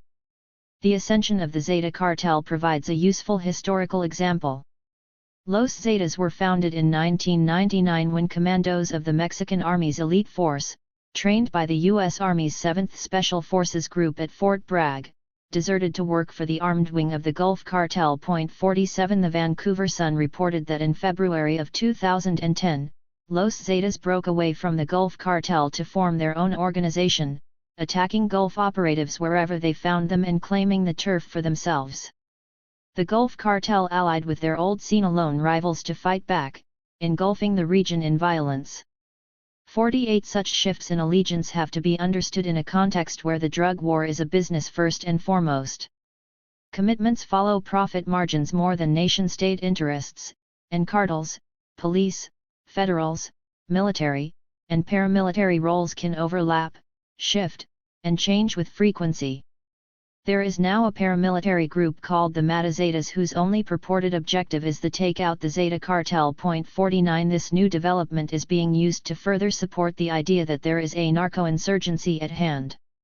The Cato Institute's Ted Carpenter said, "If you look at the tactics cartels are using, they resemble paramilitaries or insurgent groups rather than just criminal gangs." 50. Writing for the Small Wars Journal, Robert J. Bunker and John P. Sullivan also see in this growing crisis the beginnings of a war over the socio-political integrity of Mexico. Our impression is that what is now taking place in Mexico has for some time gone way beyond secular and criminal, economic, activities as defined by traditional organized crime studies. Not only have de facto political elements come to the fore, i.e., when a cartel takes over an entire city or town, they have no choice but to take over political functions formerly administered by the local government, but social, narcocultura, and religious/spiritual, narcocultos, characteristics are now making themselves more pronounced. What we are likely witnessing is Mexican society starting to not only unravel but to go to war with itself. Traditional Mexican values and competing criminal value systems are engaged in a brutal contest over the hearts, minds, and souls of its citizens in a street-by-street, block-by-block, and city-by-city war over the future social and political organization of Mexico. 51. What does this narco-insurgency narrative mean for policy? Narco-violence as a new ascending form of terrorism is being used to justify more border infrastructure, more agents on the ground, more internal controls, and more partnering with Mexico to fight against the cartels. Counterinsurgency is needed to fight the narco-insurgency, which threatens the power of the state so skillfully because cartels like the Zetas were trained by the US in counterinsurgency. Fighting the narco-insurgency is the perfect excuse for maintaining the narco-insurgency. Death to the border. The production of narco-insurgency and counterinsurgency shape daily life in the borderlands. They are used, in subtle and not so subtle ways, to make us afraid and/or make us criminals. We should not be surprised that the military shapes border policy through low-intensity warfare, or that the state has identified some of us as enemies to be captured, deported, or killed. The entire infrastructure of the borderlands is designed to create unforgiving categories. Terms like documented, undocumented, humane, inhumane, legitimate, illegitimate and criminal hide the functional purpose of the border, which is to divide, repress, and control. Democracies rely on the misrecognition of interest, citizenship, cognitive dissonance, humane enforcement, and collective fiction, criminal justice, to produce compliance. When it comes to the border, we are so often willing fools. Those who oppose states, corporations, and the profiteers of human misery should hold a healthy skepticism for all discourses that do not question the legitimacy of the state. Human rights rhetoric still positions nation-states as legitimate entities that must recognize the humanity of their subjects. These narratives reinforce state power. A good example is the call for a humane border policy. What border policy, given the state of late-stage capitalism, could ever be humane? The very real and meaningful concessions we win when we invoke a human rights narrative come at a cost. When we reinforce these narratives, we lose another opportunity to call the social contract into question. The predominant human rights frameworks do not question the basic assumption that is used to control us, that we have consented to be governed. Pragmatic coalition work with a wide variety of people, not all of whom are anti-statist, is a necessary part of resistance. That said, we must not confuse tactical coalitions with a passive acceptance of ideological tendencies like the desire for a humane border.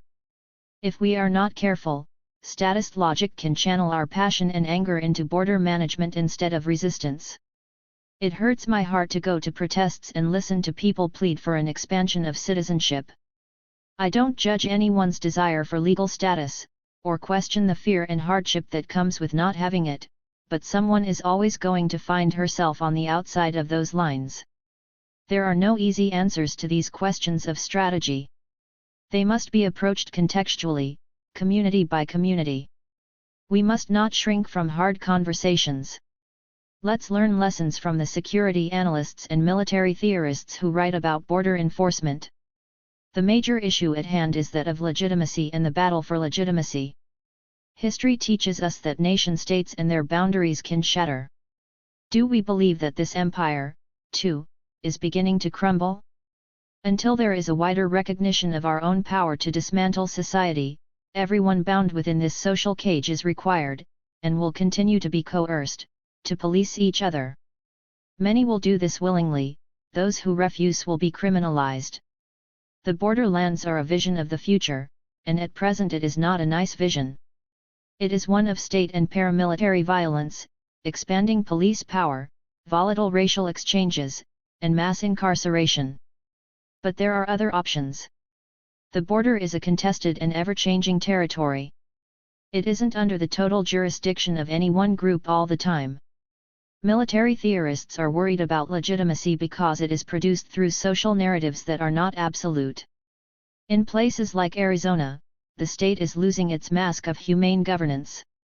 The more people see methods of social control for what they are, and the more economically and ecologically unstable the world becomes, the more alternative visions of social organization and the struggles that might make them a reality will be given credence. There might not, at present, actually be an insurgency in the Southwest, but there are in many other parts of the world, and there could be one here someday. Security is a huge industry because instability and resistance are real and have power. As the state loses legitimacy, some of its power will fall away. It may then try to hold on by using more extreme methods of control, or at least by using those already employed on a larger percentage of the population. 52 To make it through the period of expanded control and repression we are entering, those of us invested in resistance must build our capacity to survive without the support services the state currently provides. The social safety net is not apolitical or benevolent. If it did not serve the state as a method of social control, it would not exist. As we are trying to resist state control over our lives, it would behoove us to try and limit our dependence on the state, or at least gain skills that will eventually be able to replace those services. We should do this both because participating in them gives the state power, and because we cannot access some state infrastructures like hospitals and welfare offices without putting ourselves and our loved ones at risk. Now that we understand soft controls, we can build and seek out alternatives to those surveillance and control mechanisms. Dealing with hard controls is more difficult, and the consequences are brutal.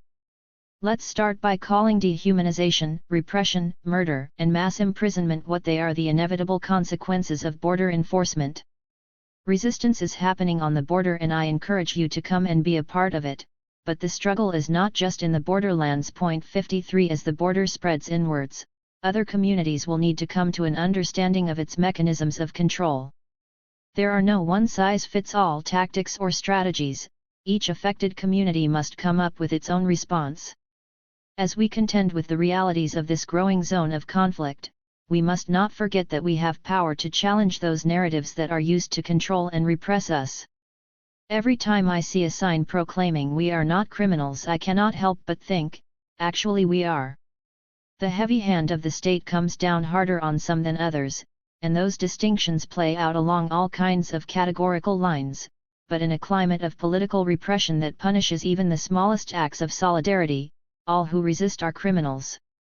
We are criminals perversely complicit in our own imprisonment. The only silver lining is that we are all complicit in different ways, and so it follows that we are all able to resist in different ways. As I am in the habit of telling my kid, the border is both for real and for pretend. The border is fragile, we draw and redraw it every day. The consequences may be great, but we don't have to draw those lines. Dismantling counterinsurgency with Earth First. Sasha Ross 1. An environmental insurgency? At an energy industry conference in Houston, Anadarko Petroleum spokesperson Matt Carmichael gave his audience some important advice. Download the U.S. Army/Marine Corps Counterinsurgency Manual, because we are dealing with an insurgency too. Carmichael was referring to the opposition against hydraulic fracturing, or fracking, an extraction process by which chemicals are thrust into the bedrock at high pressure to break the stone between pockets of natural gas. By labeling the public outcry against fracking an insurgency, Carmichael evinces industry's fear of popular ecological movements, as well as the general flexibility of the term itself. Matt Pizzarella, communications director of the Natural Gas Corporation, Range Resources, attempted to soften the implications of Carmichael's comments. The gas industry is not dealing with insurgents, he insists, it's dealing with regular people who live in towns and want to know what you're doing. However, Pizzarella went on to admit, we have several former PSYOPs folks that work for us at Range, because they're very comfortable in dealing with localized issues and local governments. Really all they do is spend most of their time helping folks develop local ordinances and things like that. But very much having that understanding of PSYOPs in the Army and in the Middle East has applied very helpfully here for us in Pennsylvania. 3. While Pizzarella states that there is no real insurgency, he paradoxically admits that military professionals are pursuing a strategy of preemptive counterinsurgency involving psychological operations on the general public. According to a recent Army Counterinsurgency Field Manual, FM 3-07.22, PSYOPs tactics are deployed for 3 reasons: to counter the effects of insurgent propaganda, relate controls to the security and well-being of the population, and portray a favorable governmental image. For PSYOPs professionals promote an image of popular satisfaction, compliance, and respect for authorities in order to facilitate the plans of the state or employer. Another manual, FM 3-24, Counterinsurgency, states, some elements of culture should be identified and evaluated in a counterinsurgency operation. 5. These elements include history, language, geography, religion, communications, political science, respect for the military, social identities, familial roles, acceptable levels of corruption, education, favorite music and movies, cuisine, and popular folk tales. 6 PSYOPs agents bring an inside perspective into the daily lives of a multitude of social actors, so that industry and law enforcement can learn how to best approach the population. According to Ben Anderson, professor of geography at Durham University, PSYOPs signals the emergence of preemptive counterinsurgency. 7 Its use against the environmental movement indicates the extent to which the U.S. military sees Earth First and radical ecology as a nascent threat. At a military training exercise for human terrain teams, students participated in a wargame in which environmentalists in a secessionist area of Kansas called Lakeland present more of an insurgent threat than secessionists themselves. The scenario was presented this way. Eaton, a coal-fired power plant on the Missouri side of the river, is one of the main military foci due to contention within the community over the environmental pollution it is causing. Sierra Club and other, more radical groups have been active in this area. ELF Earth Liberation Front is one such radical group. Even though there is an elected government and rule of law in Lakeland, there are some insurgents who are opportunistic. That is why the U.S. Army has moved into this area that has broken away from U.S. control. 8. COIN, third parties, and the environment. COIN literature advocates a coordinated media campaign along with direct civic engagement through counter-networks that work in opposition to social movements emerging through traditions of popular struggles. Hinging on third-party groups, astroturfed non-profits or industry-funded civil society organizations, counter-networks work against social movements in attempts to garner public support for motives of industrial development. 9. Remember Matt Carmichael, the one who spilled the beans about the gas industry's involvement with counterinsurgency? Carmichael's employer, Range Resources, along with numerous other energy companies, proffers heavy funding and administrative direction to industry front groups like the Marcellus Shale Coalition, MSC, which provides a perfect example of the third-party counter-network functioning to advance the industry agenda. In 2011, MSC and other networked affiliates of industry interests helped push a bill called Act 13 through the Pennsylvania state legislature, rewriting zoning laws. 10 They did so with the aid of PSYOPs mercenaries and collaborative efforts undertaken over the past several years. One of those collaborations took place at the highest level of state law enforcement. As leaked correspondence later exposed, the Department of Homeland Security worked with the private intelligence corporation Institute of Terrorism Research and Response, ITRR, to monitor activists who opposed deregulation. The scandal would lead to the removal of Pennsylvania's Homeland Security Director, James Powers, but not before Powers' correspondence with ITRR was leaked to the press. "We're not looking for surveillance professionals to dump everything on us that occurs in their jurisdiction," Powers explains in one email, "only that which relates to the critical infrastructure. In turn, we'll provide it to you for the analysts to review and make further findings." 11.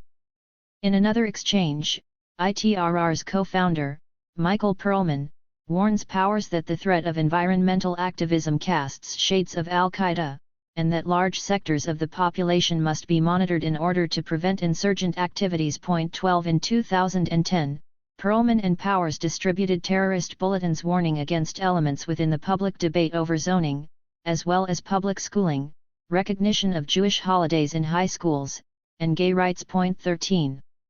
According to Alter Press editor Stephen Rosenfeld, the industry needed the legislature to rewrite oil and gas laws because a 2009 decision by the Pennsylvania Supreme Court upheld municipal rights to write zoning laws that excluded oil and gas drilling if it did not fit the community's character and special nature. 14 Supported by a smear campaign launched by DHS, with the help of ITRR, industry was able to overhaul the zoning laws. According to former Pittsburgh City Council President Doug Shields, Act 13 converted Pennsylvania into a resource colony for multinational corporations. 15. The ability of industry to control zoning ordinances marks a paradigm shift towards the delegation of planning to business elites acting through local political proxies, third-party organizations. 16 This shift relies on commercial and political elites acting in tandem in direct, constructive partnerships that involve local political planning in capitalist growth and industrial development. Urban theory scholar Neil Brenner explains that the modern political economy involves flexible, site-specific decision-making procedures, funding schemes, zoning specifications, planning guidelines, and regulatory techniques. 17 Using these site-specific manipulations, Department of Homeland Security and other state institutions are able to assist industrial operations in building seemingly community-led movements, like MSC, to intervene in political questions, like zoning laws. In the words of coin theorist David Kilcullen, we need to look at our theories of top-down state building and recognize what empirical evidence from the field is telling us, that bottom-up, community-based, civil society approaches are having much greater success than top-down, state-based approaches. 18 Kilcullen claims that the decentralization of power necessarily leads to democratic advancement, yet his model functions only on the condition of corporate domination over social mobilizations. Concerning clean water, land rights, and public space. Rather than grassroots direct democracy, localized political economic partnerships often lead to more exclusive control over the spatial organization and political life of society, politics, and economy. 19 To conceal the authoritarian and thoroughly militarized structure of development, astroturfed non-profit organizations mediate between the politico-economic partnerships and the population. 20 We already saw how one industry front group, MSC, actively worked to alter zoning laws in Pennsylvania. Another such group is Anadarko-funded Energy in Depth, IDE, which operates as a public relations firm for industry. IDE boasts its grassroots credentials, claiming to be composed of independent gas drillers. IDE supports the energy industry by publishing convoluted articles smearing concerned citizens for questioning fracking. In one article, Lender's Bagels, IDE attempts to discredit university professors in Utica, an area plagued by the effects of fracking, by insinuating that the academic status as ivory tower intellectuals separates them from the environment and local communities. Lender's Bagels, like so many other articles and reports, is a demagogical attempt to distort the public discourse by braiding scientific issues together with religious and ethnic shifters, moving the discourse from public aims and achievable goals to unrelated issues of prejudice. 21 Through propaganda, public perception becomes more pliable to industry's alterations of the political and social landscape. Ben Anderson explains. Perception is normally included in the counterinsurgency literature within a broader category of the cognitive terrain or human terrain of conflict. In relation to these terrains, population is understood in terms of effectively imbued values, beliefs, and attitudes. Perception is known as a mixture, then, of cognitive and affective.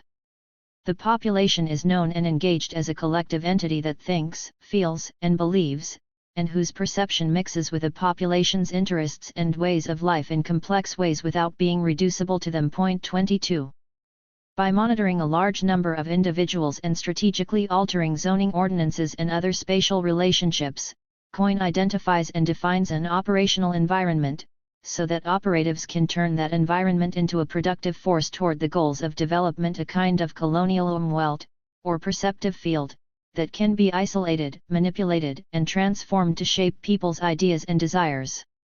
Going beyond repression in Gasland. To say that the same COIN strategy has been deployed in regions around the country would be an understatement.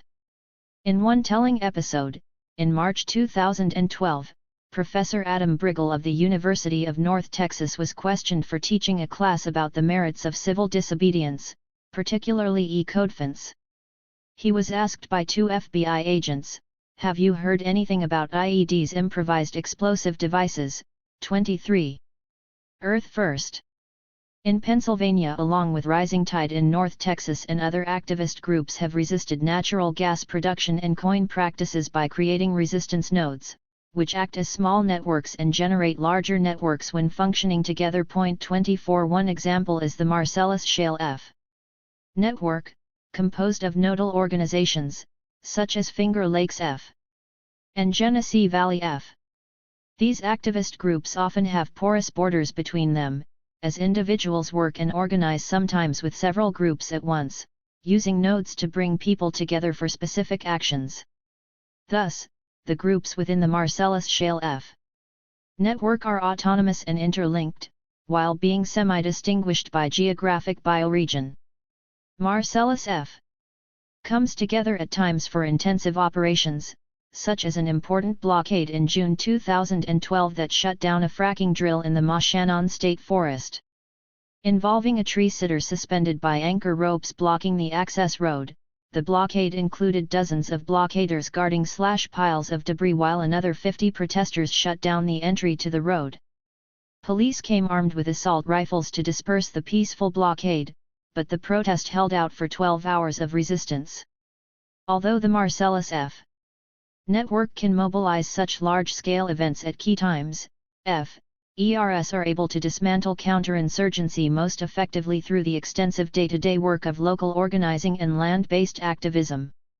As land use policy and economic structure are reshaping political realities by dispossessing large numbers of people and leaving others without clean water to drink or grow food with, Earth First is helping communities develop the practical skills to build self-sustaining communities. Instead of focusing on outsiders, the media must pay attention to individual landowners, councils, and residential districts speaking out against fracking and rezoning. Earth First has a long history of forging spaces of escape, or what Andrei Grubasic calls exilic spaces, within the contemporary political economy of extraction and development. 25 Energized by the Zapatista Rebellion in 1994, ERS constructed liberated zones to halt destructive logging and realize the art of community in resistance. In 2005, in New Orleans, ERS were on hand to use their skills in building common ground, liberating territory in the neighborhood of Algiers to help defend and rebuild the lower 9th Ward after Hurricane Katrina. The following year, Earth First, ERS from South Florida helped take back the land, build the Umoja Village, creating a place of liberation for the urban homeless. Umoja Village was a shanty town in Miami that addressed the economic causes of homelessness, tying them into the ecological causes of climate change and the many forms of oppression related to both. Showing the way forward for a popular response to the housing market crash, Umoja constructed a small community with group meetings, individual responsibility, and mutual aid. The structure empowered formerly homeless people to live, eat, and work, make community decisions, move toward ecological initiatives such as compost toilets, and have a place to ground their relationships. 26 In opposition to the colonial environment of coin, Umoja Village presented a visionary place of community and liberation of land. Also that year, Earth First, ERS participated in the No Borders camp situated at the Calexico/Mexicali border, and more recently have participated in Occupy encampments throughout the U.S. developing the practice of liberating spaces from the mighty redwoods of Cascadia to urban Miami to the creosote bushes of the Sonoran Desert. ERS have helped to dismantle the set notions of borders, exploring instead the ideas of biodiversity and bioregionalism as they play out amidst the geographies and networks that exist between and outside of nation-states. Counterinsurgency and the Occupy movement. George Cesariello Mar. Journalist Chris Hedges ruffled the feathers of many within and around the Occupy movement when he denounced Black Bloc anarchists as a cancer requiring rapid and precise excision. 1 The corporate state, he argued, can use the Black Bloc's confrontational tactics and destruction of property to justify draconian forms of control and frighten the wider population away from supporting the Occupy movement, and the movement would be better off without these hypermasculinist, anti-organizational absolutists who represent no one but themselves. Many, notably anarchist theorist David Graeber, have rightly attacked not only the misrepresentations in Hedges' argument, but crucially its implications, by singling out and denouncing a sector of the movement, by dividing good protesters from bad. This purportedly nonviolent writer was in fact encouraging police violence himself. After all, surgical removal of a tumor is nothing if not violent. 2 Less noted, however, is the degree to which Hedges' discourse literally does the work of the police by contributing to actual policing strategies as they have developed in recent decades. By grasping the development of these strategies, we will be in a better position to avoid the pitfalls of the hysterical liberalism espoused by Hedges and others, and by understanding our enemies, we will be better prepared to confront them. From force to incapacitation. Counterinsurgency, COIN, doctrine has seen parallel developments in the international and domestic sphere, aided in no small part by the mutual imbrication of the two spheres, as federal agencies have come to play a larger role in both equipping and assisting the development of local policing strategies. Point 3. Internationally, this shift in counterinsurgency theory is best expressed in the recent revision, under the oversight of General David Petraeus of the U.S. Army Counterinsurgency Field Manual. FM 3-24, which emphasizes the political over the military aspects of counterinsurgency, a focus on the local population rather than the enemy, strictly understood, and the ideological winning of the hearts and minds of the uncommitted middle rather than a policy of unrestricted annihilation. Point 4. However, we must be clear that this new counterinsurgency doctrine is still fundamentally military, and these hearts and minds are not seen as ends in themselves, but are rather a means toward ultimately defeating the enemy. For Petraeus and others, good intelligence comes from a friendly native population, the sea within which insurgent fish either flourish or perish, and the goal is therefore to disrupt this insurgent symbiosis. Point 5. Just as the U.S. military seeks to win hearts and minds abroad not as a contribution to a more human world but as the best way to win a war against insurgents, so too has domestic policing shifted toward seemingly softer forms in an effort to destroy movements with the velvet glove, albeit not without recourse to the iron fist. Patrick Gillam has recently tracked this shift in protest policing, one driven by a dialectic of policing and resistance that has led to strategic and tactical innovation on both sides. During the 1960s, the policing of protest movements was rooted in a strategy of escalated force, which was characterized by mass and unprovoked arrests and the overwhelming and indiscriminate use of force. 6. The public scrutiny generated by this excessive use of force gave rise in the 1980s to a new strategy of negotiated management, in which police collaborated with the leaders of professionalized social movement organizations to regulate highly choreographed demonstrations and the often scripted arrests they involved. Point 7. Radical organizers soon slipped the yoke of such routinized protest, however, putting forth ambitious demands that exceeded negotiation, pioneering new and more flexible tactics, and refusing to be straitjacketed by either the police or their own leaders. Negotiated management simply could not keep up. Point 8. The rigidity of negotiated management was fully laid bare in the 1999 Seattle protests, where police were unable to prepare for contingencies and allocate resources necessary to control the unpredictable tactics of demonstrators. Point 9. Radical organizers thus forced policing agencies to strategically reconfigure once again, the result of which has been what Gillam deems strategic incapacitation. This approach emphasizes the application of selectivity, whereby police distinguish between two categories of protesters: contained and transgressive, in order to target those most likely to engage in disruptive activities. 10. In other words, contemporary policing strategy has come to rest firmly on a distinction between good and bad protesters, crucially identifying the latter in potentia, prior to any disruption. In practice, this often looks like a selective fusion of the two prior policing regimes: negotiation for the good protesters, force for the bad. However, Gillam insists that this selective use of force, with its preemptive and large-scale arrests and less lethal weaponry, has three additional aspects that constitute a qualitatively new regime for the containment and repression of dissent.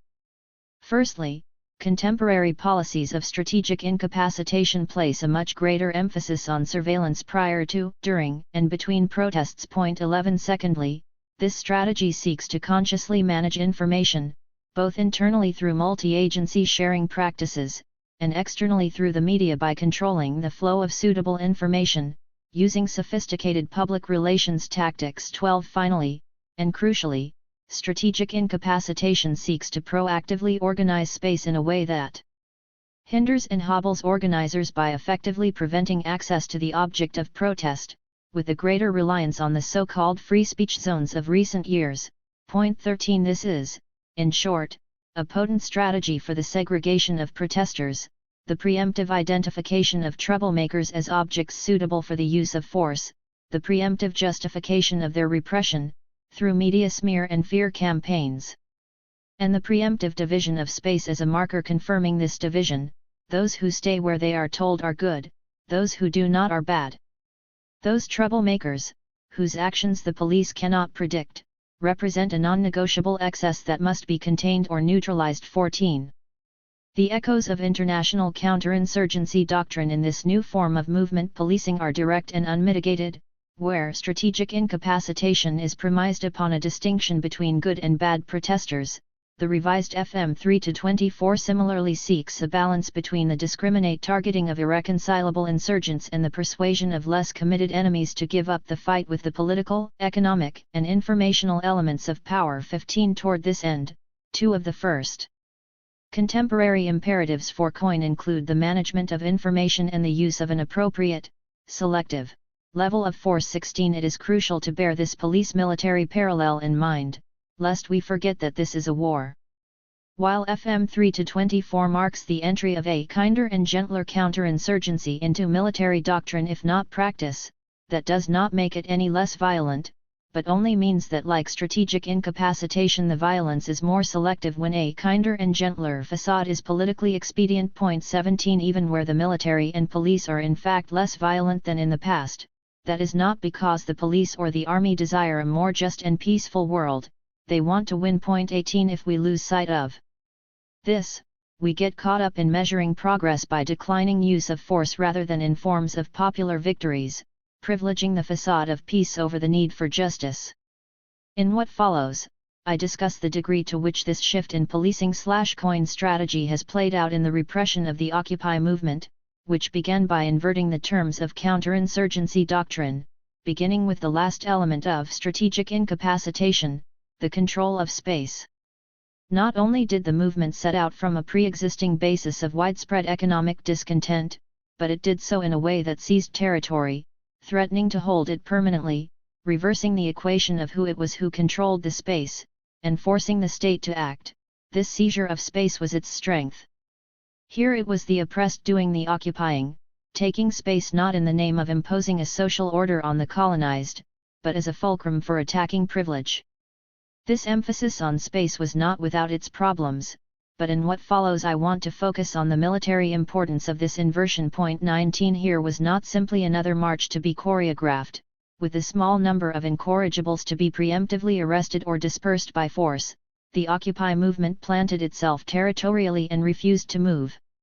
Even once camps were cleared, moreover, their specter provided a focal point for demands, especially in Oakland. Return to the camp. 20. After all, if FM 3-24 speaks of both occupations and insurgencies, it does so on the assumption that these are opposing terms, that the U.S. will be the occupier and those occupied will resist with insurgent methods. 21. At least in theory, the Occupy movement sought to be something relatively new, an insurgent occupation. 22. My analysis draws on two seemingly opposite examples, Occupy Oakland and Occupy Philadelphia. While Oakland and Philadelphia both boast a considerable radical heritage, particularly with the Black Panthers in the former and the Revolutionary Action Movement in the latter, recent years have seen vastly different political conditions in each city. In Oakland, 2009 marked a seismic shift in radical politics with the rebellions that greeted the murder of Oscar Grant at the hands of the police.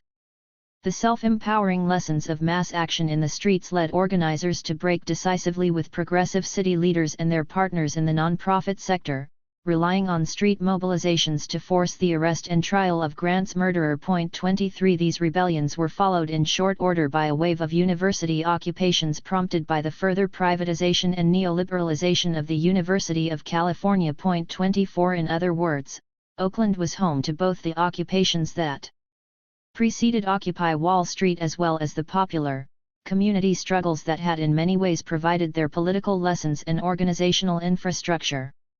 By contrast, Philadelphia was amid a relative downswing of organizing, an energetic 2009 effort to save public libraries notwithstanding.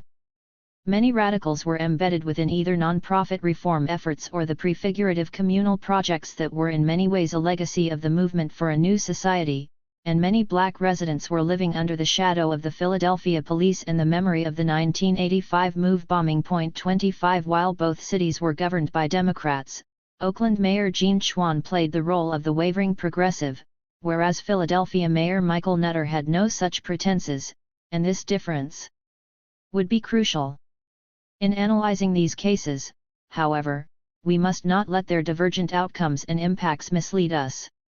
While the occupations in both cities began from very different positions of strength and political composition, and confronted a different degree of will on the part of the city and the policing strategies each faced were largely identical.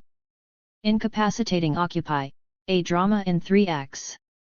The similarity with which Occupy Oakland and Occupy Philly have been repressed testifies to a complete embrace of the selective nature of strategic incapacitation.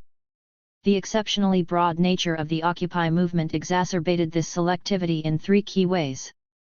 Firstly, political leaders from right to left, but especially Democrats, felt obligated to embrace at least some elements of this outpouring of spontaneous, populist dissent. Secondly, the multiplicity of messages and demands emerging from the movement from liberal tax reform to revolutionary change allowed elected officials to seemingly embrace the movement, by embracing one part, while simultaneously attempting to destroy it. Finally, the broad nature of the Occupy movement meant that, in coin terms, not all occupiers were hardline insurgents. As a result, the strategy for dividing good from bad protesters would be more ambitious and brazen, attempting to chip away at the unity among the occupiers while cutting ties to the broader population. 26. The common script that would play out across the country took the form of a drama in 3 acts, each intertwined and circulating around a central premise of the new domestic counterinsurgency, that is, strategic incapacitation, divide insurgents both internally and from their support base, using media manipulation and managed information, before then subjecting them to the selective use of force. I hope that by looking closely at the stages according to which this process played out, it might be possible to get beyond some of the limitations of Gillam's arguably more static model of strategic incapacitation. This script is strikingly similar across the map. From Oakland to Portland, Atlanta to Philly, a Democratic mayor plays nice, claiming to represent the 99% and to support the occupation's crusade against big business. But at some point, small hegemonic shifts signal coming offensives. In a crude and thinly veiled information war, lies are tossed about like the seeds they are, and the media duly parrots lines put forth by police and city alike. This chatter, to turn the language of the counterinsurgents against them, begins to spread surreptitiously, that Occupy is unsanitary, now dangerously so, now downright violent. 27 A murder, a suicide, a rape, or an overdose suddenly brim with political opportunity. With the stage set, all that remains is for the guardians of good order to step in to defend the common good. Something must be done to save Occupy from itself. Act 1, the facade of negotiation. Under a regime of strategic incapacitation, negotiation does not disappear entirely, but communication becomes both selective and one-way, available only to the good protesters and functioning merely to inform them of decisions made previously by police. 28 In the policing of Occupy, there was more to it than this, as communication strategy was from day one itself a terrain for a struggle to divide and discredit the movement and eliminate the encampments. One cause for the decline of negotiated management in the aftermath of the 1999 Seattle protests was the difficulty of negotiating with leaderless movements, and this difficulty was similarly present with Occupy. But rather than making policing more difficult, in the era of strategic incapacitation this difficulty provided fodder for public officials with permits and the legitimation of certain voices functioning within a media strategy aimed at dividing and discrediting the movement. When the occupations appeared on the horizon, sparked by the example of Occupy Wall Street, many city officials supported and even encouraged these expressions of discontent while attempting to corral them within the realm of the permitted. Given recent history, Occupy Oakland resolutely refused to even consider applying for a permit. The lesson in popular power offered by the Oscar Grant rebellions was enough to convince a majority that permits were both unnecessary and even dangerous. On several occasions, OPD used permits to pressure the permit holders, namely the family of Oscar Grant, to keep protesters in line. Public officials and political leaders were also banned from speaking at the General Assembly, and perhaps most importantly but controversially, the police were themselves banned from the recently renamed Oscar Grant Plaza. 29. In Philadelphia, by contrast, despite an initial outpouring of more than 1,000 people to support the occupation and the direct seizure of City Hall, Dilworth, Plaza, a small number of self-appointed liaisons and ACLU representatives successfully applied for a permit, marking a considerable if rarely mentioned victory for the Nutter administration. Occupy Philadelphia had agreed to play by the rules established by the city, and had crucially handed over its own sovereignty. Ironically, the permit application was only filed after the occupiers had forcibly taken the plaza, as though they became frightened of the specter of their own power. According to a former city liaison from Occupy, the mayor's office even offered in a nod toward negotiated management to arrange symbolic arrests to stimulate the movement, while also promising that a permit would protect the rightful occupiers from other groups. 30 The first few nights of Occupy Philly reflected this balance of forces. Mayor Nutter and Police Commissioner Charles Ramsey visited the Occupy camp, with some occupiers even posing for pictures with these ostensibly supportive officials. While some confronted the mayor and distributed pamphlets insisting that the mayor and the police are not our friends, such warnings went unheeded in the early days of the occupation. 31. By late October, Oakland City officials were already complaining of a breakdown in communication, but the question of permits and formal communication with the city was in reality but a prelude to the crucial second act. Act 2, Discredit and Divide. The nexus of city/police officials and the media was central for the destruction of the Occupy movement. According to Gillum, under strategic incapacitation the media functions not only to discredit movements, but to assist their repression by stoking fear and rising expectations that police will need to curtail civil liberties, use force, and make mass arrests in order to minimize violent protests. 32 The function of media messaging and framing strategies toward Occupy was firstly, to document an unwelcome shift from acceptable to unacceptable occupations, secondly, to present the occupiers as unreasonable and unfaithful partners in dialogue, thirdly, to exaggerate the threat posed by the occupations, fourthly, to discredit the movement by dividing it both from the population and within its own ranks, and finally, to prepare the public for the eventuality of a brutal eviction. It is worth directly comparing the rhetoric delivered by the respective city administrations to their respective media arm. In a public statement on October 20, 5 days prior to the first eviction of Occupy Oakland City Administrator Deanna Santana posted the following: "We believe that after 10 days, the city can no longer uphold public health and safety. In recent days, camp conditions and occupants' behavior have significantly deteriorated, and it is no longer manageable to maintain a public health and safety plan. These conditions, which have not been sufficiently addressed, include fire hazards, safety hazards, increasing frequency of violence, assaults, threats, and intimidation, denial of access to emergency personnel to treat injured persons and to police to patrol the plaza, sanitation hazards, health hazards, physical damage." As a result of these serious conditions, the administration has determined that facilitating this expression of speech is no longer viable, nor in the interest of public health and safety. 33. The media, meanwhile, was contributing in its own significant way to the good versus bad distinction, decrying aggression toward reporters, lamenting the fact that a national movement had been hijacked by activists and the homeless and altered to embrace local issues, and openly fostering a division between legitimate protesters and activists. 34 In the run-up to the first eviction of Occupy Oakland, press reports cited anonymous police to document these purportedly dangerous conditions. And prior to the second eviction, anonymous leaks warned both of an impending eviction and the overwhelming force it would entail, all in an effort to soften up the public to the idea. 35 The fact that these were leaked only serves to obscure the media strategy of making such threats public. This strategy became clear when emails appeared in which OPD Chief Howard Jordan informed the mayor that crime had actually declined around the occupation and discussed how to manipulate this truth, as well as in efforts both prior to and after the effort to reoccupy a space on January 28. Th.36 A fatal shooting near the camp on November 10 only provided more fodder for the city in the run-up to the second eviction. 37 On the opposite coast, the same script played out. After initially expressing support for Occupy Philly, and evidently fooling many occupiers in the process, Mayor Nutter was re-elected by a wide margin on Tuesday, November 8, freeing his hand for a change in course. The previous week, the Radical Caucus of Occupy Philly had brought forth a proposal to the General Assembly, which simply stated that the Occupy camp would not voluntarily leave in preparation for a scheduled construction project in Dilworth Plaza, and would resist eviction.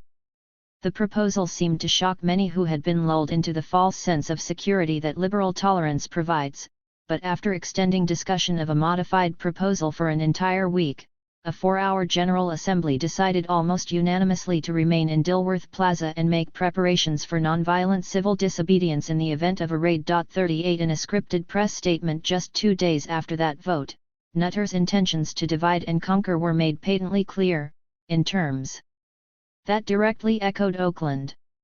As in Oakland, Nutter spoke of a shift within the Occupy movement leading to dramatically deteriorating conditions. As in Oakland, the indicators of this deterioration included intolerable health and safety issues, including a recent sexual assault at the camp.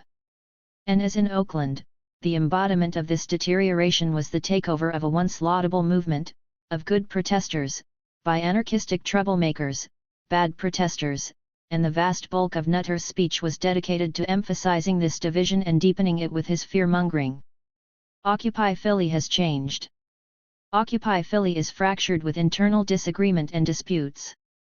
The people of Occupy Philly have also changed and their intentions have changed. T.H. told me that they would be peaceful, that they would not be disruptive. We've seen the rise of new groups as a part of this movement like the Radical Caucus, which is bent on civil disobedience and disrupting city operations. Many of the people that we talked to in the beginning of this event and activity are now gone. And Occupy Philly has refused to engage in active, regular discussions with us. This change in behavior is no accident. It is a direct result of the fact that this movement has changed and the people have changed. Occupy Philly has changed, so we must change our relationship with them. 39 The coup de grace of this entire performance came with regard to the impending renovation of Dilworth Plaza, a project built by the 99% for the 99%. While this was clearly an effort to pit Occupy against the community more broadly, it was also a strategy for planting the seeds of political division within Occupy and allowing these to play out. Debates soon raged within Occupy Philly about the danger of losing labor support, which with a few exceptions had been largely absent from the beginning, neglecting that this rhetoric was simply part of the city's eviction strategy. Occupy Philly was quick to respond to the mayor's accusations. At a counter-press conference, speaker after speaker dismantled Nutter's claims, piece by piece. The most shocking revelation came from the Women's Caucus, which was quick to highlight the opportunism and hypocrisy of focusing in on the sexual assault as a pretext to attack the occupation. As a representative of the Women's Caucus told the press, "We asked police for help with the eviction of a sexual predator. The police said, 'It's not our problem. Get your men to handle it.'"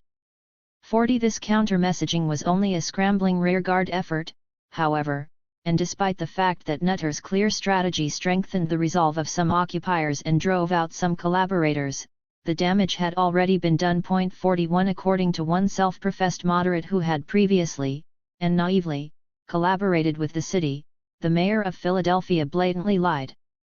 All of the people that the city had worked with from day one, myself included, were still there. The only thing that had changed was that we were no longer allowing ourselves to be controlled by a system that served to protect the status quo. 42 The script was written beforehand, and all that remained in question was how divided the movement would be and how much public support it could muster to prevent an eviction. Act 3, Evict.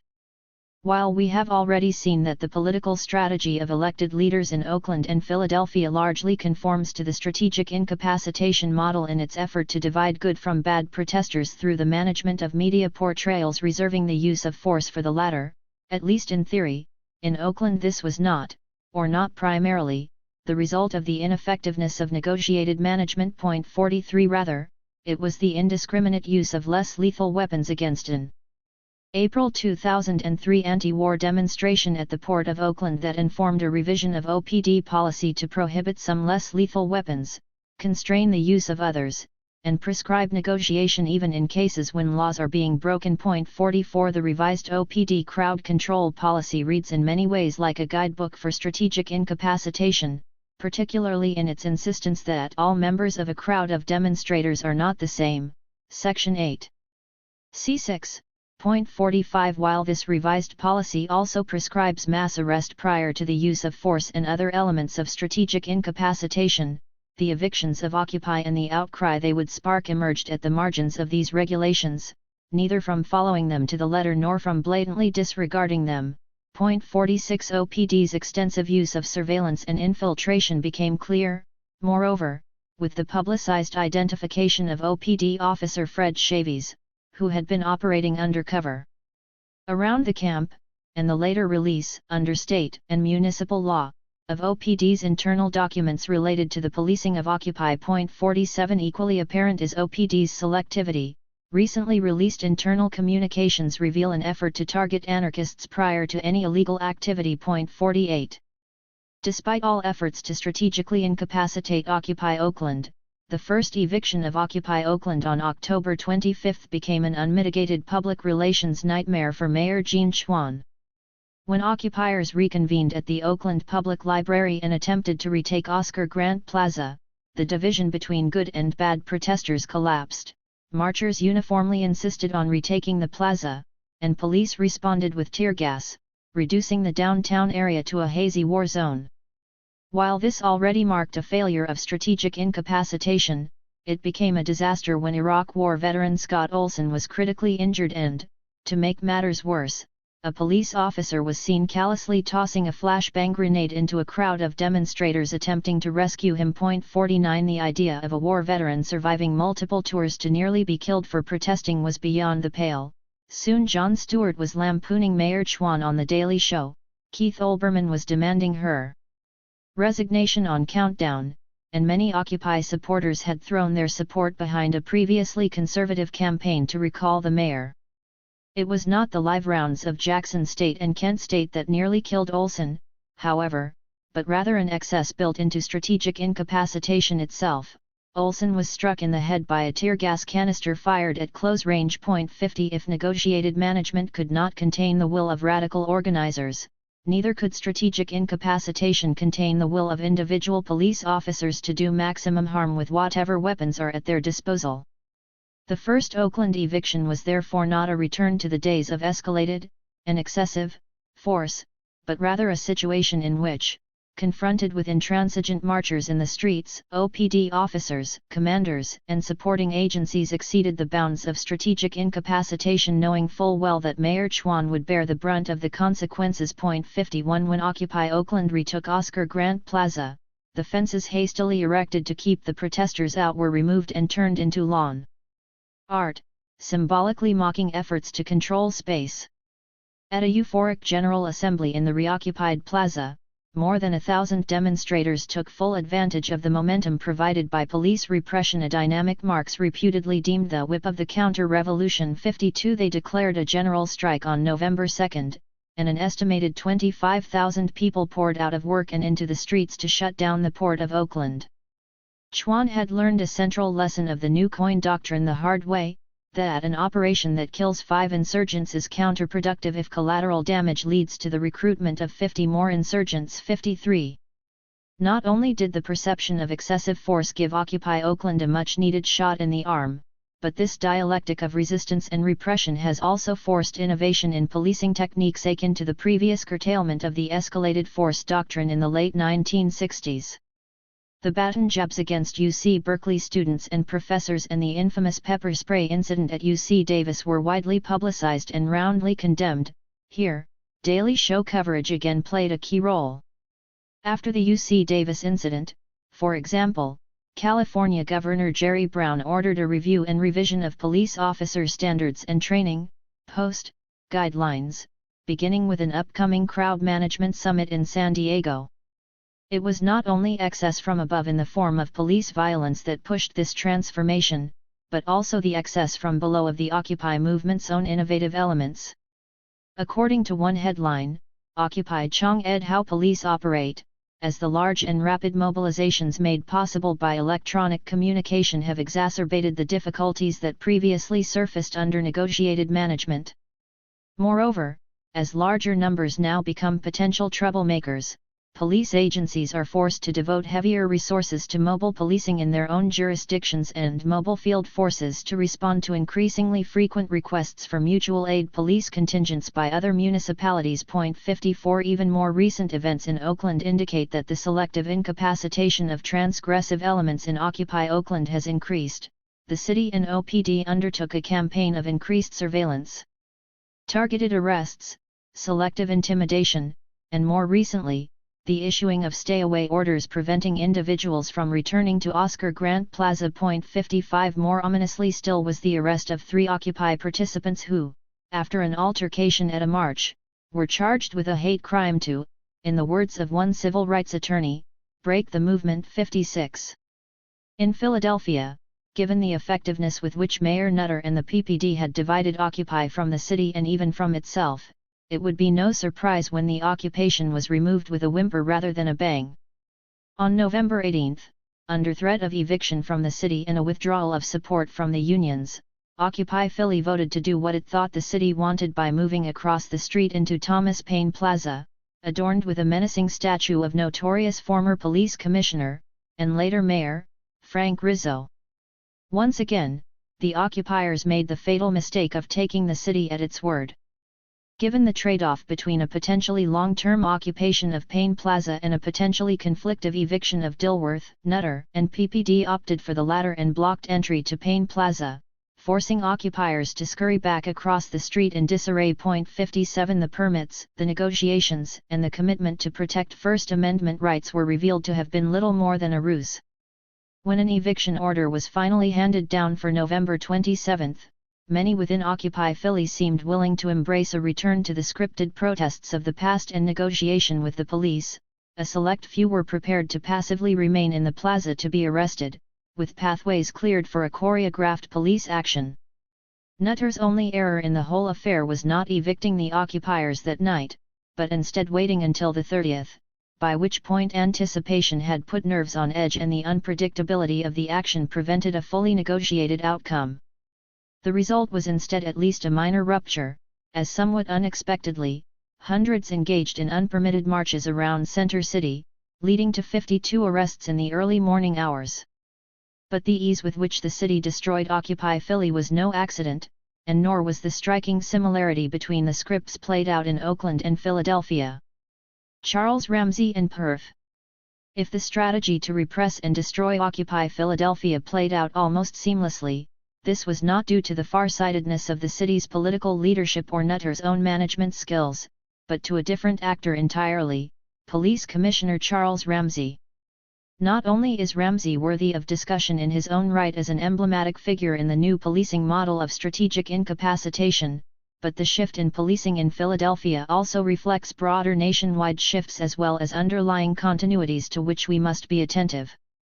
For years, policing in Philadelphia was epitomized by the combative commissioner-turned-mayor Frank Rizzo, whose electoral victories were largely fueled by attacks on the black community. 58 The fact that both a black mayor, Nutter, and black police commissioner, Ramsey, currently preside over the city should not mislead us, however, knowing full well that black police are compatible with white supremacy, and are arguably its best weapon.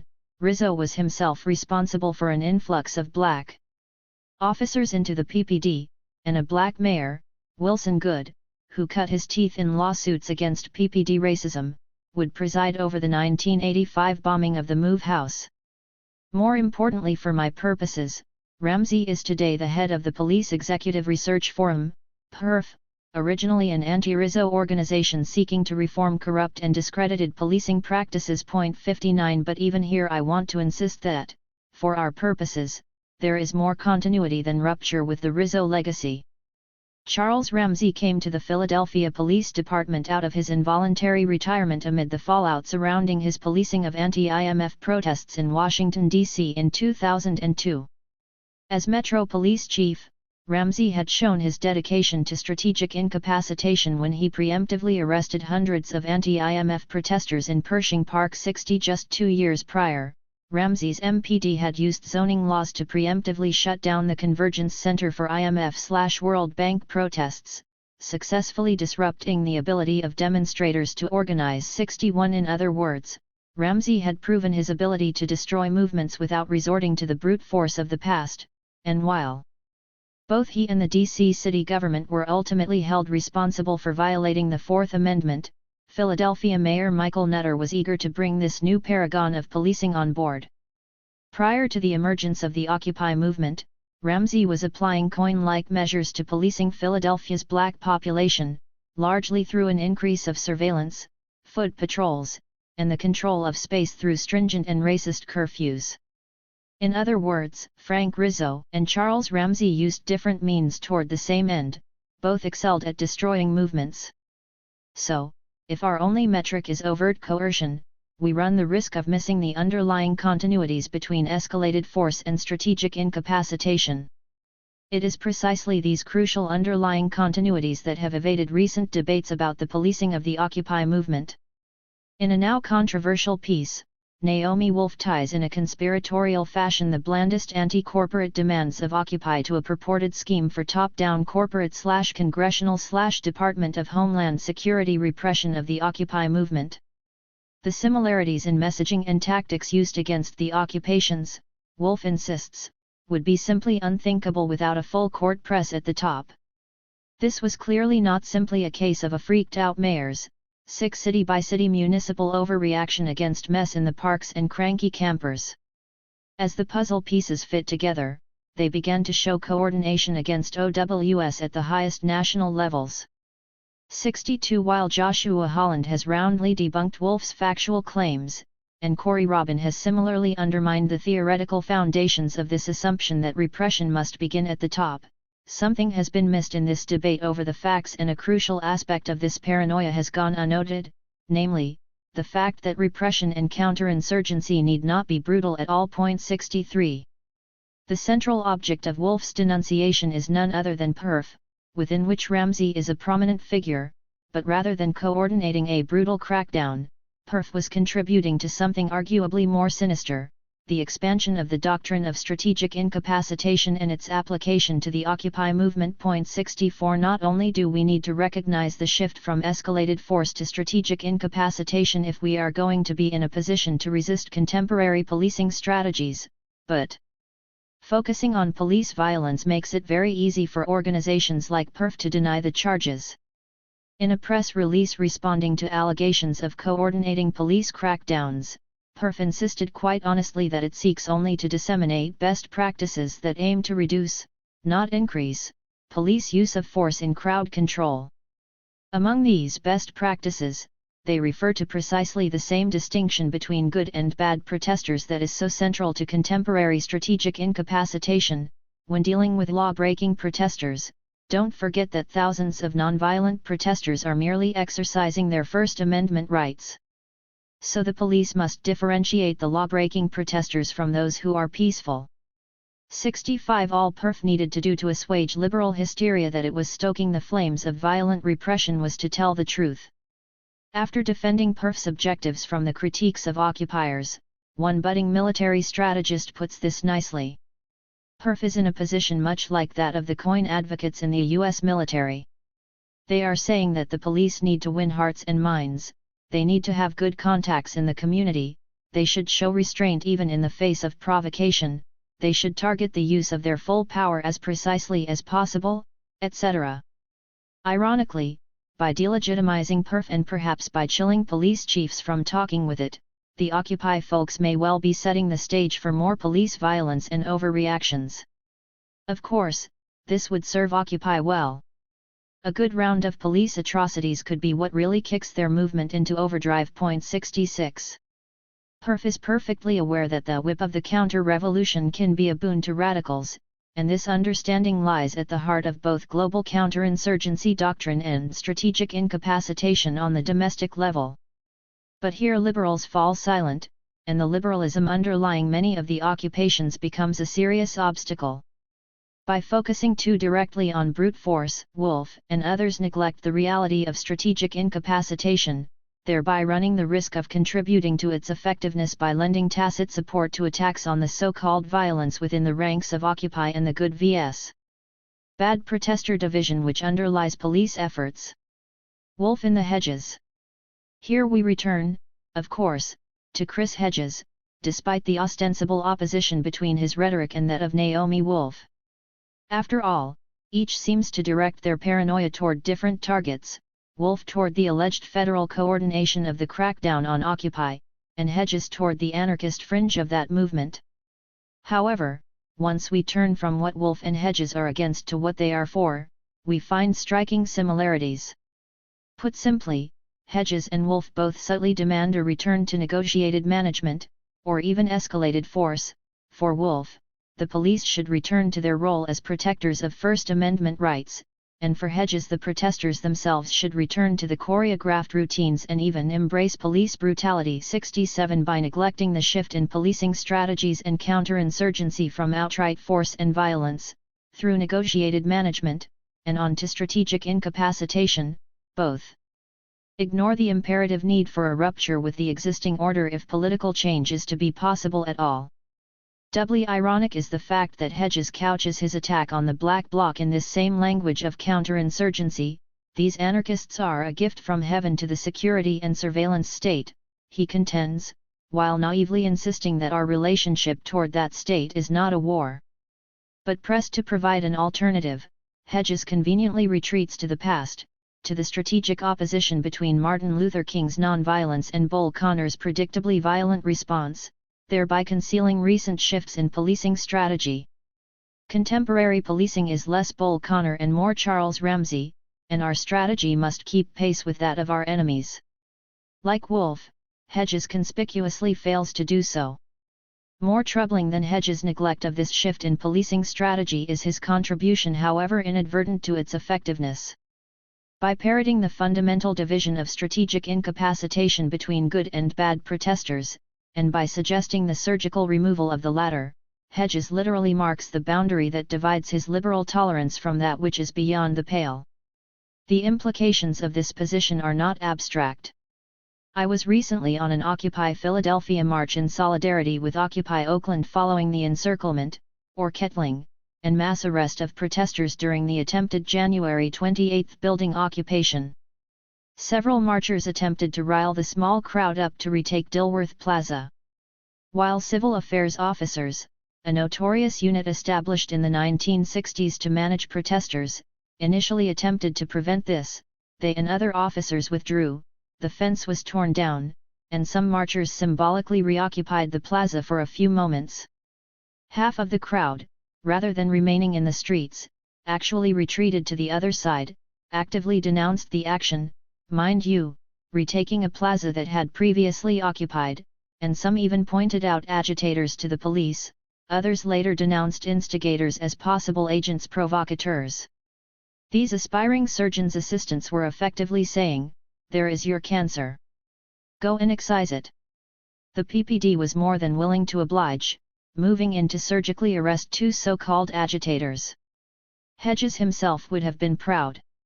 Even more troubling was the fact that many good protesters seemed not to care that the bad had been removed. When some marchers retreated while singing "This Little Light of Mine," they were mic-checked by a young black woman, "This is no time to celebrate. Your comrades were just arrested. This is disgusting." By merely standing in opposition to violence by the police or protesters rather than standing for the imperative need for social transformation that drives protests to begin with, Wolf and Hedges unwittingly contribute to a double function. Firstly, they obscure the fact that contemporary policing is not simply rooted in brute force but instead in the more subtle and selective deployment of force against the bad.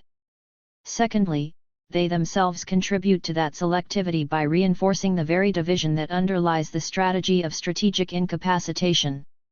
Thus they conceal the weapons of our enemies and divide our own forces. Much has been said about the violence versus non-violence debate within and prior to Occupy, and it is true that we need to defend the violent as well as the non-violent and accept not only a diversity of tactics but also a diversity of strategies for building the new world. Arguably more important than debating violence within our ranks, however, and even more important than denouncing non-violence as complicit in perpetuating the violence of the existing order, is grasping and opposing the seemingly less violent policing strategies we might otherwise overlook or, worse still, encourage with our rhetoric.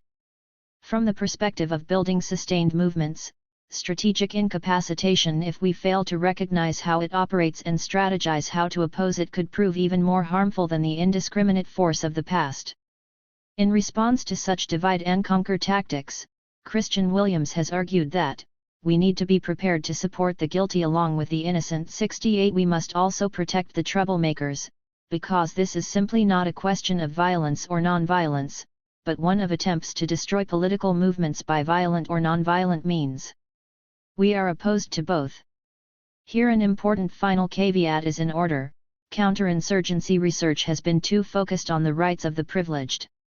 As Williams puts it, repression is not something that happens solely, or even mainly, to activists. 69 There have always been good and bad protesters, and these are distinguished as much by race as by tactical orientation. Surveillance, preemptive arrests, media slander campaigns, and less lethal but also more lethal weaponry have been nothing new to black movements from the Revolutionary Action Movement and the Black Panthers of the 1960s to the Republic of New Africa in the 1970s and MOVE in the 1980s.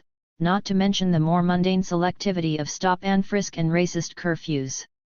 Unfortunately, the chasm separating the Occupy movement from the most oppressed communities has prevented us from taking this lesson to heart. Our enemies who wrote FM 3-24 understand well the need for insurgents to take refuge in the people, in broad movements, to sink our roots deeply into communities and refuse to be moved. Williams continues. When facing counterinsurgency, we need to learn to think like insurgents. The antidote to repression is, simply put, more resistance. But this cannot just be a matter of escalating tactics or increasing militancy. Crucially, it has to involve broadening the movement space of support. 70. When we have successfully done so, there will be no good protesters, only bad.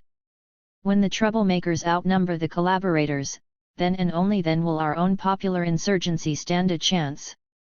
Geography, Counterinsurgency, and the G-Bomb, The Case of Mexico Indigena. Jeffrey Boyce and Connor Cash. In 2006 a team of geographers from the University of Kansas began a participatory mapping project with Zapotec communities in the Sierra Juarez of Oaxaca, Mexico. The research team, led by Dr. Peter Herlihy, pitched the project to the subject communities as a way to identify and demarcate traditional land use and tenure in order to defend their territories against outside speculation. Yet unbeknownst to these participants, the project, Mexico Indigena, was in fact designed to produce digital maps of the cultural landscape, or human terrain of Mexico's indigenous peoples. 1 Mexico Indigena was the pilot for a research program dubbed the Bowman Expeditions, sponsored by the U.S. Foreign Military Studies Office, FMSO, at Ft. Leavenworth, Kansas, whose explicit purpose is to gather intelligence on emerging and asymmetric threats to the United States for the purpose of preparing for conflict and maintaining the peace. The broader objectives of this research program, overseen by the American Geographical Society, AGS, were to augment U.S. intelligence and counterinsurgency efforts through the generation of diffuse geospatial intelligence. As stated in its executive summary, Mexico Indigena represented the initial step in a much larger concept of reviving a tradition of research by university scholars providing open-source intelligence on different parts of the world.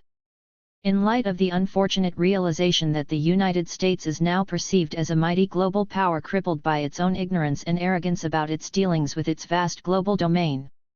The document goes on to state, indigenous regions in Mexico, like in so many parts of Latin America and around the world, are where rebellions are fomented, where drugs are produced, where resource pirates operate, and where conditions of poverty and despair drive up the highest rates of our migration. Few would disagree that as we move into the 21st century, indigenous populations are among the most important social actors in struggles of the future of Latin American democracies. Point 2. In January 2009, a collection of Oaxacan activists, organizers, and residents of the affected community of San Miguel Tiltepec publicly denounced Mexico Indigena for its military connections and demanded accountability from those involved and from their colleagues at U.S. universities. This move has, ever since, generated significant if muted controversy within the discipline of geography. The issues involved in this case have, however, often been treated as exceptional, whether as an issue of individual ethical violations, or as politically dangerous collaboration between scholars and the U.S. military. Point 3. In this chapter we will discuss Mexico Indigena in greater detail, and suggest that the actions taken and the statements made by the parties involved in this scandal help to clarify not only the role of social science research in facilitating violence against individuals and communities, but also the importance of professional identities in shaping the trajectory of research and its instrumental and political value. We are living in an era during which the social guarantees of the welfare state are being openly abandoned and replaced with policies whose logics rest expressly upon the twin pillars of militarism and securitization, pillars that can broadly be understood to operate within a framework of counterinsurgency. Rapid austerity within North American public research institutions, along with shifts in federal funding priorities toward military and homeland security interests, create significant pressure for academic labor to align with these agendas. For these reasons, Mexico Indigena is alarming and should provoke reflection within and beyond the discipline of geography. We argue here for alternative projects of knowledge production whose uses may escape the logics of neoliberal militarism. We also suggest that Mexico Indigena should not be treated as exceptional, but instead must be understood in terms of institutional imperatives that align academic labor toward the incorporation of its subjects into the project of capitalist modernity. Geospatial knowledge and counterinsurgency. Cartography is one of the earliest state sciences, enabling and facilitating the administration of territory, centralized planning, and the deployment of military force. As post-colonial theorists like Laura Stoller remind us, advances in cartographic technologies were central to facilitating European navigation and capture of the globe. Point 4. Geographer John Pickles likewise argues that, as a system for counting and recording populations and defining, delimiting, and mapping space and nature, geospatial technologies promote new practices that are not intrinsic to the new media, but are permitted and facilitated by them, technologies of the body, of the social, of the economy, by which bureaucratic, business, or military functions, and others, can be extended effectively across new territories with effects that previous technologies did not permit. 5. In the context of the Cold War's space race for geovisual supremacy, computerized geographic information sciences and technologies, GIS&T, fundamentally redefined the nature of cartographic work, enabling the collection of potentially infinite datasets and their near-instantaneous territorial representation. These systems network human operators with electronic processors, advanced software, and U.S. government satellites, and have found their way into an endless stream of military, scientific, and industrial applications, from identifying land change patterns associated with climate variation, to managing resource extraction, to targeting missiles. However, even the most advanced cartographic technologies present an impartial, abstract, and functionally limited dataset. As GIS&T theorist Mike Goodchild points out, despite the panoptic fantasies of military planners or the dystopian fears of their critics, surveillance technologies like satellites and robotic drones cannot penetrate the spatialities of everyday life, or identify military or security targets, without first having the knowledge that tells them where to look, and the analytic capability to intelligently sort the data they collect. Point 6. The world is not a transparent horizon, visibility is something that must be actively produced. The datasets assembled by a Landsat 7 satellite, for example, represent informational mountains in which insurgents remain hidden. On its own, this information is useless. It requires interpretation, analysis, and verification, or what GIS scientists call ground truthing, to transform global and continuous data sets from noise into actionable intelligence. The labor expended upon these data increasingly assumes colossal proportions. For example, the video produced by a single Predator drone currently requires 19 full-time analysts to process. As sensors become more complicated, the U.S. Marine Corps estimates that they may need as many as 2,000 full-time analysts to regularly process the data generated by a single drone team. 7 The routine use of unmanned aerial drones by the U.S. military in Iraq and Afghanistan, by the Central Intelligence Agency in Afghanistan, Pakistan, and Yemen, and by the Department of Homeland Security along the U.S. borders with Mexico and Canada requires a growing cadre of personnel whose task it is to review, process, and share surveillance data, generating additional logistical and bureaucratic hurdles for the useful deployment and management of the technology and the information it produces. Thus, it is worth noting that by many of the professed rationales of the U.S. government, these surveillance technologies are of modest utility and can do little to halt the actions of a Timothy McVeigh or an al-Qaeda cell. What they do facilitate is cooperation between state bureaucracies and military, paramilitary, and extramilitary actors by providing information, force, and cover of law to low-intensity campaigns of violence and harassment against targeted communities for the purposes of advancing U.S. corporate and strategic interests. Writing in 2005, AGS President Jerome Dobson put the issue as follows: "It's one thing to know where each bomb will fall, and GPS can tell you that. It's quite another to know where the people are, and that requires a GIS." 8 As Dobson has argued, the ability to map and understand the human terrain has been one of the most vexing challenges for colonial counterinsurgency and governmentality throughout the era of Anglo-European hegemony, and one that geographers are uniquely positioned to realize. In its campaigns against the resolute Afghan and Iraqi insurgencies, the U.S. military has sought more and better geospatial knowledge through the implementation of Human Terrain Mapping Systems, HTMS. The military's appeals for assistance were met with enthusiastic support from many academic geographers. Dobson specifically has argued that geography could become positioned as a discipline just as integral to the war on terror as physics was to the Cold War in the aftermath of the atom bomb, a development that he describes as the advent of the era of the G-bomb. 9. Mexico Indigena and its reception in geography. Although the architects of Mexico Indigena have acknowledged that their program was funded by the Pentagon, both Herlihy and Dobson deny that military planners had any control over the research process, its design, or its outcomes. Yet the location of the program in the Sierra Juarez is suspicious at best. In 2006, the state of Oaxaca became the home of one of the largest popular insurrections in Mexico since the 1910 revolution. During the uprising, which lasted for more than 6 months, broad cross-sectors of Oaxacan society joined together to try to force the removal of then-Governor Ulysses Ruiz Ortiz, and popular assemblies assumed control over many of the functions of state and municipal government. In the ensuing repression, 27 participants were assassinated, dozens disappeared, and hundreds imprisoned. 10 It was in the context of this unrest that the architects of Mexico Indigena decided to move their operations from the Mexican state of San Luis Potosí to the Sierra Juarez of Oaxaca. On their website, the architects of Mexico Indigena explicitly connect their work to the uprising, stating, "Since the tumultuous period of political unrest in the summer and fall of 2006, Oaxaca has been in the news as a region where long-standing grievances among many indigenous communities are meshing with other movements in complex ways. Our work will illuminate neglected but important facets of these movements." 11. Indigenous and rural communities in Oaxaca have been among the most reticent toward the federal government's Proceed Land Reform Program, a program that divides communal lands into private allotments that can then be marketized.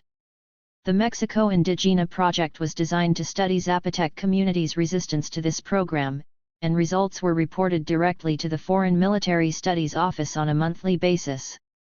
As they state in their 2006 Methodological Approaches Report of Mexico Indigena, the participatory mapping, or PM, methodology rests on the philosophy that local populations have some of the best and most detailed knowledge of their surrounding lands and resources, and that can be collected and interpreted geographically. 12.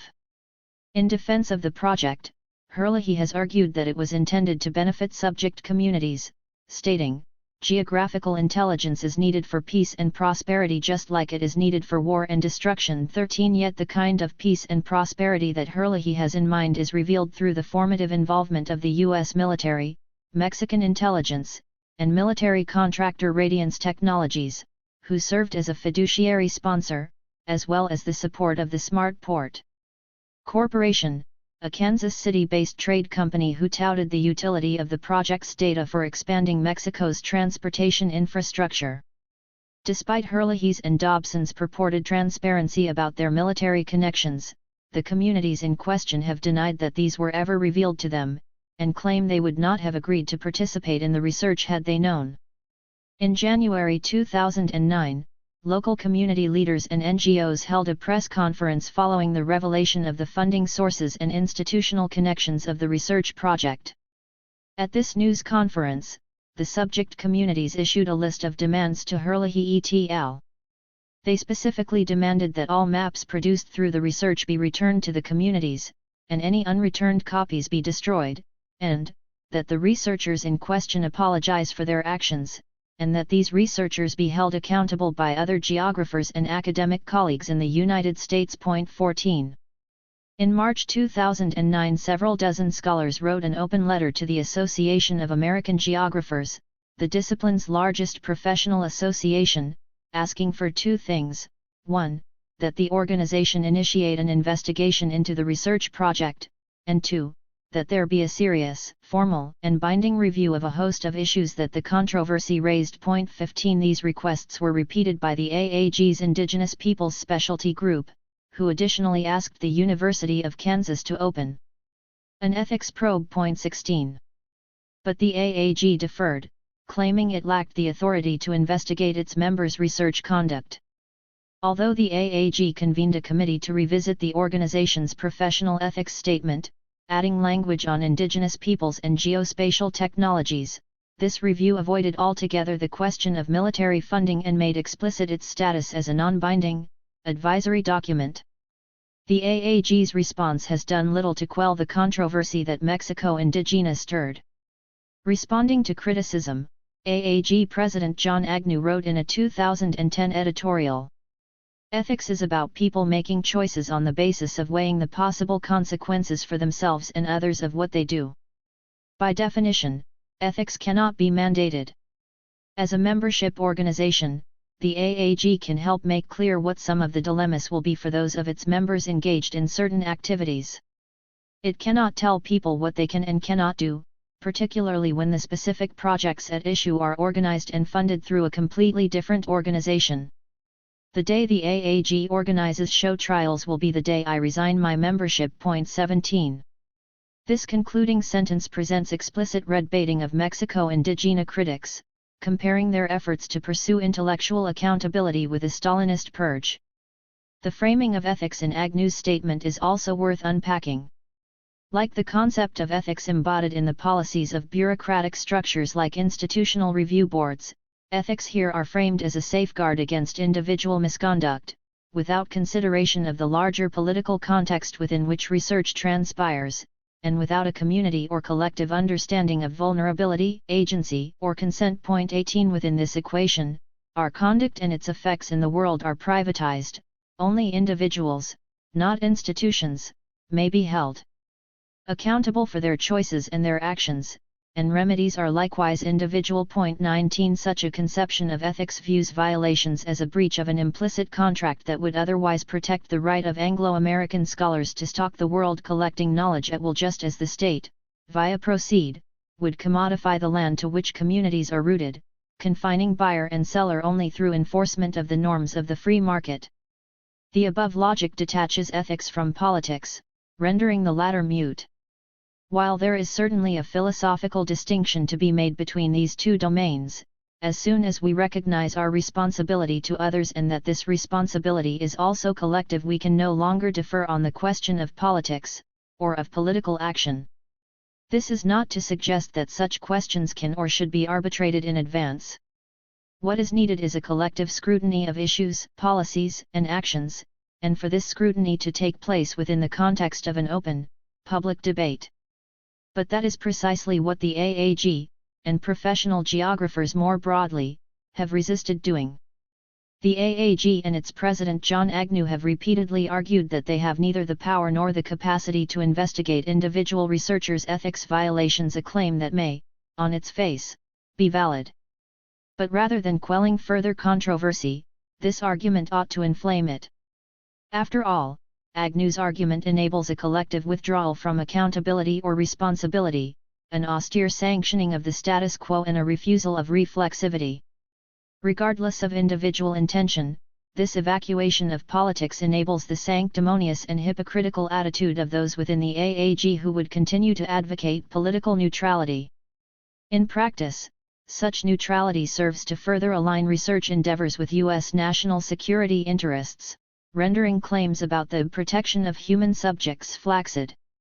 Agnew himself has echoed Dobson in arguing for the utility of geographic research to U.S. strategic and geopolitical interests, despite a career spent denouncing the violence by which such interests are often projected. 20 In an era of university budget cuts, with federal funding priorities increasingly revolving around security and military concerns, such positioning by an AAG president is understandable, although by no means any less alarming. More than anything else, we believe that this conjunction should force those involved in academic work to take stock of our professions and assess our opportunities for collective intervention and for alternative orientations to knowledge production. Defusing the G-bomb and charting new ground. A. Provisional conclusion. As mentioned above, Mexico Indigena was merely a pilot for a larger, ongoing program unabashedly named in honor of Isaiah Bowman, an early 20th century geographer who served as an architect of post-World War II U.S. geopolitical hegemony. 21 In 2005, Dobson solicited $125 million from the FMSO to fund the Bowman expeditions, which would resurrect the early 20th century notion of open access geographical intelligence, when the U.S. government worked closely with geographers to better understand the world. 22 In response to criticism of the project, Dobson wrote, "The greatest shortfall in foreign intelligence facing the nation is precisely the kind of understanding that geographers gain through field experience, and there's no reason that it has to be classified information. The best and cheapest way the government could get most of this intelligence would be to fund AGS to run a foreign fieldwork grant program covering every nation on Earth." 23. Elsewhere, Dobson has stated, "My whole rationale for Bowman expeditions is based on my firm belief that geographic ignorance is the principal cause of the blunders that have characterized American foreign policy since the end of World War II. America abandoned geography after World War II and hasn't won a war since." 24. The intelligence gathering performed by Mexico Indigena researchers is in keeping with the Pentagon's human terrain mapping system, in which the social relationships and human intentions that are seemingly imperceptible to military administrators are assessed by social scientists working alongside soldiers and military advisors. HTMS is seen as especially important for supporting those operations aimed at stabilizing an area of operations in the aftermath of major combat. 25 An effort that comprises the largest element of contemporary U.S. military operations. Touted as a bold new initiative by FMSO mouthpieces, in reality HTMS and similar intelligence programs have long existed under various guises. They are essentially a sanitized reboot of the CIA's Vietnam-era Operation Phoenix, under which approximately 87,000 Viet Cong party cadre were imprisoned, tortured, or killed. 26. At the Foreign Military Studies Office, Dobson has been granted a sympathetic audience, briefing General David Petraeus himself on at least one occasion. Since 2006, the FMSO has agreed to fund an expansion of the Bowman expeditions to at least 8 other countries, including Colombia, Haiti, Honduras, the Dominican Republic, Trinidad and Tobago, Jordan, and Kazakhstan. 27 Despite vocal criticism from a small minority within the Association of American Geographers, there has been little objection or opposition to this development within the discipline at large.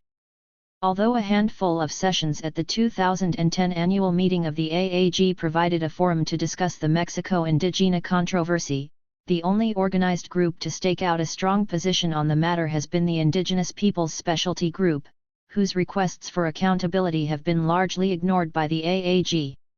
So much for collegiality.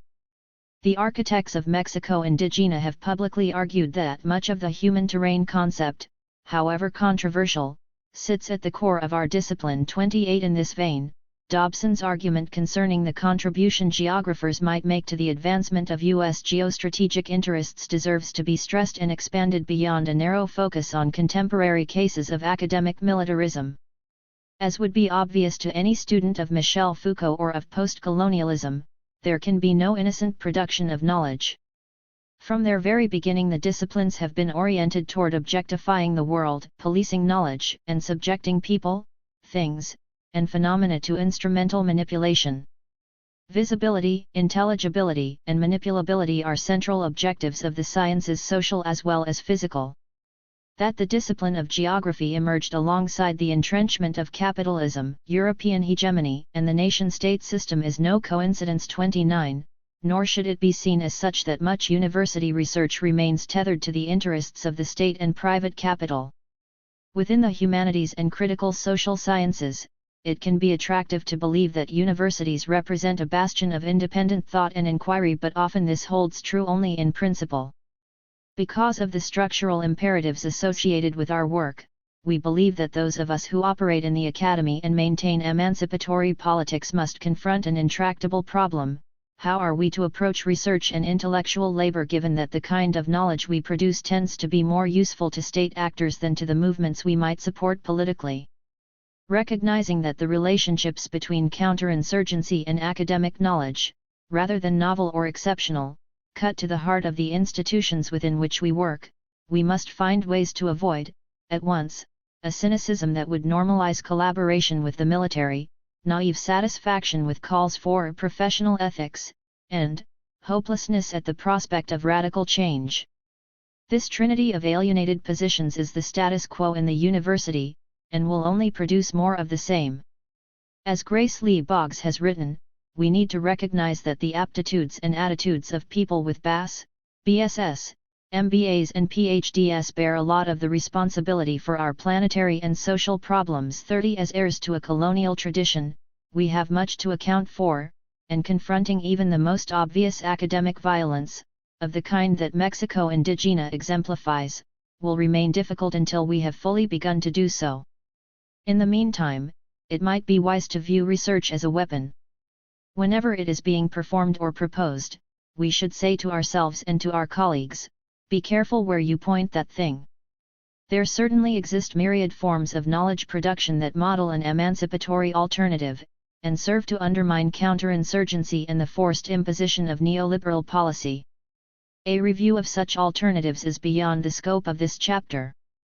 But it is worth mentioning, by way of example, that it was activists involved with the English-language Oaxacan news website El Enemigo Común who first looked into and uncovered evidence of U.S. military sponsorship for the Mexico Indigena project. Their efforts allowed for a direct conduit of communication between the targeted communities in the Sierra Juarez and scholars and activists in the United States. The dissemination of technologies like the Internet provide powerful new tools for horizontal information sharing and collaborative work among geographically disparate groups. We must also recognize, however, that the power of these tools is precisely their popular accessibility, and abandon any claim to unique privilege in our capacity to perform this work. It is nice to think that we can turn scholarly research, writing, and teaching toward emancipatory ends, but the everyday pressures of the university work regime run decidedly counter to such efforts. The United States continues investing massive energy and resources in the projection of geopolitical order, and academic scholarship plays a foundational role in this effort. According to anthropologist Catherine Lutz, 25% of all scientists and engineers in the United States work on military projects. 31. And given the secret federal black budget, the real figure is almost certainly higher. We have a responsibility to confront this militarization, even as we recognize that it lies at the origins of our disciplines. Models like the Network of Concerned Anthropologists and the Union of Concerned Scientists provide one set of examples by which collective pressure has been mobilized to challenge professional institutions and articulate alternative political and ethical imperatives. And those of us who happen to work in the Academy are uniquely positioned to advance this work. In this period of escalating crisis, austerity, and U.S. military occupation, the most important ethical problem we face is also an expressly political one, that is, to clearly demarcate our commitments, whether to the architects of poverty and mass destruction, or to grassroots peoples around the world struggling for peace, dignity, and justice. 32. In the Sierra Juarez of Oaxaca, the experience of predatory geopiracy continues to generate organized resistance among the affected communities.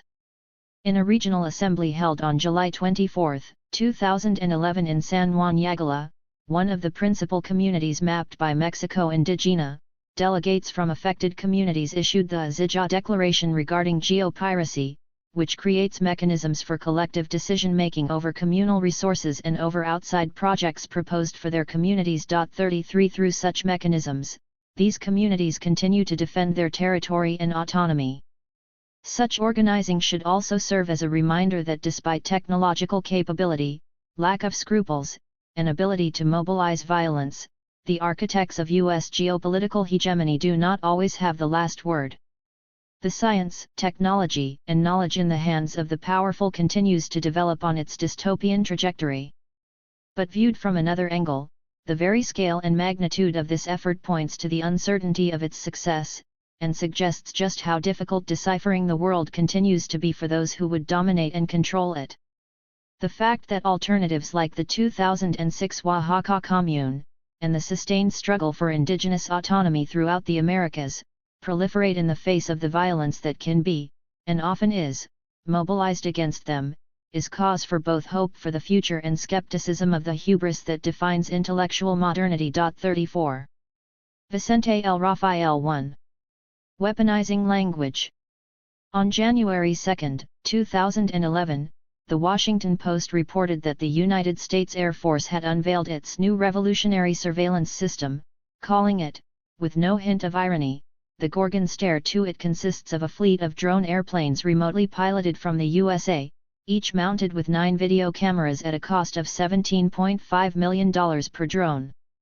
Flying continuously over much of the border between Afghanistan and Pakistan, the camera-laden drones are designed to stream high-resolution images of every movement on the ground in real time to soldiers armed with computer tablets the size of an iPad.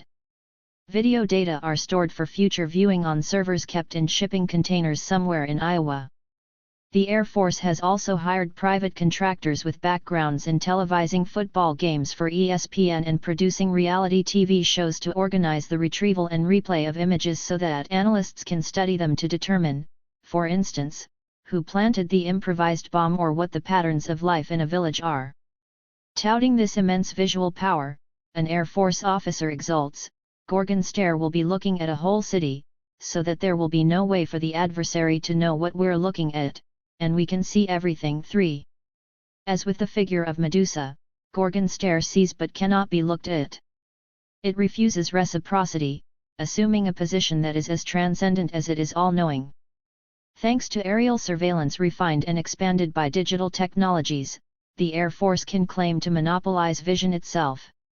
It transforms seeing into a weapon targeting anything below. But as the rest of the newspaper article points out, the weaponization of vision is mired in certain complications. The all-seeing Gorgon Stare invariably generates oceans of information that cannot be fully processed, overwhelming attempts at mining them for actionable intelligence. Assuming the camera's perspective, soldiers see everything and so see too much. Their vision is checked by the deluge of data. Paralyzed, they suffer the effects of staring out of, only to stare into, the Gorgon's eyes. 4. As it turns out, the very power of this Air Force Medusa is also its liability. To be effective, high-tech aerial surveillance requires supplemental low-tech means. As another official put it, the video-equipped drones must still rely on eyewitness reports and boots on the ground. The latter provide views from below by way of face-to-face contacts with the targeted population and a grasp of local knowledge. Watching an entire city, another official concedes, means nothing unless you can put a context to it. 5. To work effectively, the panoptic eye requires the aid of partial vision, fleeting glances and periodic blindness. The latter constitute the crucial materials for the weaponization of seeing. It is precisely the conversion of the local, the particular, and the everyday into weapons of war and pacification that informs the strategic thrust of contemporary U.S. counterinsurgency. Where conventional warfare has concentrated on the total destruction and unconditional submission of the enemy, counterinsurgency, recognizing the shifting lines between insurgent fighter and civilian population, focuses primarily on protecting populations. 6. Conventional military doctrine has long regarded combat as the primary role of the soldier, who is trained, as one army officer put it, to be the wrath of God, able to bring death and destruction anywhere at any time. 7. By contrast, the doctrine of counterinsurgency recasts war fighting in political terms, as a means not only to clear the land of insurgents, but to hold the population and build new institutions to save the people from future revolutionary contaminations. Victory in the context of counterinsurgent warfare is measured not by the number of enemies vanquished but by the increase in trust and sympathy among native peoples that would wean them away from the insurgents' influence. Counterinsurgency theorists thus argue for a kind of sociological mission whereby the invasion and occupation of a country would lead not only to the provision of basic needs such as food, water, shelter, health care, and a means of living, but would also ensure freedom of worship, access to education, equal rights for women. Indeed, counterinsurgent warfare would bring nothing less than the conversion of the population to such universal values as mercy, restraint, proportional force, and just war, providing a more holistic form of human security that would include economic, social, civil, and political rights. 8. In countering the barbarism of insurgents, American counterinsurgency would not just dominate land operations but change entire societies. 9. Such changes would include not only the institutionalization of human rights but also an environment where business can thrive and where providing security promises to create a positive business environment to drive the economy. 10. Thus would counterinsurgency channel popular energies into building a new civil society as the basis of a stable nation-state predisposed to ally itself with the United States. Just as Habsburg Spain sought to conquer the Americas and the Pacific through the conversion of native peoples to Catholicism in the wake of the Reformation, so the U.S. empire has sought to dominate the world by seeking to convert its peoples into neoliberal forms of governance in the wake of the attacks of 9/11. Conversion and counterinsurgency go together, both seeking to rid the world of insurgents, religious as well as political, and establishing in their wake a new order of civic life ordered around the broad concerns of the empire. And since both entail the daily colonization of the life world of both occupiers and occupied, they have neither temporal limits nor fixed spatial boundaries. Like the project of imperial conversion, counterinsurgency is dedicated to securing ungoverned spaces around the globe. Led by the United States, regarded by its military and political leaders as the indispensable nation, such a mission enjoins American allies with the call for planetary policing and permanent war. 11.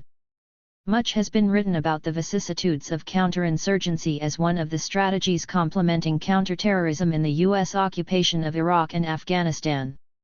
I do not mean to retrace this history nor comment on its historiography as many others already have. 12. Instead, I want to focus on something I alluded to earlier, counterinsurgency as both the process and effect of a certain conversion, which is to say, translation of things into weapons.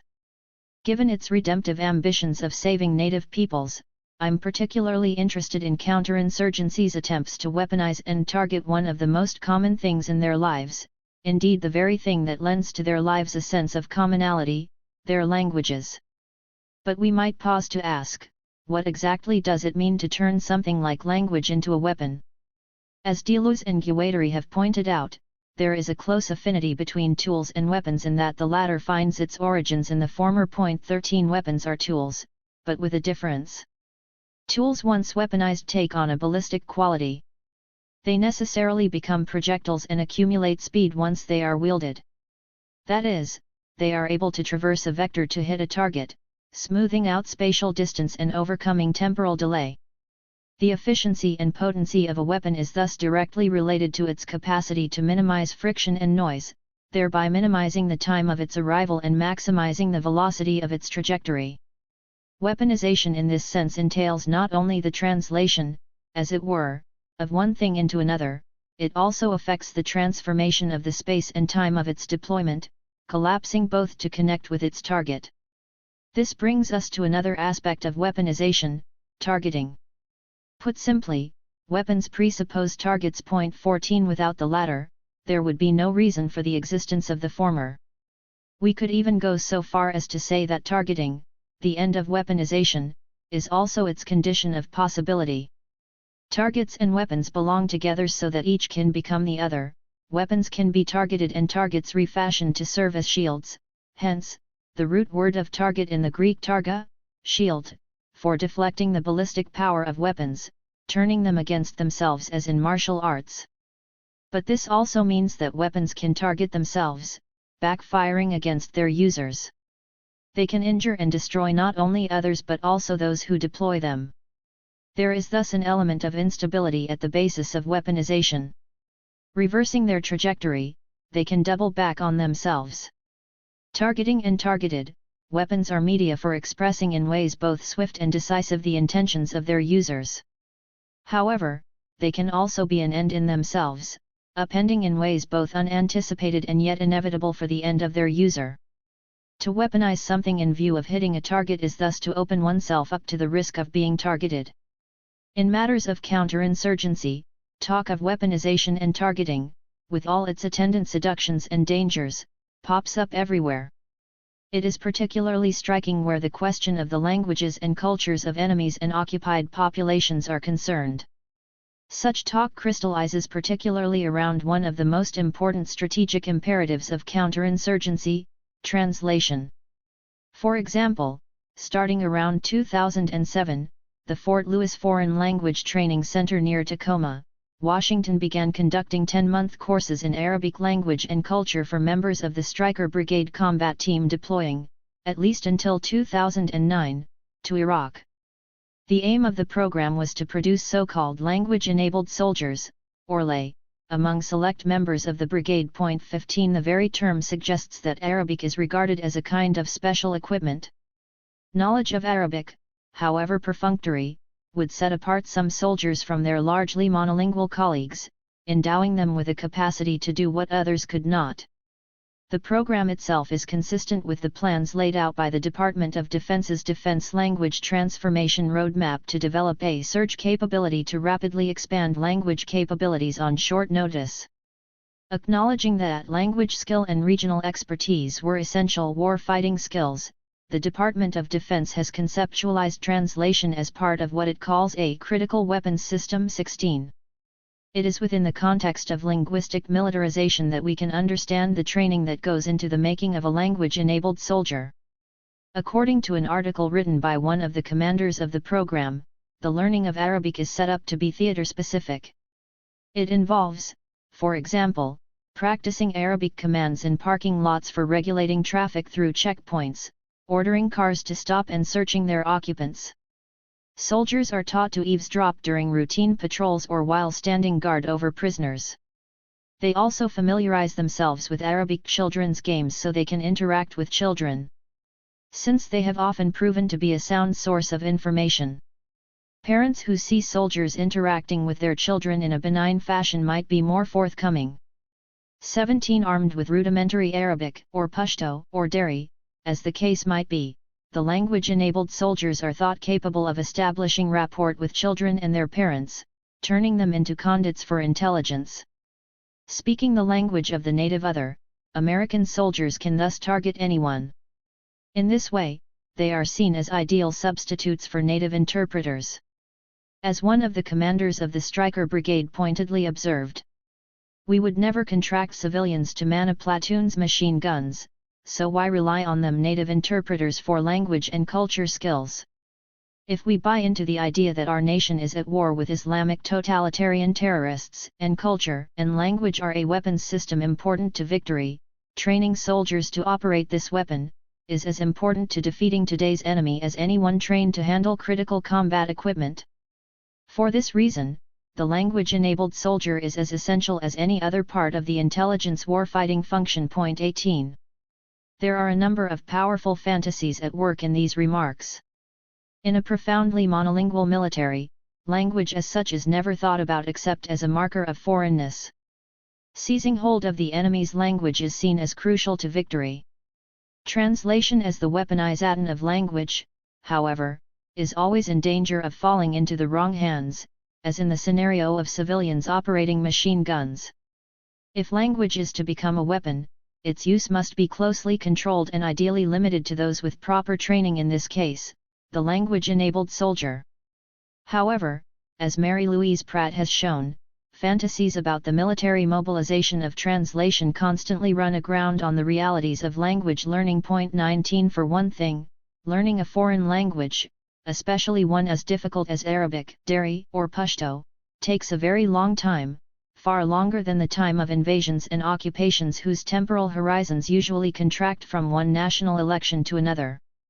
Even if the US were to devote considerable resources to producing Arabic-speaking soldiers whose language skills would at best be elementary, it would find it impossible to transfer these language skills from one theater of conflict to another. It would also be highly impractical for fighters to simultaneously learn the languages of Afghanistan, Pakistan, Yemen, Sudan, Iran, and other areas the US may contemplate invading in search of Islamic totalitarian terrorists.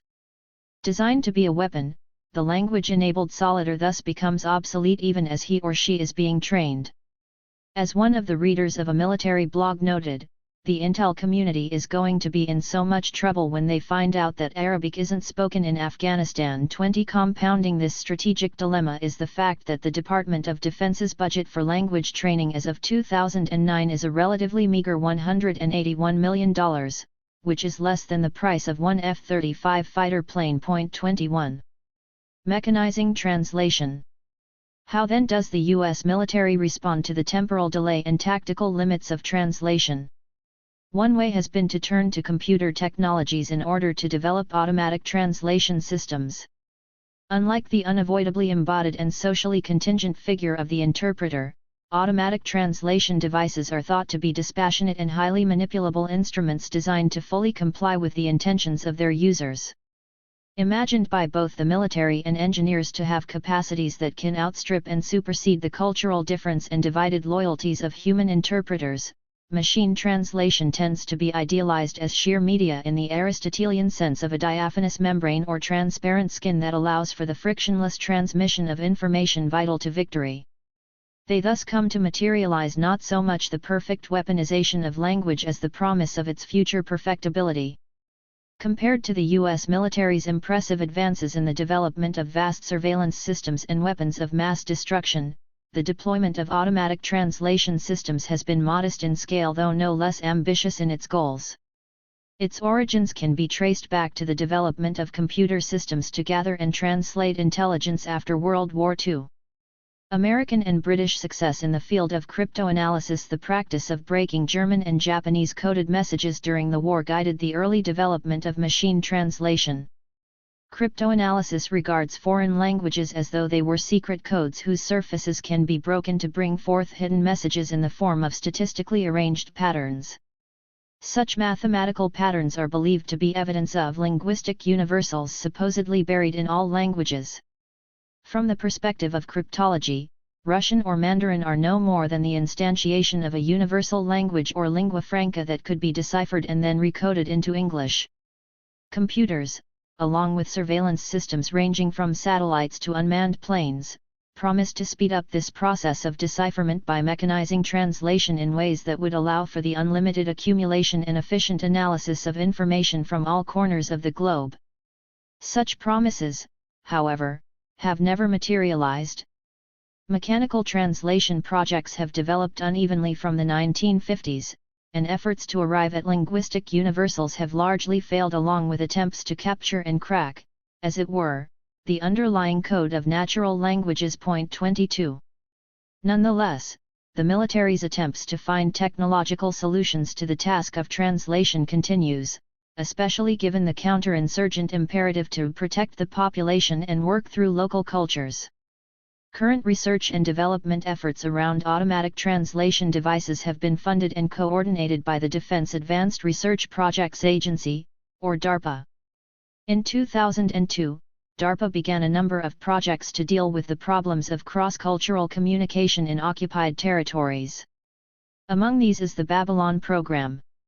According to the DARPA website, the goal of the Babylon program is to develop rapid, two-way, natural language speech translation interfaces and platforms for the warfighter for use in field environments for force protection, refugee processing and medical triage. Babylon will focus on overcoming the many technical and engineering challenges limiting current multilingual translation technology to enable future full-domain, unconstrained dialogue translation in multiple environments. The Babylon program will provide RMS or rapid multilingual support and focus on low population, high terrorist risk languages. 23. This description has the great virtue of laying out the precise terms for the military mobilization of translation. From Babylon's perspective, the full weaponization of translation entails its technical refashioning into an interface and a platform from which to launch English and convert it into languages needed to capture targeted audiences. Language here is imagined to be a kind of software, and translation, as an interface, is understood to work like a computer monitor allowing speakers to see the very structures of intelligibility of other languages reduced to programmable codes. By giving an algorithmic face, as it were, to language, translation as an interface can thus also function as a platform from which to manipulate writing and speech. This mechanical model conceptualizes the surge in language capabilities as the complement to the surge of combat forces. Envisioned to be far more efficient than the language-enabled soldier, RMS, or rapid multilingual support would, as its name suggests, furnish translations at increased speed with greater accuracy. Not only will translation machines subsume linguistic and cultural differences, they will also close the temporal lag that is seen by the military as impeding the surge of its forces. In so doing, translation machines would come to colonize language itself. Putting an end to the material impediments of difference, delay, and deferral, they would render interpreters obsolete and thereby bring an end to the need for translation as such. One speaks directly and plainly, aiming at his or her listener, and expects to be heard and obeyed, much as one expects attention and compliance when holding a gun in a person's face. In place of the time-consuming, highly contingent, and often volatile practices of negotiation and struggle over meaning and form inherent in acts of translation, this new Babylon sees the triumph of technological systems with which to enable future full-domain, unconstrained dialogue translation in multiple environments. However, where translation is concerned, the imperial dream of full-spectrum dominance 24 remains largely a science fiction chimera. The Star Wars scenario of intelligent machines having animated conversations with humans and among themselves continues to be perpetually postponed.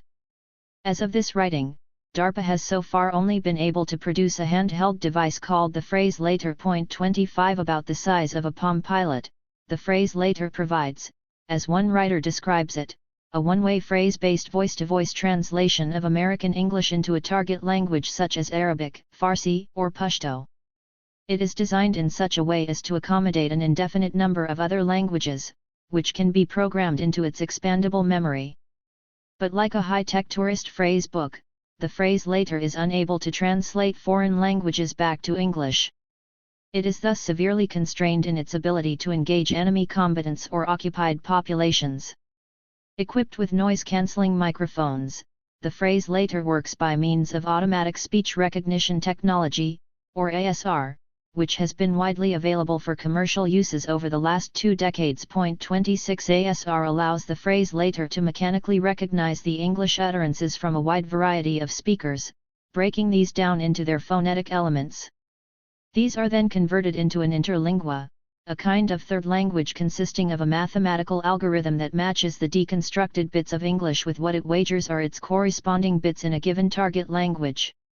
Through a voice synthesizer, the machine speaks back the resulting words and phrases of its search in that language. The range of translatable phrases is largely driven by tactical considerations. The selection tends to be limited to such imperatives as "show me your identification," "open your bag," "stop," or "I'll shoot," and the all-purpose declarative "we are the U.S. military. We are here to help you."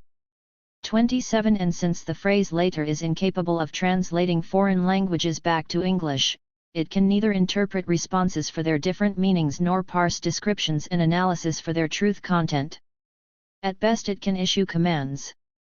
It can speak, but it cannot listen. For this reason, the phrase later is less than effective at gathering that most precious commodity of counterinsurgency, information. Meanwhile, progress in two-way translation systems has been slow and largely limited to medical uses. A device called the speechalator, for instance, allows doctors to interview non-English speaking patients with simple questions like "Does your ex hurt?"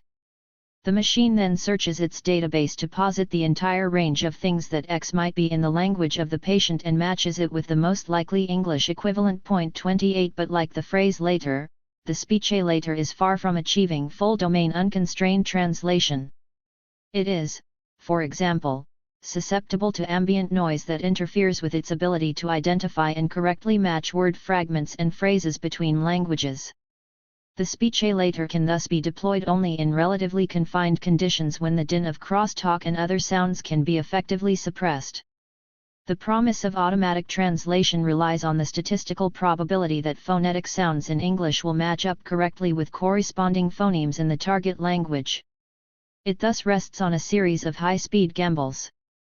Underlying the functioning of all automatic speech recognition technologies is probability theory characterized by a high degree of mathematical formalism, which enables machines to make enormous numbers of wagers and compute possible matches of word fragments at great speeds. 29. Nonetheless, such technologies remain incapable of determining the socio-historical contexts that shape and inflect the meaning, or non-meaning, of any given utterance. For this reason, they cannot track the polysemia inherent in speech signaled, for example, by the difference between what is said and how it is said. Like the Gorgon stare surveillance system discussed earlier, their great strength lies in the fact that they do not discriminate and can take in any and all data that come their way. Their mode of recognition is quantitative. It could not be any more different from the drama of Hegelian recognition that entails the struggle unto death between two beings, forcing the one who is attached to life to submit to the other who risks everything and becomes the former's master. Rather, recognition here is robustly mechanical, entailing neither political distinctions nor historical memory, and its necessary forgetting. We might think of automatic translation technologies, then, as post-dialectical. They can recognize potentially limitless quantitative relationships but are unable to sort out their qualitative significance. They cannot process irony, for one thing, much less respond to humor. They therefore know nothing of the wild nature of laughter. They are unable to understand puns nor sort through the full range of idiomatic and literary expressions fashioned from the ambiguous and unstable use of tropes. That is to say, automatic translation machines cannot account for the poetics, much less the politics, that make up all speech acts. For these reasons, they are perhaps fated to be rudimentary. They remain blunt weapons easily outmaneuvered by their intended targets. There seems then to be a CO relation between the technological sophistication and practical crudeness of automatic translation systems. This Babylon of counterinsurgency has placed the U.S. military in a position of having to increasingly rely on the very figures it had sought to bypass, native interpreters. Since the invasions of Afghanistan and Iraq, the Americans have looked to private contractors to fill their acute need for native interpreters. Though regarded as essential, the presence of interpreters is also a source of great unease among the troops. They are seen by soldiers as Janus-faced, indispensable aids as much as they are potential spies. 30 They are thus weapons whose effectiveness exists side by side with their dangers. In view of the structurally ambivalent position of the native interpreter whose relationship to their language is less instrumental than it is existential, the U.S. military has issued a series of protocols governing the proper conduct of translation. Designed to systematically exploit the mediating power of the native translator, these protocols are worth reading closely. They tell us a great deal about American attempts to convert language into a force multiplier, as well as the ways they multiply the potential failures inherent in such attempts. The Protocols of Interpreting. The U.S. Army/Marine Corps Counterinsurgency Field Manual of 2006 includes an extensive appendix entitled Linguist Support 31. It specifically instructs commanders to protect their interpreters. They should place security measures to keep interpreters and their families safe. Insurgents know the value of good interpreters and will often try to intimidate or kill interpreters and their family members. 32. In actual fact, these security measures have been minimal to non-existent. Native interpreters are often compelled to work without protective vests and venture unarmed with soldiers on patrol. They wear sunglasses, caps, and face coverings to hide their identities and assume pseudonyms to protect their anonymity. Many are unable to return safely to their families and often try to escape their homeland by seeking asylum in the U.S. or other countries, receiving little or no help from the U.S. government. As I have written elsewhere, interpreters working for the U.S. military in occupied territories risk permanent exile and estrangement within their own country. 33. The dangers associated with working for the American forces no doubt contribute to the reluctance of native speakers to serve as interpreters. It is for this reason that they are regarded as valuable resources by the U.S. and insurgents alike. The imperative, both tactical and ethical, where the latter is ultimately at the service of the former, to husband this scarce resource has been the topic of a number of military directives. The Counterinsurgency Field Manual, for example, urges commanders to ensure that interpreters understand that they are valuable team members. Recognize them based on the importance of their contributions. Protect interpreters, the insurgents and criminal elements may target them. 34. An army captain who served as chief of intelligence operations in eastern Afghanistan typifies this regard for what the military refers to as HNLs or host nation linguists. HNLs represent a valuable asset and learning conduit, he writes. As an asset in counterinsurgency, they deserve respect, which will be noticed, passed on and remembered. So it pays to take time to share chai with your interpreters and hear their backstories, rich with insights into Afghan history, more valuable than any book in some cases. Listen to their opinion and advice, especially concerning cultural issues. They've experienced a lot and often can be an important guide to the complex relationships between the various tribes and personalities of your province. 35. Respecting your interpreter requires listening to them, not simply giving them orders. It means treating them as people, not simply as tools. Yet, the captain also positions the native interpreters as guides to local culture and later on as teachers of the local language. The task of the translator from this perspective is that of a cultural broker and language instructor. She is thought to mediate the passage of the American soldier through the unknown and uncertain thickets of the occupied territory by giving narrative form to its history and society. The interpreter is thus a kind of native informant whose job is to furnish the military with the medium for gathering intelligence. 36. If the native interpreter has value, it is precisely because she never ceases to be an asset, which is also a kind of spy, a means or an instrument for accumulating what the occupying forces want, information with which to repel insurgents and stabilize U.S. control. Giving translators respect and listening to their views does not therefore alter their fundamental relationship with U.S. soldiers. They continue to work as tools, albeit valuable ones, for the pursuit of strategic ends. Respect merely refines the process of their conversion into weapons of counterinsurgency. Protecting interpreters, therefore, stems from the same imperative to protect complex weapons systems. They may fall into the wrong hands and be turned against their users. The same paragraph that directs commanders to provide security for their interpreters warns, insurgents may also coerce interpreters to gather information on U.S. operations. Soldiers and Marines must actively protect against subversion and espionage. 37. Put differently, interpreters must be subject to policing as well as protection. They are assets, but also threats to occupying forces. Hence, the manual cautions soldiers when explaining concepts. They should limit what information interpreters can overhear. Some interpreters, for political or personal reasons, may have ulterior motives or hidden agendas. Soldiers and Marines who detect or suspect such motives should tell the commander or security manager.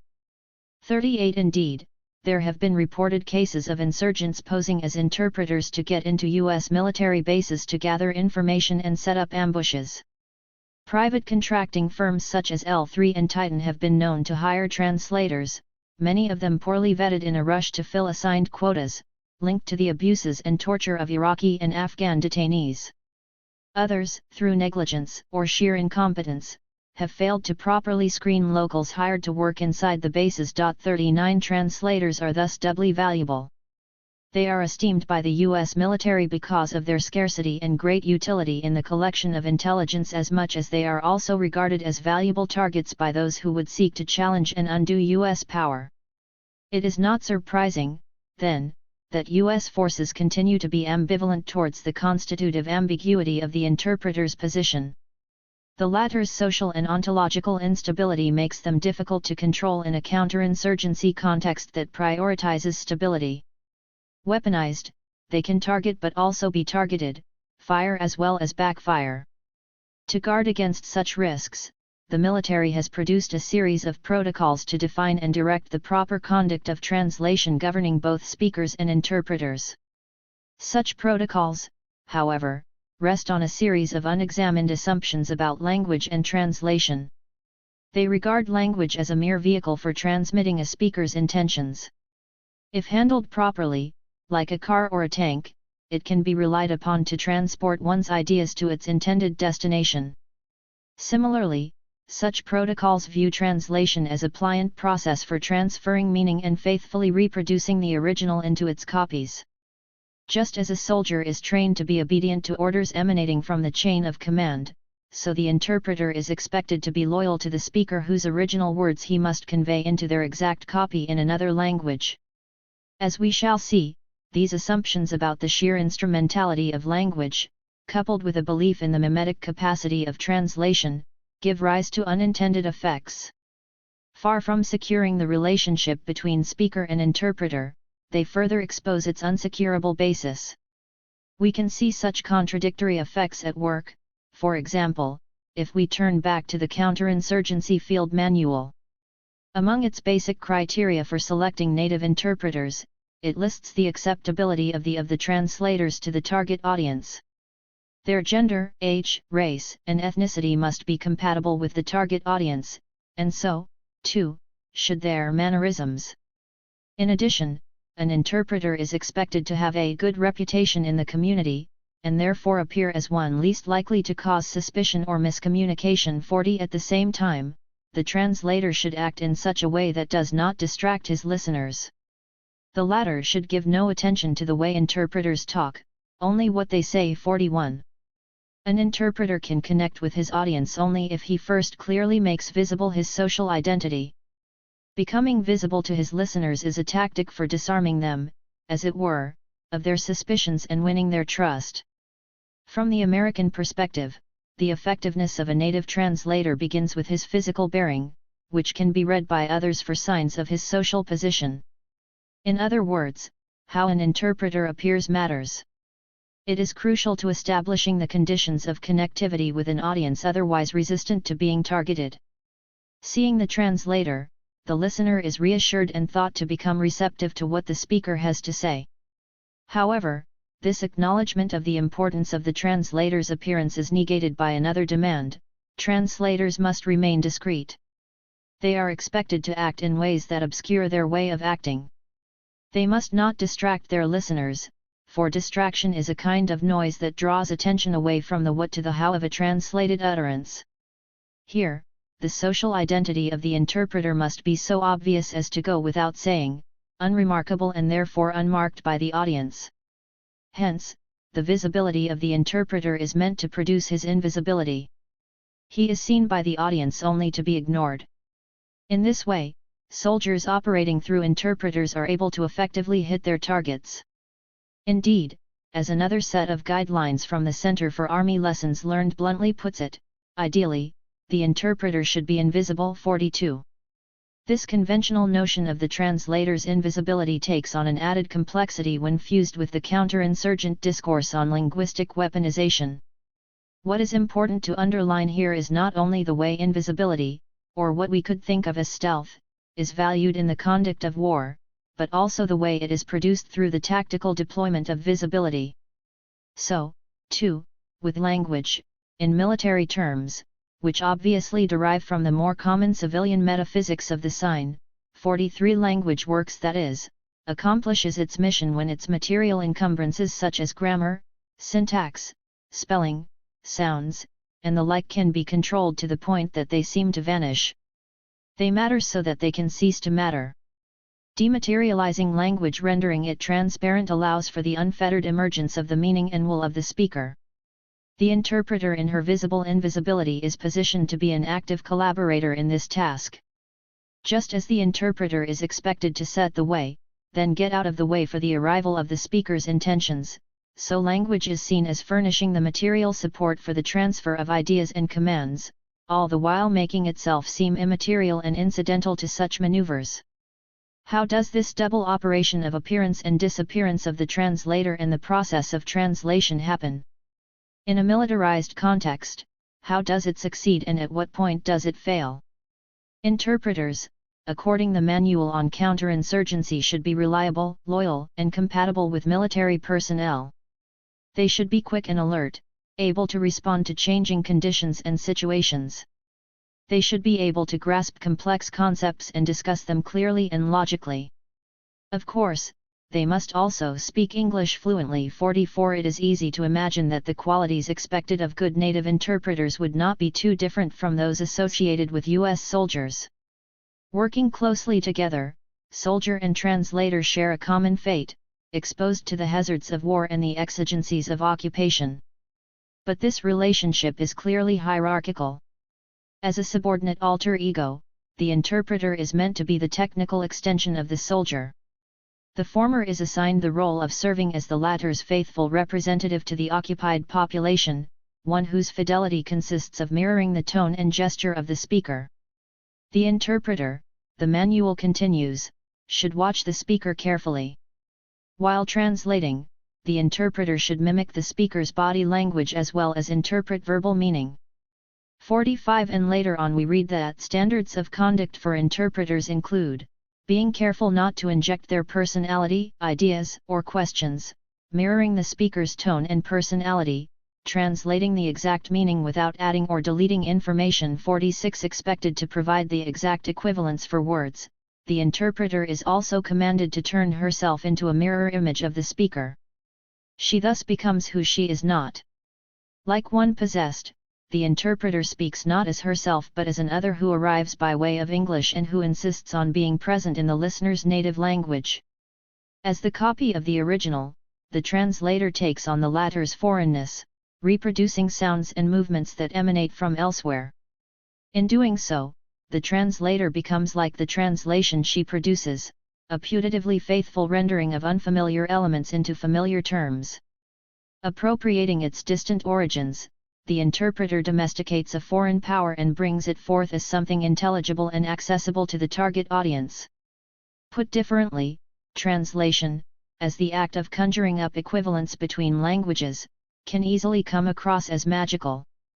It evinces a remarkable capacity for linguistic and ontological transformation, becoming someone other than who you are, taking on and taming the language of a foreign presence, reproducing it in one's own native tongue and thereby converting it into something other than what it is. By containing, in all senses of that word, the unfamiliar in the familiar and vice versa, the translator thus assumes an uncanny power. It is precisely this power of translation that the soldier must learn to control lest it gets away from him. The interpreter is a vital communication link between speaker and target audience. 47 And it is this vitality that must be seized if it is to be successfully deployed. To this end, soldiers are instructed to communicate directly to the target audience, using the interpreter only as a mechanism for that communication. One technique is to have the interpreter stand to the side of and just behind the speaker. This position lets the speaker stand face to face with the target audience. The speaker should always look at and talk directly to the target audience, rather than to the interpreter.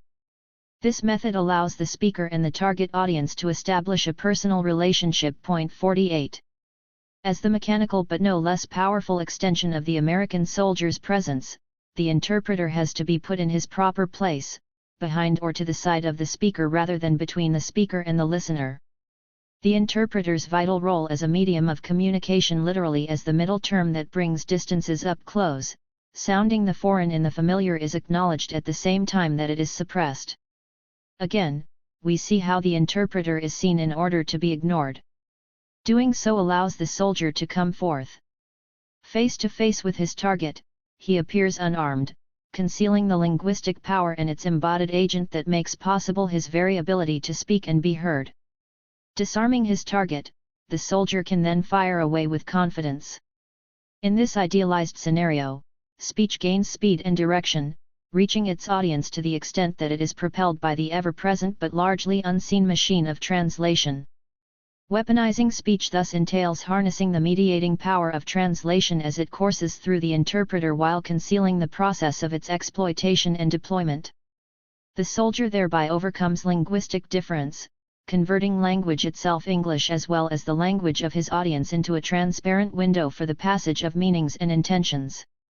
Controlling translation, directing and speeding up its trajectory, subordinating the interpreter into a copy, at once visible and invisible, of the speaking self, and subjugating differences between as well as within languages are thus all of a piece in the work of counterinsurgency. In this sense, the manual's protocols for proper translation rehearse the idealized notions of language that we earlier saw at work in the military's attempts to develop automatic translation systems. The insurgency of language.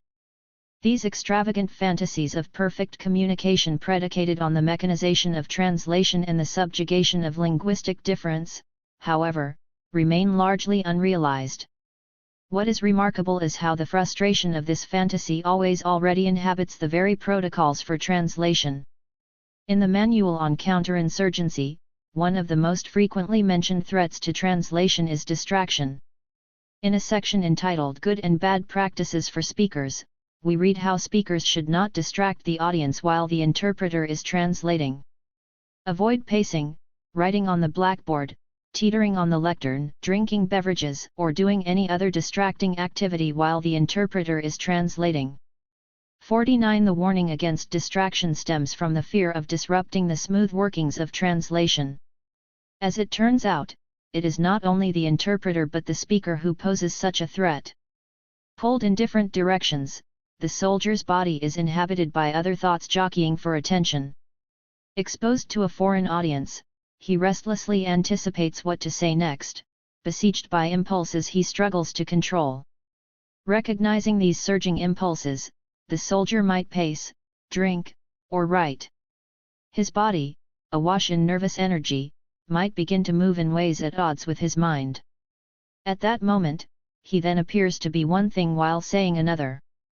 Instead of coming across as a unified self in full control of itself and its speech, the soldier appears distracted, which is to say, divided, and thus other than himself. The sight of a divided speaker, one who speaks in a language that is not fully his insofar as he is, as it were, not fully himself, brings the soldier in close proximity to the position of the interpreter. Distraction is dangerous precisely because it threatens to blur the distinction between the speaker and the translator and, by extension, between the original and the copy. To prevent these hierarchical distinctions from being overturned, the manual urges speakers against addressing the subject or audience in the third person through the interpreter. For example, avoid saying, "Tell them I'm glad to be their instructor."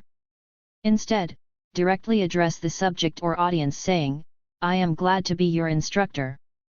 Make continual eye contact with the audience. Watch them, not the interpreter. 50. In addressing his audience, the speaker should always do so as an I speaking to a you. The translator, by contrast, is never to be addressed in the second person but must always assume the position of an occluded third term. In this way, the translator is neither a him nor a her but an it. It is essential, as we have seen, for the translator to efface him or herself so that the speaker can have a face with which to address his listeners. The danger, however, lies in the constant temptation for the speaker to speak to the interpreter directly. Unsure, perhaps even unnerved by the unfamiliar looks of his audience, the soldier would understandably seek out the familiar face of his interpreter. In doing so, he speaks as an I to someone who is supposed to be an it but is now addressed as a you. He inadvertently converts the third term into a second person while placing the listeners in the position of the occluded third. The targeted you suddenly becomes the vanishing it. Complicating this situation is the fact that the interpreter, as we saw, is expected to echo the speaker and so can only say I as a simulacrum of another I. The interpreter therefore is one who is forbidden to say I to refer to himself. He can only do so to refer to another, the speaker. It is as a not I, and therefore as an it, that the interpreter seems to vanish from view. This invisibility, which is linguistically produced, endows the interpreter with a kind of disembodied presence. Without a body, the interpreter can seem to go through the walls that separate English from other languages. In this sense, the position of the interpreter as an it whose invisible and disembodied presence allows it to cross linguistic boundaries seems akin to that of a ghost. But in referring to the interpreter in the second person, the speaker confounds the protocols of address. As a you, the interpreter's spectral presence is revealed to be a conjuring trick. He now comes across as a specifically embodied person, one who can say I and actually refer to him or herself. This confusion of address has important consequences. The interpreter's recovered visibility threatens to uncover the real nature of the relationship between speaker and interpreter as one of dependency. It is in fact the American soldier who is dependent on the native translator, while both are dependent on the workings of language. Meanwhile, the listener, the speaker's target, escapes. He is excluded by having become a third person. By upending the relationship between speaker, interpreter, and listener, the misplaced circulation of pronouns confuses the terms of address and sabotages the proper operation of translation as conceived by the manual. Perhaps mindful of the uncanny ways by which language, once repressed, returns to haunt the work of counterinsurgency, the manual is replete with advice for speakers not only on their behavior and mode of address, but also on how to formulate their speech. An important first step for soldiers and Marines communicating in a foreign language is to reinforce and polish their English language skills. They should use correct words, without idioms or slang. The more clearly soldiers and Marines speak English, the easier it is for interpreters to translate exactly. For instance, speakers may want to add words usually left out in colloquial English such as air in airplane. This ensures they are not misrepresented as referring to the Great Plains or a carpenter's plane. 51. Here, the speakers are cautioned less about the ambiguity of another language as the potential treachery of their own. Even before their speech is translated by the interpreter, speakers must first translate it themselves. By polishing their English language skills, avoiding colloquialisms and slang, soldiers engage in a sort of intralingual translation. Before speaking impulsively, the manual says, soldiers and Marines should consider what they wish to say. They should not, in other words, blurt out the first things that come to mind but instead convert their thoughts into proper forms of speech. They must follow orders, which is to say, listen to another, higher language issuing from within their own. Doing so entails translating within English, hearing and speaking it as if it were a second language that encapsulates their first.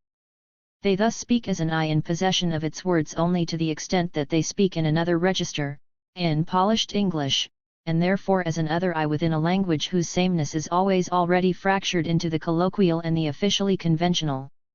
To speak properly in correct English is to split oneself, moving between one's native tongue and its national official reformulation. 52. In this way, self-division and intralingual translation precede any attempt on the soldier's part to engage the native interpreter and his target audience. Such operations are essential, as the manual points out, to guard against the risks of mistranslation. One should add air to say airplane, for example, lest plane by itself be confused with a geographical region in North America or a carpenter's tool. In doing so, the soldier avoids mistranslation, which like distraction generates noise that detracts from producing exact translations. Nonetheless, noise never stops running through languages, making mistranslation not only an inevitable event but a constitutive condition of speech. Colloquialisms and slang are impossible to fully expunge. They invariably seep into every conversation, for they are precisely what give language its social vitality and historical specificity. There is therefore an element of utter wishfulness that infuses the manual's injunction against using terms of surprise or reaction such as gee whiz or golly, since these are difficult to translate and might lose their desired meaning. Speakers should avoid American folk and culture-specific references. Target audiences may have no idea what is being talked about. Even when interpreters understand the reference, they may find it difficult to quickly identify an appropriate equivalent in the target audience's frame of reference. Transitional phrases and qualifiers may confuse non-native speakers and waste valuable time. Examples include, for example, in most cases, maybe, and perhaps. Speakers should avoid American humor. Humor is culturally specific and does not translate well. Point 53. This catalogue of prohibitions points to the difficulties of controlling language in its totality, whether one's own or the others. The danger lies not only in being misunderstood in the language of the native other but also in failing to make oneself comprehensible in one's own. Rather than face the risk of losing face, of saying something that deters the interpreter, creating distractions, and leaving one's interlocutors mystified, the speaker is commanded to repress those aspects of his language that defy translation. He must therefore keep in mind what remains untranslatable: terms of surprise, folk references, qualifiers, humor, and so forth. He must labor to keep these out of linguistic exchanges and so accede to the higher language of command that tells him what he must do. Doing otherwise would jeopardize the work of translation, understood here as the search for exact equivalents that, by fixing the link between English and native words, would also stabilize the relationship between speaker and audience, occupiers and occupied. Does the manual locate in the native language of the American soldier a kind of insurgency felt in the very insistence and intractability of what remains untranslatable? As the passage above shows, even the manual's authors fall prey to the insurgency of the untranslatable when they resort to the very features of language that they had targeted for repression. For example, the manual talks of avoiding qualifiers, such as for example, but does so by giving examples, such as for example. Unable to co-opt linguistic difference, it cannot fully recruit English into the task of weaponizing translation. Instead, it calls for the repression of those parts of speech that resist such an operation. That such calls are repeatedly issued along with warnings about distractions and mistranslations suggests the extent to which they fail to be heard and heeded. It is this recurring failure and continued resistance of language to the commands of counterinsurgency that guarantees that translation will misfire and miss its targets, whatever and wherever they may be. Translating otherwise.